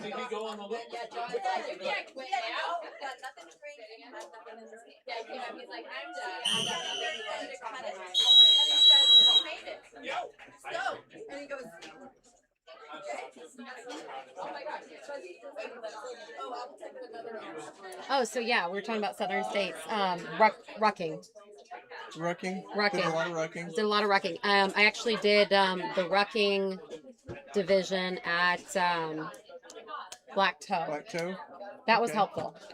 When you did your rucking, did you have like a traditional pack ruck, or did you have the front weight, the weighted vest? I had the weighted vest that it's front and back. Yes.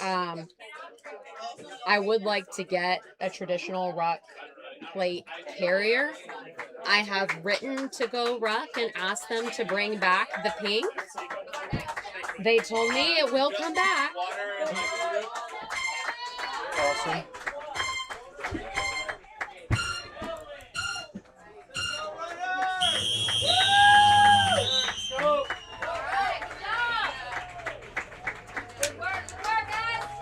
Really strong field. So it sounded like your sleep plan at Southern Sleep. So you had specific times that you were like a time window you were trying to shoot for. Yes, I did, and I would never, ever, ever do that again. What would you do instead?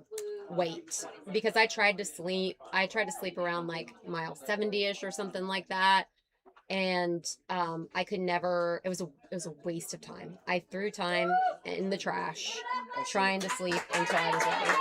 Because we got time. At least one runner coming out. Have to catch their name. Is that Joey? That's Joey Brown. Oh, it is Joey Brown. Man, he was looking so strong all Joey Brown day. was running 13, 14-minute miles. Loops early on. Another East Coast adventure and Nobody Cares Run Faster team member. Hey, Micah. Yes, Slushy Queen. Yes. Wonder what happened. T-Pain says he likes his wild gym pack. Wonder what happened to Joey Brown. We'll have to find out. Maybe he'll come and sit with us. Yeah, he's standing. He's moving.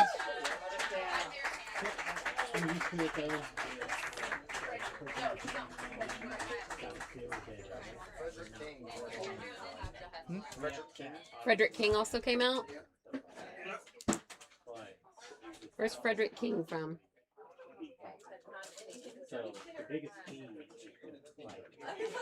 T-Pain 100. I will check out the Wild Gym packs. I will check that out. Hopefully they come in pink.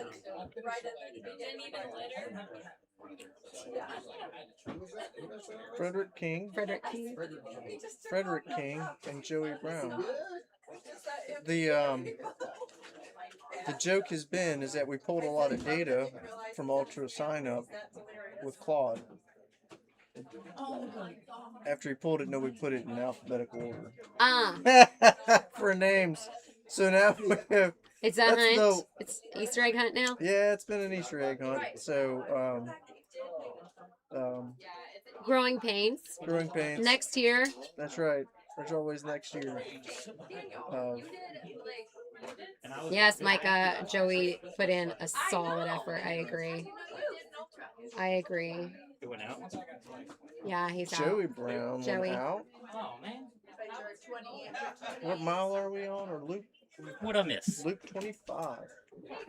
Frederick King and Joey Brown went out. That's what you missed. We talked about Southern States packs. We talked about sleep strategy and how I wasted so much time at Southern States. There was wasted time. Took time and threw it in the trash.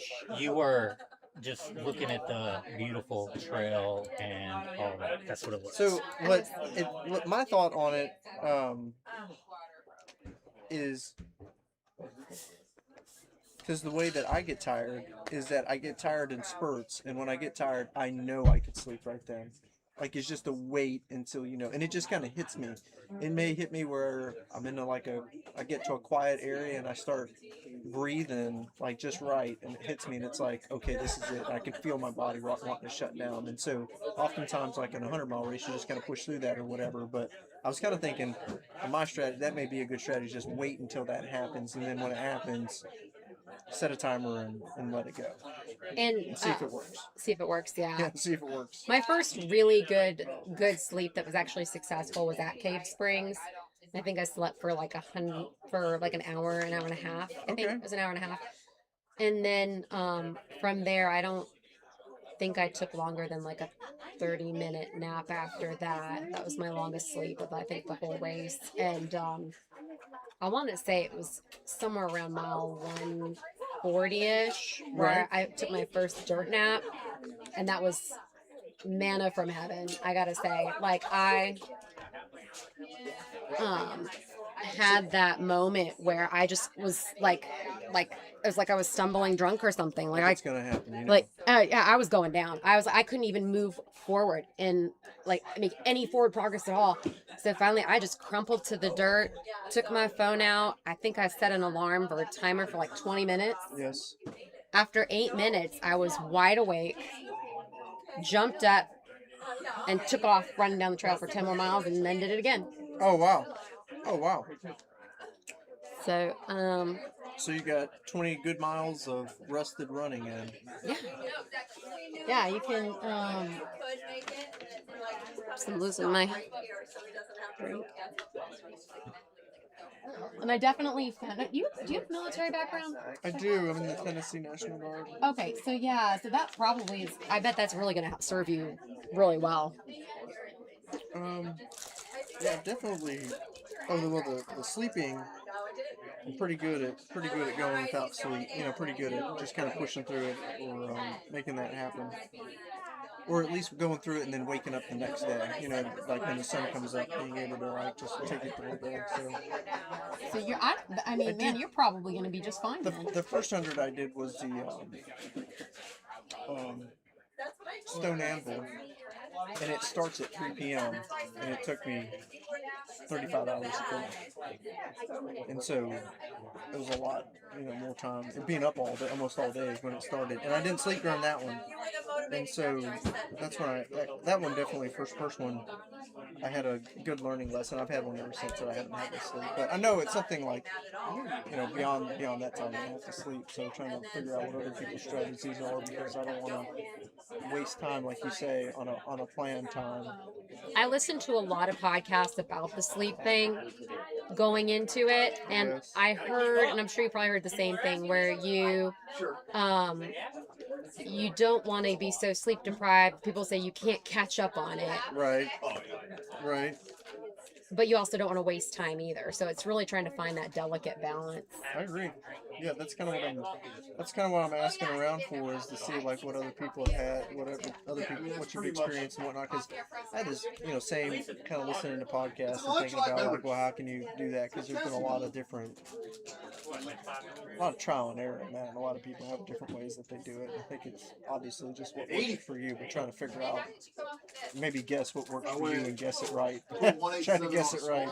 One thing I found at Southern States was there's like this golden period of my exhaustion is overriding my pain level, and so I could fall asleep quickly, easily, sleep super deep, get up and go.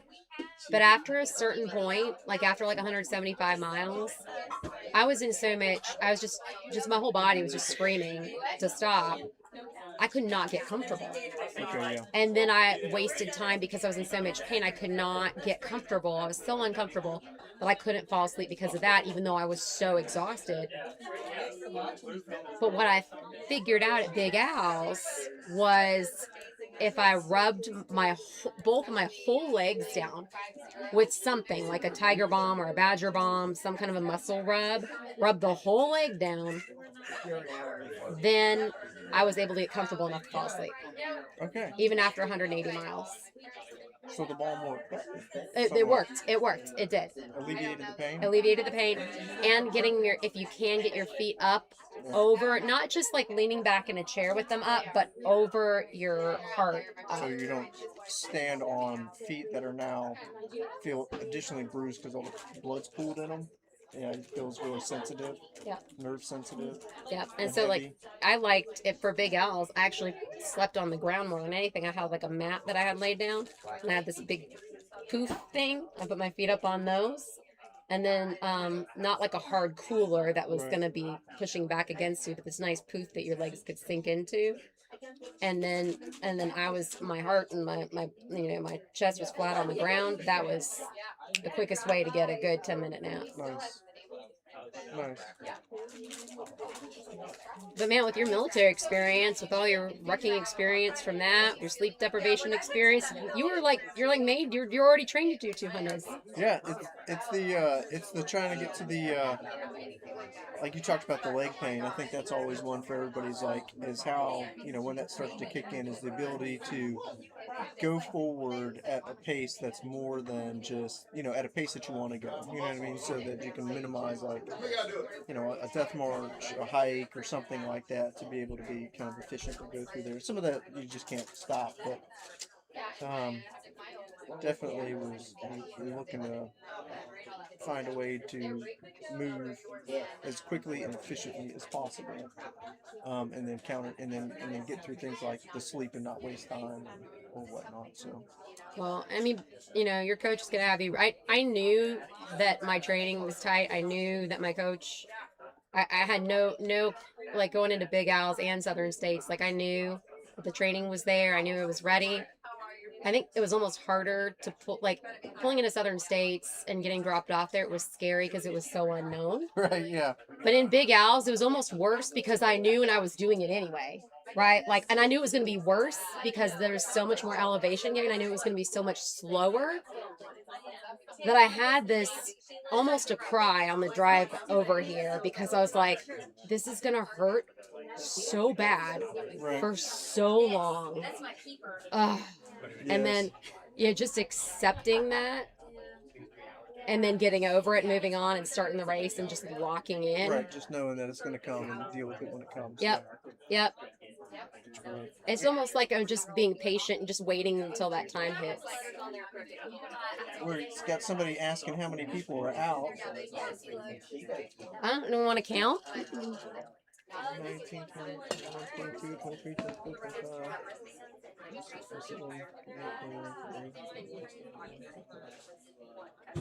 Okay, we're going to guess at 40, just because we're going to give you all a swag before we do an official count. Yeah, and so I think if we had 40 out of 115 that started, so that'd be 75. 75 is we're at roughly 75 people. Where we would be. I think somebody went out and didn't have a wristband; it had fallen off already. So probably somewhere between 70 and 75. 75. Roughly 40. You got 42. Yeah, so we got 73, we think is probably a more accurate count. So I think somebody was asking if we could type it in there. Do I need to type it in here? Yeah, can we? I don't. How do I do I sign into chat? Do I have to sign into chat? We may have to sign in. We may not be able to do that. Somebody asked if we could type it. If we could type it in there for them, but we're going to have to get somebody to. We have not been re-engaging in the chat. So, hey, if anybody in the chat could go ahead and, if you want to type in, we got 73 left for the person who's at the wedding. So we know that. Yeah, Maggie, Alex's Mima, can you type in that we got 73 left, please? Thanks, Phil's got it. Phil's got it? All right.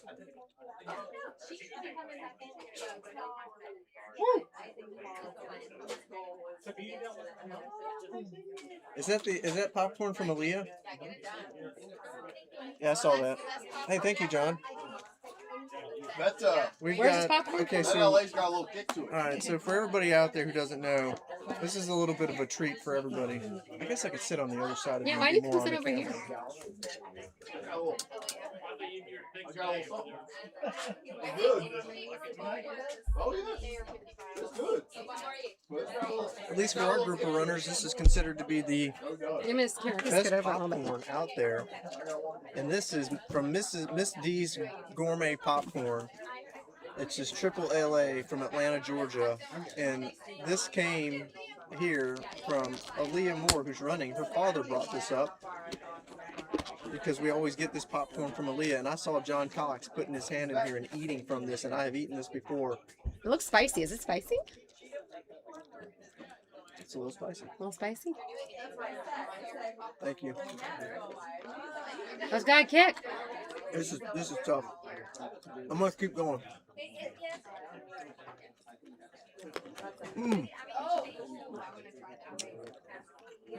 This is spicy, y'all. I think I'm good with one. One and done for me. I don't know what triple LA means. It means hot. How many frescas has John drank?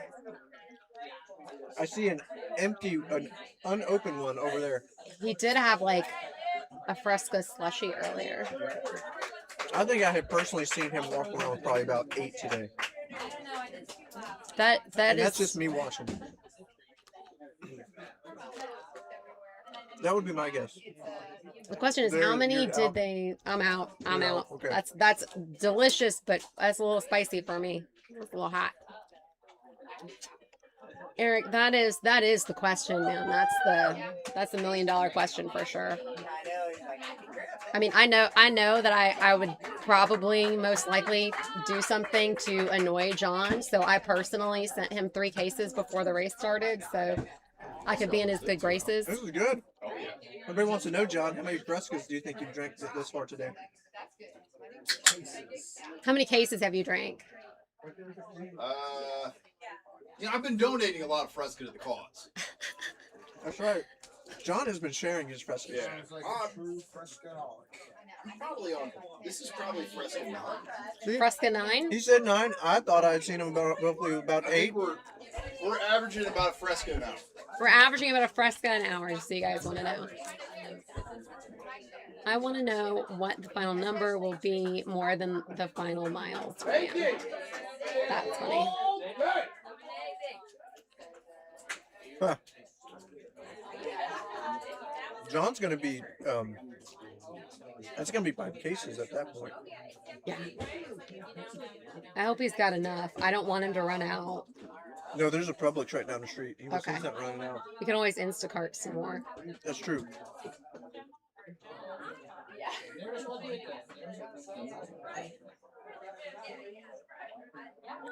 I think that's great that you sent him some, though. I think that's great. I'm sure he was so happy. I know that I have a tendency to be somewhat vexing.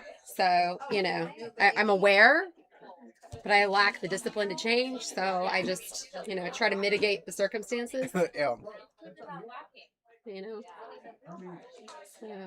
So what possessed you to sign up for Southern States as opposed to Big Al's? Why didn't you register for Big Al's? Why did I sign up for Southern States? Okay, it's a hard question, but I can probably go through it easily.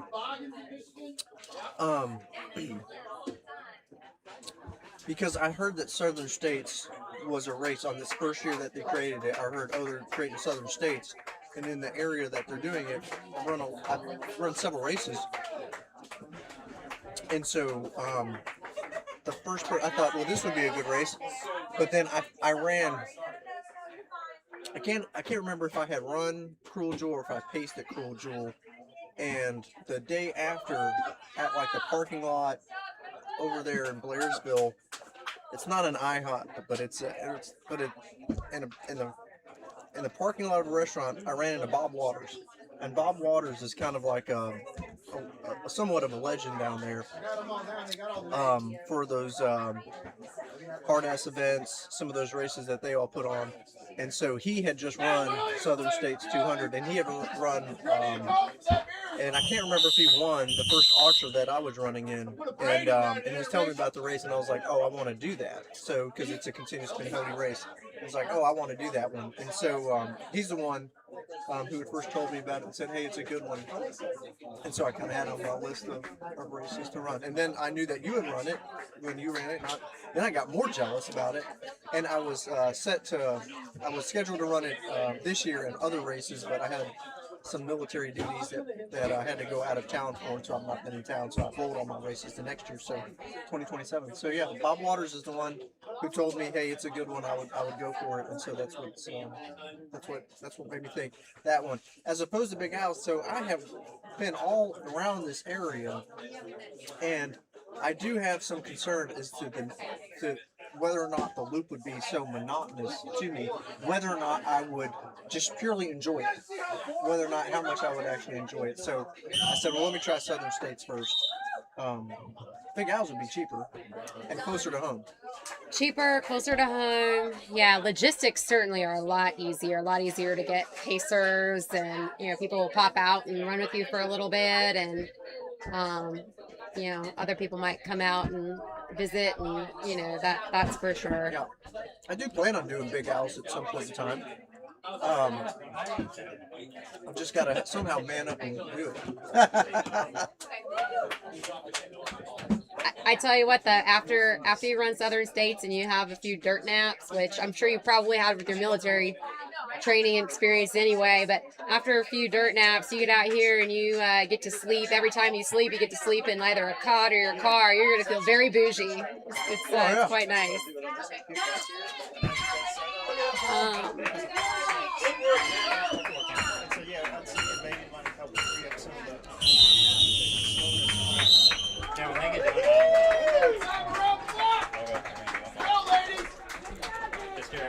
Somebody's asking how's Mark Dowdle looking. Last I saw him, he looked fine, looking good. Ran.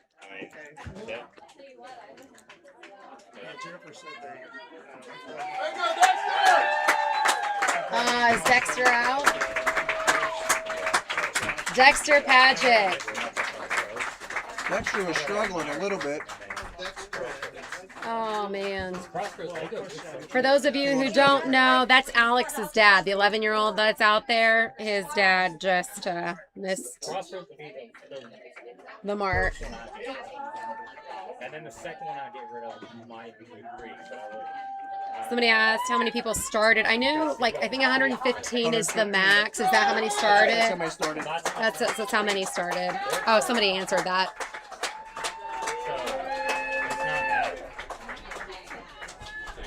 The only other thing I was going to try to work on is maybe get a camera at the base of the shed. Can the camera go out to the people when they time out? Yeah.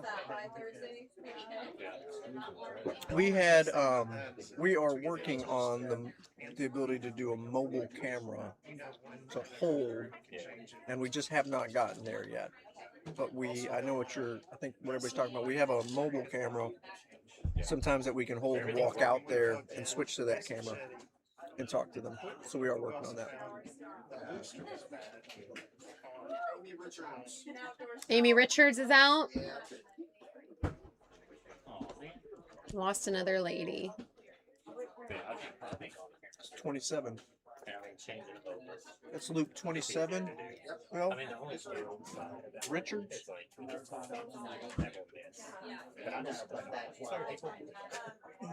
because in the past it was one of us doing it, so we could always hand that over to one of us.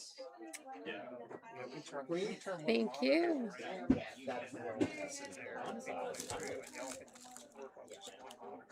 I kind of like doing it. It's like going up my hair.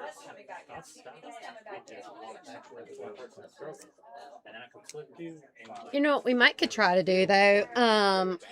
Eric, is maybe see if we could get some of the people who time out to come and sit and chat.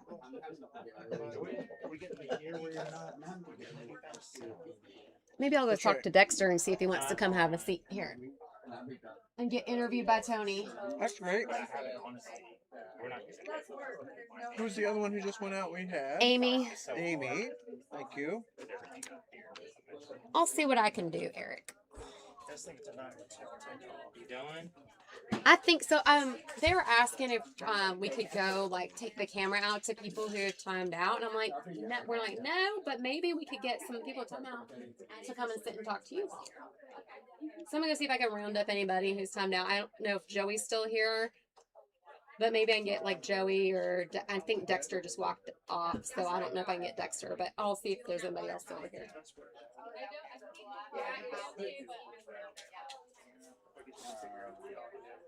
But again, we're living without audio, of course.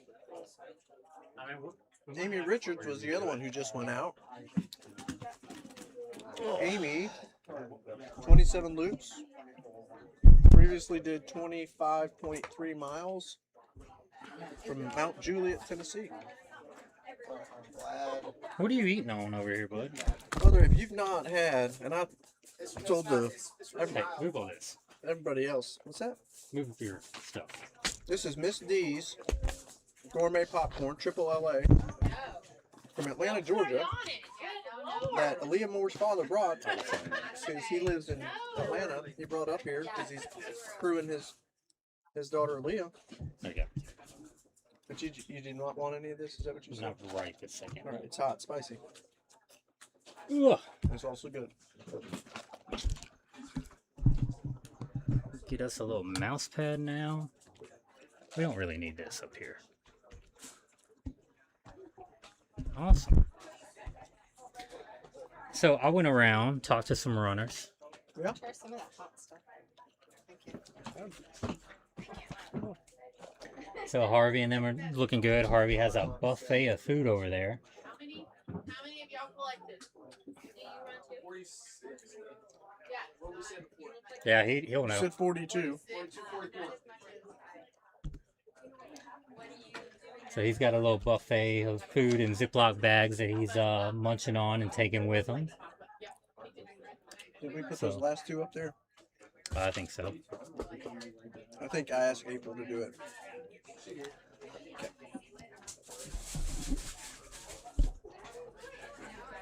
Talked So- about why I hadn't done the big owls, and we just summed it up. I just got to man up and do it. Yeah. If I can do it, you can do it. That's right. It is right. It's just a matter of registering. Then do it. Yeah. I'll come out and do it with you. Do some loops with you. I like how you said that real quiet. So Phil couldn't hear. You just said if I would do it, then you would do it.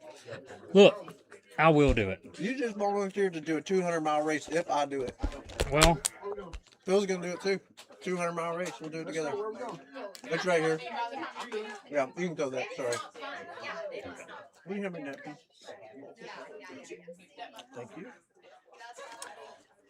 so learned that Luke Boschwaller got in a mountain bike wreck a couple weeks ago. Oh no! Did Luke mess himself up? hmm Oh no! So You know what I mean? we'll see how he can push through.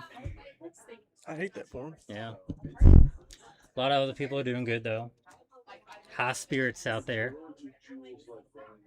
Everybody seems like they're in a good mood. Seashores. No, I don't have a. That big one's mine.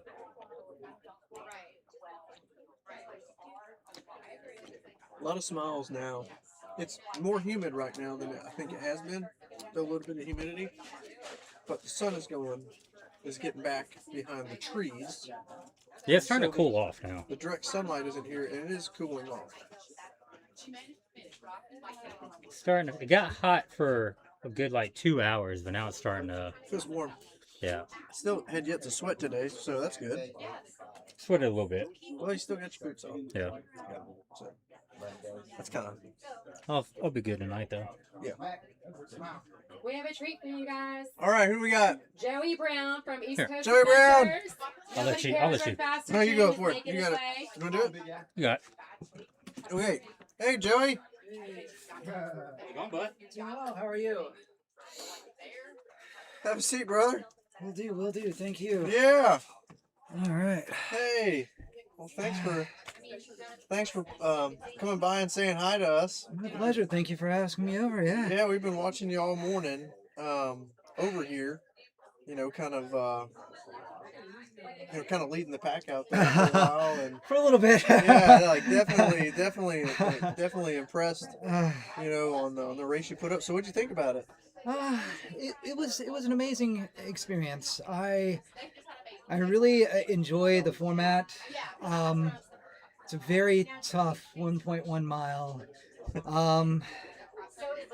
I did the Tennessee Mile in December. So last Okay. December Yeah. I did the Yeah. 6 hour on that one. So I got just a very small taste of what the course was really like, you know. So I'd only been on like 6 hours. So I'm like, okay, well, that was really fun, you know.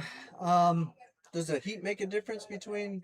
I think it makes a huge difference. Yes, I mean, with the Tennessee being in the December, a little bit chillier, and then of course now with this the heat and everything, yeah, there's a slight bit of a difference. I mean, they're both tough courses. You know, it's just one you're just standard 6 hours. You know, you just run your loops, and it's the time constraint of that 20 minutes really isn't a hindrance in the back of your mind. So Right. this is a whole other animal. You know, it's like you think you can come out here and run Tennessee Mile, and you're like, okay, well, I can do Midstate, but then again, you could, but it's that 20-minute time frame that it's just really you don't realize how short that can be really quick, right? And then that dwindles. I mean, you're sitting over in your area and you're just kind of resting for a little bit. That 2-minute whistle blows, and you're like, 2 minutes already. And then all of a sudden, the 1-minute whistle blows, and you're like, oh, great. So you know, the 20-minute time frame is nice. I think it works out very well for this, but it does go by pretty quick. So it's really fun though. I mean, you enjoy your time out there. you run what you can, and then you walk what you can't. You That's know. right. That's right. So yeah, it's a great experience. Great. What did you find to be the most challenging part of the course? The most challenging part, I really think, in all honesty, was controlling myself. Really. Okay. I'll be honest with you. I probably should not have been going out as fast as I did. Those, first loops and everything, going out and getting back in here as quick as I did. I think that really hindered me a lot. I ended up paying for it, unfortunately. You think you get a little bit time to kind of get a little bit of a reprieve, it's like, okay, well, maybe I can take a loop a little bit shorter. Right. But sometimes if you do that, then you kind of fall off a pace. And then once you fall off that pace, it kind of takes a little bit time to get back, and with it being such a show, okay, now I can get back on pace.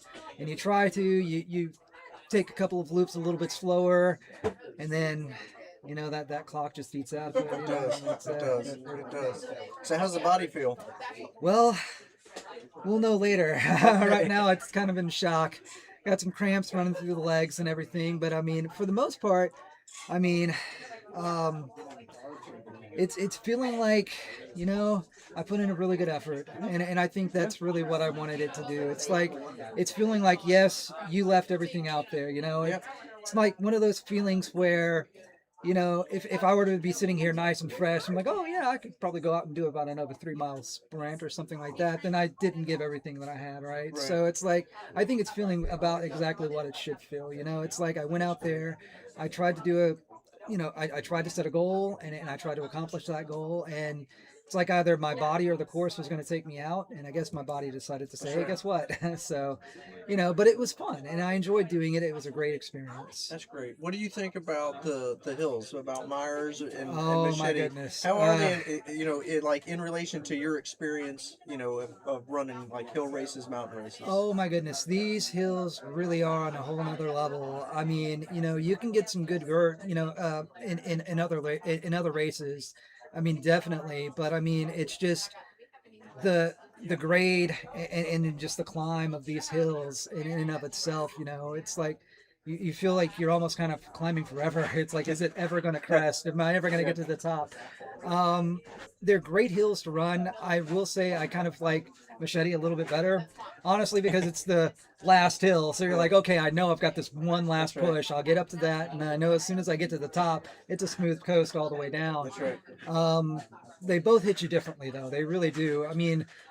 Myers March and Machete are going to hit a little bit different, so you've got, Myers March, when you come to it, it's not very far into the race, right? It's like almost, it's like right there. And then that's the one that's just, you're just really just climbing. I feel like Machete, after you've done Myers March, Machete's just a little bit, it feels mentally just a little bit shorter, just because you've already got that one out of the way. And then of course you've got the nice reprieve of knowing that as soon as you get down up to the top and get down, you're back in the corral. That's right. So Yeah. but they do hit differently, though, but they're wonderful hills, though. It's really tough to try to find something to mimic that, in a sense, to try to train for something like that. And in all honesty, I think I would have preferred finding this a little bit, like I found it myself. If people are familiar with Percy Warner, the Percy Warner area, the Percy Warner stairs, that's a really good kind of mimic of it, in a sense. So I've ran those quite a bit, but it's nothing There's like a perfect loop in Spring Hill Thompson Station. Yeah. So, Okay. Reservation Park. I haven't heard of that. Okay. So it's a big park that goes out, but they have a hill that you can climb over and overlook, kind of like Franklin area and Thompson Station. Okay.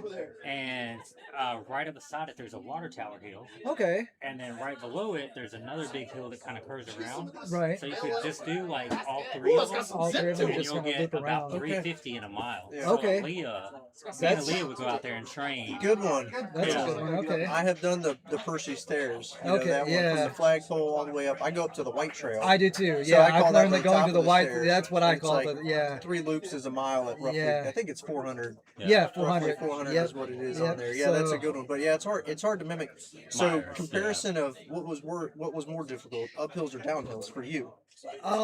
In all honesty, I really liked the uphills. I know that sounds really weird. It gets to a point where, you know, the downhills you'd feel a little bit, you know, would be a little bit easier. But once you've climbed all that much, you know, you get to a point where the downhills, your quads are just shot, right? So trying to run those downhills, it's like it's just beating you up even worse, right? So it's I think running the downhills is actually rougher than climbing, you know, the uphills. Just after you get up the hill.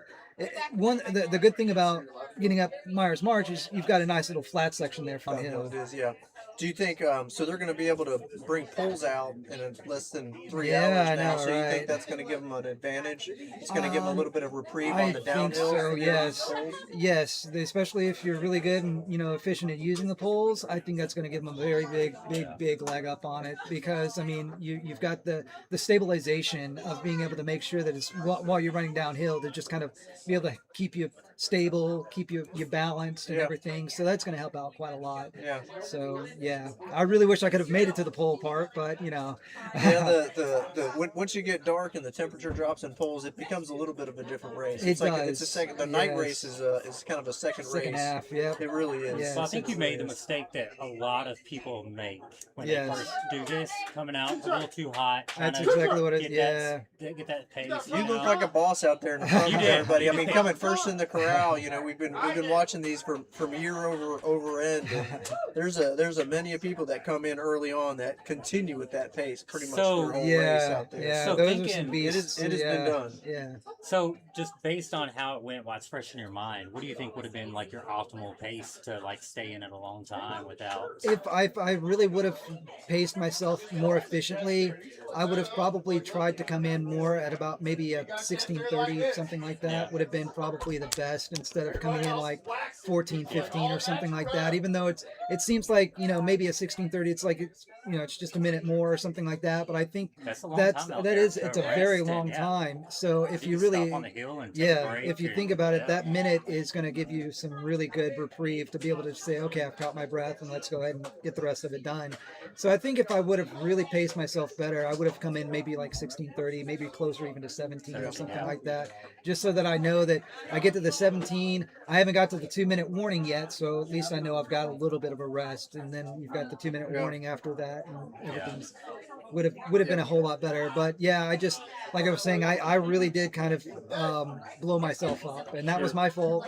So you live and you learn. Yeah, I mean, we've seen runners in the past where they'll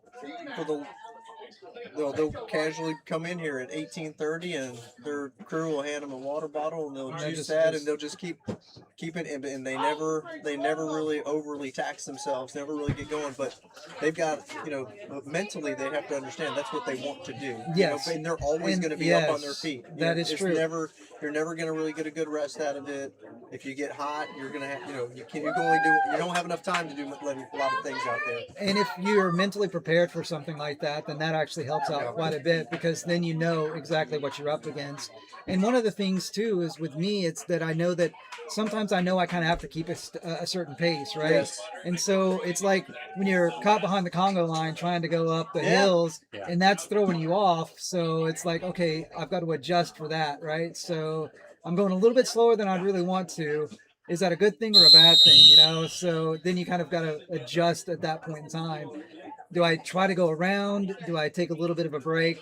Yeah. But for me, it's like, I know that if I fall off a certain pace at some point, then I've kind of shot myself in the foot, right? And I think that going out too hot was the bad part, and then I fell off my pace for a little bit. And so therefore, those two things just kind of said, okay, you know what? Now your legs are shot. You're done. Yeah. Well, any final last thoughts for everybody? Well, I don't know, really. I mean, it's a great time out here. I mean, I want to just, say thank you very much to Becca and John. Yeah, that's awesome. I mean, they are amazing people. They are wonderful. They've got the biggest hearts. Them putting on this race, and then, of course, they've got Big Al as well, and the Tennessee Mile. They do this because they love the community, and the community loves them. So yeah, I mean, it's just wonderful. So I just want to thank both of them very much for everything they do. Yeah, absolutely, totally agree. Yes, thank you. Okay, thanks. Well, thanks for coming out, Joey. My Appreciate pleasure. you, man. Thank you. Thank you. Great race out there today. Thank Great race. you. I'll let you slide out. yeah, I'll go this way. You. Go get some rest, man. Wow. What a beast. I mean, just. Oh, we lost another runner. Wow. That was great. Really good thoughts from Oh, it's Joey, I nice and think. wet. Yeah. Yeah. Oh, sorry. Joey was a little wet. Sorry. Don't wipe it off with the tracksuit. Oh, I thought about it. Yeah, I saw you look over I there. thought about it. I saw you look over there. I did. Look. This It'll be all right. Yeah, this thing is. It's so heavy. It's annoying. You know what? You're right. We could probably. You Yeah. guys want to have a female interviewee that has that was running today? She's coming in. Okay, you want to do the next interview? Huh? Or Jen's going to do the next interview?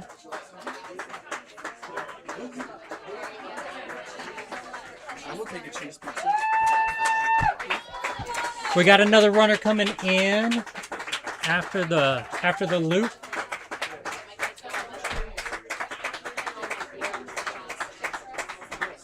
Find out who it is here in a minute.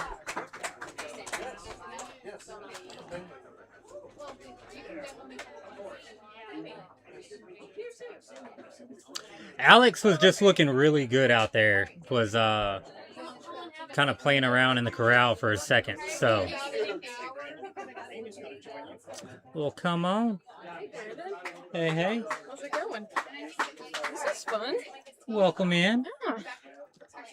We here have Amy with us. Hello, hello. Hey, what loop did you go out? Like 26? 27. 27? Yeah. So how was it? It was tough, but the weather's great today, and the course is really good. Yeah. Like, everything is really coming together, I think, for a water runners today. Yeah. Yeah. Yeah, everyone's been talking you know, about the there's course. nothing you can do about the challenge of the course. That's part of it. So, but weather and the conditions of the course are really great. Yeah. So, yeah. And there's a lot of strong runners still in there. Yeah, there really is. Yeah. I think we still have like 70, around 70. Wow, that's crazy. That's awesome. No way, Compton's out? Yeah. Oh no, David Compton's out. Yep. I noticed they were watching, looking wouldn't- for him. He's been dealing with some calf cramps. Yeah, cramps. Yeah, Mhm. that's what they were Like, saying. for quite a few loops. So, It's easy to do. The heat was a little bit kind of like hidden today, you know, because it did feel so good. yeah. But we were looking like the heat index got up to 95. Did it? And in Wow. the sun, it said it felt like 103. Oh, wow. So, I never would have guessed that. I think the humidity must have been a lot yeah, lower today. yeah, it was a lot lower. And then back there, you know, it's a lot cooler and stuff for y'all. So, Yeah. so tell us about your race, like how it went and then what happened and. I mean, overall, I'm happy with it. It was, I came in with the goal. This is my second year, so I came in with the goal. I wanted loose goal. I just wanted to do better than last year. I wanted to make it to intermission, so I'm not going to be disappointed about it, but I am still happy with how I did. I was able to go for an hour and 20 minutes longer than last year. Which is a and, long time out here. I mean. Yeah. Yeah. And I mean, side note, I had my appendix out like 3 months ago. And so like the week before that, I actually had my first ear infection. I didn't get to run that week. The next week I had my appendix out. And so I didn't get to run for 2 more weeks. And I was like, oh man, what's this going to do in my training? And I was like, I can't worry about what it's going to do in my training. Like, it's just, it is what it is. And, you know, I feel like I was able to bounce back pretty well, but, yeah, it was, overall it was good. I'm a much better downhiller than uphiller. So there was lots of leapfrogging. So I'll grab this real quick. Had to make a restroom stop at, I guess that was the beginning of 26. And so I was playing catch up on that loop. I made it in to start 27, but I didn't get to cool. Oh, And I yeah. feel like not getting to cool down was maybe what got me on Yeah. that loop. I took water with me and drank all of it. I was out of water by, I think, the crossroads. Oh, wow. Yeah. Like and leading into it or coming down? Coming down. Coming down? Yeah. Okay. Yeah. So, but yeah, I think I was about a minute after the whistle. So, yeah. Yeah. That is hard though, like when you get pushed up against the clock. You know, you have the stress that's kind of eating at you too, Yeah. and that's getting into you mentally. Yeah. Kind of might slow you down a little bit because you're already thinking you might break it. And then, yeah, just not being able to cool, get the calories in that you need. Yeah. Like, you have to stay on top of that stuff in this race. And, Yes. you know, Yes. one little mistake like that can just kind of derail, which is Mhm. unfortunate, but, Yeah. you know, something everyone has to kind of deal with on that. David Compton just went out? Yeah, David Compton just went out. He was dealing with cramps. Calf cramps. Yeah. So what's next for you? I'm registered for a Barkley Fall Classic in September. Oh, nice. So, yeah. That'll be a fun one. I've never done that one. I know Demi, who's in the race, she won it last year. I think she's going back. So, it'll be interesting. Did you get to talk to her about it out there a little bit? I haven't gotten to talk to her. She, I didn't see her a ton out there, but I'll Yeah. talk to her between now and Oh, then for sure. I'll pick her brain. So, yeah. Well, that's awesome that you. Yeah. And I'm signed up for Tennessee Mile in December. Which so one? 24 hours. 24? I'll just bump it up to 40. Nah, I was really expecting Becca to be like 40 hour. You just go 40. Because at the end of Midstate last year, she said 24 hour at Tennessee Mile. I was like, whoa, too soon. Look, if you're already going to be out there 24, you might as well be out there for 16 more. You ain't got to run the 16. That's But if you true. want to run, right, if you want to go 28, you have the ability. Yeah. Or if you hit us like 49 miles and you want, you know, keep going a little bit longer, maybe Yeah. hit even more. So, There's a whole new level there with rest and yeah. and sleep. You got some people commenting on you. Oh, it's my cousin. Oh, and Darren Jansen. Darren Jansen, you Yeah. had Leslie up there. Oh, we Leslie miss Richards. Darren. We miss you, Darren. So, Who else? so do you like Tennessee Mile or this format better? Man, I've always been competitive. Mhm. So, and not necessarily competitive against other people. I'm competitive with myself. I mean, I wanted to do better than I did last year. So this format really lends itself to that. Oh yeah, But if you want to be competitive, this is the yeah, place to do yeah. it. Yeah. But I mean, you can bring that same competitiveness into Tennessee Mile Yeah. as well. So it's just more laid back. A lot of people say that Tennessee Mile is lonelier. Yeah. Yeah. There's been times in the 40 hour where, you know, like everybody in the middle of the night is just on their own pace. But even though it's only a mile course, you know, I can be here, someone can be Yeah, at and so Myers, you're someone can just- be at the crossroads, yeah. and you just never see. Yeah. So you can go hours sometimes without seeing anybody if there's not a lot of people, especially Yeah. like the first night in the 40 hour. I bet. You know, yeah. once more people start coming in and the other time limits, it's a little bit more packed. But Yeah. you really can be a little bit lonelier. Yeah. But the vibes are a little bit different too, you know. Yeah. So Yeah. I feel like I haven't felt lonely, and I don't know. Maybe it's the difference in if you are used to running Yeah. alone or if you're used to running with Fresca, others Fresca? more often. I don't know. yeah, So- I like running at night by myself. Yeah. It's just kind of, I don't know, something peaceful about it. Yeah. And it's just, you can just knock them off. But at the same time, having someone there you can just talk with and Yeah. stuff is great Yeah. too. I like but, both. Yeah. So, I'm an only child too, so maybe that's maybe that's part of it. So, I don't But know. yeah, here you're kind of stuck with everybody, you know, Yeah. all the way through, which is Yeah. still good. But It is. It is. And even if you aren't talking, you can, listen yep. in and maybe jump in if you want. But Yeah, it's a walking podcast out there. it is. Like, it is. Yeah, It is. all kinds of stories to hear, and Yes. all the different conversations people are having. Yeah, so. have y'all been listening to any of the audio from the cameras? No, the audio's been messing up on the cameras, Oh, okay. but we have to take a quick break just because of YouTube, the way it works. And so I think we're going to have it after that. Okay. And they'll be coming. So they are working, but they're just not coming through the live stream yet. Okay. I guess we need to ask the runners to pack down the middle part of that trail. Yeah, it's looking a little rocky there. It looks like clean on the, almost too clean on the But side if they there. run down the middle, it'll really beat that in. Yeah. Yeah. That'll help preserve the trail. Do some trail work. Come on. There you go. Oh, I was about to say someone's kind of walking on it a little bit for you. Yeah. It's more rocky than anything right there. Yeah. No, but if they run on it, it'll be less rocky. What are they gonna do? Pick up all those rocks in their shoes? Mush them down. Compacts it. Yeah. The trail's in great condition, John. You did great. Yeah, that's one thing we've heard from a lot of runners is that the trail's Yeah. really, really good this year. I mean, especially the beginning. I mean, last year with that All the soupy mud, mud, yeah. man. So that's great. And then that first downhill, I almost didn't recognize it. So I was like, wait a minute, that was nothing like it ever Making it has too been. easy on you. Yeah, yeah, Yeah.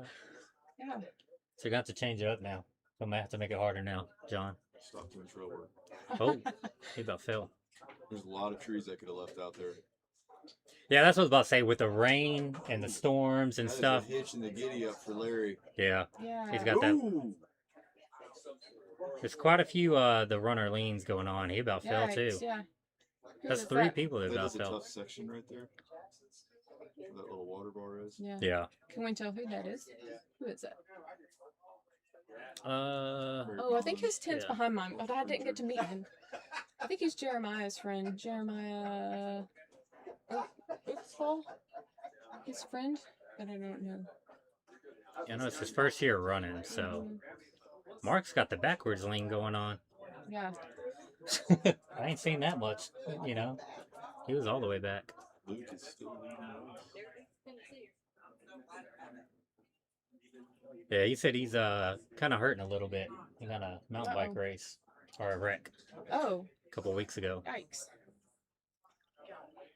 That's scary. Yeah, it's almost like if you have this and you want to do good, you kind of need to live in a bubble. Yeah.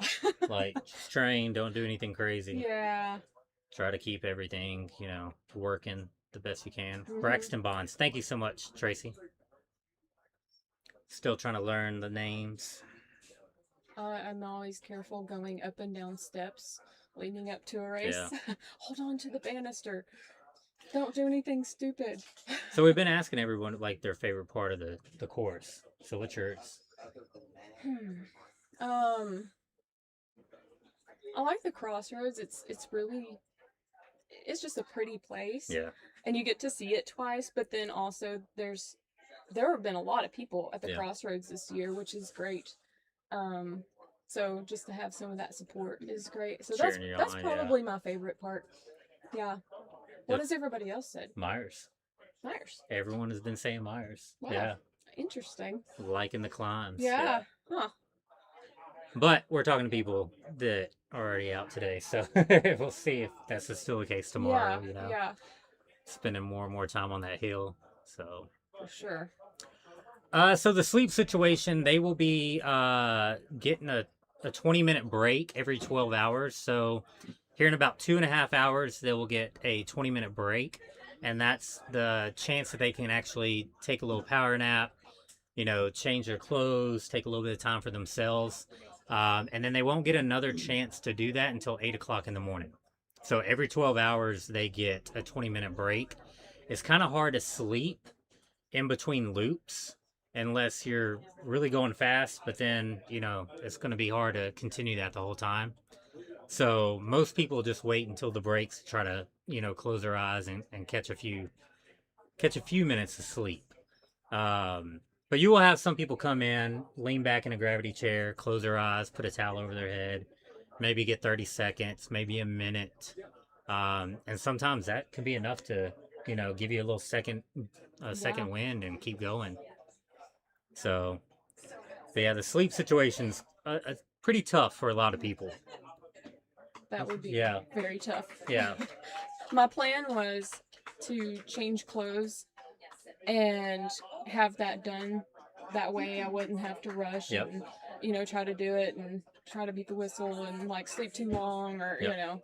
So that was my plan. That's usually the good plans, like either get some calories in first, change really quick, lay down, you know, get 10, maybe 15 minutes, Mm-hmm. and then try to get up with like 2 minutes left before the next loop. Yeah. Are gravity chairs the most popular option for sleeping? Honestly, laying on the ground. Just making a little pallet on the ground, putting your feet up on your cooler. Yeah. You know, letting all that inflammation start coming down, that swelling coming down. Just get off your feet for a minute. Yeah. And then staying warm. Yeah. So if you... Yeah, you can chill down pretty quickly. Yeah, if you get cold, you tense up really bad, and it's hard to get moving again. Mm-hmm. It really is hard to get moving again.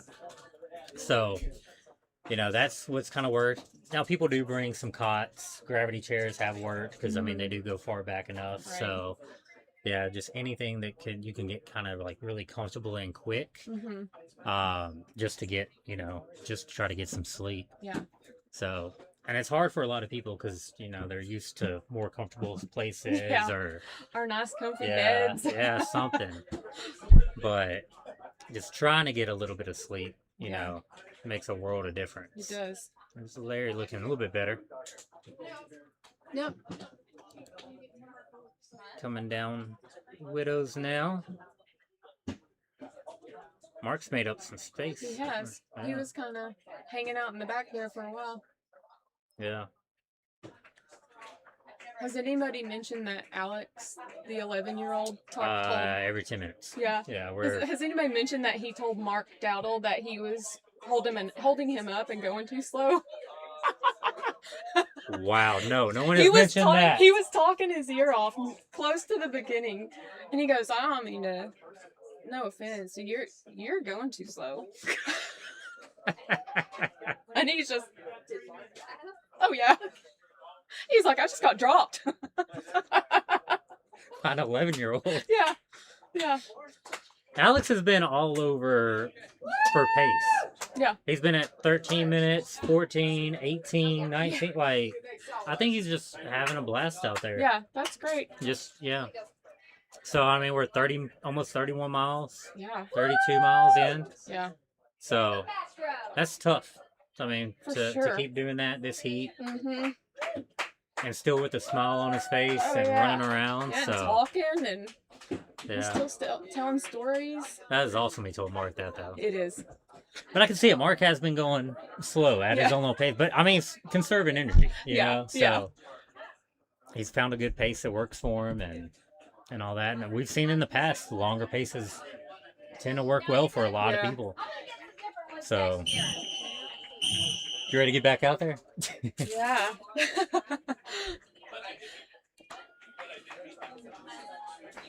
Alright. There you go, come in. Mass entrance. Here's Larry. Well, awesome. Is there anything else you want to talk about? Tell anybody about the race or anything coming up? I don't think so. I mean, if you're watching and you're interested, come out to Tennessee Mile in December and you can sign up for as little as 3 hours and just get a feel for it, or as many as 40 hours. Yeah. So, yeah. Check it out on your own time without the pressure of the 20-minute loop. Yep. And a lot better weather. Yeah. And it, you know, or just come out and watch next year. Yeah. It's really fun to watch, too. I came out before I ran it. I guess that was 24. And volunteered and watched, and it's so inspiring. It really is. And we could always use volunteers. People need crew, you know. We still have a whole 10 of self-crewed runners. I think we have actually a bunch in there, too, in the arena that are self-crewed. Yeah. So, yeah. Use all the volunteers. Yeah. Well, we appreciate it. Thank you so much. Yeah. All right. You going to be back next year? I'm sure. it Yeah. will. Have to be, right? Yeah, yeah. What about you? Are you gonna run? I'm probably stuck doing this now. Yeah. Yeah. Because you're crushing it. They got me. They got me booked up now. Yeah.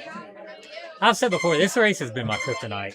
Just with my back and like the heat and trying to with the pressure of it. So Yeah. like I need sometimes where I just need 5 minutes to gather and then I can keep going for however long you want me to. Yeah. But yeah, this race is hard to do that. You have to be, It is. you know, on top of everything at the same. Oh, I missed my bad, y'all. We missed.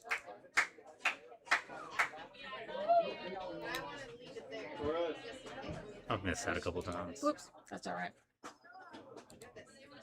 There's plenty more to come. Oh yeah. Coming up on the creek.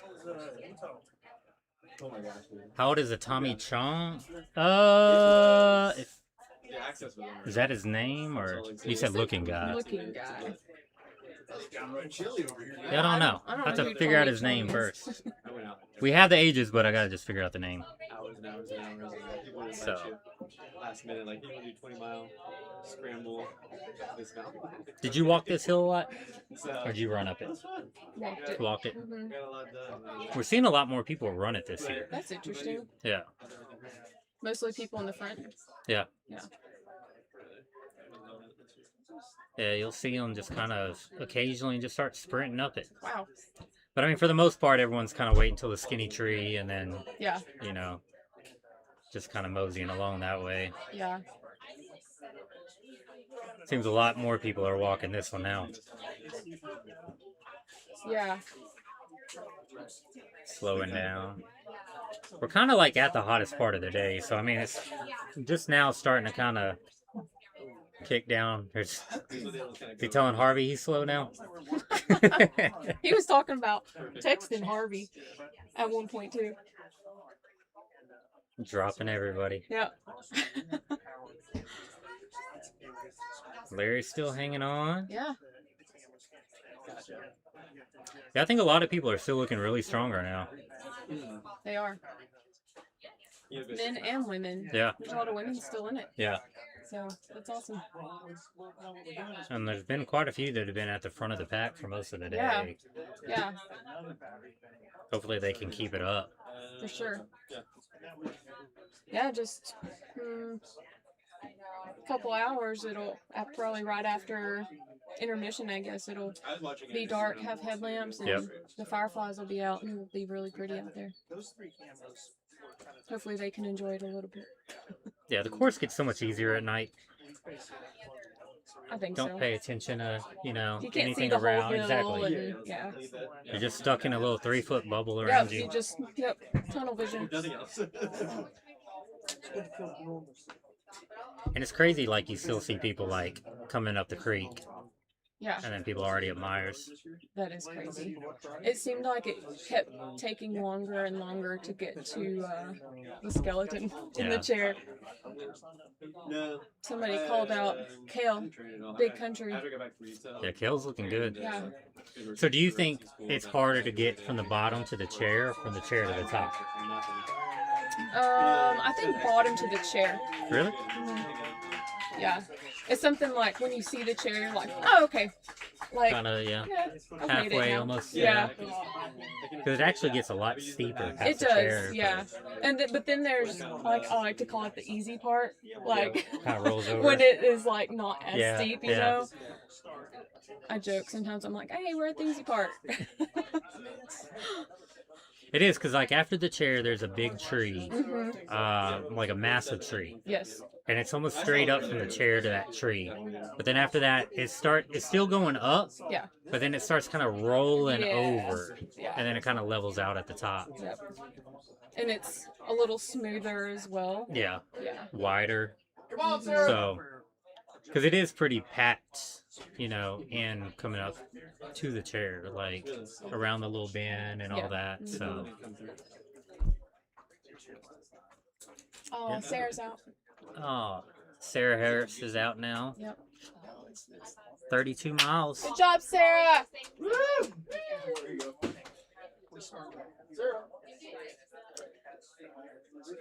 Bottom of the chair, easier after that for Eric too. Yeah. Yeah, I have to agree. Because it is. Once you get to the chair, it's kind of a mental thing. You're It just is. like, all right, Yeah. we're almost done with this. There's some like Yep. precedents. And then it makes machete feel like nothing. Yeah. Because, yeah, half the amount of time climbing. I kept telling myself, like, just get up this hill. Like, it's not even this loop, just this hill. This hill, yeah. And then, okay, now get up this hill. This one's not as hard. There's Aaliyah. She's slowing down a little bit, but She wasn't, like, going super speedy up the hills. She's been very consistent. yeah. Yeah. I think She's done enough miles out here. She kind of knows what she needs to do, when she needs to do it. I thought he was carrying a shoe. I was like, that's a new strategy. I'm interested to see how Yeah. Aaliyah will do Today. tonight. Yeah, make it. Look, we got a little 2 hours. So 7 more loops until break time. Yeah. They can just hold on. Hold on for 1 more, 7 more loops. Who did we lose before Sarah?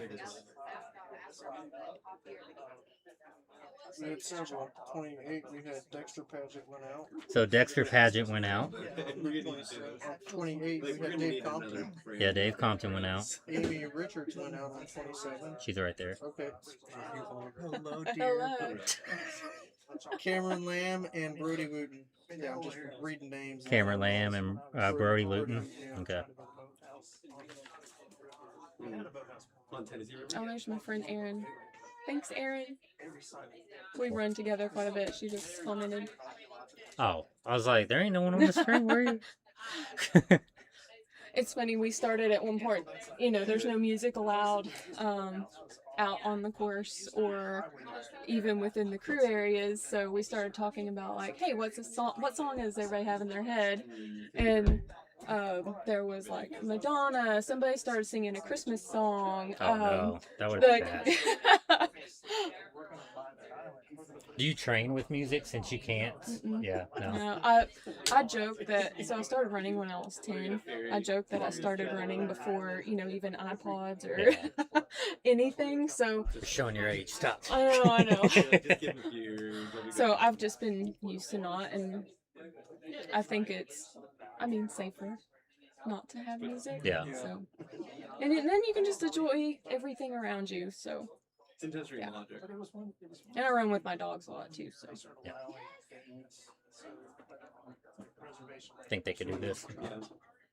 One of them. Wow. Yeah. One of them's 12. So I sometimes take them to do hill repeats, and where I go, they're off leash. And the Shiloh, the 12-year-old, I'll shout out my dogs. Shiloh has gotten to where it's pretty long hill, and he'll lay down halfway up, and he's like, I'll just wait right here.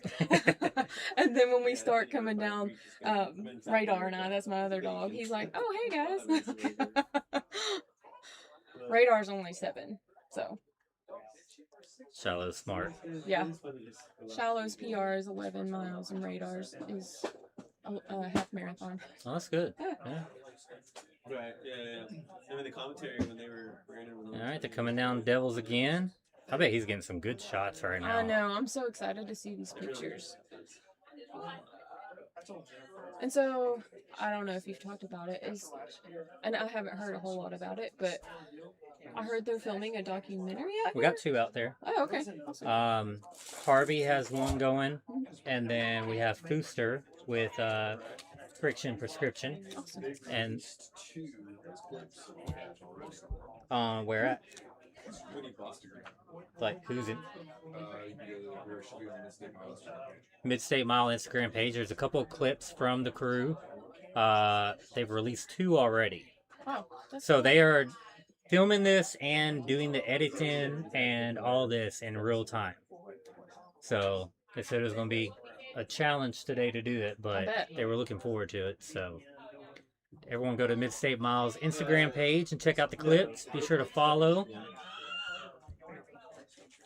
Also, make sure you're subscribed to the YouTube channel because we will have to turn it off and come back on periodically. So make sure you get the notifications for that. Somebody just asked about the camera crew. Yeah, the camera crew. One's following Harvey around, and the other one's doing, I guess, a documentary just on the race itself. And they were following some of the runners that are with Friction Prescription. So they're just out getting a lot of good footage and showing the race. So I know they're going to do a really good job. Yeah. Like, they put out some good stuff. Yeah. Somebody wants to know how many runners are left. Do we know how many? Do we have a number? I would say around 70. 65 to 70 would be my guess right now. I've lost count. Hey Phil, do you know how many are out? We have 70 left?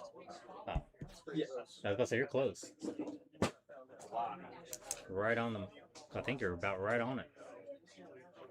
Oh, Chad Richards wants to know, did you have a crew today or did you self-crew? He's fishing for a shout-out. That's my husband. That's part of Team NDA. Chad and Aunt are my fabulous crew. Couldn't do it without them. They kept me hydrated and cooled and fed today. So, shout out to Team NDA. I saw them at the crossroads, too. So we have 65 remaining. We have 50 on the dot that are out right now. I've seen Diana randomly out. Yeah. In the community. Yeah. So I said you're about right on the money. So is that more than normal, John? I At think this so. point in the race? Yeah. Okay. So do you think we'll have more intermission? Yeah.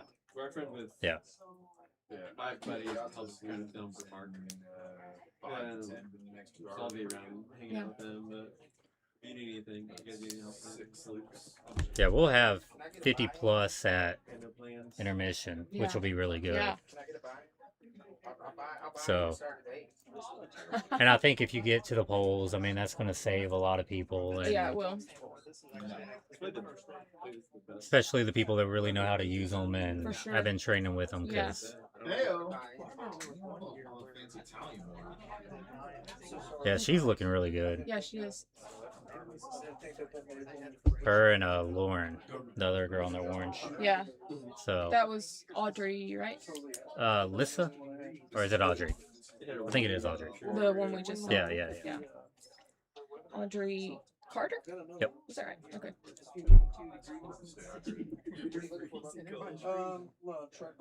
I remember. Yeah, there's Yeah. Lauren right there. Hendrickson? Yep. Is that Ashley right there? That I think so. we just saw? Yeah. Okay. Yeah, Swift. Yes. Yeah, so Audrey's done a 100-miler. She Lauren's just done. recently did one, I think. Yeah. Yeah.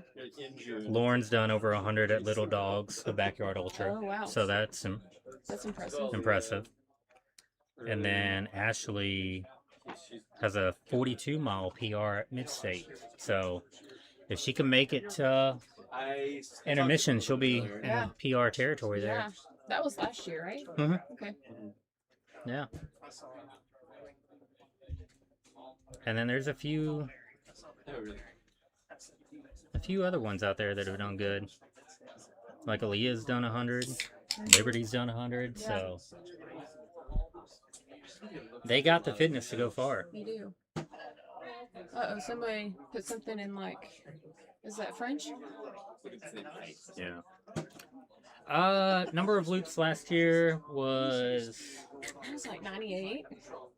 no, he finished with 97. Okay. Right. So like not right around like 90 loops was last year. I'll say like 89, 90. I've been sucking at math. Low sleep. Math gets hard. For Yeah. Sure. Especially on low sleep. Yeah. Yeah. Because we were up here till 1:30, Oh, still man. working on this. Yeah. And then started again at 5:30 this morning. So it was, yeah. Did you end up sleeping in your car? Mm-hmm. Yeah, just car camping. Oh, I felt amazing. Yeah? Yeah, put the windows down and it got cold last night. So we brought I got our- a mattress back there, blow mattress and Oh, stuff. that's So nice. like Okay, it's yeah, okay. I was Yeah. We brought our camper. big and, SUV, so it's enough room to. Yeah. We were like, oh, we'll try it with the windows open, and we just weren't getting enough airflow, and I was like, I think we gotta turn the air on. We gotta turn this generator on. So I slept much better after that. Yeah.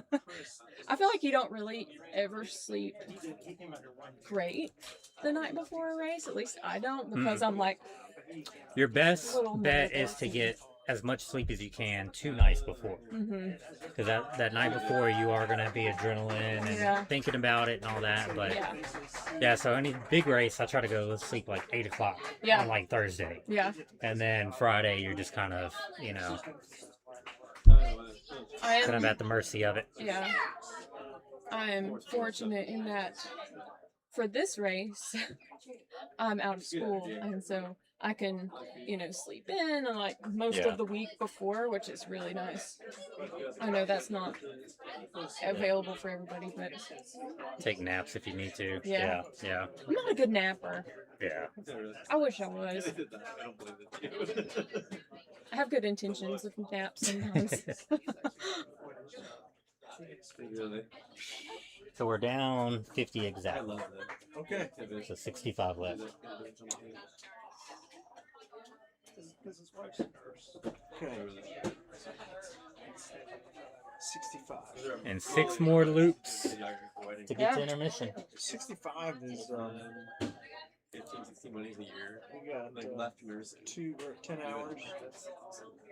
Yep. Right at 10 hours. 9,800 9,800 feet of elevation gain and loss. And about 33 miles once they finish this loop. We are almost at 10,000 feet of gain. There are certain sites where she can set it up, they can edit it a certain way. That's a lot. Nice 10-hour 50K. Yeah. Some of the basic editing, but no, she does all of it. I was gonna her timeline's like 6 months to deliver. Big old group coming in now. Yeah. 4 months was like a little too pushing it too close. Adding too much stress. I'm like, oh my gosh.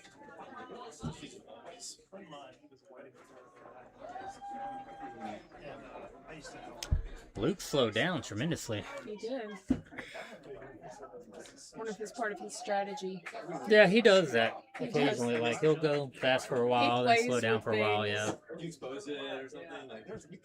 And two, like with the intermission coming up, you might want to conserve energy and then do a fast loop That right at one intermission before. just to get a couple more minutes. Yeah. I said just go slow. Yeah. Just like get the one shot. It's never, the race is never gone. I mean, the time wise, it's not been crazy this far. Not something that somebody couldn't just kind of stayed on their feet for a while. I will say these runners are going to be so happy when that sun goes down. Yes. And it gets in the 60s. Yes. Yeah, sun's pretty much down. I mean, so sun's pretty much, when the temperature drops, sun's pretty much down because it's not on the corral here. There's only a little bit in the field, and then it's not really on back there. So yeah, for their race, gosh, it's been so lucky today on the humidity has been so low. It has been. We would have had a lot of people, usually a lot more dropping out early on from just the sheer trying to keep up with electrolytes, reduce the cramping. You got the inability to like cool down your body when you have all that humidity and you just cannot get the water off of you and you cannot actually do the function you need to do. Fans are great for that. Those who bring out the big fans, Yeah. use that to blow. I got a small handheld one this year, and then after I got it, I actually heard Eric Keenley on a podcast say that was his number one item that I think he recommended or something. And I Yeah, was get like, you a yes, fan I to already put right do. on top of your cooler. Yeah. And just Yeah. as soon as you sit down, have it on. And Yeah, a bunch of Yeah. cooling towels Yeah. and Yeah, when he won, he would come in. We would have the fan already on, Mhm. and we had a little buffet of food for him. So it'd be like 2 or 3 bites of everything he had. Mhm. So it was just right there. He could just grab what he wanted. choose what he wanted. Yeah. And then it was, not asking, hey, what do you need? What do you want? What are you feeling like? And so he would sit down, food's there, and we would just drench him with the cooling towels. Yep. And he would just, cool off and rest for a minute and then keep on going. So, and a lot of people utilize that strategy. Yeah. And there's been a lot that have been doing it from almost the get-go. Yeah. At least since like 9. Maybe the first couple loops they didn't because it was still kind of cold. Yeah. But every time. We made it. There you go.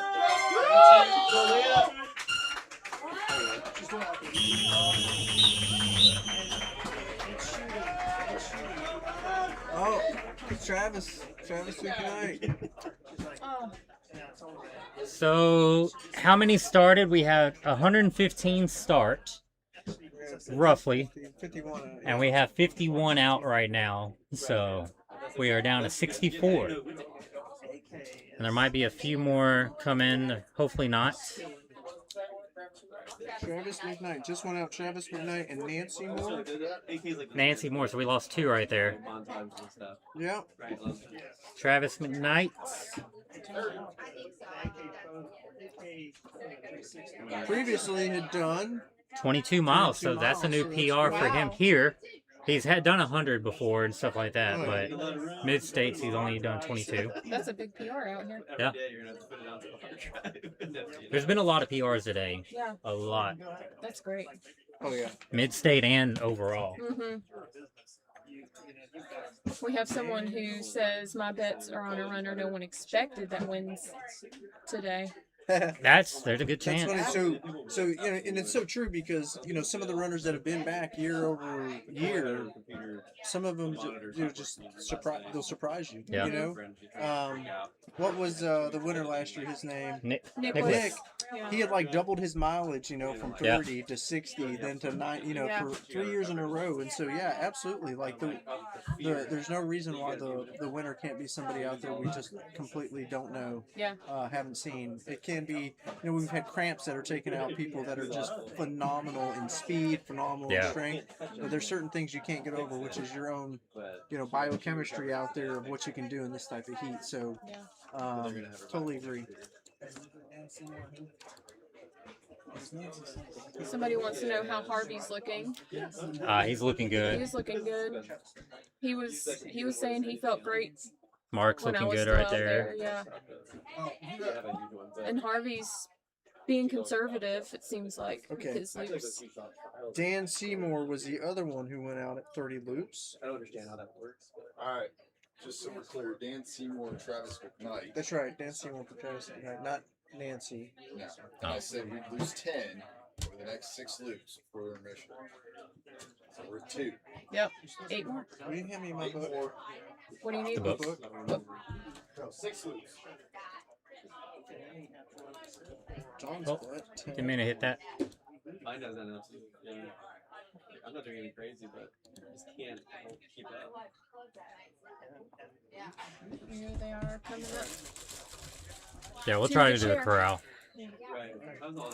To everybody out there. That's a nasty wristband. Yeah, those things are really wet. So we're going to need you. I don't know if y'all can see the wetness off of that, but... And here's the thing. I've used multiple dude wipes just to get the sticky, salty stuff off my fingertips when I get done doing this. This is what we're doing for y'all. We are hanging them, and it's going to start to stink behind our heads. Actually, David Compton's fell off. It was so wet. Oh, yeah. Yeah. There's been a few that have, Dave Compton, he's a sweater. Yeah, there's been quite a few that have broken off just from the sweat. So, John Cox believes that we're going to lose at least 10 more people in the next 6 loops. So that's an hour and a half, 10 8 people. more. 8 more. 8 more. In addition to those 2. Yeah. That's right. Yeah. So we're going to see. I think it's a good bet. I think it definitely could happen. Some people are going to not want to go to polls. Some people are not going to want to go to intermission, because if you go to intermission, then now you're forced to continue on. For how long? Some people won't be able to make it past intermission though. They want to go past. They'll lock up, right? They might lay down and be like, "All right, I can't do this anymore." Yeah. I mean, we've seen that. People just don't get up. You can't explain it to me in ways that I can understand. So, Yeah, for the majority of them, I think that's what you end up running with. yeah. Somebody's asking about Keith DeVito. We knew that was coming. Do we have Keith info DeVito? on Keith Is he still in it? DeVito? That name doesn't sound familiar, so I feel like he's still in it. I agree. Let's see. Yeah, that's awesome.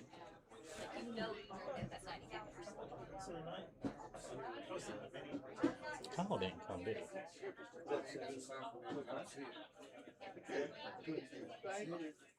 I don't see it. Yeah, that's a perfect amount. How'd they spell it? Just like Danny DeVito. But it's Keith? Yeah, Keith. Yeah. Normal Keith. That satisfies my desire for it, but I don't want a whole bottle. Unless I'm Nope. No, you can't get sub 50 by 12 hours. Wow. So they're only going to get 6 more miles. So it'll be 40 miles in 12 hours. What did we say earlier? It was a marathon. Was how many hours? 8. Roughly? 8 hours. Yeah, the 8-hour marathon. 8-hour marathon. So, It's a training run. yeah. You're only doing 1 mile every 20 minutes. So you're not. Oh, hold on. We got someone bent over. Oh. Somebody's going to take a break. Look at Larry, though. Come on, Larry. Oh, here's Keith DeVito. Oh, there you go. Yeah. He's did right on the. That one. He's on the list with Saba at the beginning. He's still in it. Oh, there. Keith Yeah, DeVito. He's still in it. He's with us. DEVIT. Oh yeah, 50 runners. We're thinking around 55. So yeah, probably about 50 around 12 hours. That's probably a good guess. He's here. I'll do the kitten. There's Larry. Who was that bent over?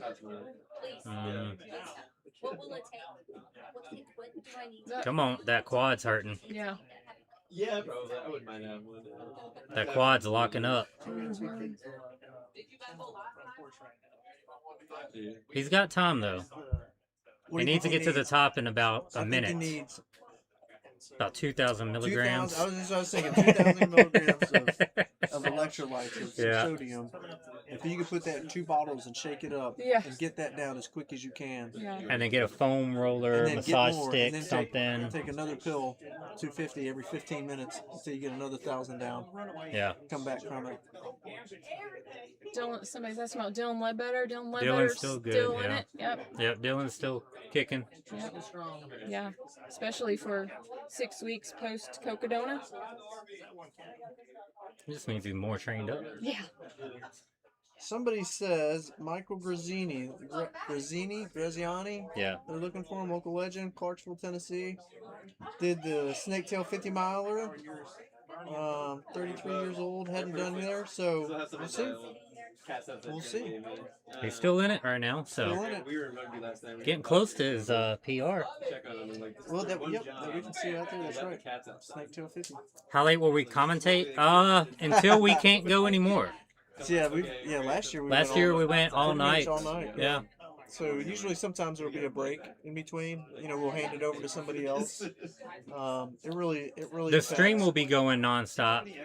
Besides the times we have to stop for like 5 minutes. We were trying to put it on a loop so that it would automatically switch the cameras every so often, so that even if we're not here, it loops. But that has not come to fruition yet. So we have to manually change cameras. So we'll figure something out. But yeah, we'll be commentating until the race is done. So we might get a little more delirious and say some crazier stuff. But we tend to give the commentary over to maybe some crew people that are up. You know, we may Yeah. give it to them for a little while. Just hand it over to one person. So but rarely do we have it just done. it also depends how the race is going. So if it's like very entertaining, a lot going on. We'll be up more. It also depends on So, how many people are watching. yeah. So Yeah, I you know got- that's a give and take. The more we're on, the more people watch. So How many people are watching? Where can we see that? I have no clue. Maybe We usually somebody just will check tell on us the in the phone. chat. Yeah, we usually just check on the phone.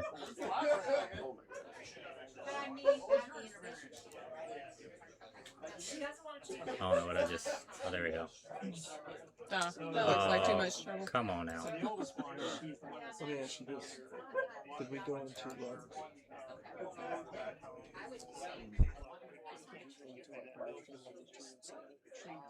We know what eventuality. No, it's not last one.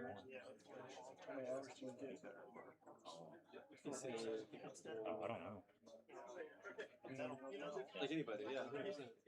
That's 4. That's what y'all do.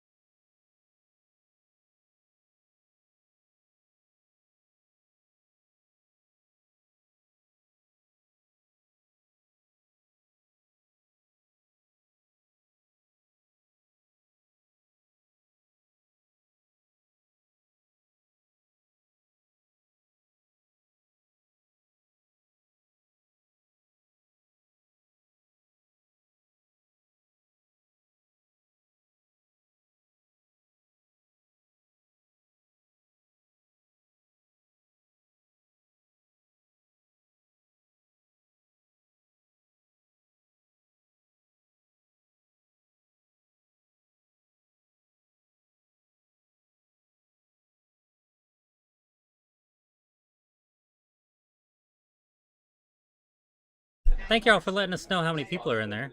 So 406, 388. wow. Yeah. Everybody's watching different ones. People coming and going. There's a lot of questions about night commentating and drink of choice. Coffee, caffeine, lots of caffeine. Trying to think what else we drank last year.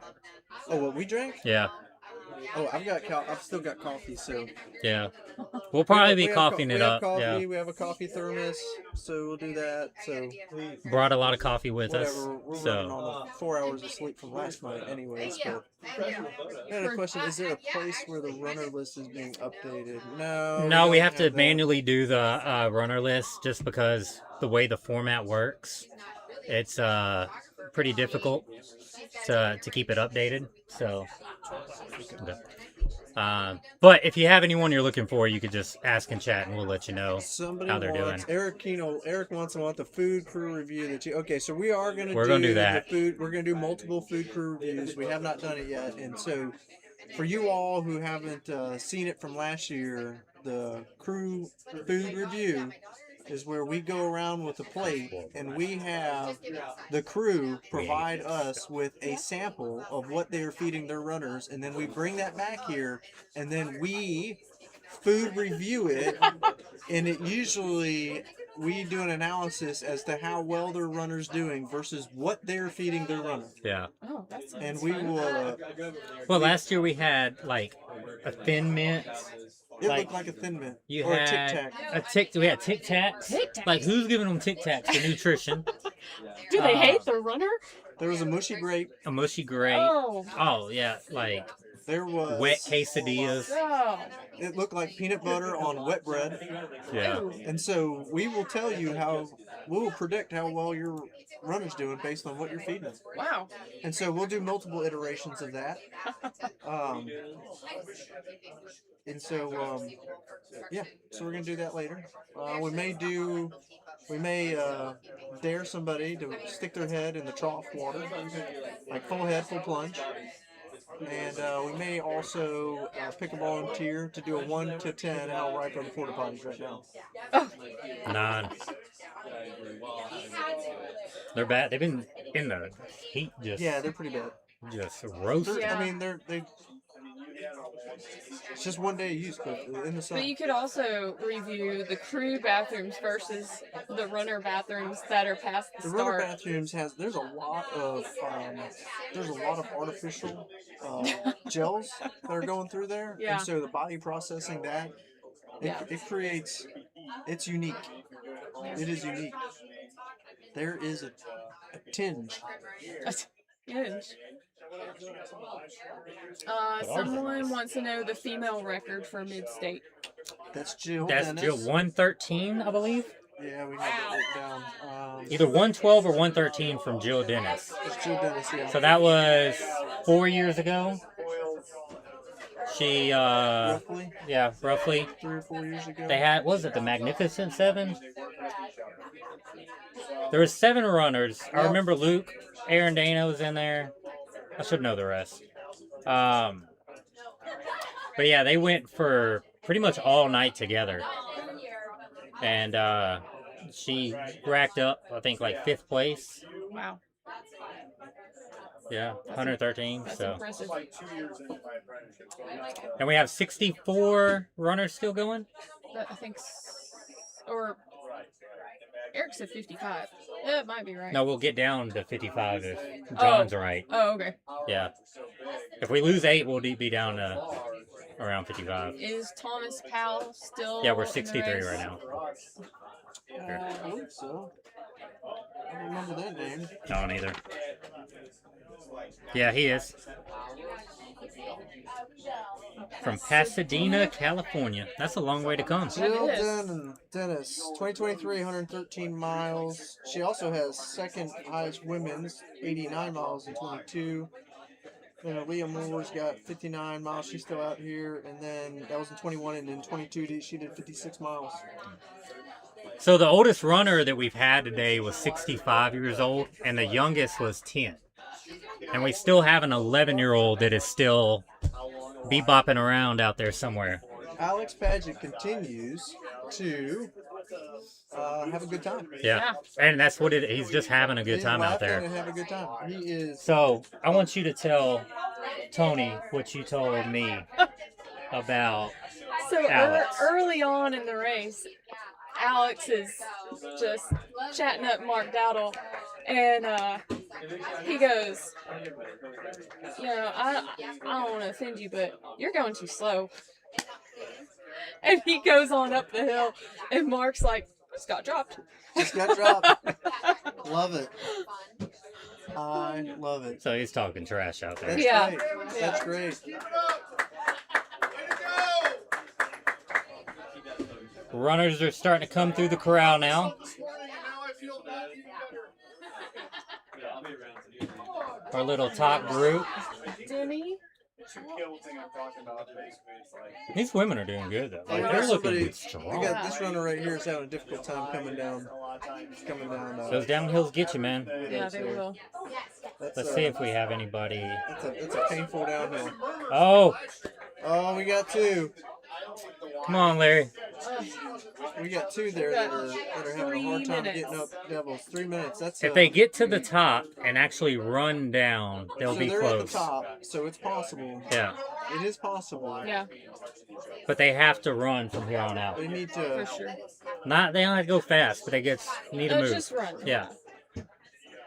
So for everybody watching, this is those last two runners are they're showing telltale signs of a runner who decides that this is their last loop, and they're going to come in right after the whistle goes for the next loop, because they really have not given themselves time to recharge onto the next loop.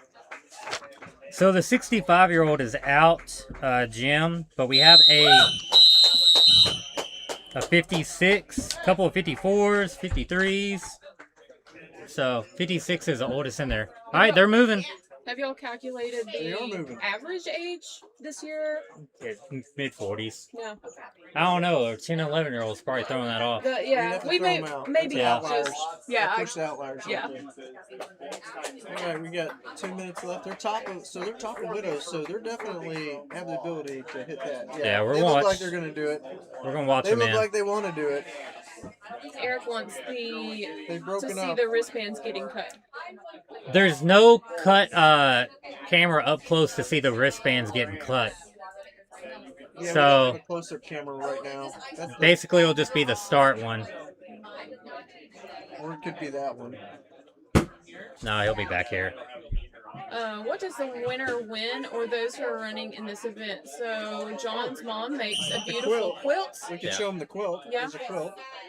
We'll show you all that when the loot gets. Well, I guess we don't need to be picking up that whole thing. No, I'm not gonna pick it up. So there's a homemade quilt that John's mom makes that is awesome, and then they have this massive piece of steel that's come from the property that they have as There's an one of award the this two. year. Look at him. Look at him. There he go. goes. Oh yeah. Wow. One of Here the he two that comes. we saw just barely making it up machete. Very slow pace. Yep. So Larry. With about Is that 30 Larry? seconds. No, Larry's left. Look at that. With about 30 seconds left. Yeah, he's got about Ah. 20 seconds now. I hear people yelling for Larry. All right. Everybody's getting out there.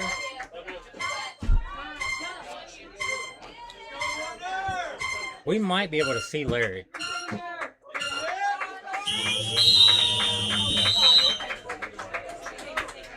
All right. Does not appear that Larry made that one.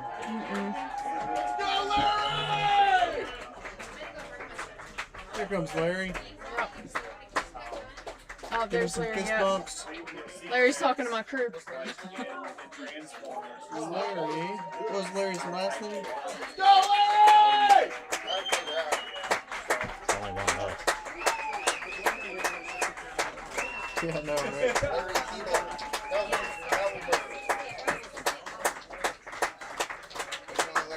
He was close. He was. About 40 seconds. Yeah, it's a little hard to see. He looked like he went and sat down. Yeah, Larry went and sat down. He's still upright. Is it? Yeah. Oh yeah, he's just back there. I think he's coming to get his wristband cut. That's about as close as you can get for the wristbands right there. So.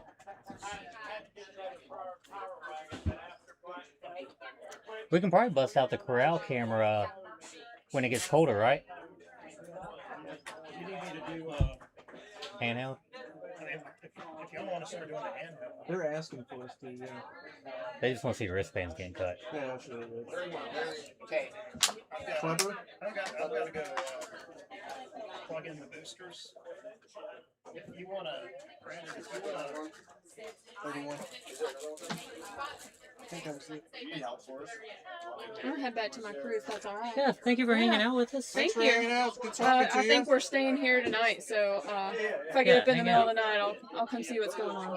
Yeah, we'll let you take over for us. Yeah. Get Thank us you some all. sleep. Thank you. Y'all are doing a great Good job today. Thank you so much. Here, I'll scoot over if you want to. Sorry about my chair. You probably Brandon gets to sit here. with stuff. I know. I'll wipe it off. Oh, thank you. Look at that. There. I'll even take sorry. Just put my crotch in the camera. Sorry about that, y'all. Good job. There's a little button up here. You just push this. It says your display will come on. Maybe see how many hours it says that. This chair is beautiful. That gives us an idea of how much we did. Can I snag your number real quick? Just so Yeah, amazing job by Larry. Like, we were watching him, kind of struggle a little bit, then come back and struggle a little bit more, and he kept fighting. He Larry did it amazing. right. Yeah. Larry did it right. So when you see him struggling like that at the end, that's phenomenal because his partner, he had to push it through to get to the finish, to make the next loop, and so that's a good way to go out right there. Shows a lot of grit. Yeah, it really does. We are. So, our family said you guys said 56 is the oldest. Yeah. No, 65 was. 56 is now in it. So there's somebody 60 still in it. Oh, is there? Who's that? Chris Sweet. Oh, I just might have missed it on the looking at it. We got all these little papers and stuff, so it's like. They're like, hey, they don't know about my dad. No, I got it right here. Chris Wheat. Thank you. Ah. Chris okay. Wheat from Gilroy, California. You got it. Thank you. 60 years old. He previously ran 35.2 miles. Yep. Dude, that'd be sweet. Yep. They fixed it. We got it. Let me see if that We just works. I do want to get Johnny on here to talk about our other golden ticket. Do you want to talk to him? You want to do it? Yeah, why don't you? Okay. Oh, I'll let. I have to hop on and talk. Wait. Come go. Come Yeah, on, let's- Johnny. Yeah. Take a seat. Okay, good. Sit in the middle. I got a couple things that I'm responsible for. One of them is popcorn. He's going to be able to talk about the other golden ticket that we have that Angel was Ah. How's it going? Doing well. Johnny. Brandon, nice to meet you, bud. Nice to meet you too, Johnny. I'm going to fist bump you, Johnny. Oh, there we go. All right. 'Cause I'm eating He's popcorn got, with yeah, this he's, hand. I appreciate it. he's just picking out over here all day today. Well, I was crewing early. I've washed my hands like 11 million times. For actually, you guys. Yeah, watch out behind you. You got all these sweaty wristbands that are just dripping back one there. One of them belongs to Joey Brown, the guy I was crewing for. Joey did a great He did job. an outstanding like job. a great job. So tell us about this this golden ticket race. So it's kind of a deal that I made with Becca. In fact, the winner of my event called the Atheum, which is a last worker standing, held it in conjunction with Hardwind Adventures Music City Trail Ultra. Use the same property. The concept relatively the same. The course is about 2.6 miles long, but it's done with a ruck. If you're male, it's 30 pounds on the back. If you're female, it's 20. So regardless of that, a lot of rucking divisions have a weight requirement. Mine is just male, female. No tracking poles. Same concept as a backyard ultra. Tyler Poskell, who is still out on the course now, won the Atheum, so he got a golden ticket to this one. And the deal that I have with Becca is the top male and female. So regardless of which one wins or not, it's that way, both, a male and female will be represented in the Atheum coming up next year. So that's pretty much it in a nutshell. And I think the coolest thing is the award that you get for winning. Oh yeah, this year was the first year we had Corey Clark had won it, and it was basically, and he thought it was gonna be like a cheap little imitation. No, it was a genuine like WWE John Cena 8 pounds of gold. That came out really well. Yeah, Championship the belt. whole like championship belt that you see like The Rock or Hulk Hogan, those type of people wear. Like, yeah, and it was amazing. Yeah. Like, yeah. And then this year we did, I mentioned Tyler before, he won the sword. And then next year, which was engraved with his name, the total miles that he did, hours, he lasted 24 hours. Corey Clark, who was the defending champion, comes back. Actually, if you win the Atheum, go back. If you win my event, not only do you get a golden ticket here, but you get to come back and defend your title the following year. So Nice. Tyler will be back to defend his championship sword. Next year will be, I think we're going to talking to John Harden. We're going to do a Warhammer, but it'll be engraved. So Like every year is going to be something like different. a heavy like Warhammer. like a Thor, like a Mjolnir, something like that. Maybe not. I wouldn't say it's a pretty cool hammer, but something that's more like history accurate. Yeah. Like an actual like a Norse or a Greek or something like that. This year was a Greek sword. Like I said, the belt was first, and I think we're doing a Norse Warhammer, which will Nice. have the engraving of the winner, total mileage, so on and so forth. So really, really, really cool. So just another way to go out and try to just do hard things. Yeah, which is great. So what's been the course record for male and female out there?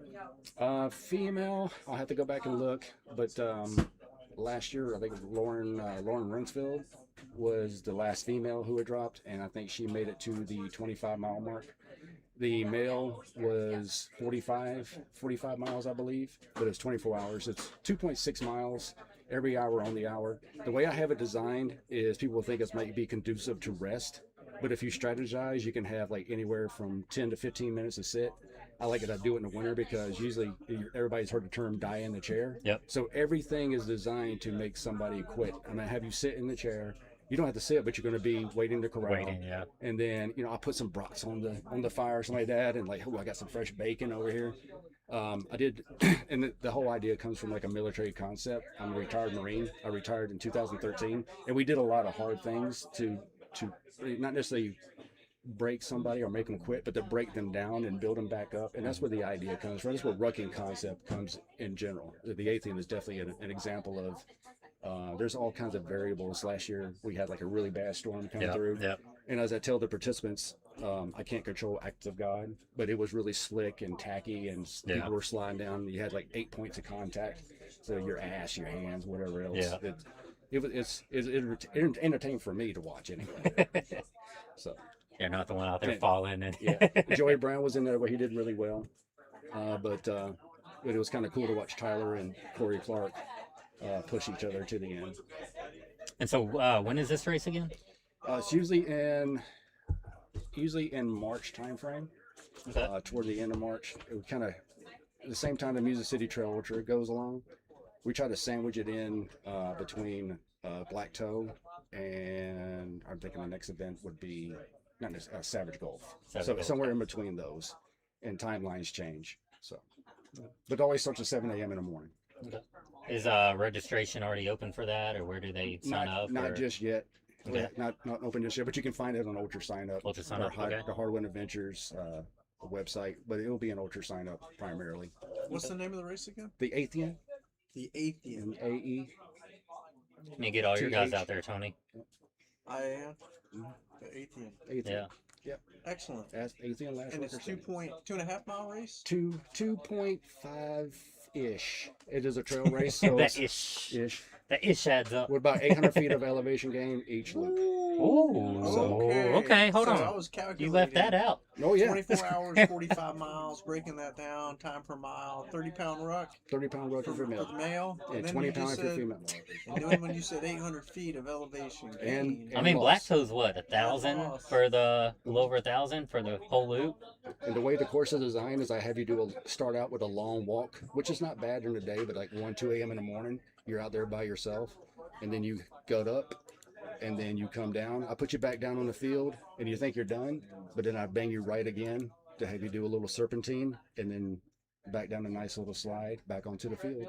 So I had a water crossing design, but then I go, I want it to be hard, but I don't want to chop people's feet. I want them to come back, tell a friend, and bring.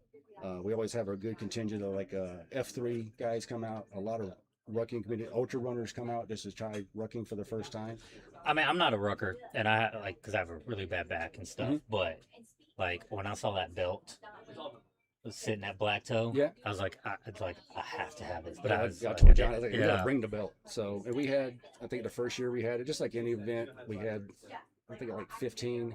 This year we had 20, and we're getting a lot of really good. I don't really call them like, not necessarily super elite athlete, but next level athletes. That, I mean, guys who are out here like right now would be fit perfect. Yeah. And isn't monotonous with a loop course. And that's the big thing too. It's, what you're going to get every time. So when you're sitting in that chair at 2 o'clock in the morning and it's like, it's 17 degrees and it's raining, that's when I give you a chance to make your life decision. So. That's when the fun starts happening, though. That's when the fun. It's when the sun goes down. A lot of people look for, just like anything else, you wait for the sun to come back up. Like as soon as the sun goes down, that's when, I start playing the lullaby music and stuff like that. And like I said, I'll put the brats and the sausage on. It's like, who wants some sausage? Build a little fire. I build a little fire. It's called the Quitter's Fire. The Quitter's Fire. That's great. Hey, we're gonna do it real quick. We're gonna give a shout out to Brian Baker from Wiggins, Colorado. He is a firefighter from Denver. He's a Denver firefighter. He's 53 years old, and he's previously completed the Black All 100K. It's a 62.1 mile. He's not done the Midstate here before, but he is still out there, still struggling, and doing great. So shout out to him. Awesome. Yeah, 34 miles and counting. So what's a training plan look like for somebody who's rucking or wants to get into rucking, who may be interested in the Athean? Because we've got a lot of people out here from all different areas. Who knows? Maybe we get a bunch of people that are listening in in areas like Tampa, Florida, or Colorado Springs, Colorado, or Fort Campbell, Kentucky, or Fort Bragg, North Carolina, who thinks I can ruck. Oh yeah, especially for Fort Campbell. I was about to say, start naming all those bases. Maybe those guys out there, maybe some of those people out there already know what's going on and they're going to join. But maybe there's somebody out there who thinks I could keep up with somebody. So you know, but so what's your thoughts on that? What kind of a training regimen would help out for this type of course? Well, the first thing that you do is you go out and you get yourself a good backpack. Rucking is nothing more than putting weight in a backpack and going on a walk. I would start there to see if it's, you know, that way you can find out, hey, do I have a pre-existing injury? Do I have a back injury? Yep. Is it something for me? Okay, or am I more of a, you know, for me, as long as you're getting off the couch or being a better version of yourself that you were yesterday, I'm all about that lifestyle. Is just put a backpack on before you even tackle your first hill. Go for a 5K, a little 3-mile walk with a weighted backpack, not a vest, because that distributes the weight unevenly. Yeah. So if you want to get a true testament if you're a rucker or not, just put weight on your back, pick a direction, and walk. And then when you get tired of walking, come back home and just keep adding miles. Just like anything else you train for, miles is miles. And then after that, okay, I go down, say I'm rucking downtown and I see some stairs, like in downtown Nashville. I'm going to go up these stairs. Okay, now I'm going to walk up the stairs 2 or 3 times. Then I just look for an event that has a rucking division and give it a shot. Great. So, would you recommend any type of like weightlifting that would like target some of the muscles you need to either to carry the ruck fast, you know, or whatnot? So anything that you would think of, maybe a good recommendation? The same thing that you would use if you were an ultra runner. I mean, you want to make your legs bulletproof. Lower back is definitely a target point. For me, I may not look it, but I do Pilates because I like. Yeah, that's great. I tried it like a month or so ago, or 2 months ago, and I got into it. It's the same weight training too, but instead of doing like static weight, because rucking will test your endurance. So do like, you know, kettlebell complexes, goblet squats, those type of things, circuit training. Yeah. Something that doesn't promote rest. I got nothing against, you know, putting on, you know, 3 plates, doing 315 and benching that twice and then calling it good. Yeah. Because they're stronger than I am. But high intensity, HIIT type training, not necessarily CrossFit, but kettlebell complexes, those type of things awesome. that would build your endurance, build your lower back, your shoulders, get that strap time. The only way you're going to get used to weight on your back is put weight on your back. There you go. Yeah, I like it. I like it. Great. It sounds like you guys got a substantial prize out there, award or buckle or whatnot that you offer for this race out here. So it seems like in order to get it, you're going to have to be extremely competitive. Again, 45 miles in 24 hours on a 2.5 mile loop with 800 feet of gain and descent. So, Brandon, that's essentially the vert that you get on the Midstate with a rucksack. Yeah. Well, this would be a great location for the rucking division. And they can find others. If that's not your cup of tea, there's all kinds of organizations that offer a rucking division, like Southern Grit and Hardwind Adventures, like Savage Gold, Candy Fork, Music City Trail Ultra. There's Charlotte right there. Yep. Black Toe. Yeah. All have a rucking division. So do you, for people that are getting into it, like, do you help provide the weight, or do they need to bring their own weights? They have to provide. We provide the area to have your fun in, but you're responsible to bring everything else. Your backpack, your ruck backpack, and everything gets weighed before. Right. Everything will get weighed. Yeah. A stamp plate is preferred because that way you just pull it out. I can see a 30 or 20, and not all of them are 30 or 20 pounds. Some of them do. You know, for just like the Black Toe, it's just based off body weight, 20 and 10 pounds. Yeah. So if you're a male that weighs 148 pounds, today's your lucky day. You get to carry 10 pounds. But for the 8th end, the standard that I set is something more of a military type grade. Someone said they have a pack that they really like, the Wild Gym. Like, do you have a Wild Gym? Yeah. A certain brand you like, or I like Go Ruck, like the GR1 series. I'm a huge fan of Buy Once, Try Once. Comes with a lifetime scars guarantee. Wild Gym does have a good pack, but if you're just starting out, I recommend. I mean, just like anything else you get into, hobbies can get expensive. Yeah. Go to like. I mean, I'm not saying go out to your Walmart and get a JanSport, but get like a 511 or something that can at least handle a little bit of wear and tear after a while. And just upgrade as you go. Just upgrade as you go. As you get better, they make your equipment better. Yep. So practice like starting with a good pair of running shoes. Start out with like, okay, and then I'm gonna go Now you up need and up 10 and up. more. Yeah. now I need that carbon plate. So You gonna switch over? Okay. That's fine. We can talk over.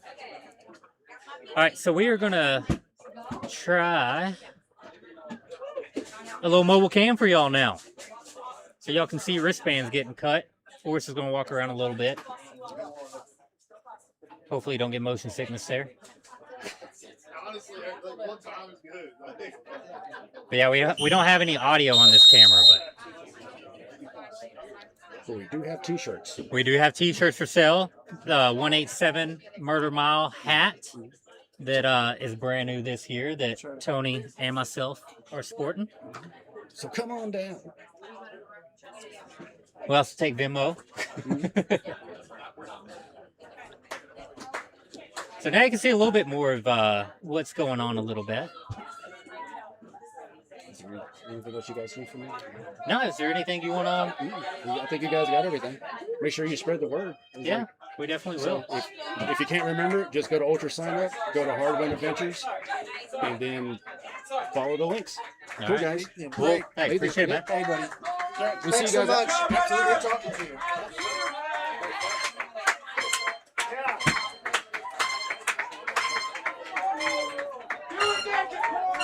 He barely made it in. Awesome.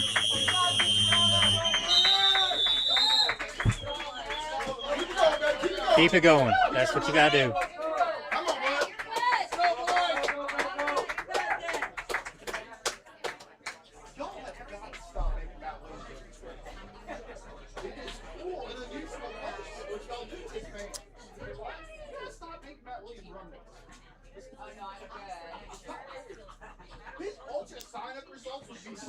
Those are the runner bathrooms that they could use as soon as the whistle starts. That way they're on the course, so they don't have to worry about missing anything, and then they could do what they need to do and hop back out and try to catch up. So it seems like we're going to have... Oh, I didn't transition. My bad, y'all. Y'all are seeing this? I just missed that. I'm sorry about that.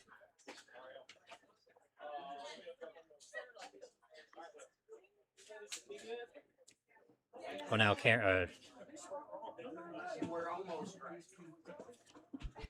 you're bouncing all over the place, man.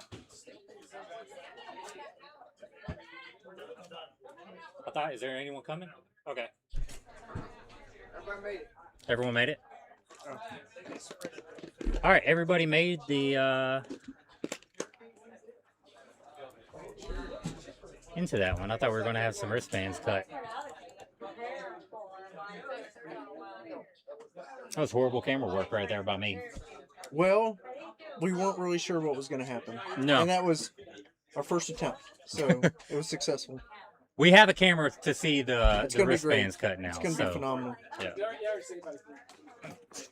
You want to hang out? You get close? Okay. Are we offset? So this camera really doesn't let us get kind of left-right kind of thing. So Yeah. I've been running around in it. Here, I'll scoot over. I think, I'm going to be honest with you, I moved it earlier, and that's probably why you're off screen. Look at that. I did. Sorry. I thought I could move the camera. Okay. And well, I tried to do that with it, and it just fell off. Oh, yeah. So. Y'all be good. Thanks, See you, John buddy. Harden. Good to see you, brother. Good to see you, man.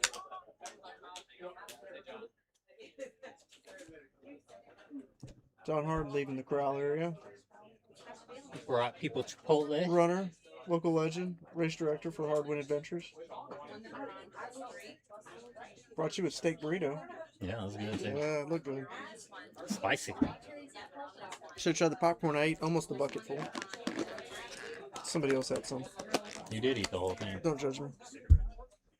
It smells good. It's good.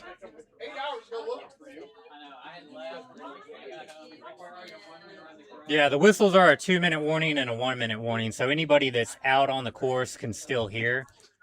So if you're at the top of Widows, you know, that 2-minute will be your sign to kind of kick it into the next gear and try to hurry up and get down. And then we also have a buzzer timer system at the corral that will go off as well, and then give them a 10-second warning. I'm about to have to run, brother. Y'all need anything? Make another store run before I leave. Where are you going? Huh? Where are you going? Wherever you need. I'm going home. Oh. I have to go home. No, I'm good. You good? Yeah. Sure. Yeah. I'll do whatever you need. I'm good. No, I don't need anything special. All right, Colonel. Thank you. Appreciate you. I'll be back in the morning. All right, buddy. Yeah. Thank you, bud. Yeah, but no worries. Hey, boss. Brian Baker. Brian Baker? Who we got in the chat? Sorry.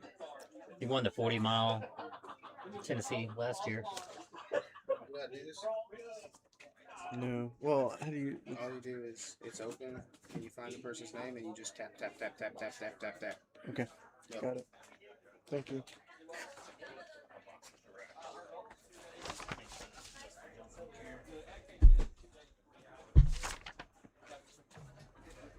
Might be a little much. So what do you do at Tennessee Mile last year then? Does it show or? Does this? Well, that's just their overall PR. Yeah. Okay. So yeah. So they're saying Brian Baker last year ran Midstate, but it didn't show up, and so our stats is based off of Tennessee Mile 40 hour. Let's see. I'm gonna look it up. So, Midstate Mile. I thought I saw something that said he did. He came up to Michigan last year, trained for Midstate, been tied with him ever since. Okay, I'm just reading to the comments there. Let's see. Tennessee.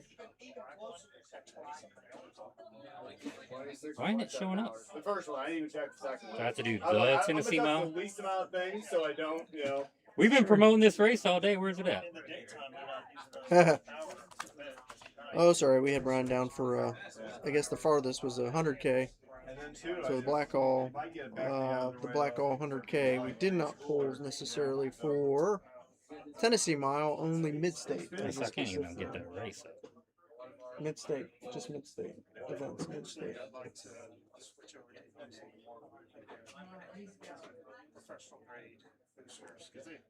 Oh, I need to be paying attention to the camera. All right, we got. It's still all right. A couple more coming up.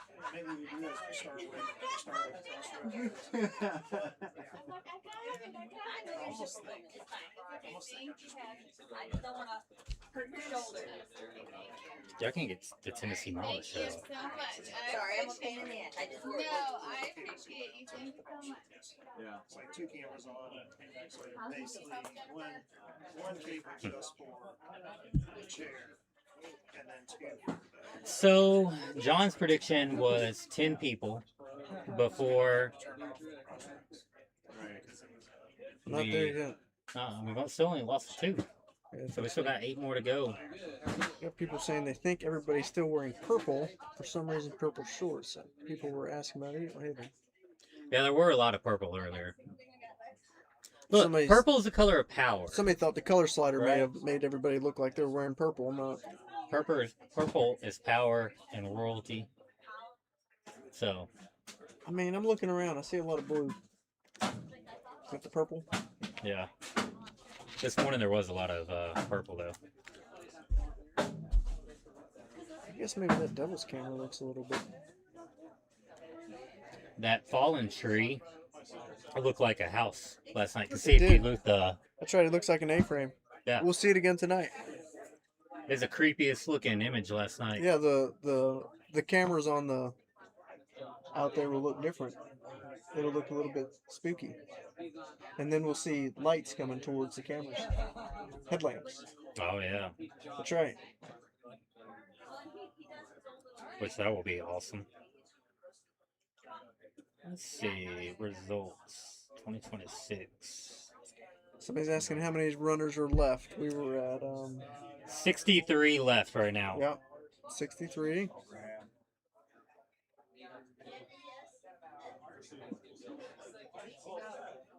Yeah, Brian Baker did 104 at Tennessee Mile. So his got jacked up. See, there's multiple Oh, Brian because there's Bakers. multiple Brian Bakers That's on why. Ultra Okay. sign up. So yeah, he did 104.5 Tennessee Mile 40-hour last. And he did a Midstate 70 last 70 year. last year. Top 7. Okay, so we Yeah. got 70. We're going to add that down there. Thanks for that. We had multiple Brian Bakers, and I guess the AI didn't pull that one. Thank you. All right, here they come.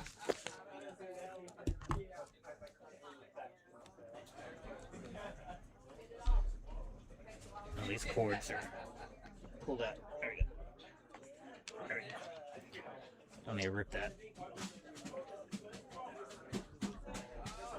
Big little crowd coming out. So looks like Stormy's still leading. Stormy's in the front with his hat. We should give everybody hats next year. You think? Yeah. Like a specific hat, or just you just got to wear? Yeah, specific hat. You gotta wear a couple loops. Everybody does look like they're kind of wearing purple in this It does. It does look I like don't know why purple. that is. I mean, we messed with the hue earlier. We can change or try it again. I don't think anybody is wearing purple now that I'm thinking about it, but it looks like it. How did we get there? I don't know. Right there, yeah. No, it was like a middle one popped up. That one. Image settings. To the left. Right there.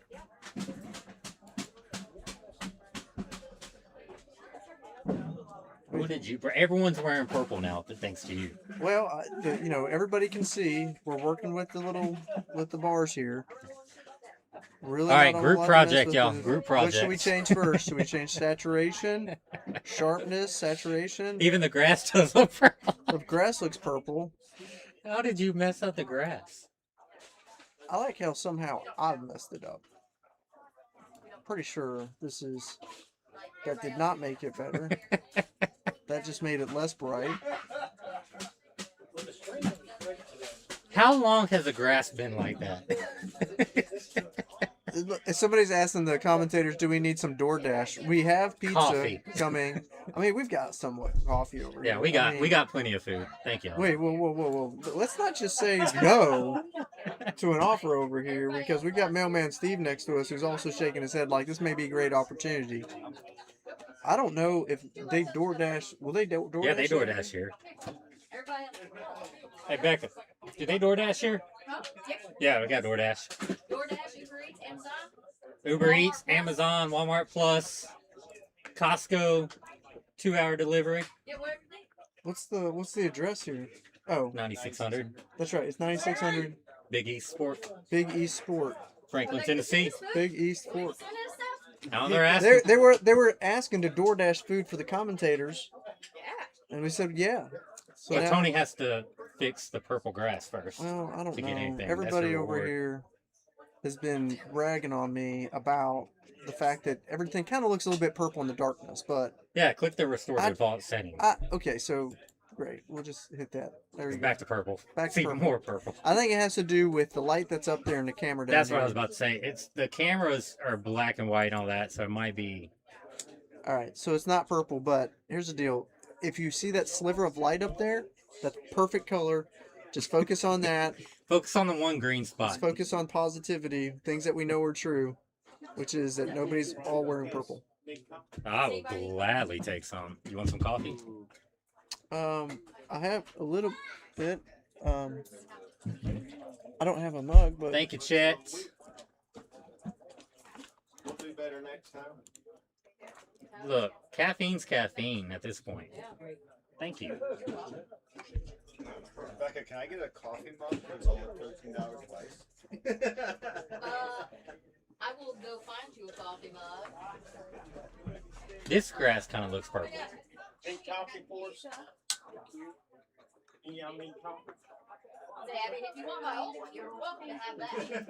Okay. I did actually might have one of my own over here car. if you need it. And if you get hungry, we Oh, got that food smells over good. there too, so. What kind of coffee is that? Chet coffee. Chet just brought us coffee over there. From the kitchen. Thank you. From the kitchen. That's right. See, even that looks purple a little bit. That looks a little purple. I don't know. That's a good. Everybody's pointing out. I thought they were crazy earlier, but I no, did. I it's thought. there. I mean, there were Somebody people thinks wearing it. purple. Yeah, T-Pain thinks it's saturation. I think you're probably right. Probably is, but now it's blue. There are some people wearing purple though, and there are some purple headbands that people had. Yes.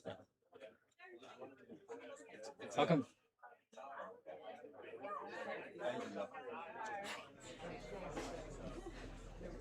Kel's still looking strong. Say purple shorts.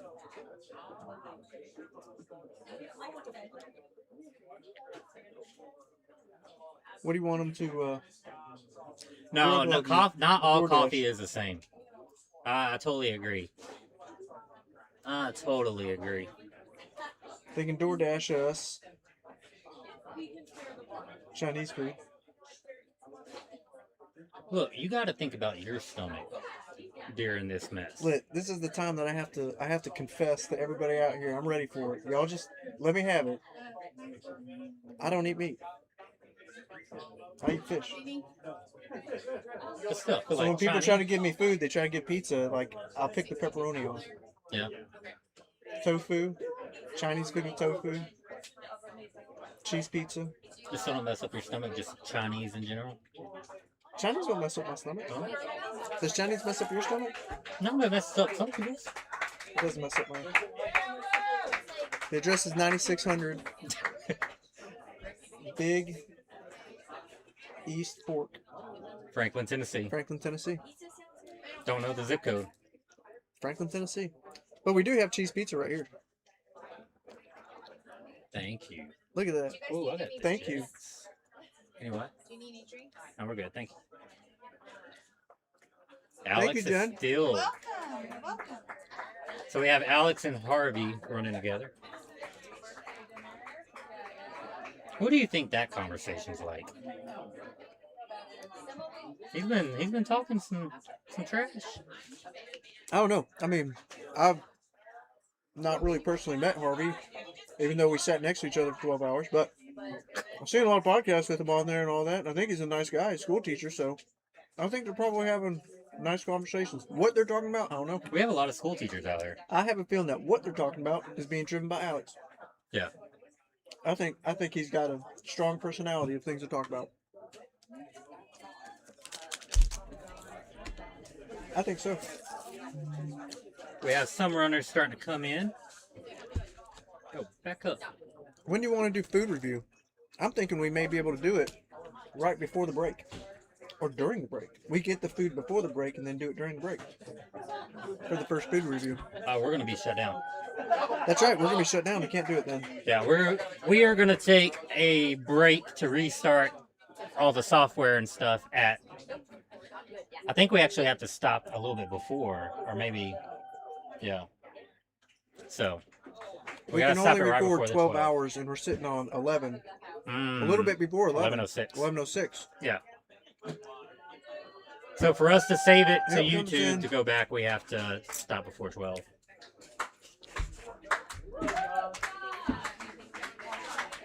So, if y'all haven't been watching all the runners come in, I'm going to tell you one observation. We got Luke Boschweiler and Aaron Dana coming in together, both looking strong, jogging out. But Laura Hendrickson has got a smirk smile of a boss lady out here, like she's not even bothered by any of this. And she's just kind of casually walking in here, really doesn't have a lot of sweat on her. So there's a couple of the females watching, like that, though. I'm watching Lauren because she looks unbothered. You got at this point. Audrey, you got Lauren, and you got Ashley. Both, all three of them. They're have all been. doing phenomenal. Yeah, they're all hanging out like right together. Dylan coming in.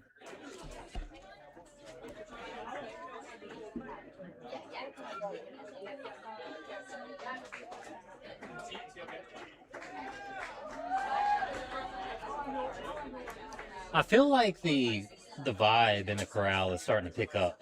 Oh yeah, because you're the getting vibe. closer and closer to the break. I think they're Yeah. starting to feel that. And it will take a lot for someone to drop right now. Yeah. This close to, 3 more loops to make it to a break. Oh, you do? Yeah. Good to know. I think everyone's gonna make it on this one. We don't see any stragglers yet. I don't see any, yeah.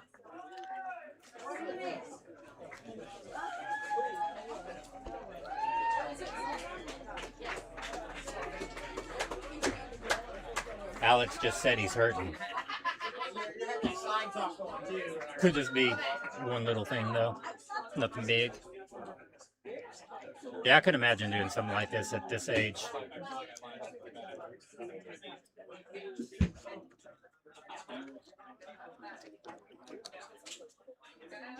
Let's see. We're gonna switch to the mobile camera real. Oh no, we're not. Let's see. Yeah, these have sandwich pots.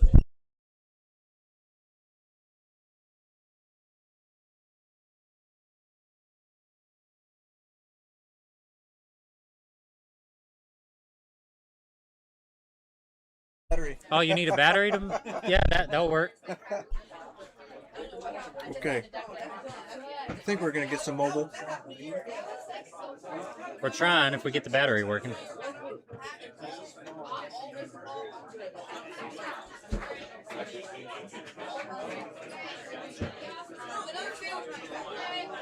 Dude, the flies are getting bad. Flies are getting bad. Flies, gnats.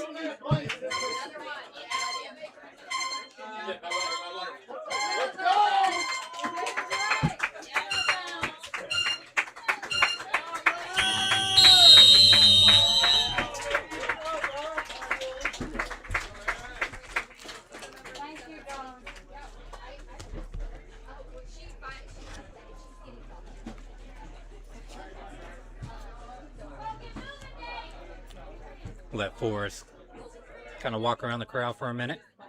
See if we have a straggler. Oh yeah. Looking good on the mobile cam. Oh, spoke too soon. And you lost it.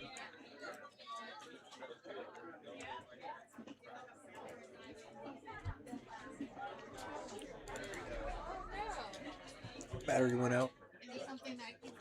Seems like battery went out, y'all. Yeah. It's okay.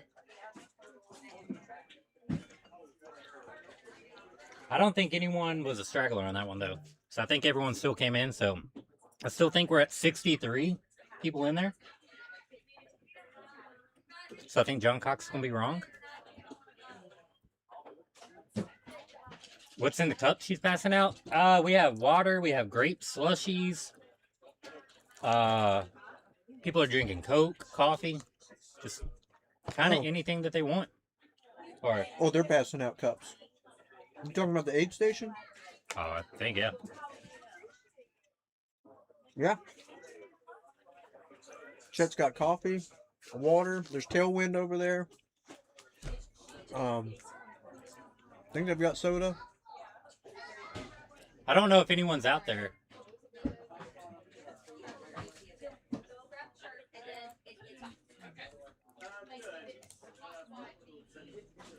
I didn't see any stragglers on the cameras coming back.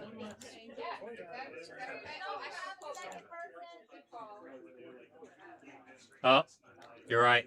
Yeah. He's on machete. We got at least one. He's on machete One or right now. two. Yep. We got one. So these two are from the last loop. All right, we got two. That's awesome. We got the camera for him. So yeah, they'll be coming through here in a few minutes. We'll switch to the mobile camera when they get there. Are there 6 women still running?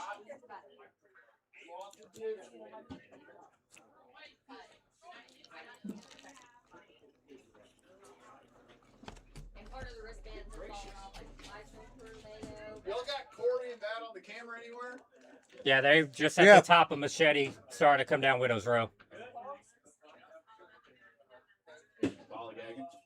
No, they're going They slow. pointed at the camera. We found them. They were trying to hide from us. Are they gonna start running when they get to the bottom of Widows? Jog through the field?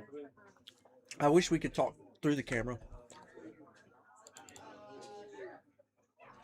Negative. They're not running. They're walking. They're walking. Not yet. We're watching. We got 45 minutes. Well, we'll save it before then. Yeah, yeah. That's pushing it close. Everything takes 5 minutes. Yeah.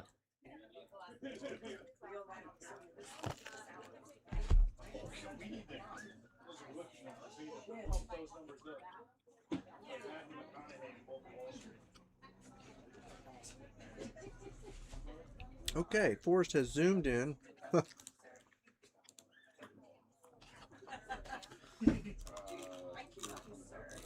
Let's see. They are. Oh yeah, they're still at Widows coming down. Hey, they're at the top of Widows. They got not even around the curve yet. 4 minutes. They might get lapped. Ooh, that'd be fun. Not quite. I think it's happened before though. Yeah. I think. No. As I say, one time when I dropped, I walked with Forrest for a while, taking pictures. It might have.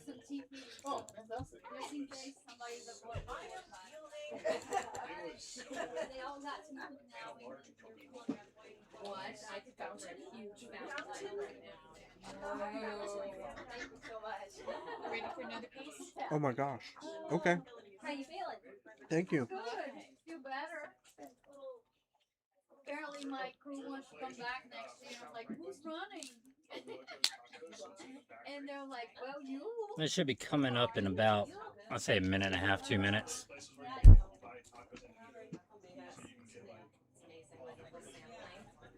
So that'll knock us down. 4 more to go and 2 more loops. 3 more loops if he's right. Everyone's still looking good climbing up though.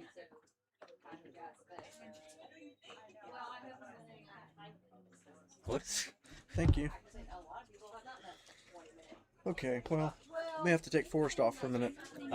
This is what Forrest is doing.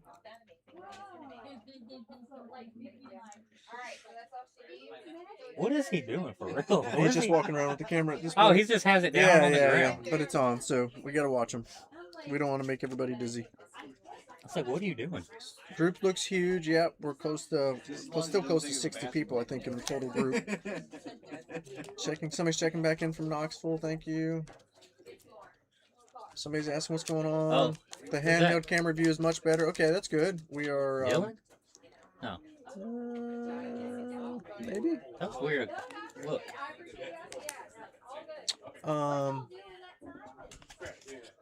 Somebody says couldn't imagine doing something like that at that age. Well, Force vision. Yeah, we're keeping it off of that so y'all don't get motion sickness.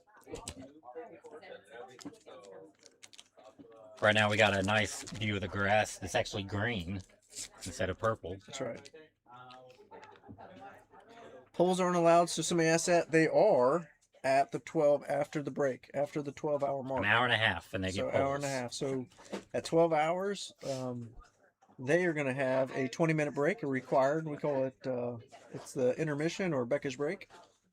And they'll do that for 20 minutes, and then they can use their polls after that. We will stop the live stream before that because we have to restart it, but we have to ensure that it saves, and you cannot go longer than 12 hours. So we have to save it, and then we're going to restart the system while they're on the break. And so we'll probably catch up with you all at some point in time during the break. Yeah. Probably right after, that way it's a little quieter, but we'll see. They try to make it quiet when everybody comes in for the 20 minutes, so it's not a lot of hooting and hollering and carrying on. That way those who want to try to sleep can sleep without being really interrupted. How's the live stream going? All right. We're doing good.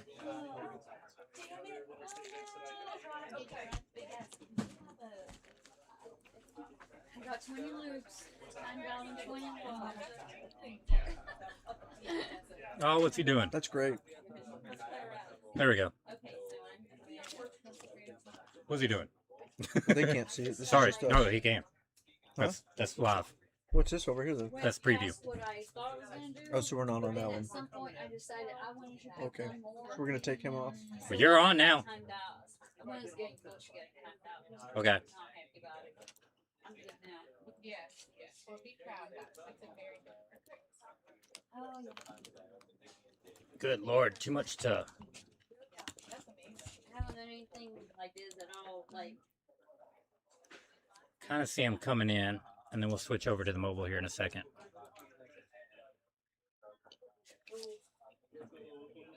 and then my crew wants to come back next year. They want me to work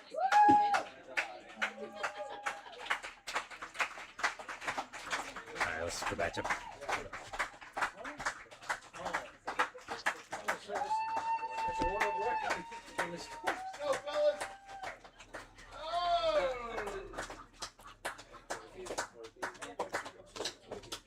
There's no audio on the camera. So that's a look, they had a good time. I mean, Matt came in right at the end on the last one. Wasn't able to get any, you know, any kind of aid or anything. He just Right. came in and left, so that's tough to really keep going during that.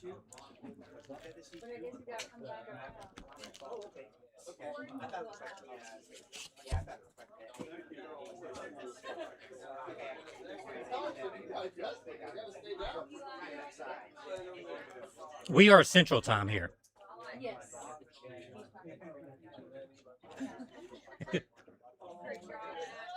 Well, I mean, yeah, it's a 8 a.m. Central Time start. Oh, good. Thank you. Who do we have? Let's see, that was Corey Clark that went out. What? We had Corey Clark and Matt Williams go out at loop 33.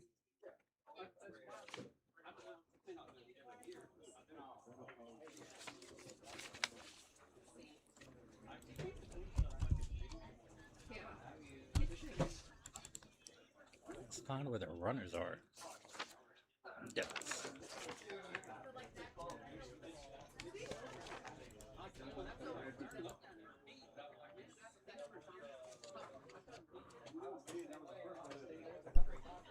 It's up. We're at 11 hours and 21 minutes, so we can stop at like 11:40 and then just come back. Or we can take a loop off. So we're gonna cut it at 11:40. Once we get to the break, we can see what we can do to fix any of this stuff. And then come back. And then we have to reboot, and then we'll come back after that. Okay. Is that what we're thinking? Yeah. So we'll miss one loop. We'll miss the loop before the break. No, I'm thinking cut it, restart it. I was thinking cut it, restart a short. Basically cut it at 11:40, restart it. We do what we need to do. If we need to stop it, restart it. We do it. We just let people know, hey, we're going to stop and restart again. We're going to see another. Okay. I really think we're going to need to reboot this computer. Oh, have you tried the taking the changing all those to local files? We can do. And that's what I'd like to do during the break. Okay, I'll do it in a break.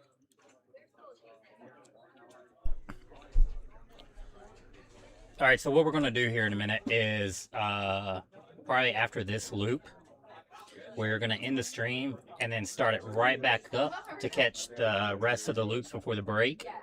And then we'll probably have to cut it off again and then restart right after the break. That way no one's going to miss any loops or anything like that.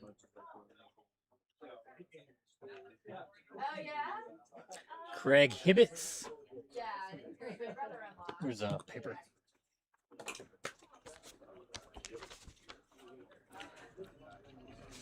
The name doesn't sound like one we've called out yet. Yeah, he's still in it. Craig is still in it. Somewhere out there. Oh, I thought you just put it away. Maybe you do. Don't talk about it. All I have is like their stamp up there. No. You're winning, man. You're winning. I wonder if the horse flies are out. I don't know. I feel like they wouldn't be with the weather being kind of like it is. Like it's starting to cool off.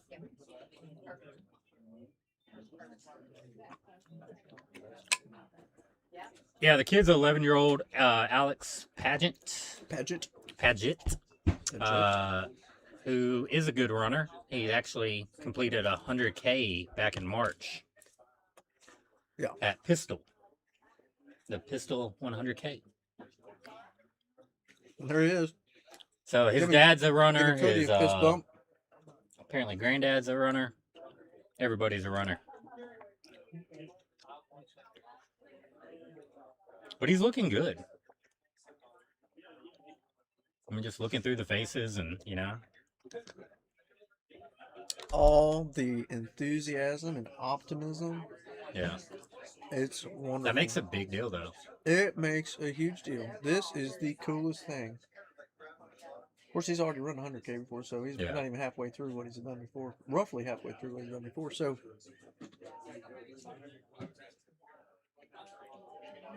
here's Aaliyah. They're just chatting it up, so that's good. See a lot of people chatting it up. Yeah. A lot of people handling it. Everybody's found out this is a leg race. There's Aaron Dana. Laughing it up with Mark. I'm telling you, the vibes are getting hot. Vibes are good. The vibes are getting good. There's Harvey back there. All right.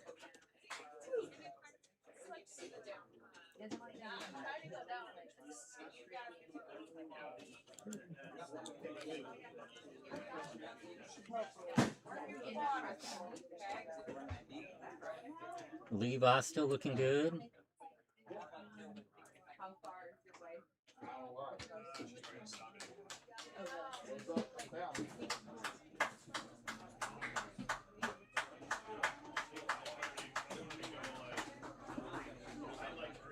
I was like, someone coming back the other way?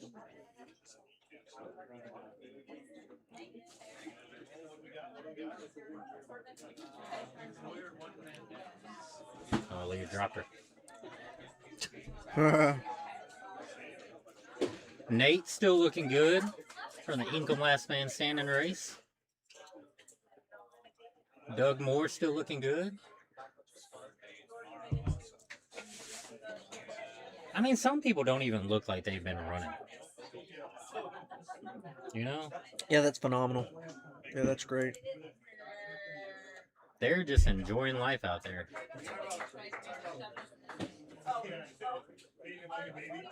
Alex actually did 76 miles at Locomotion at the end of April. He ran with them through the night. Good. See? Yeah. 76 at 11? Wow. I don't even know what to think about that. Yeah, that's... I can't even think. I can't even imagine. Well, I mean, we're watching it now, but... Yeah. having not known what he's done previously, a lot of people may think, like, oh, he's just... Yeah, here he is. He's running it in.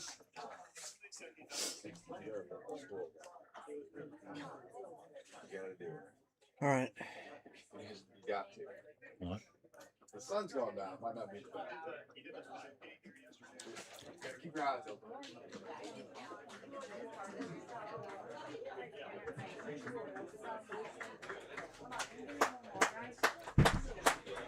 Well, that pizza was good. There's no way I could eat any more pizza. That was good. I mean, Jet's pizza is really good. Yeah, you can't beat it. It's legit. Get the square deep dish. Yeah, that's exactly what they got. Yeah. Boy, it was good.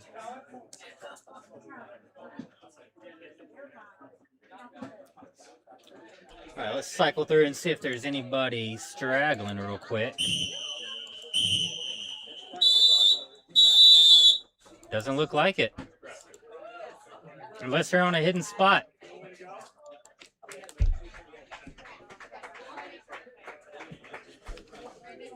Are you about to get up?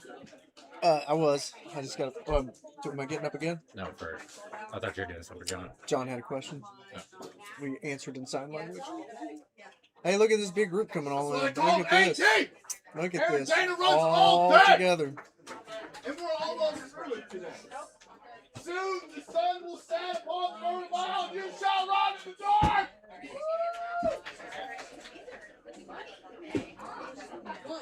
I mean, Harvey's looking like he's just out for a jog, like coming in, crossing his legs, chilling. He is. He's fueling up. They're looking good. It's early. We haven't even been out here 12 hours. Yeah, still.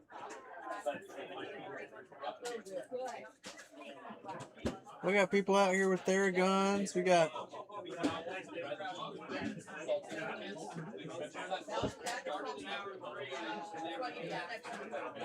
After the break We here, might we'll have get another drop. Oh, okay. What we're gonna do is after the break here. We just got the high five. We'll get that camera from Forrest and we'll go around and we'll visit the runners now that it's thinned out some during the break. Not the 20-minute break, but in between loops. Well, that's gonna be awesome. Afterwards. All right.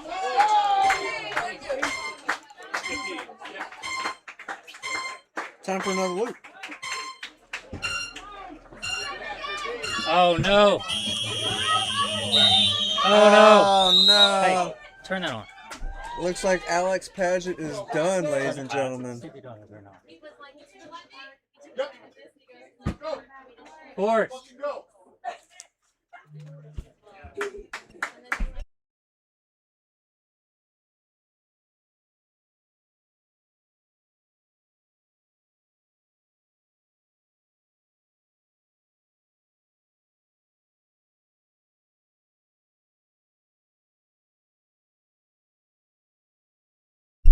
All right, looks like Alex Paget is out, and so we're gonna try to get a cam on him. We're trying to get the camera up, mobile cam.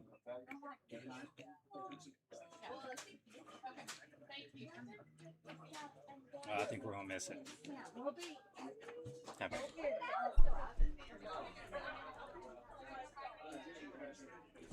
It's not on for us.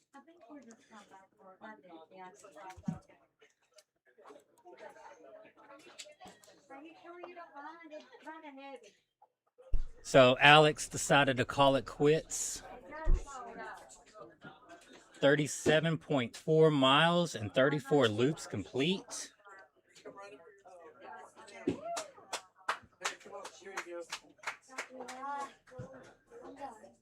He says it's done. Hey, great job. Huh? Okay. What a beast. Amazing job.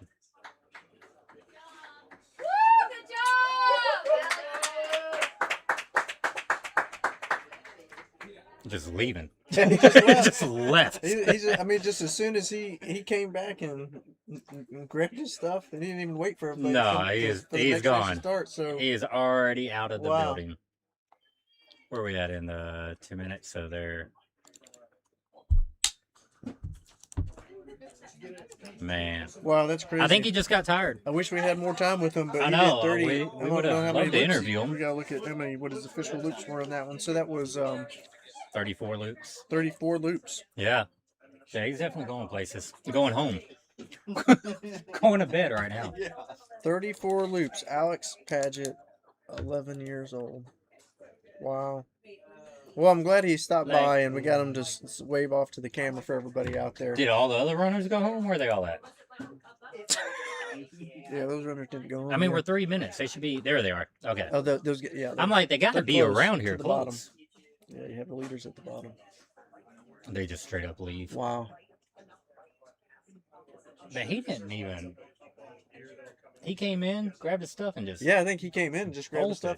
stuff. The other runners were leaving. I looked over, he had a backpack on. It's like, well, I guess he's done. Glad we got him to come by the camera though. Yeah. Say bye to everybody. Apparently his feet hurt. I believe that. I believe his feet hurt. Your feet get tore up on this course. It is not a soft little place to. Your feet are sweating.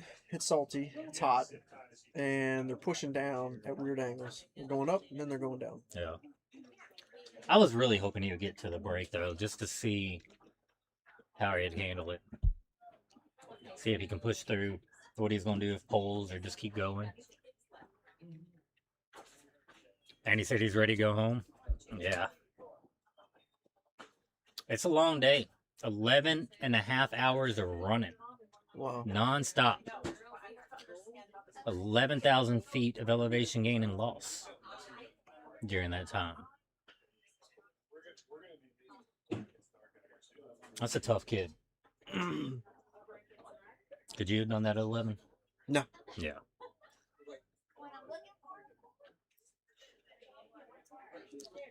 Maybe been out about like what, lap 2, 3? Oof. I'm tired and I think I'll go home. Yeah, Forrest Gump. Go home now.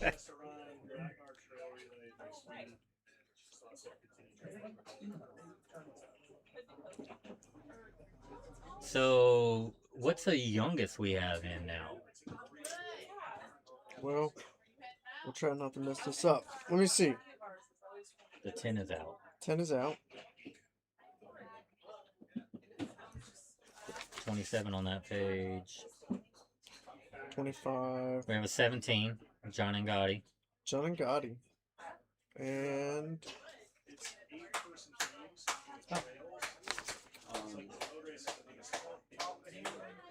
If Yes. he wants to, yeah, that'd be great.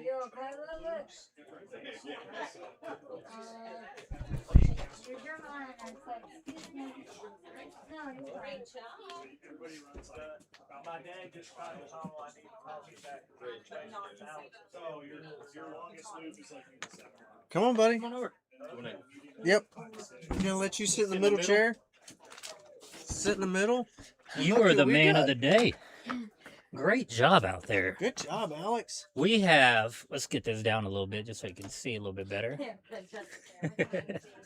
So we have Alex here who just ran 37 miles. 37 Well, loops.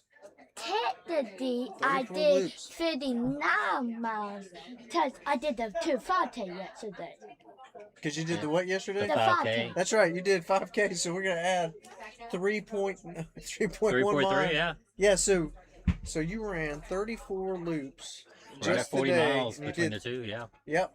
And then you ran 3 yesterday. That's how you got here was a golden ticket, yeah? Yep. How fast did you run those 3 loops yesterday?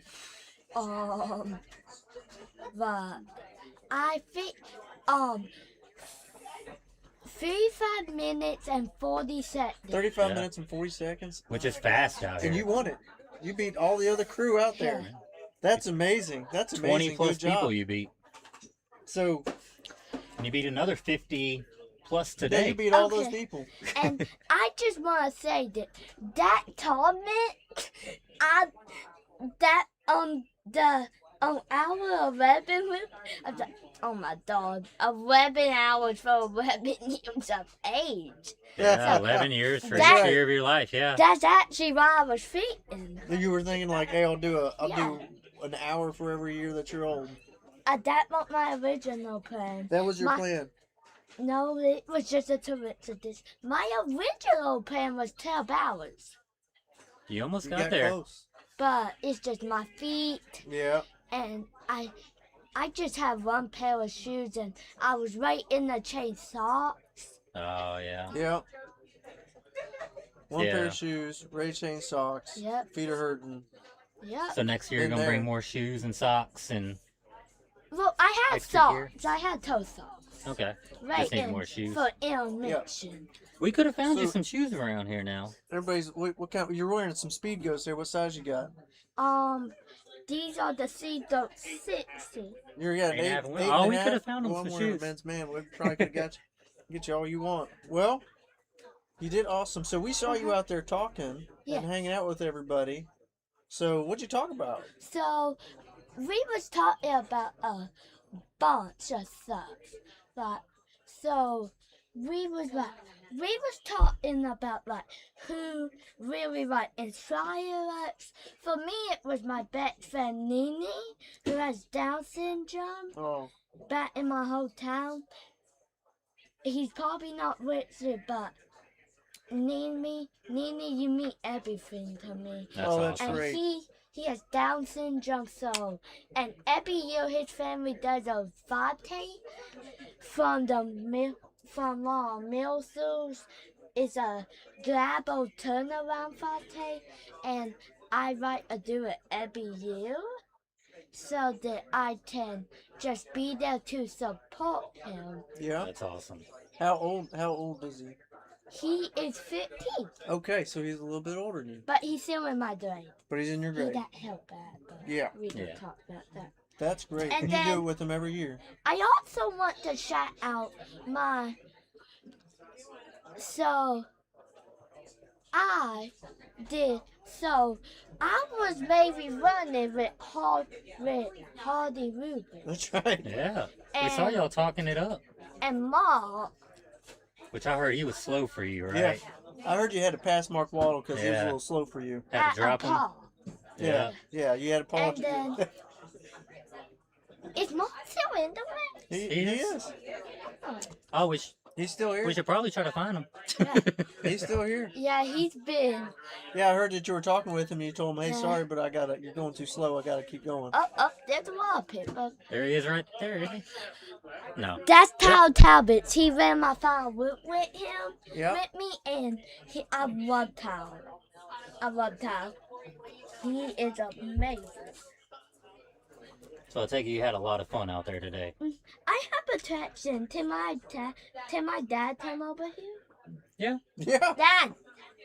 Dad, you're back over here. Here, I'll get up. I'll take my seat, Daddy. All right, Dad. So, how's it feel? You ran a couple more laps than your dad did. I don't know that happens much for 11-year-old, but I now the streak of beating him at a race is 2. Yeah, so you beat me at the last 2. I done 100K at locomotion, and you done 74, and you beat me today. 76. 76, I'm sorry. You ran 76 miles? In 24 hours he did. In 24 hours? I only And he used slept like for 8. 6 of it, too. Oh, wow. Wow, how long ago was that? In April. Just this last April? Yes. Oh, my goodness. And then his first 100K he done at Pistol this year, and he done sub 12 hours at Pistol in 100K. You ran over 60 miles, 100K. In 11:44. In 11:44. at There's Pistol Hobby. Ultra. I just saw Hobby. Yeah. I'm gonna write that down. Got a couple friends who I know run the Pistol. You've done. There he is. There's Mark. There's There's Mark. Yeah. And then I was also running with a guy named Omar. That's Omar. Omar. Let me ask you, which did you enjoy more, the Pistol or this race? This one? Oh, I like it. And It had no butt. This is the most vert he's ever done. Yeah. Yeah, You did but- great. You did really good. It was fun. Because originally it wasn't on the plans for him to do this race. It was me coming and he was going to do the crew 5K. And I didn't know the prize. one of our friends kind of told us what the prize was. David Ty. And Yeah. he really wanted to win it to have an opportunity to toe that line. So it's actually more meaningful to him, I think, since he actually had to earn his entry yesterday. That's great because you got the golden ticket. So for everybody out there who wasn't there yesterday, because we didn't live stream it, but Alex got the golden ticket. That's how he got into the race. By winning the crew 5K on the night before the race. So you ran a 5K with every other crew member out here who wanted to do it also, and you beat them all. And that's how you got into the race. So you didn't come here thinking you were going to run the race yet. No. That's great. That's phenomenal. If I would train a little more, I think I would have got an intermission. And I would have made it to the night. Wow. Yeah. So Let me ask you. So for everybody out there, your age or a little bit younger or older, who's thinking maybe they want to do this and maybe they think they can't do it, what would you tell them? You just had a train, and so you just had a train, and you had a what? You had a. It's mental too. So Yeah. So is it more mental than it is? What's worse, the mental or the physical? Mental. Yeah. So your feet hurt. Yeah. But then I guess it's also just, is it difficult just to keep going? Yeah. And Hobby, he made me a real thing, but 12 hours was basically the death saw, and we was what? Hi, Memo. That's my Memo. Yeah. Hello, Memo. So as I was saying, so he was at it like 12 hours, but now 11 hours was like the death saw, and we was rebels. That's right. From Star Wars trying to destroy the death saw. Yeah. Yeah. And he said we was like wolves, because my spirit animal was actually a wolf. Oh, so you and Harvey were talking about being rebels trying to take down the Death Star, and he told you your spirit animal was the wolf? I told him that. Oh, you did? Okay. And So is that yours? Is that what you run with? Is the wolf is your spirit animal? I love it. Now, what kind of wolf is it? So this is actually a totally endangered wolf. Okay. But it's the red wolf. It's the red wolf, an endangered wolf. I'm going to look it up later. Hello, Memo. I always said hi. Well, everybody's telling you congratulations, good job. It's great. Yep, you guys were running together. You and Harvey were. Yeah. That's awesome. It was fun. I was so. That's great. Well, what else you want to tell everybody?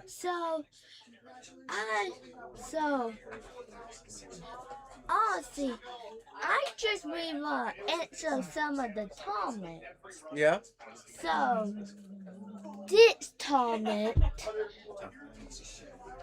So, you will see me run again. Okay. Where was it gonna be? My next race is it is Rachiji Challenge Charity. It's a 33 miler with 5,000 foot, and it's 5 with foot. East Coast Adventures. Did you say 33 milers? It's 23 or 24. 23 miles, 5,000 feet adventure, East Coast Adventures. Well, we got Dave Compton over here. We're going to get the details and put that out there so everybody can come watch you, follow up with you. They are doing a live stream, I think, with Cherokee this year. I'm not 100% for sure. Oh, that's great. Well, we're going to wish you the best of luck for that next race, and thank you for coming out. We appreciate it. You have been an inspiration to everybody else out here. Phenomenal. One for the record books, and thank you so much, Alex. I wish you the best of luck in the future for your running, and you're going to do great. And thanks, Dad, also. Thank you so much, buddy. Bye. Bye. Great job again, man. Thank you. Okay, well.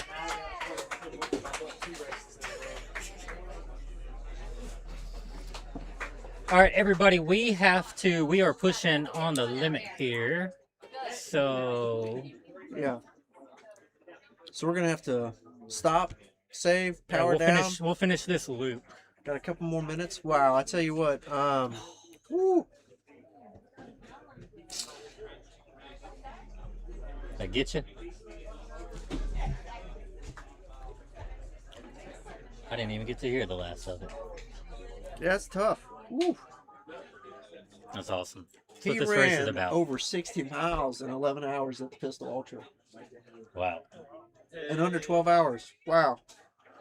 That is awesome. That's insane. That is phenomenal. Good job, Alex. Good job. Good job. Let's see if we have any stragglers. Oh, we do. Oh, we got time. They got 2.5 minutes. See who's coming up. So what we're going to have to do here, y'all, we are going to have to end the stream. We're going to immediately pull it right back up. So give it like a minute, and then you could refresh, come right back in. And then we'll have one more loop before. Oh, wow. Intermission. That was loud. Yep. So I think everybody's going to get in. Yeah, next to the last loop before the break, yeah. Sun's about to set. Yep. Lights are coming on. What time did you start the stream? We're at 11:48 right now.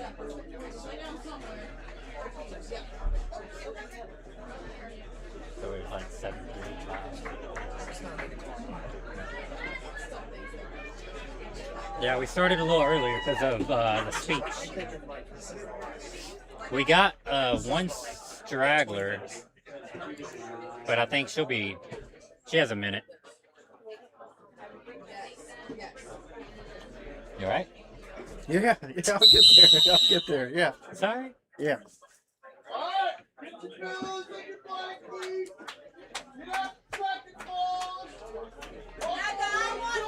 I was gonna say, all right.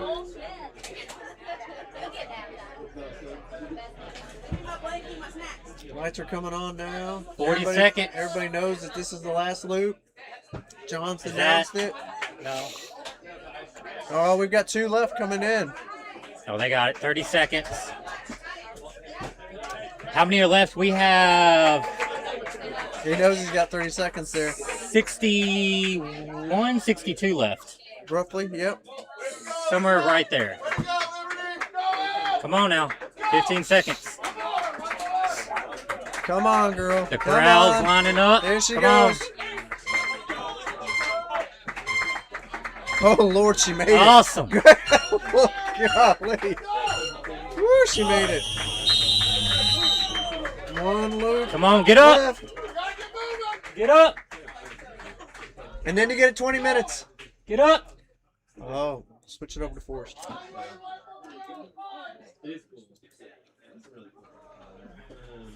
Who we got here? Say Liberty. Is that Liberty? Who's that? No. Huh? M. Keeter. M. Keeter is who we got. Who I couldn't see who it is. We're trying to figure out if she's going to finish this loop. No, she's. She said no, but she's putting the wristband up. We'll see if John lets her. He's John got the gonna let knife. her? He's Yeah, got he's the gonna let knife. her. She's smiling. She left it all out there. I mean, you pushing that close, like, you left it out there. Yeah, I was going heavy income, and like that's great. And now, like, what do we want to do?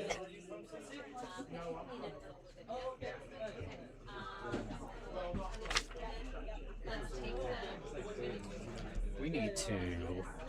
Emily Keeter.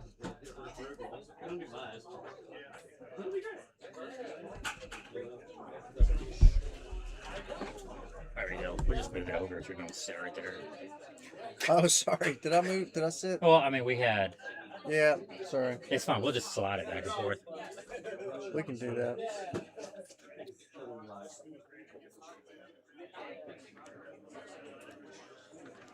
So this is going to be Emily Keeters at 11 hours 40. I can't believe you let her go. Let her give it to you. I thought you were going to tell her she had to keep going. All right, everybody, we are going to stop the stream, one and more we will loop, be and back she gets in 20 just minutes off. about 60 seconds. So we'll be right back, y'all. Oh, yeah. What's up? Hey, do we just stop stream and it saves automatically? Just stop stream? Or is there anything special you do? Be careful, season.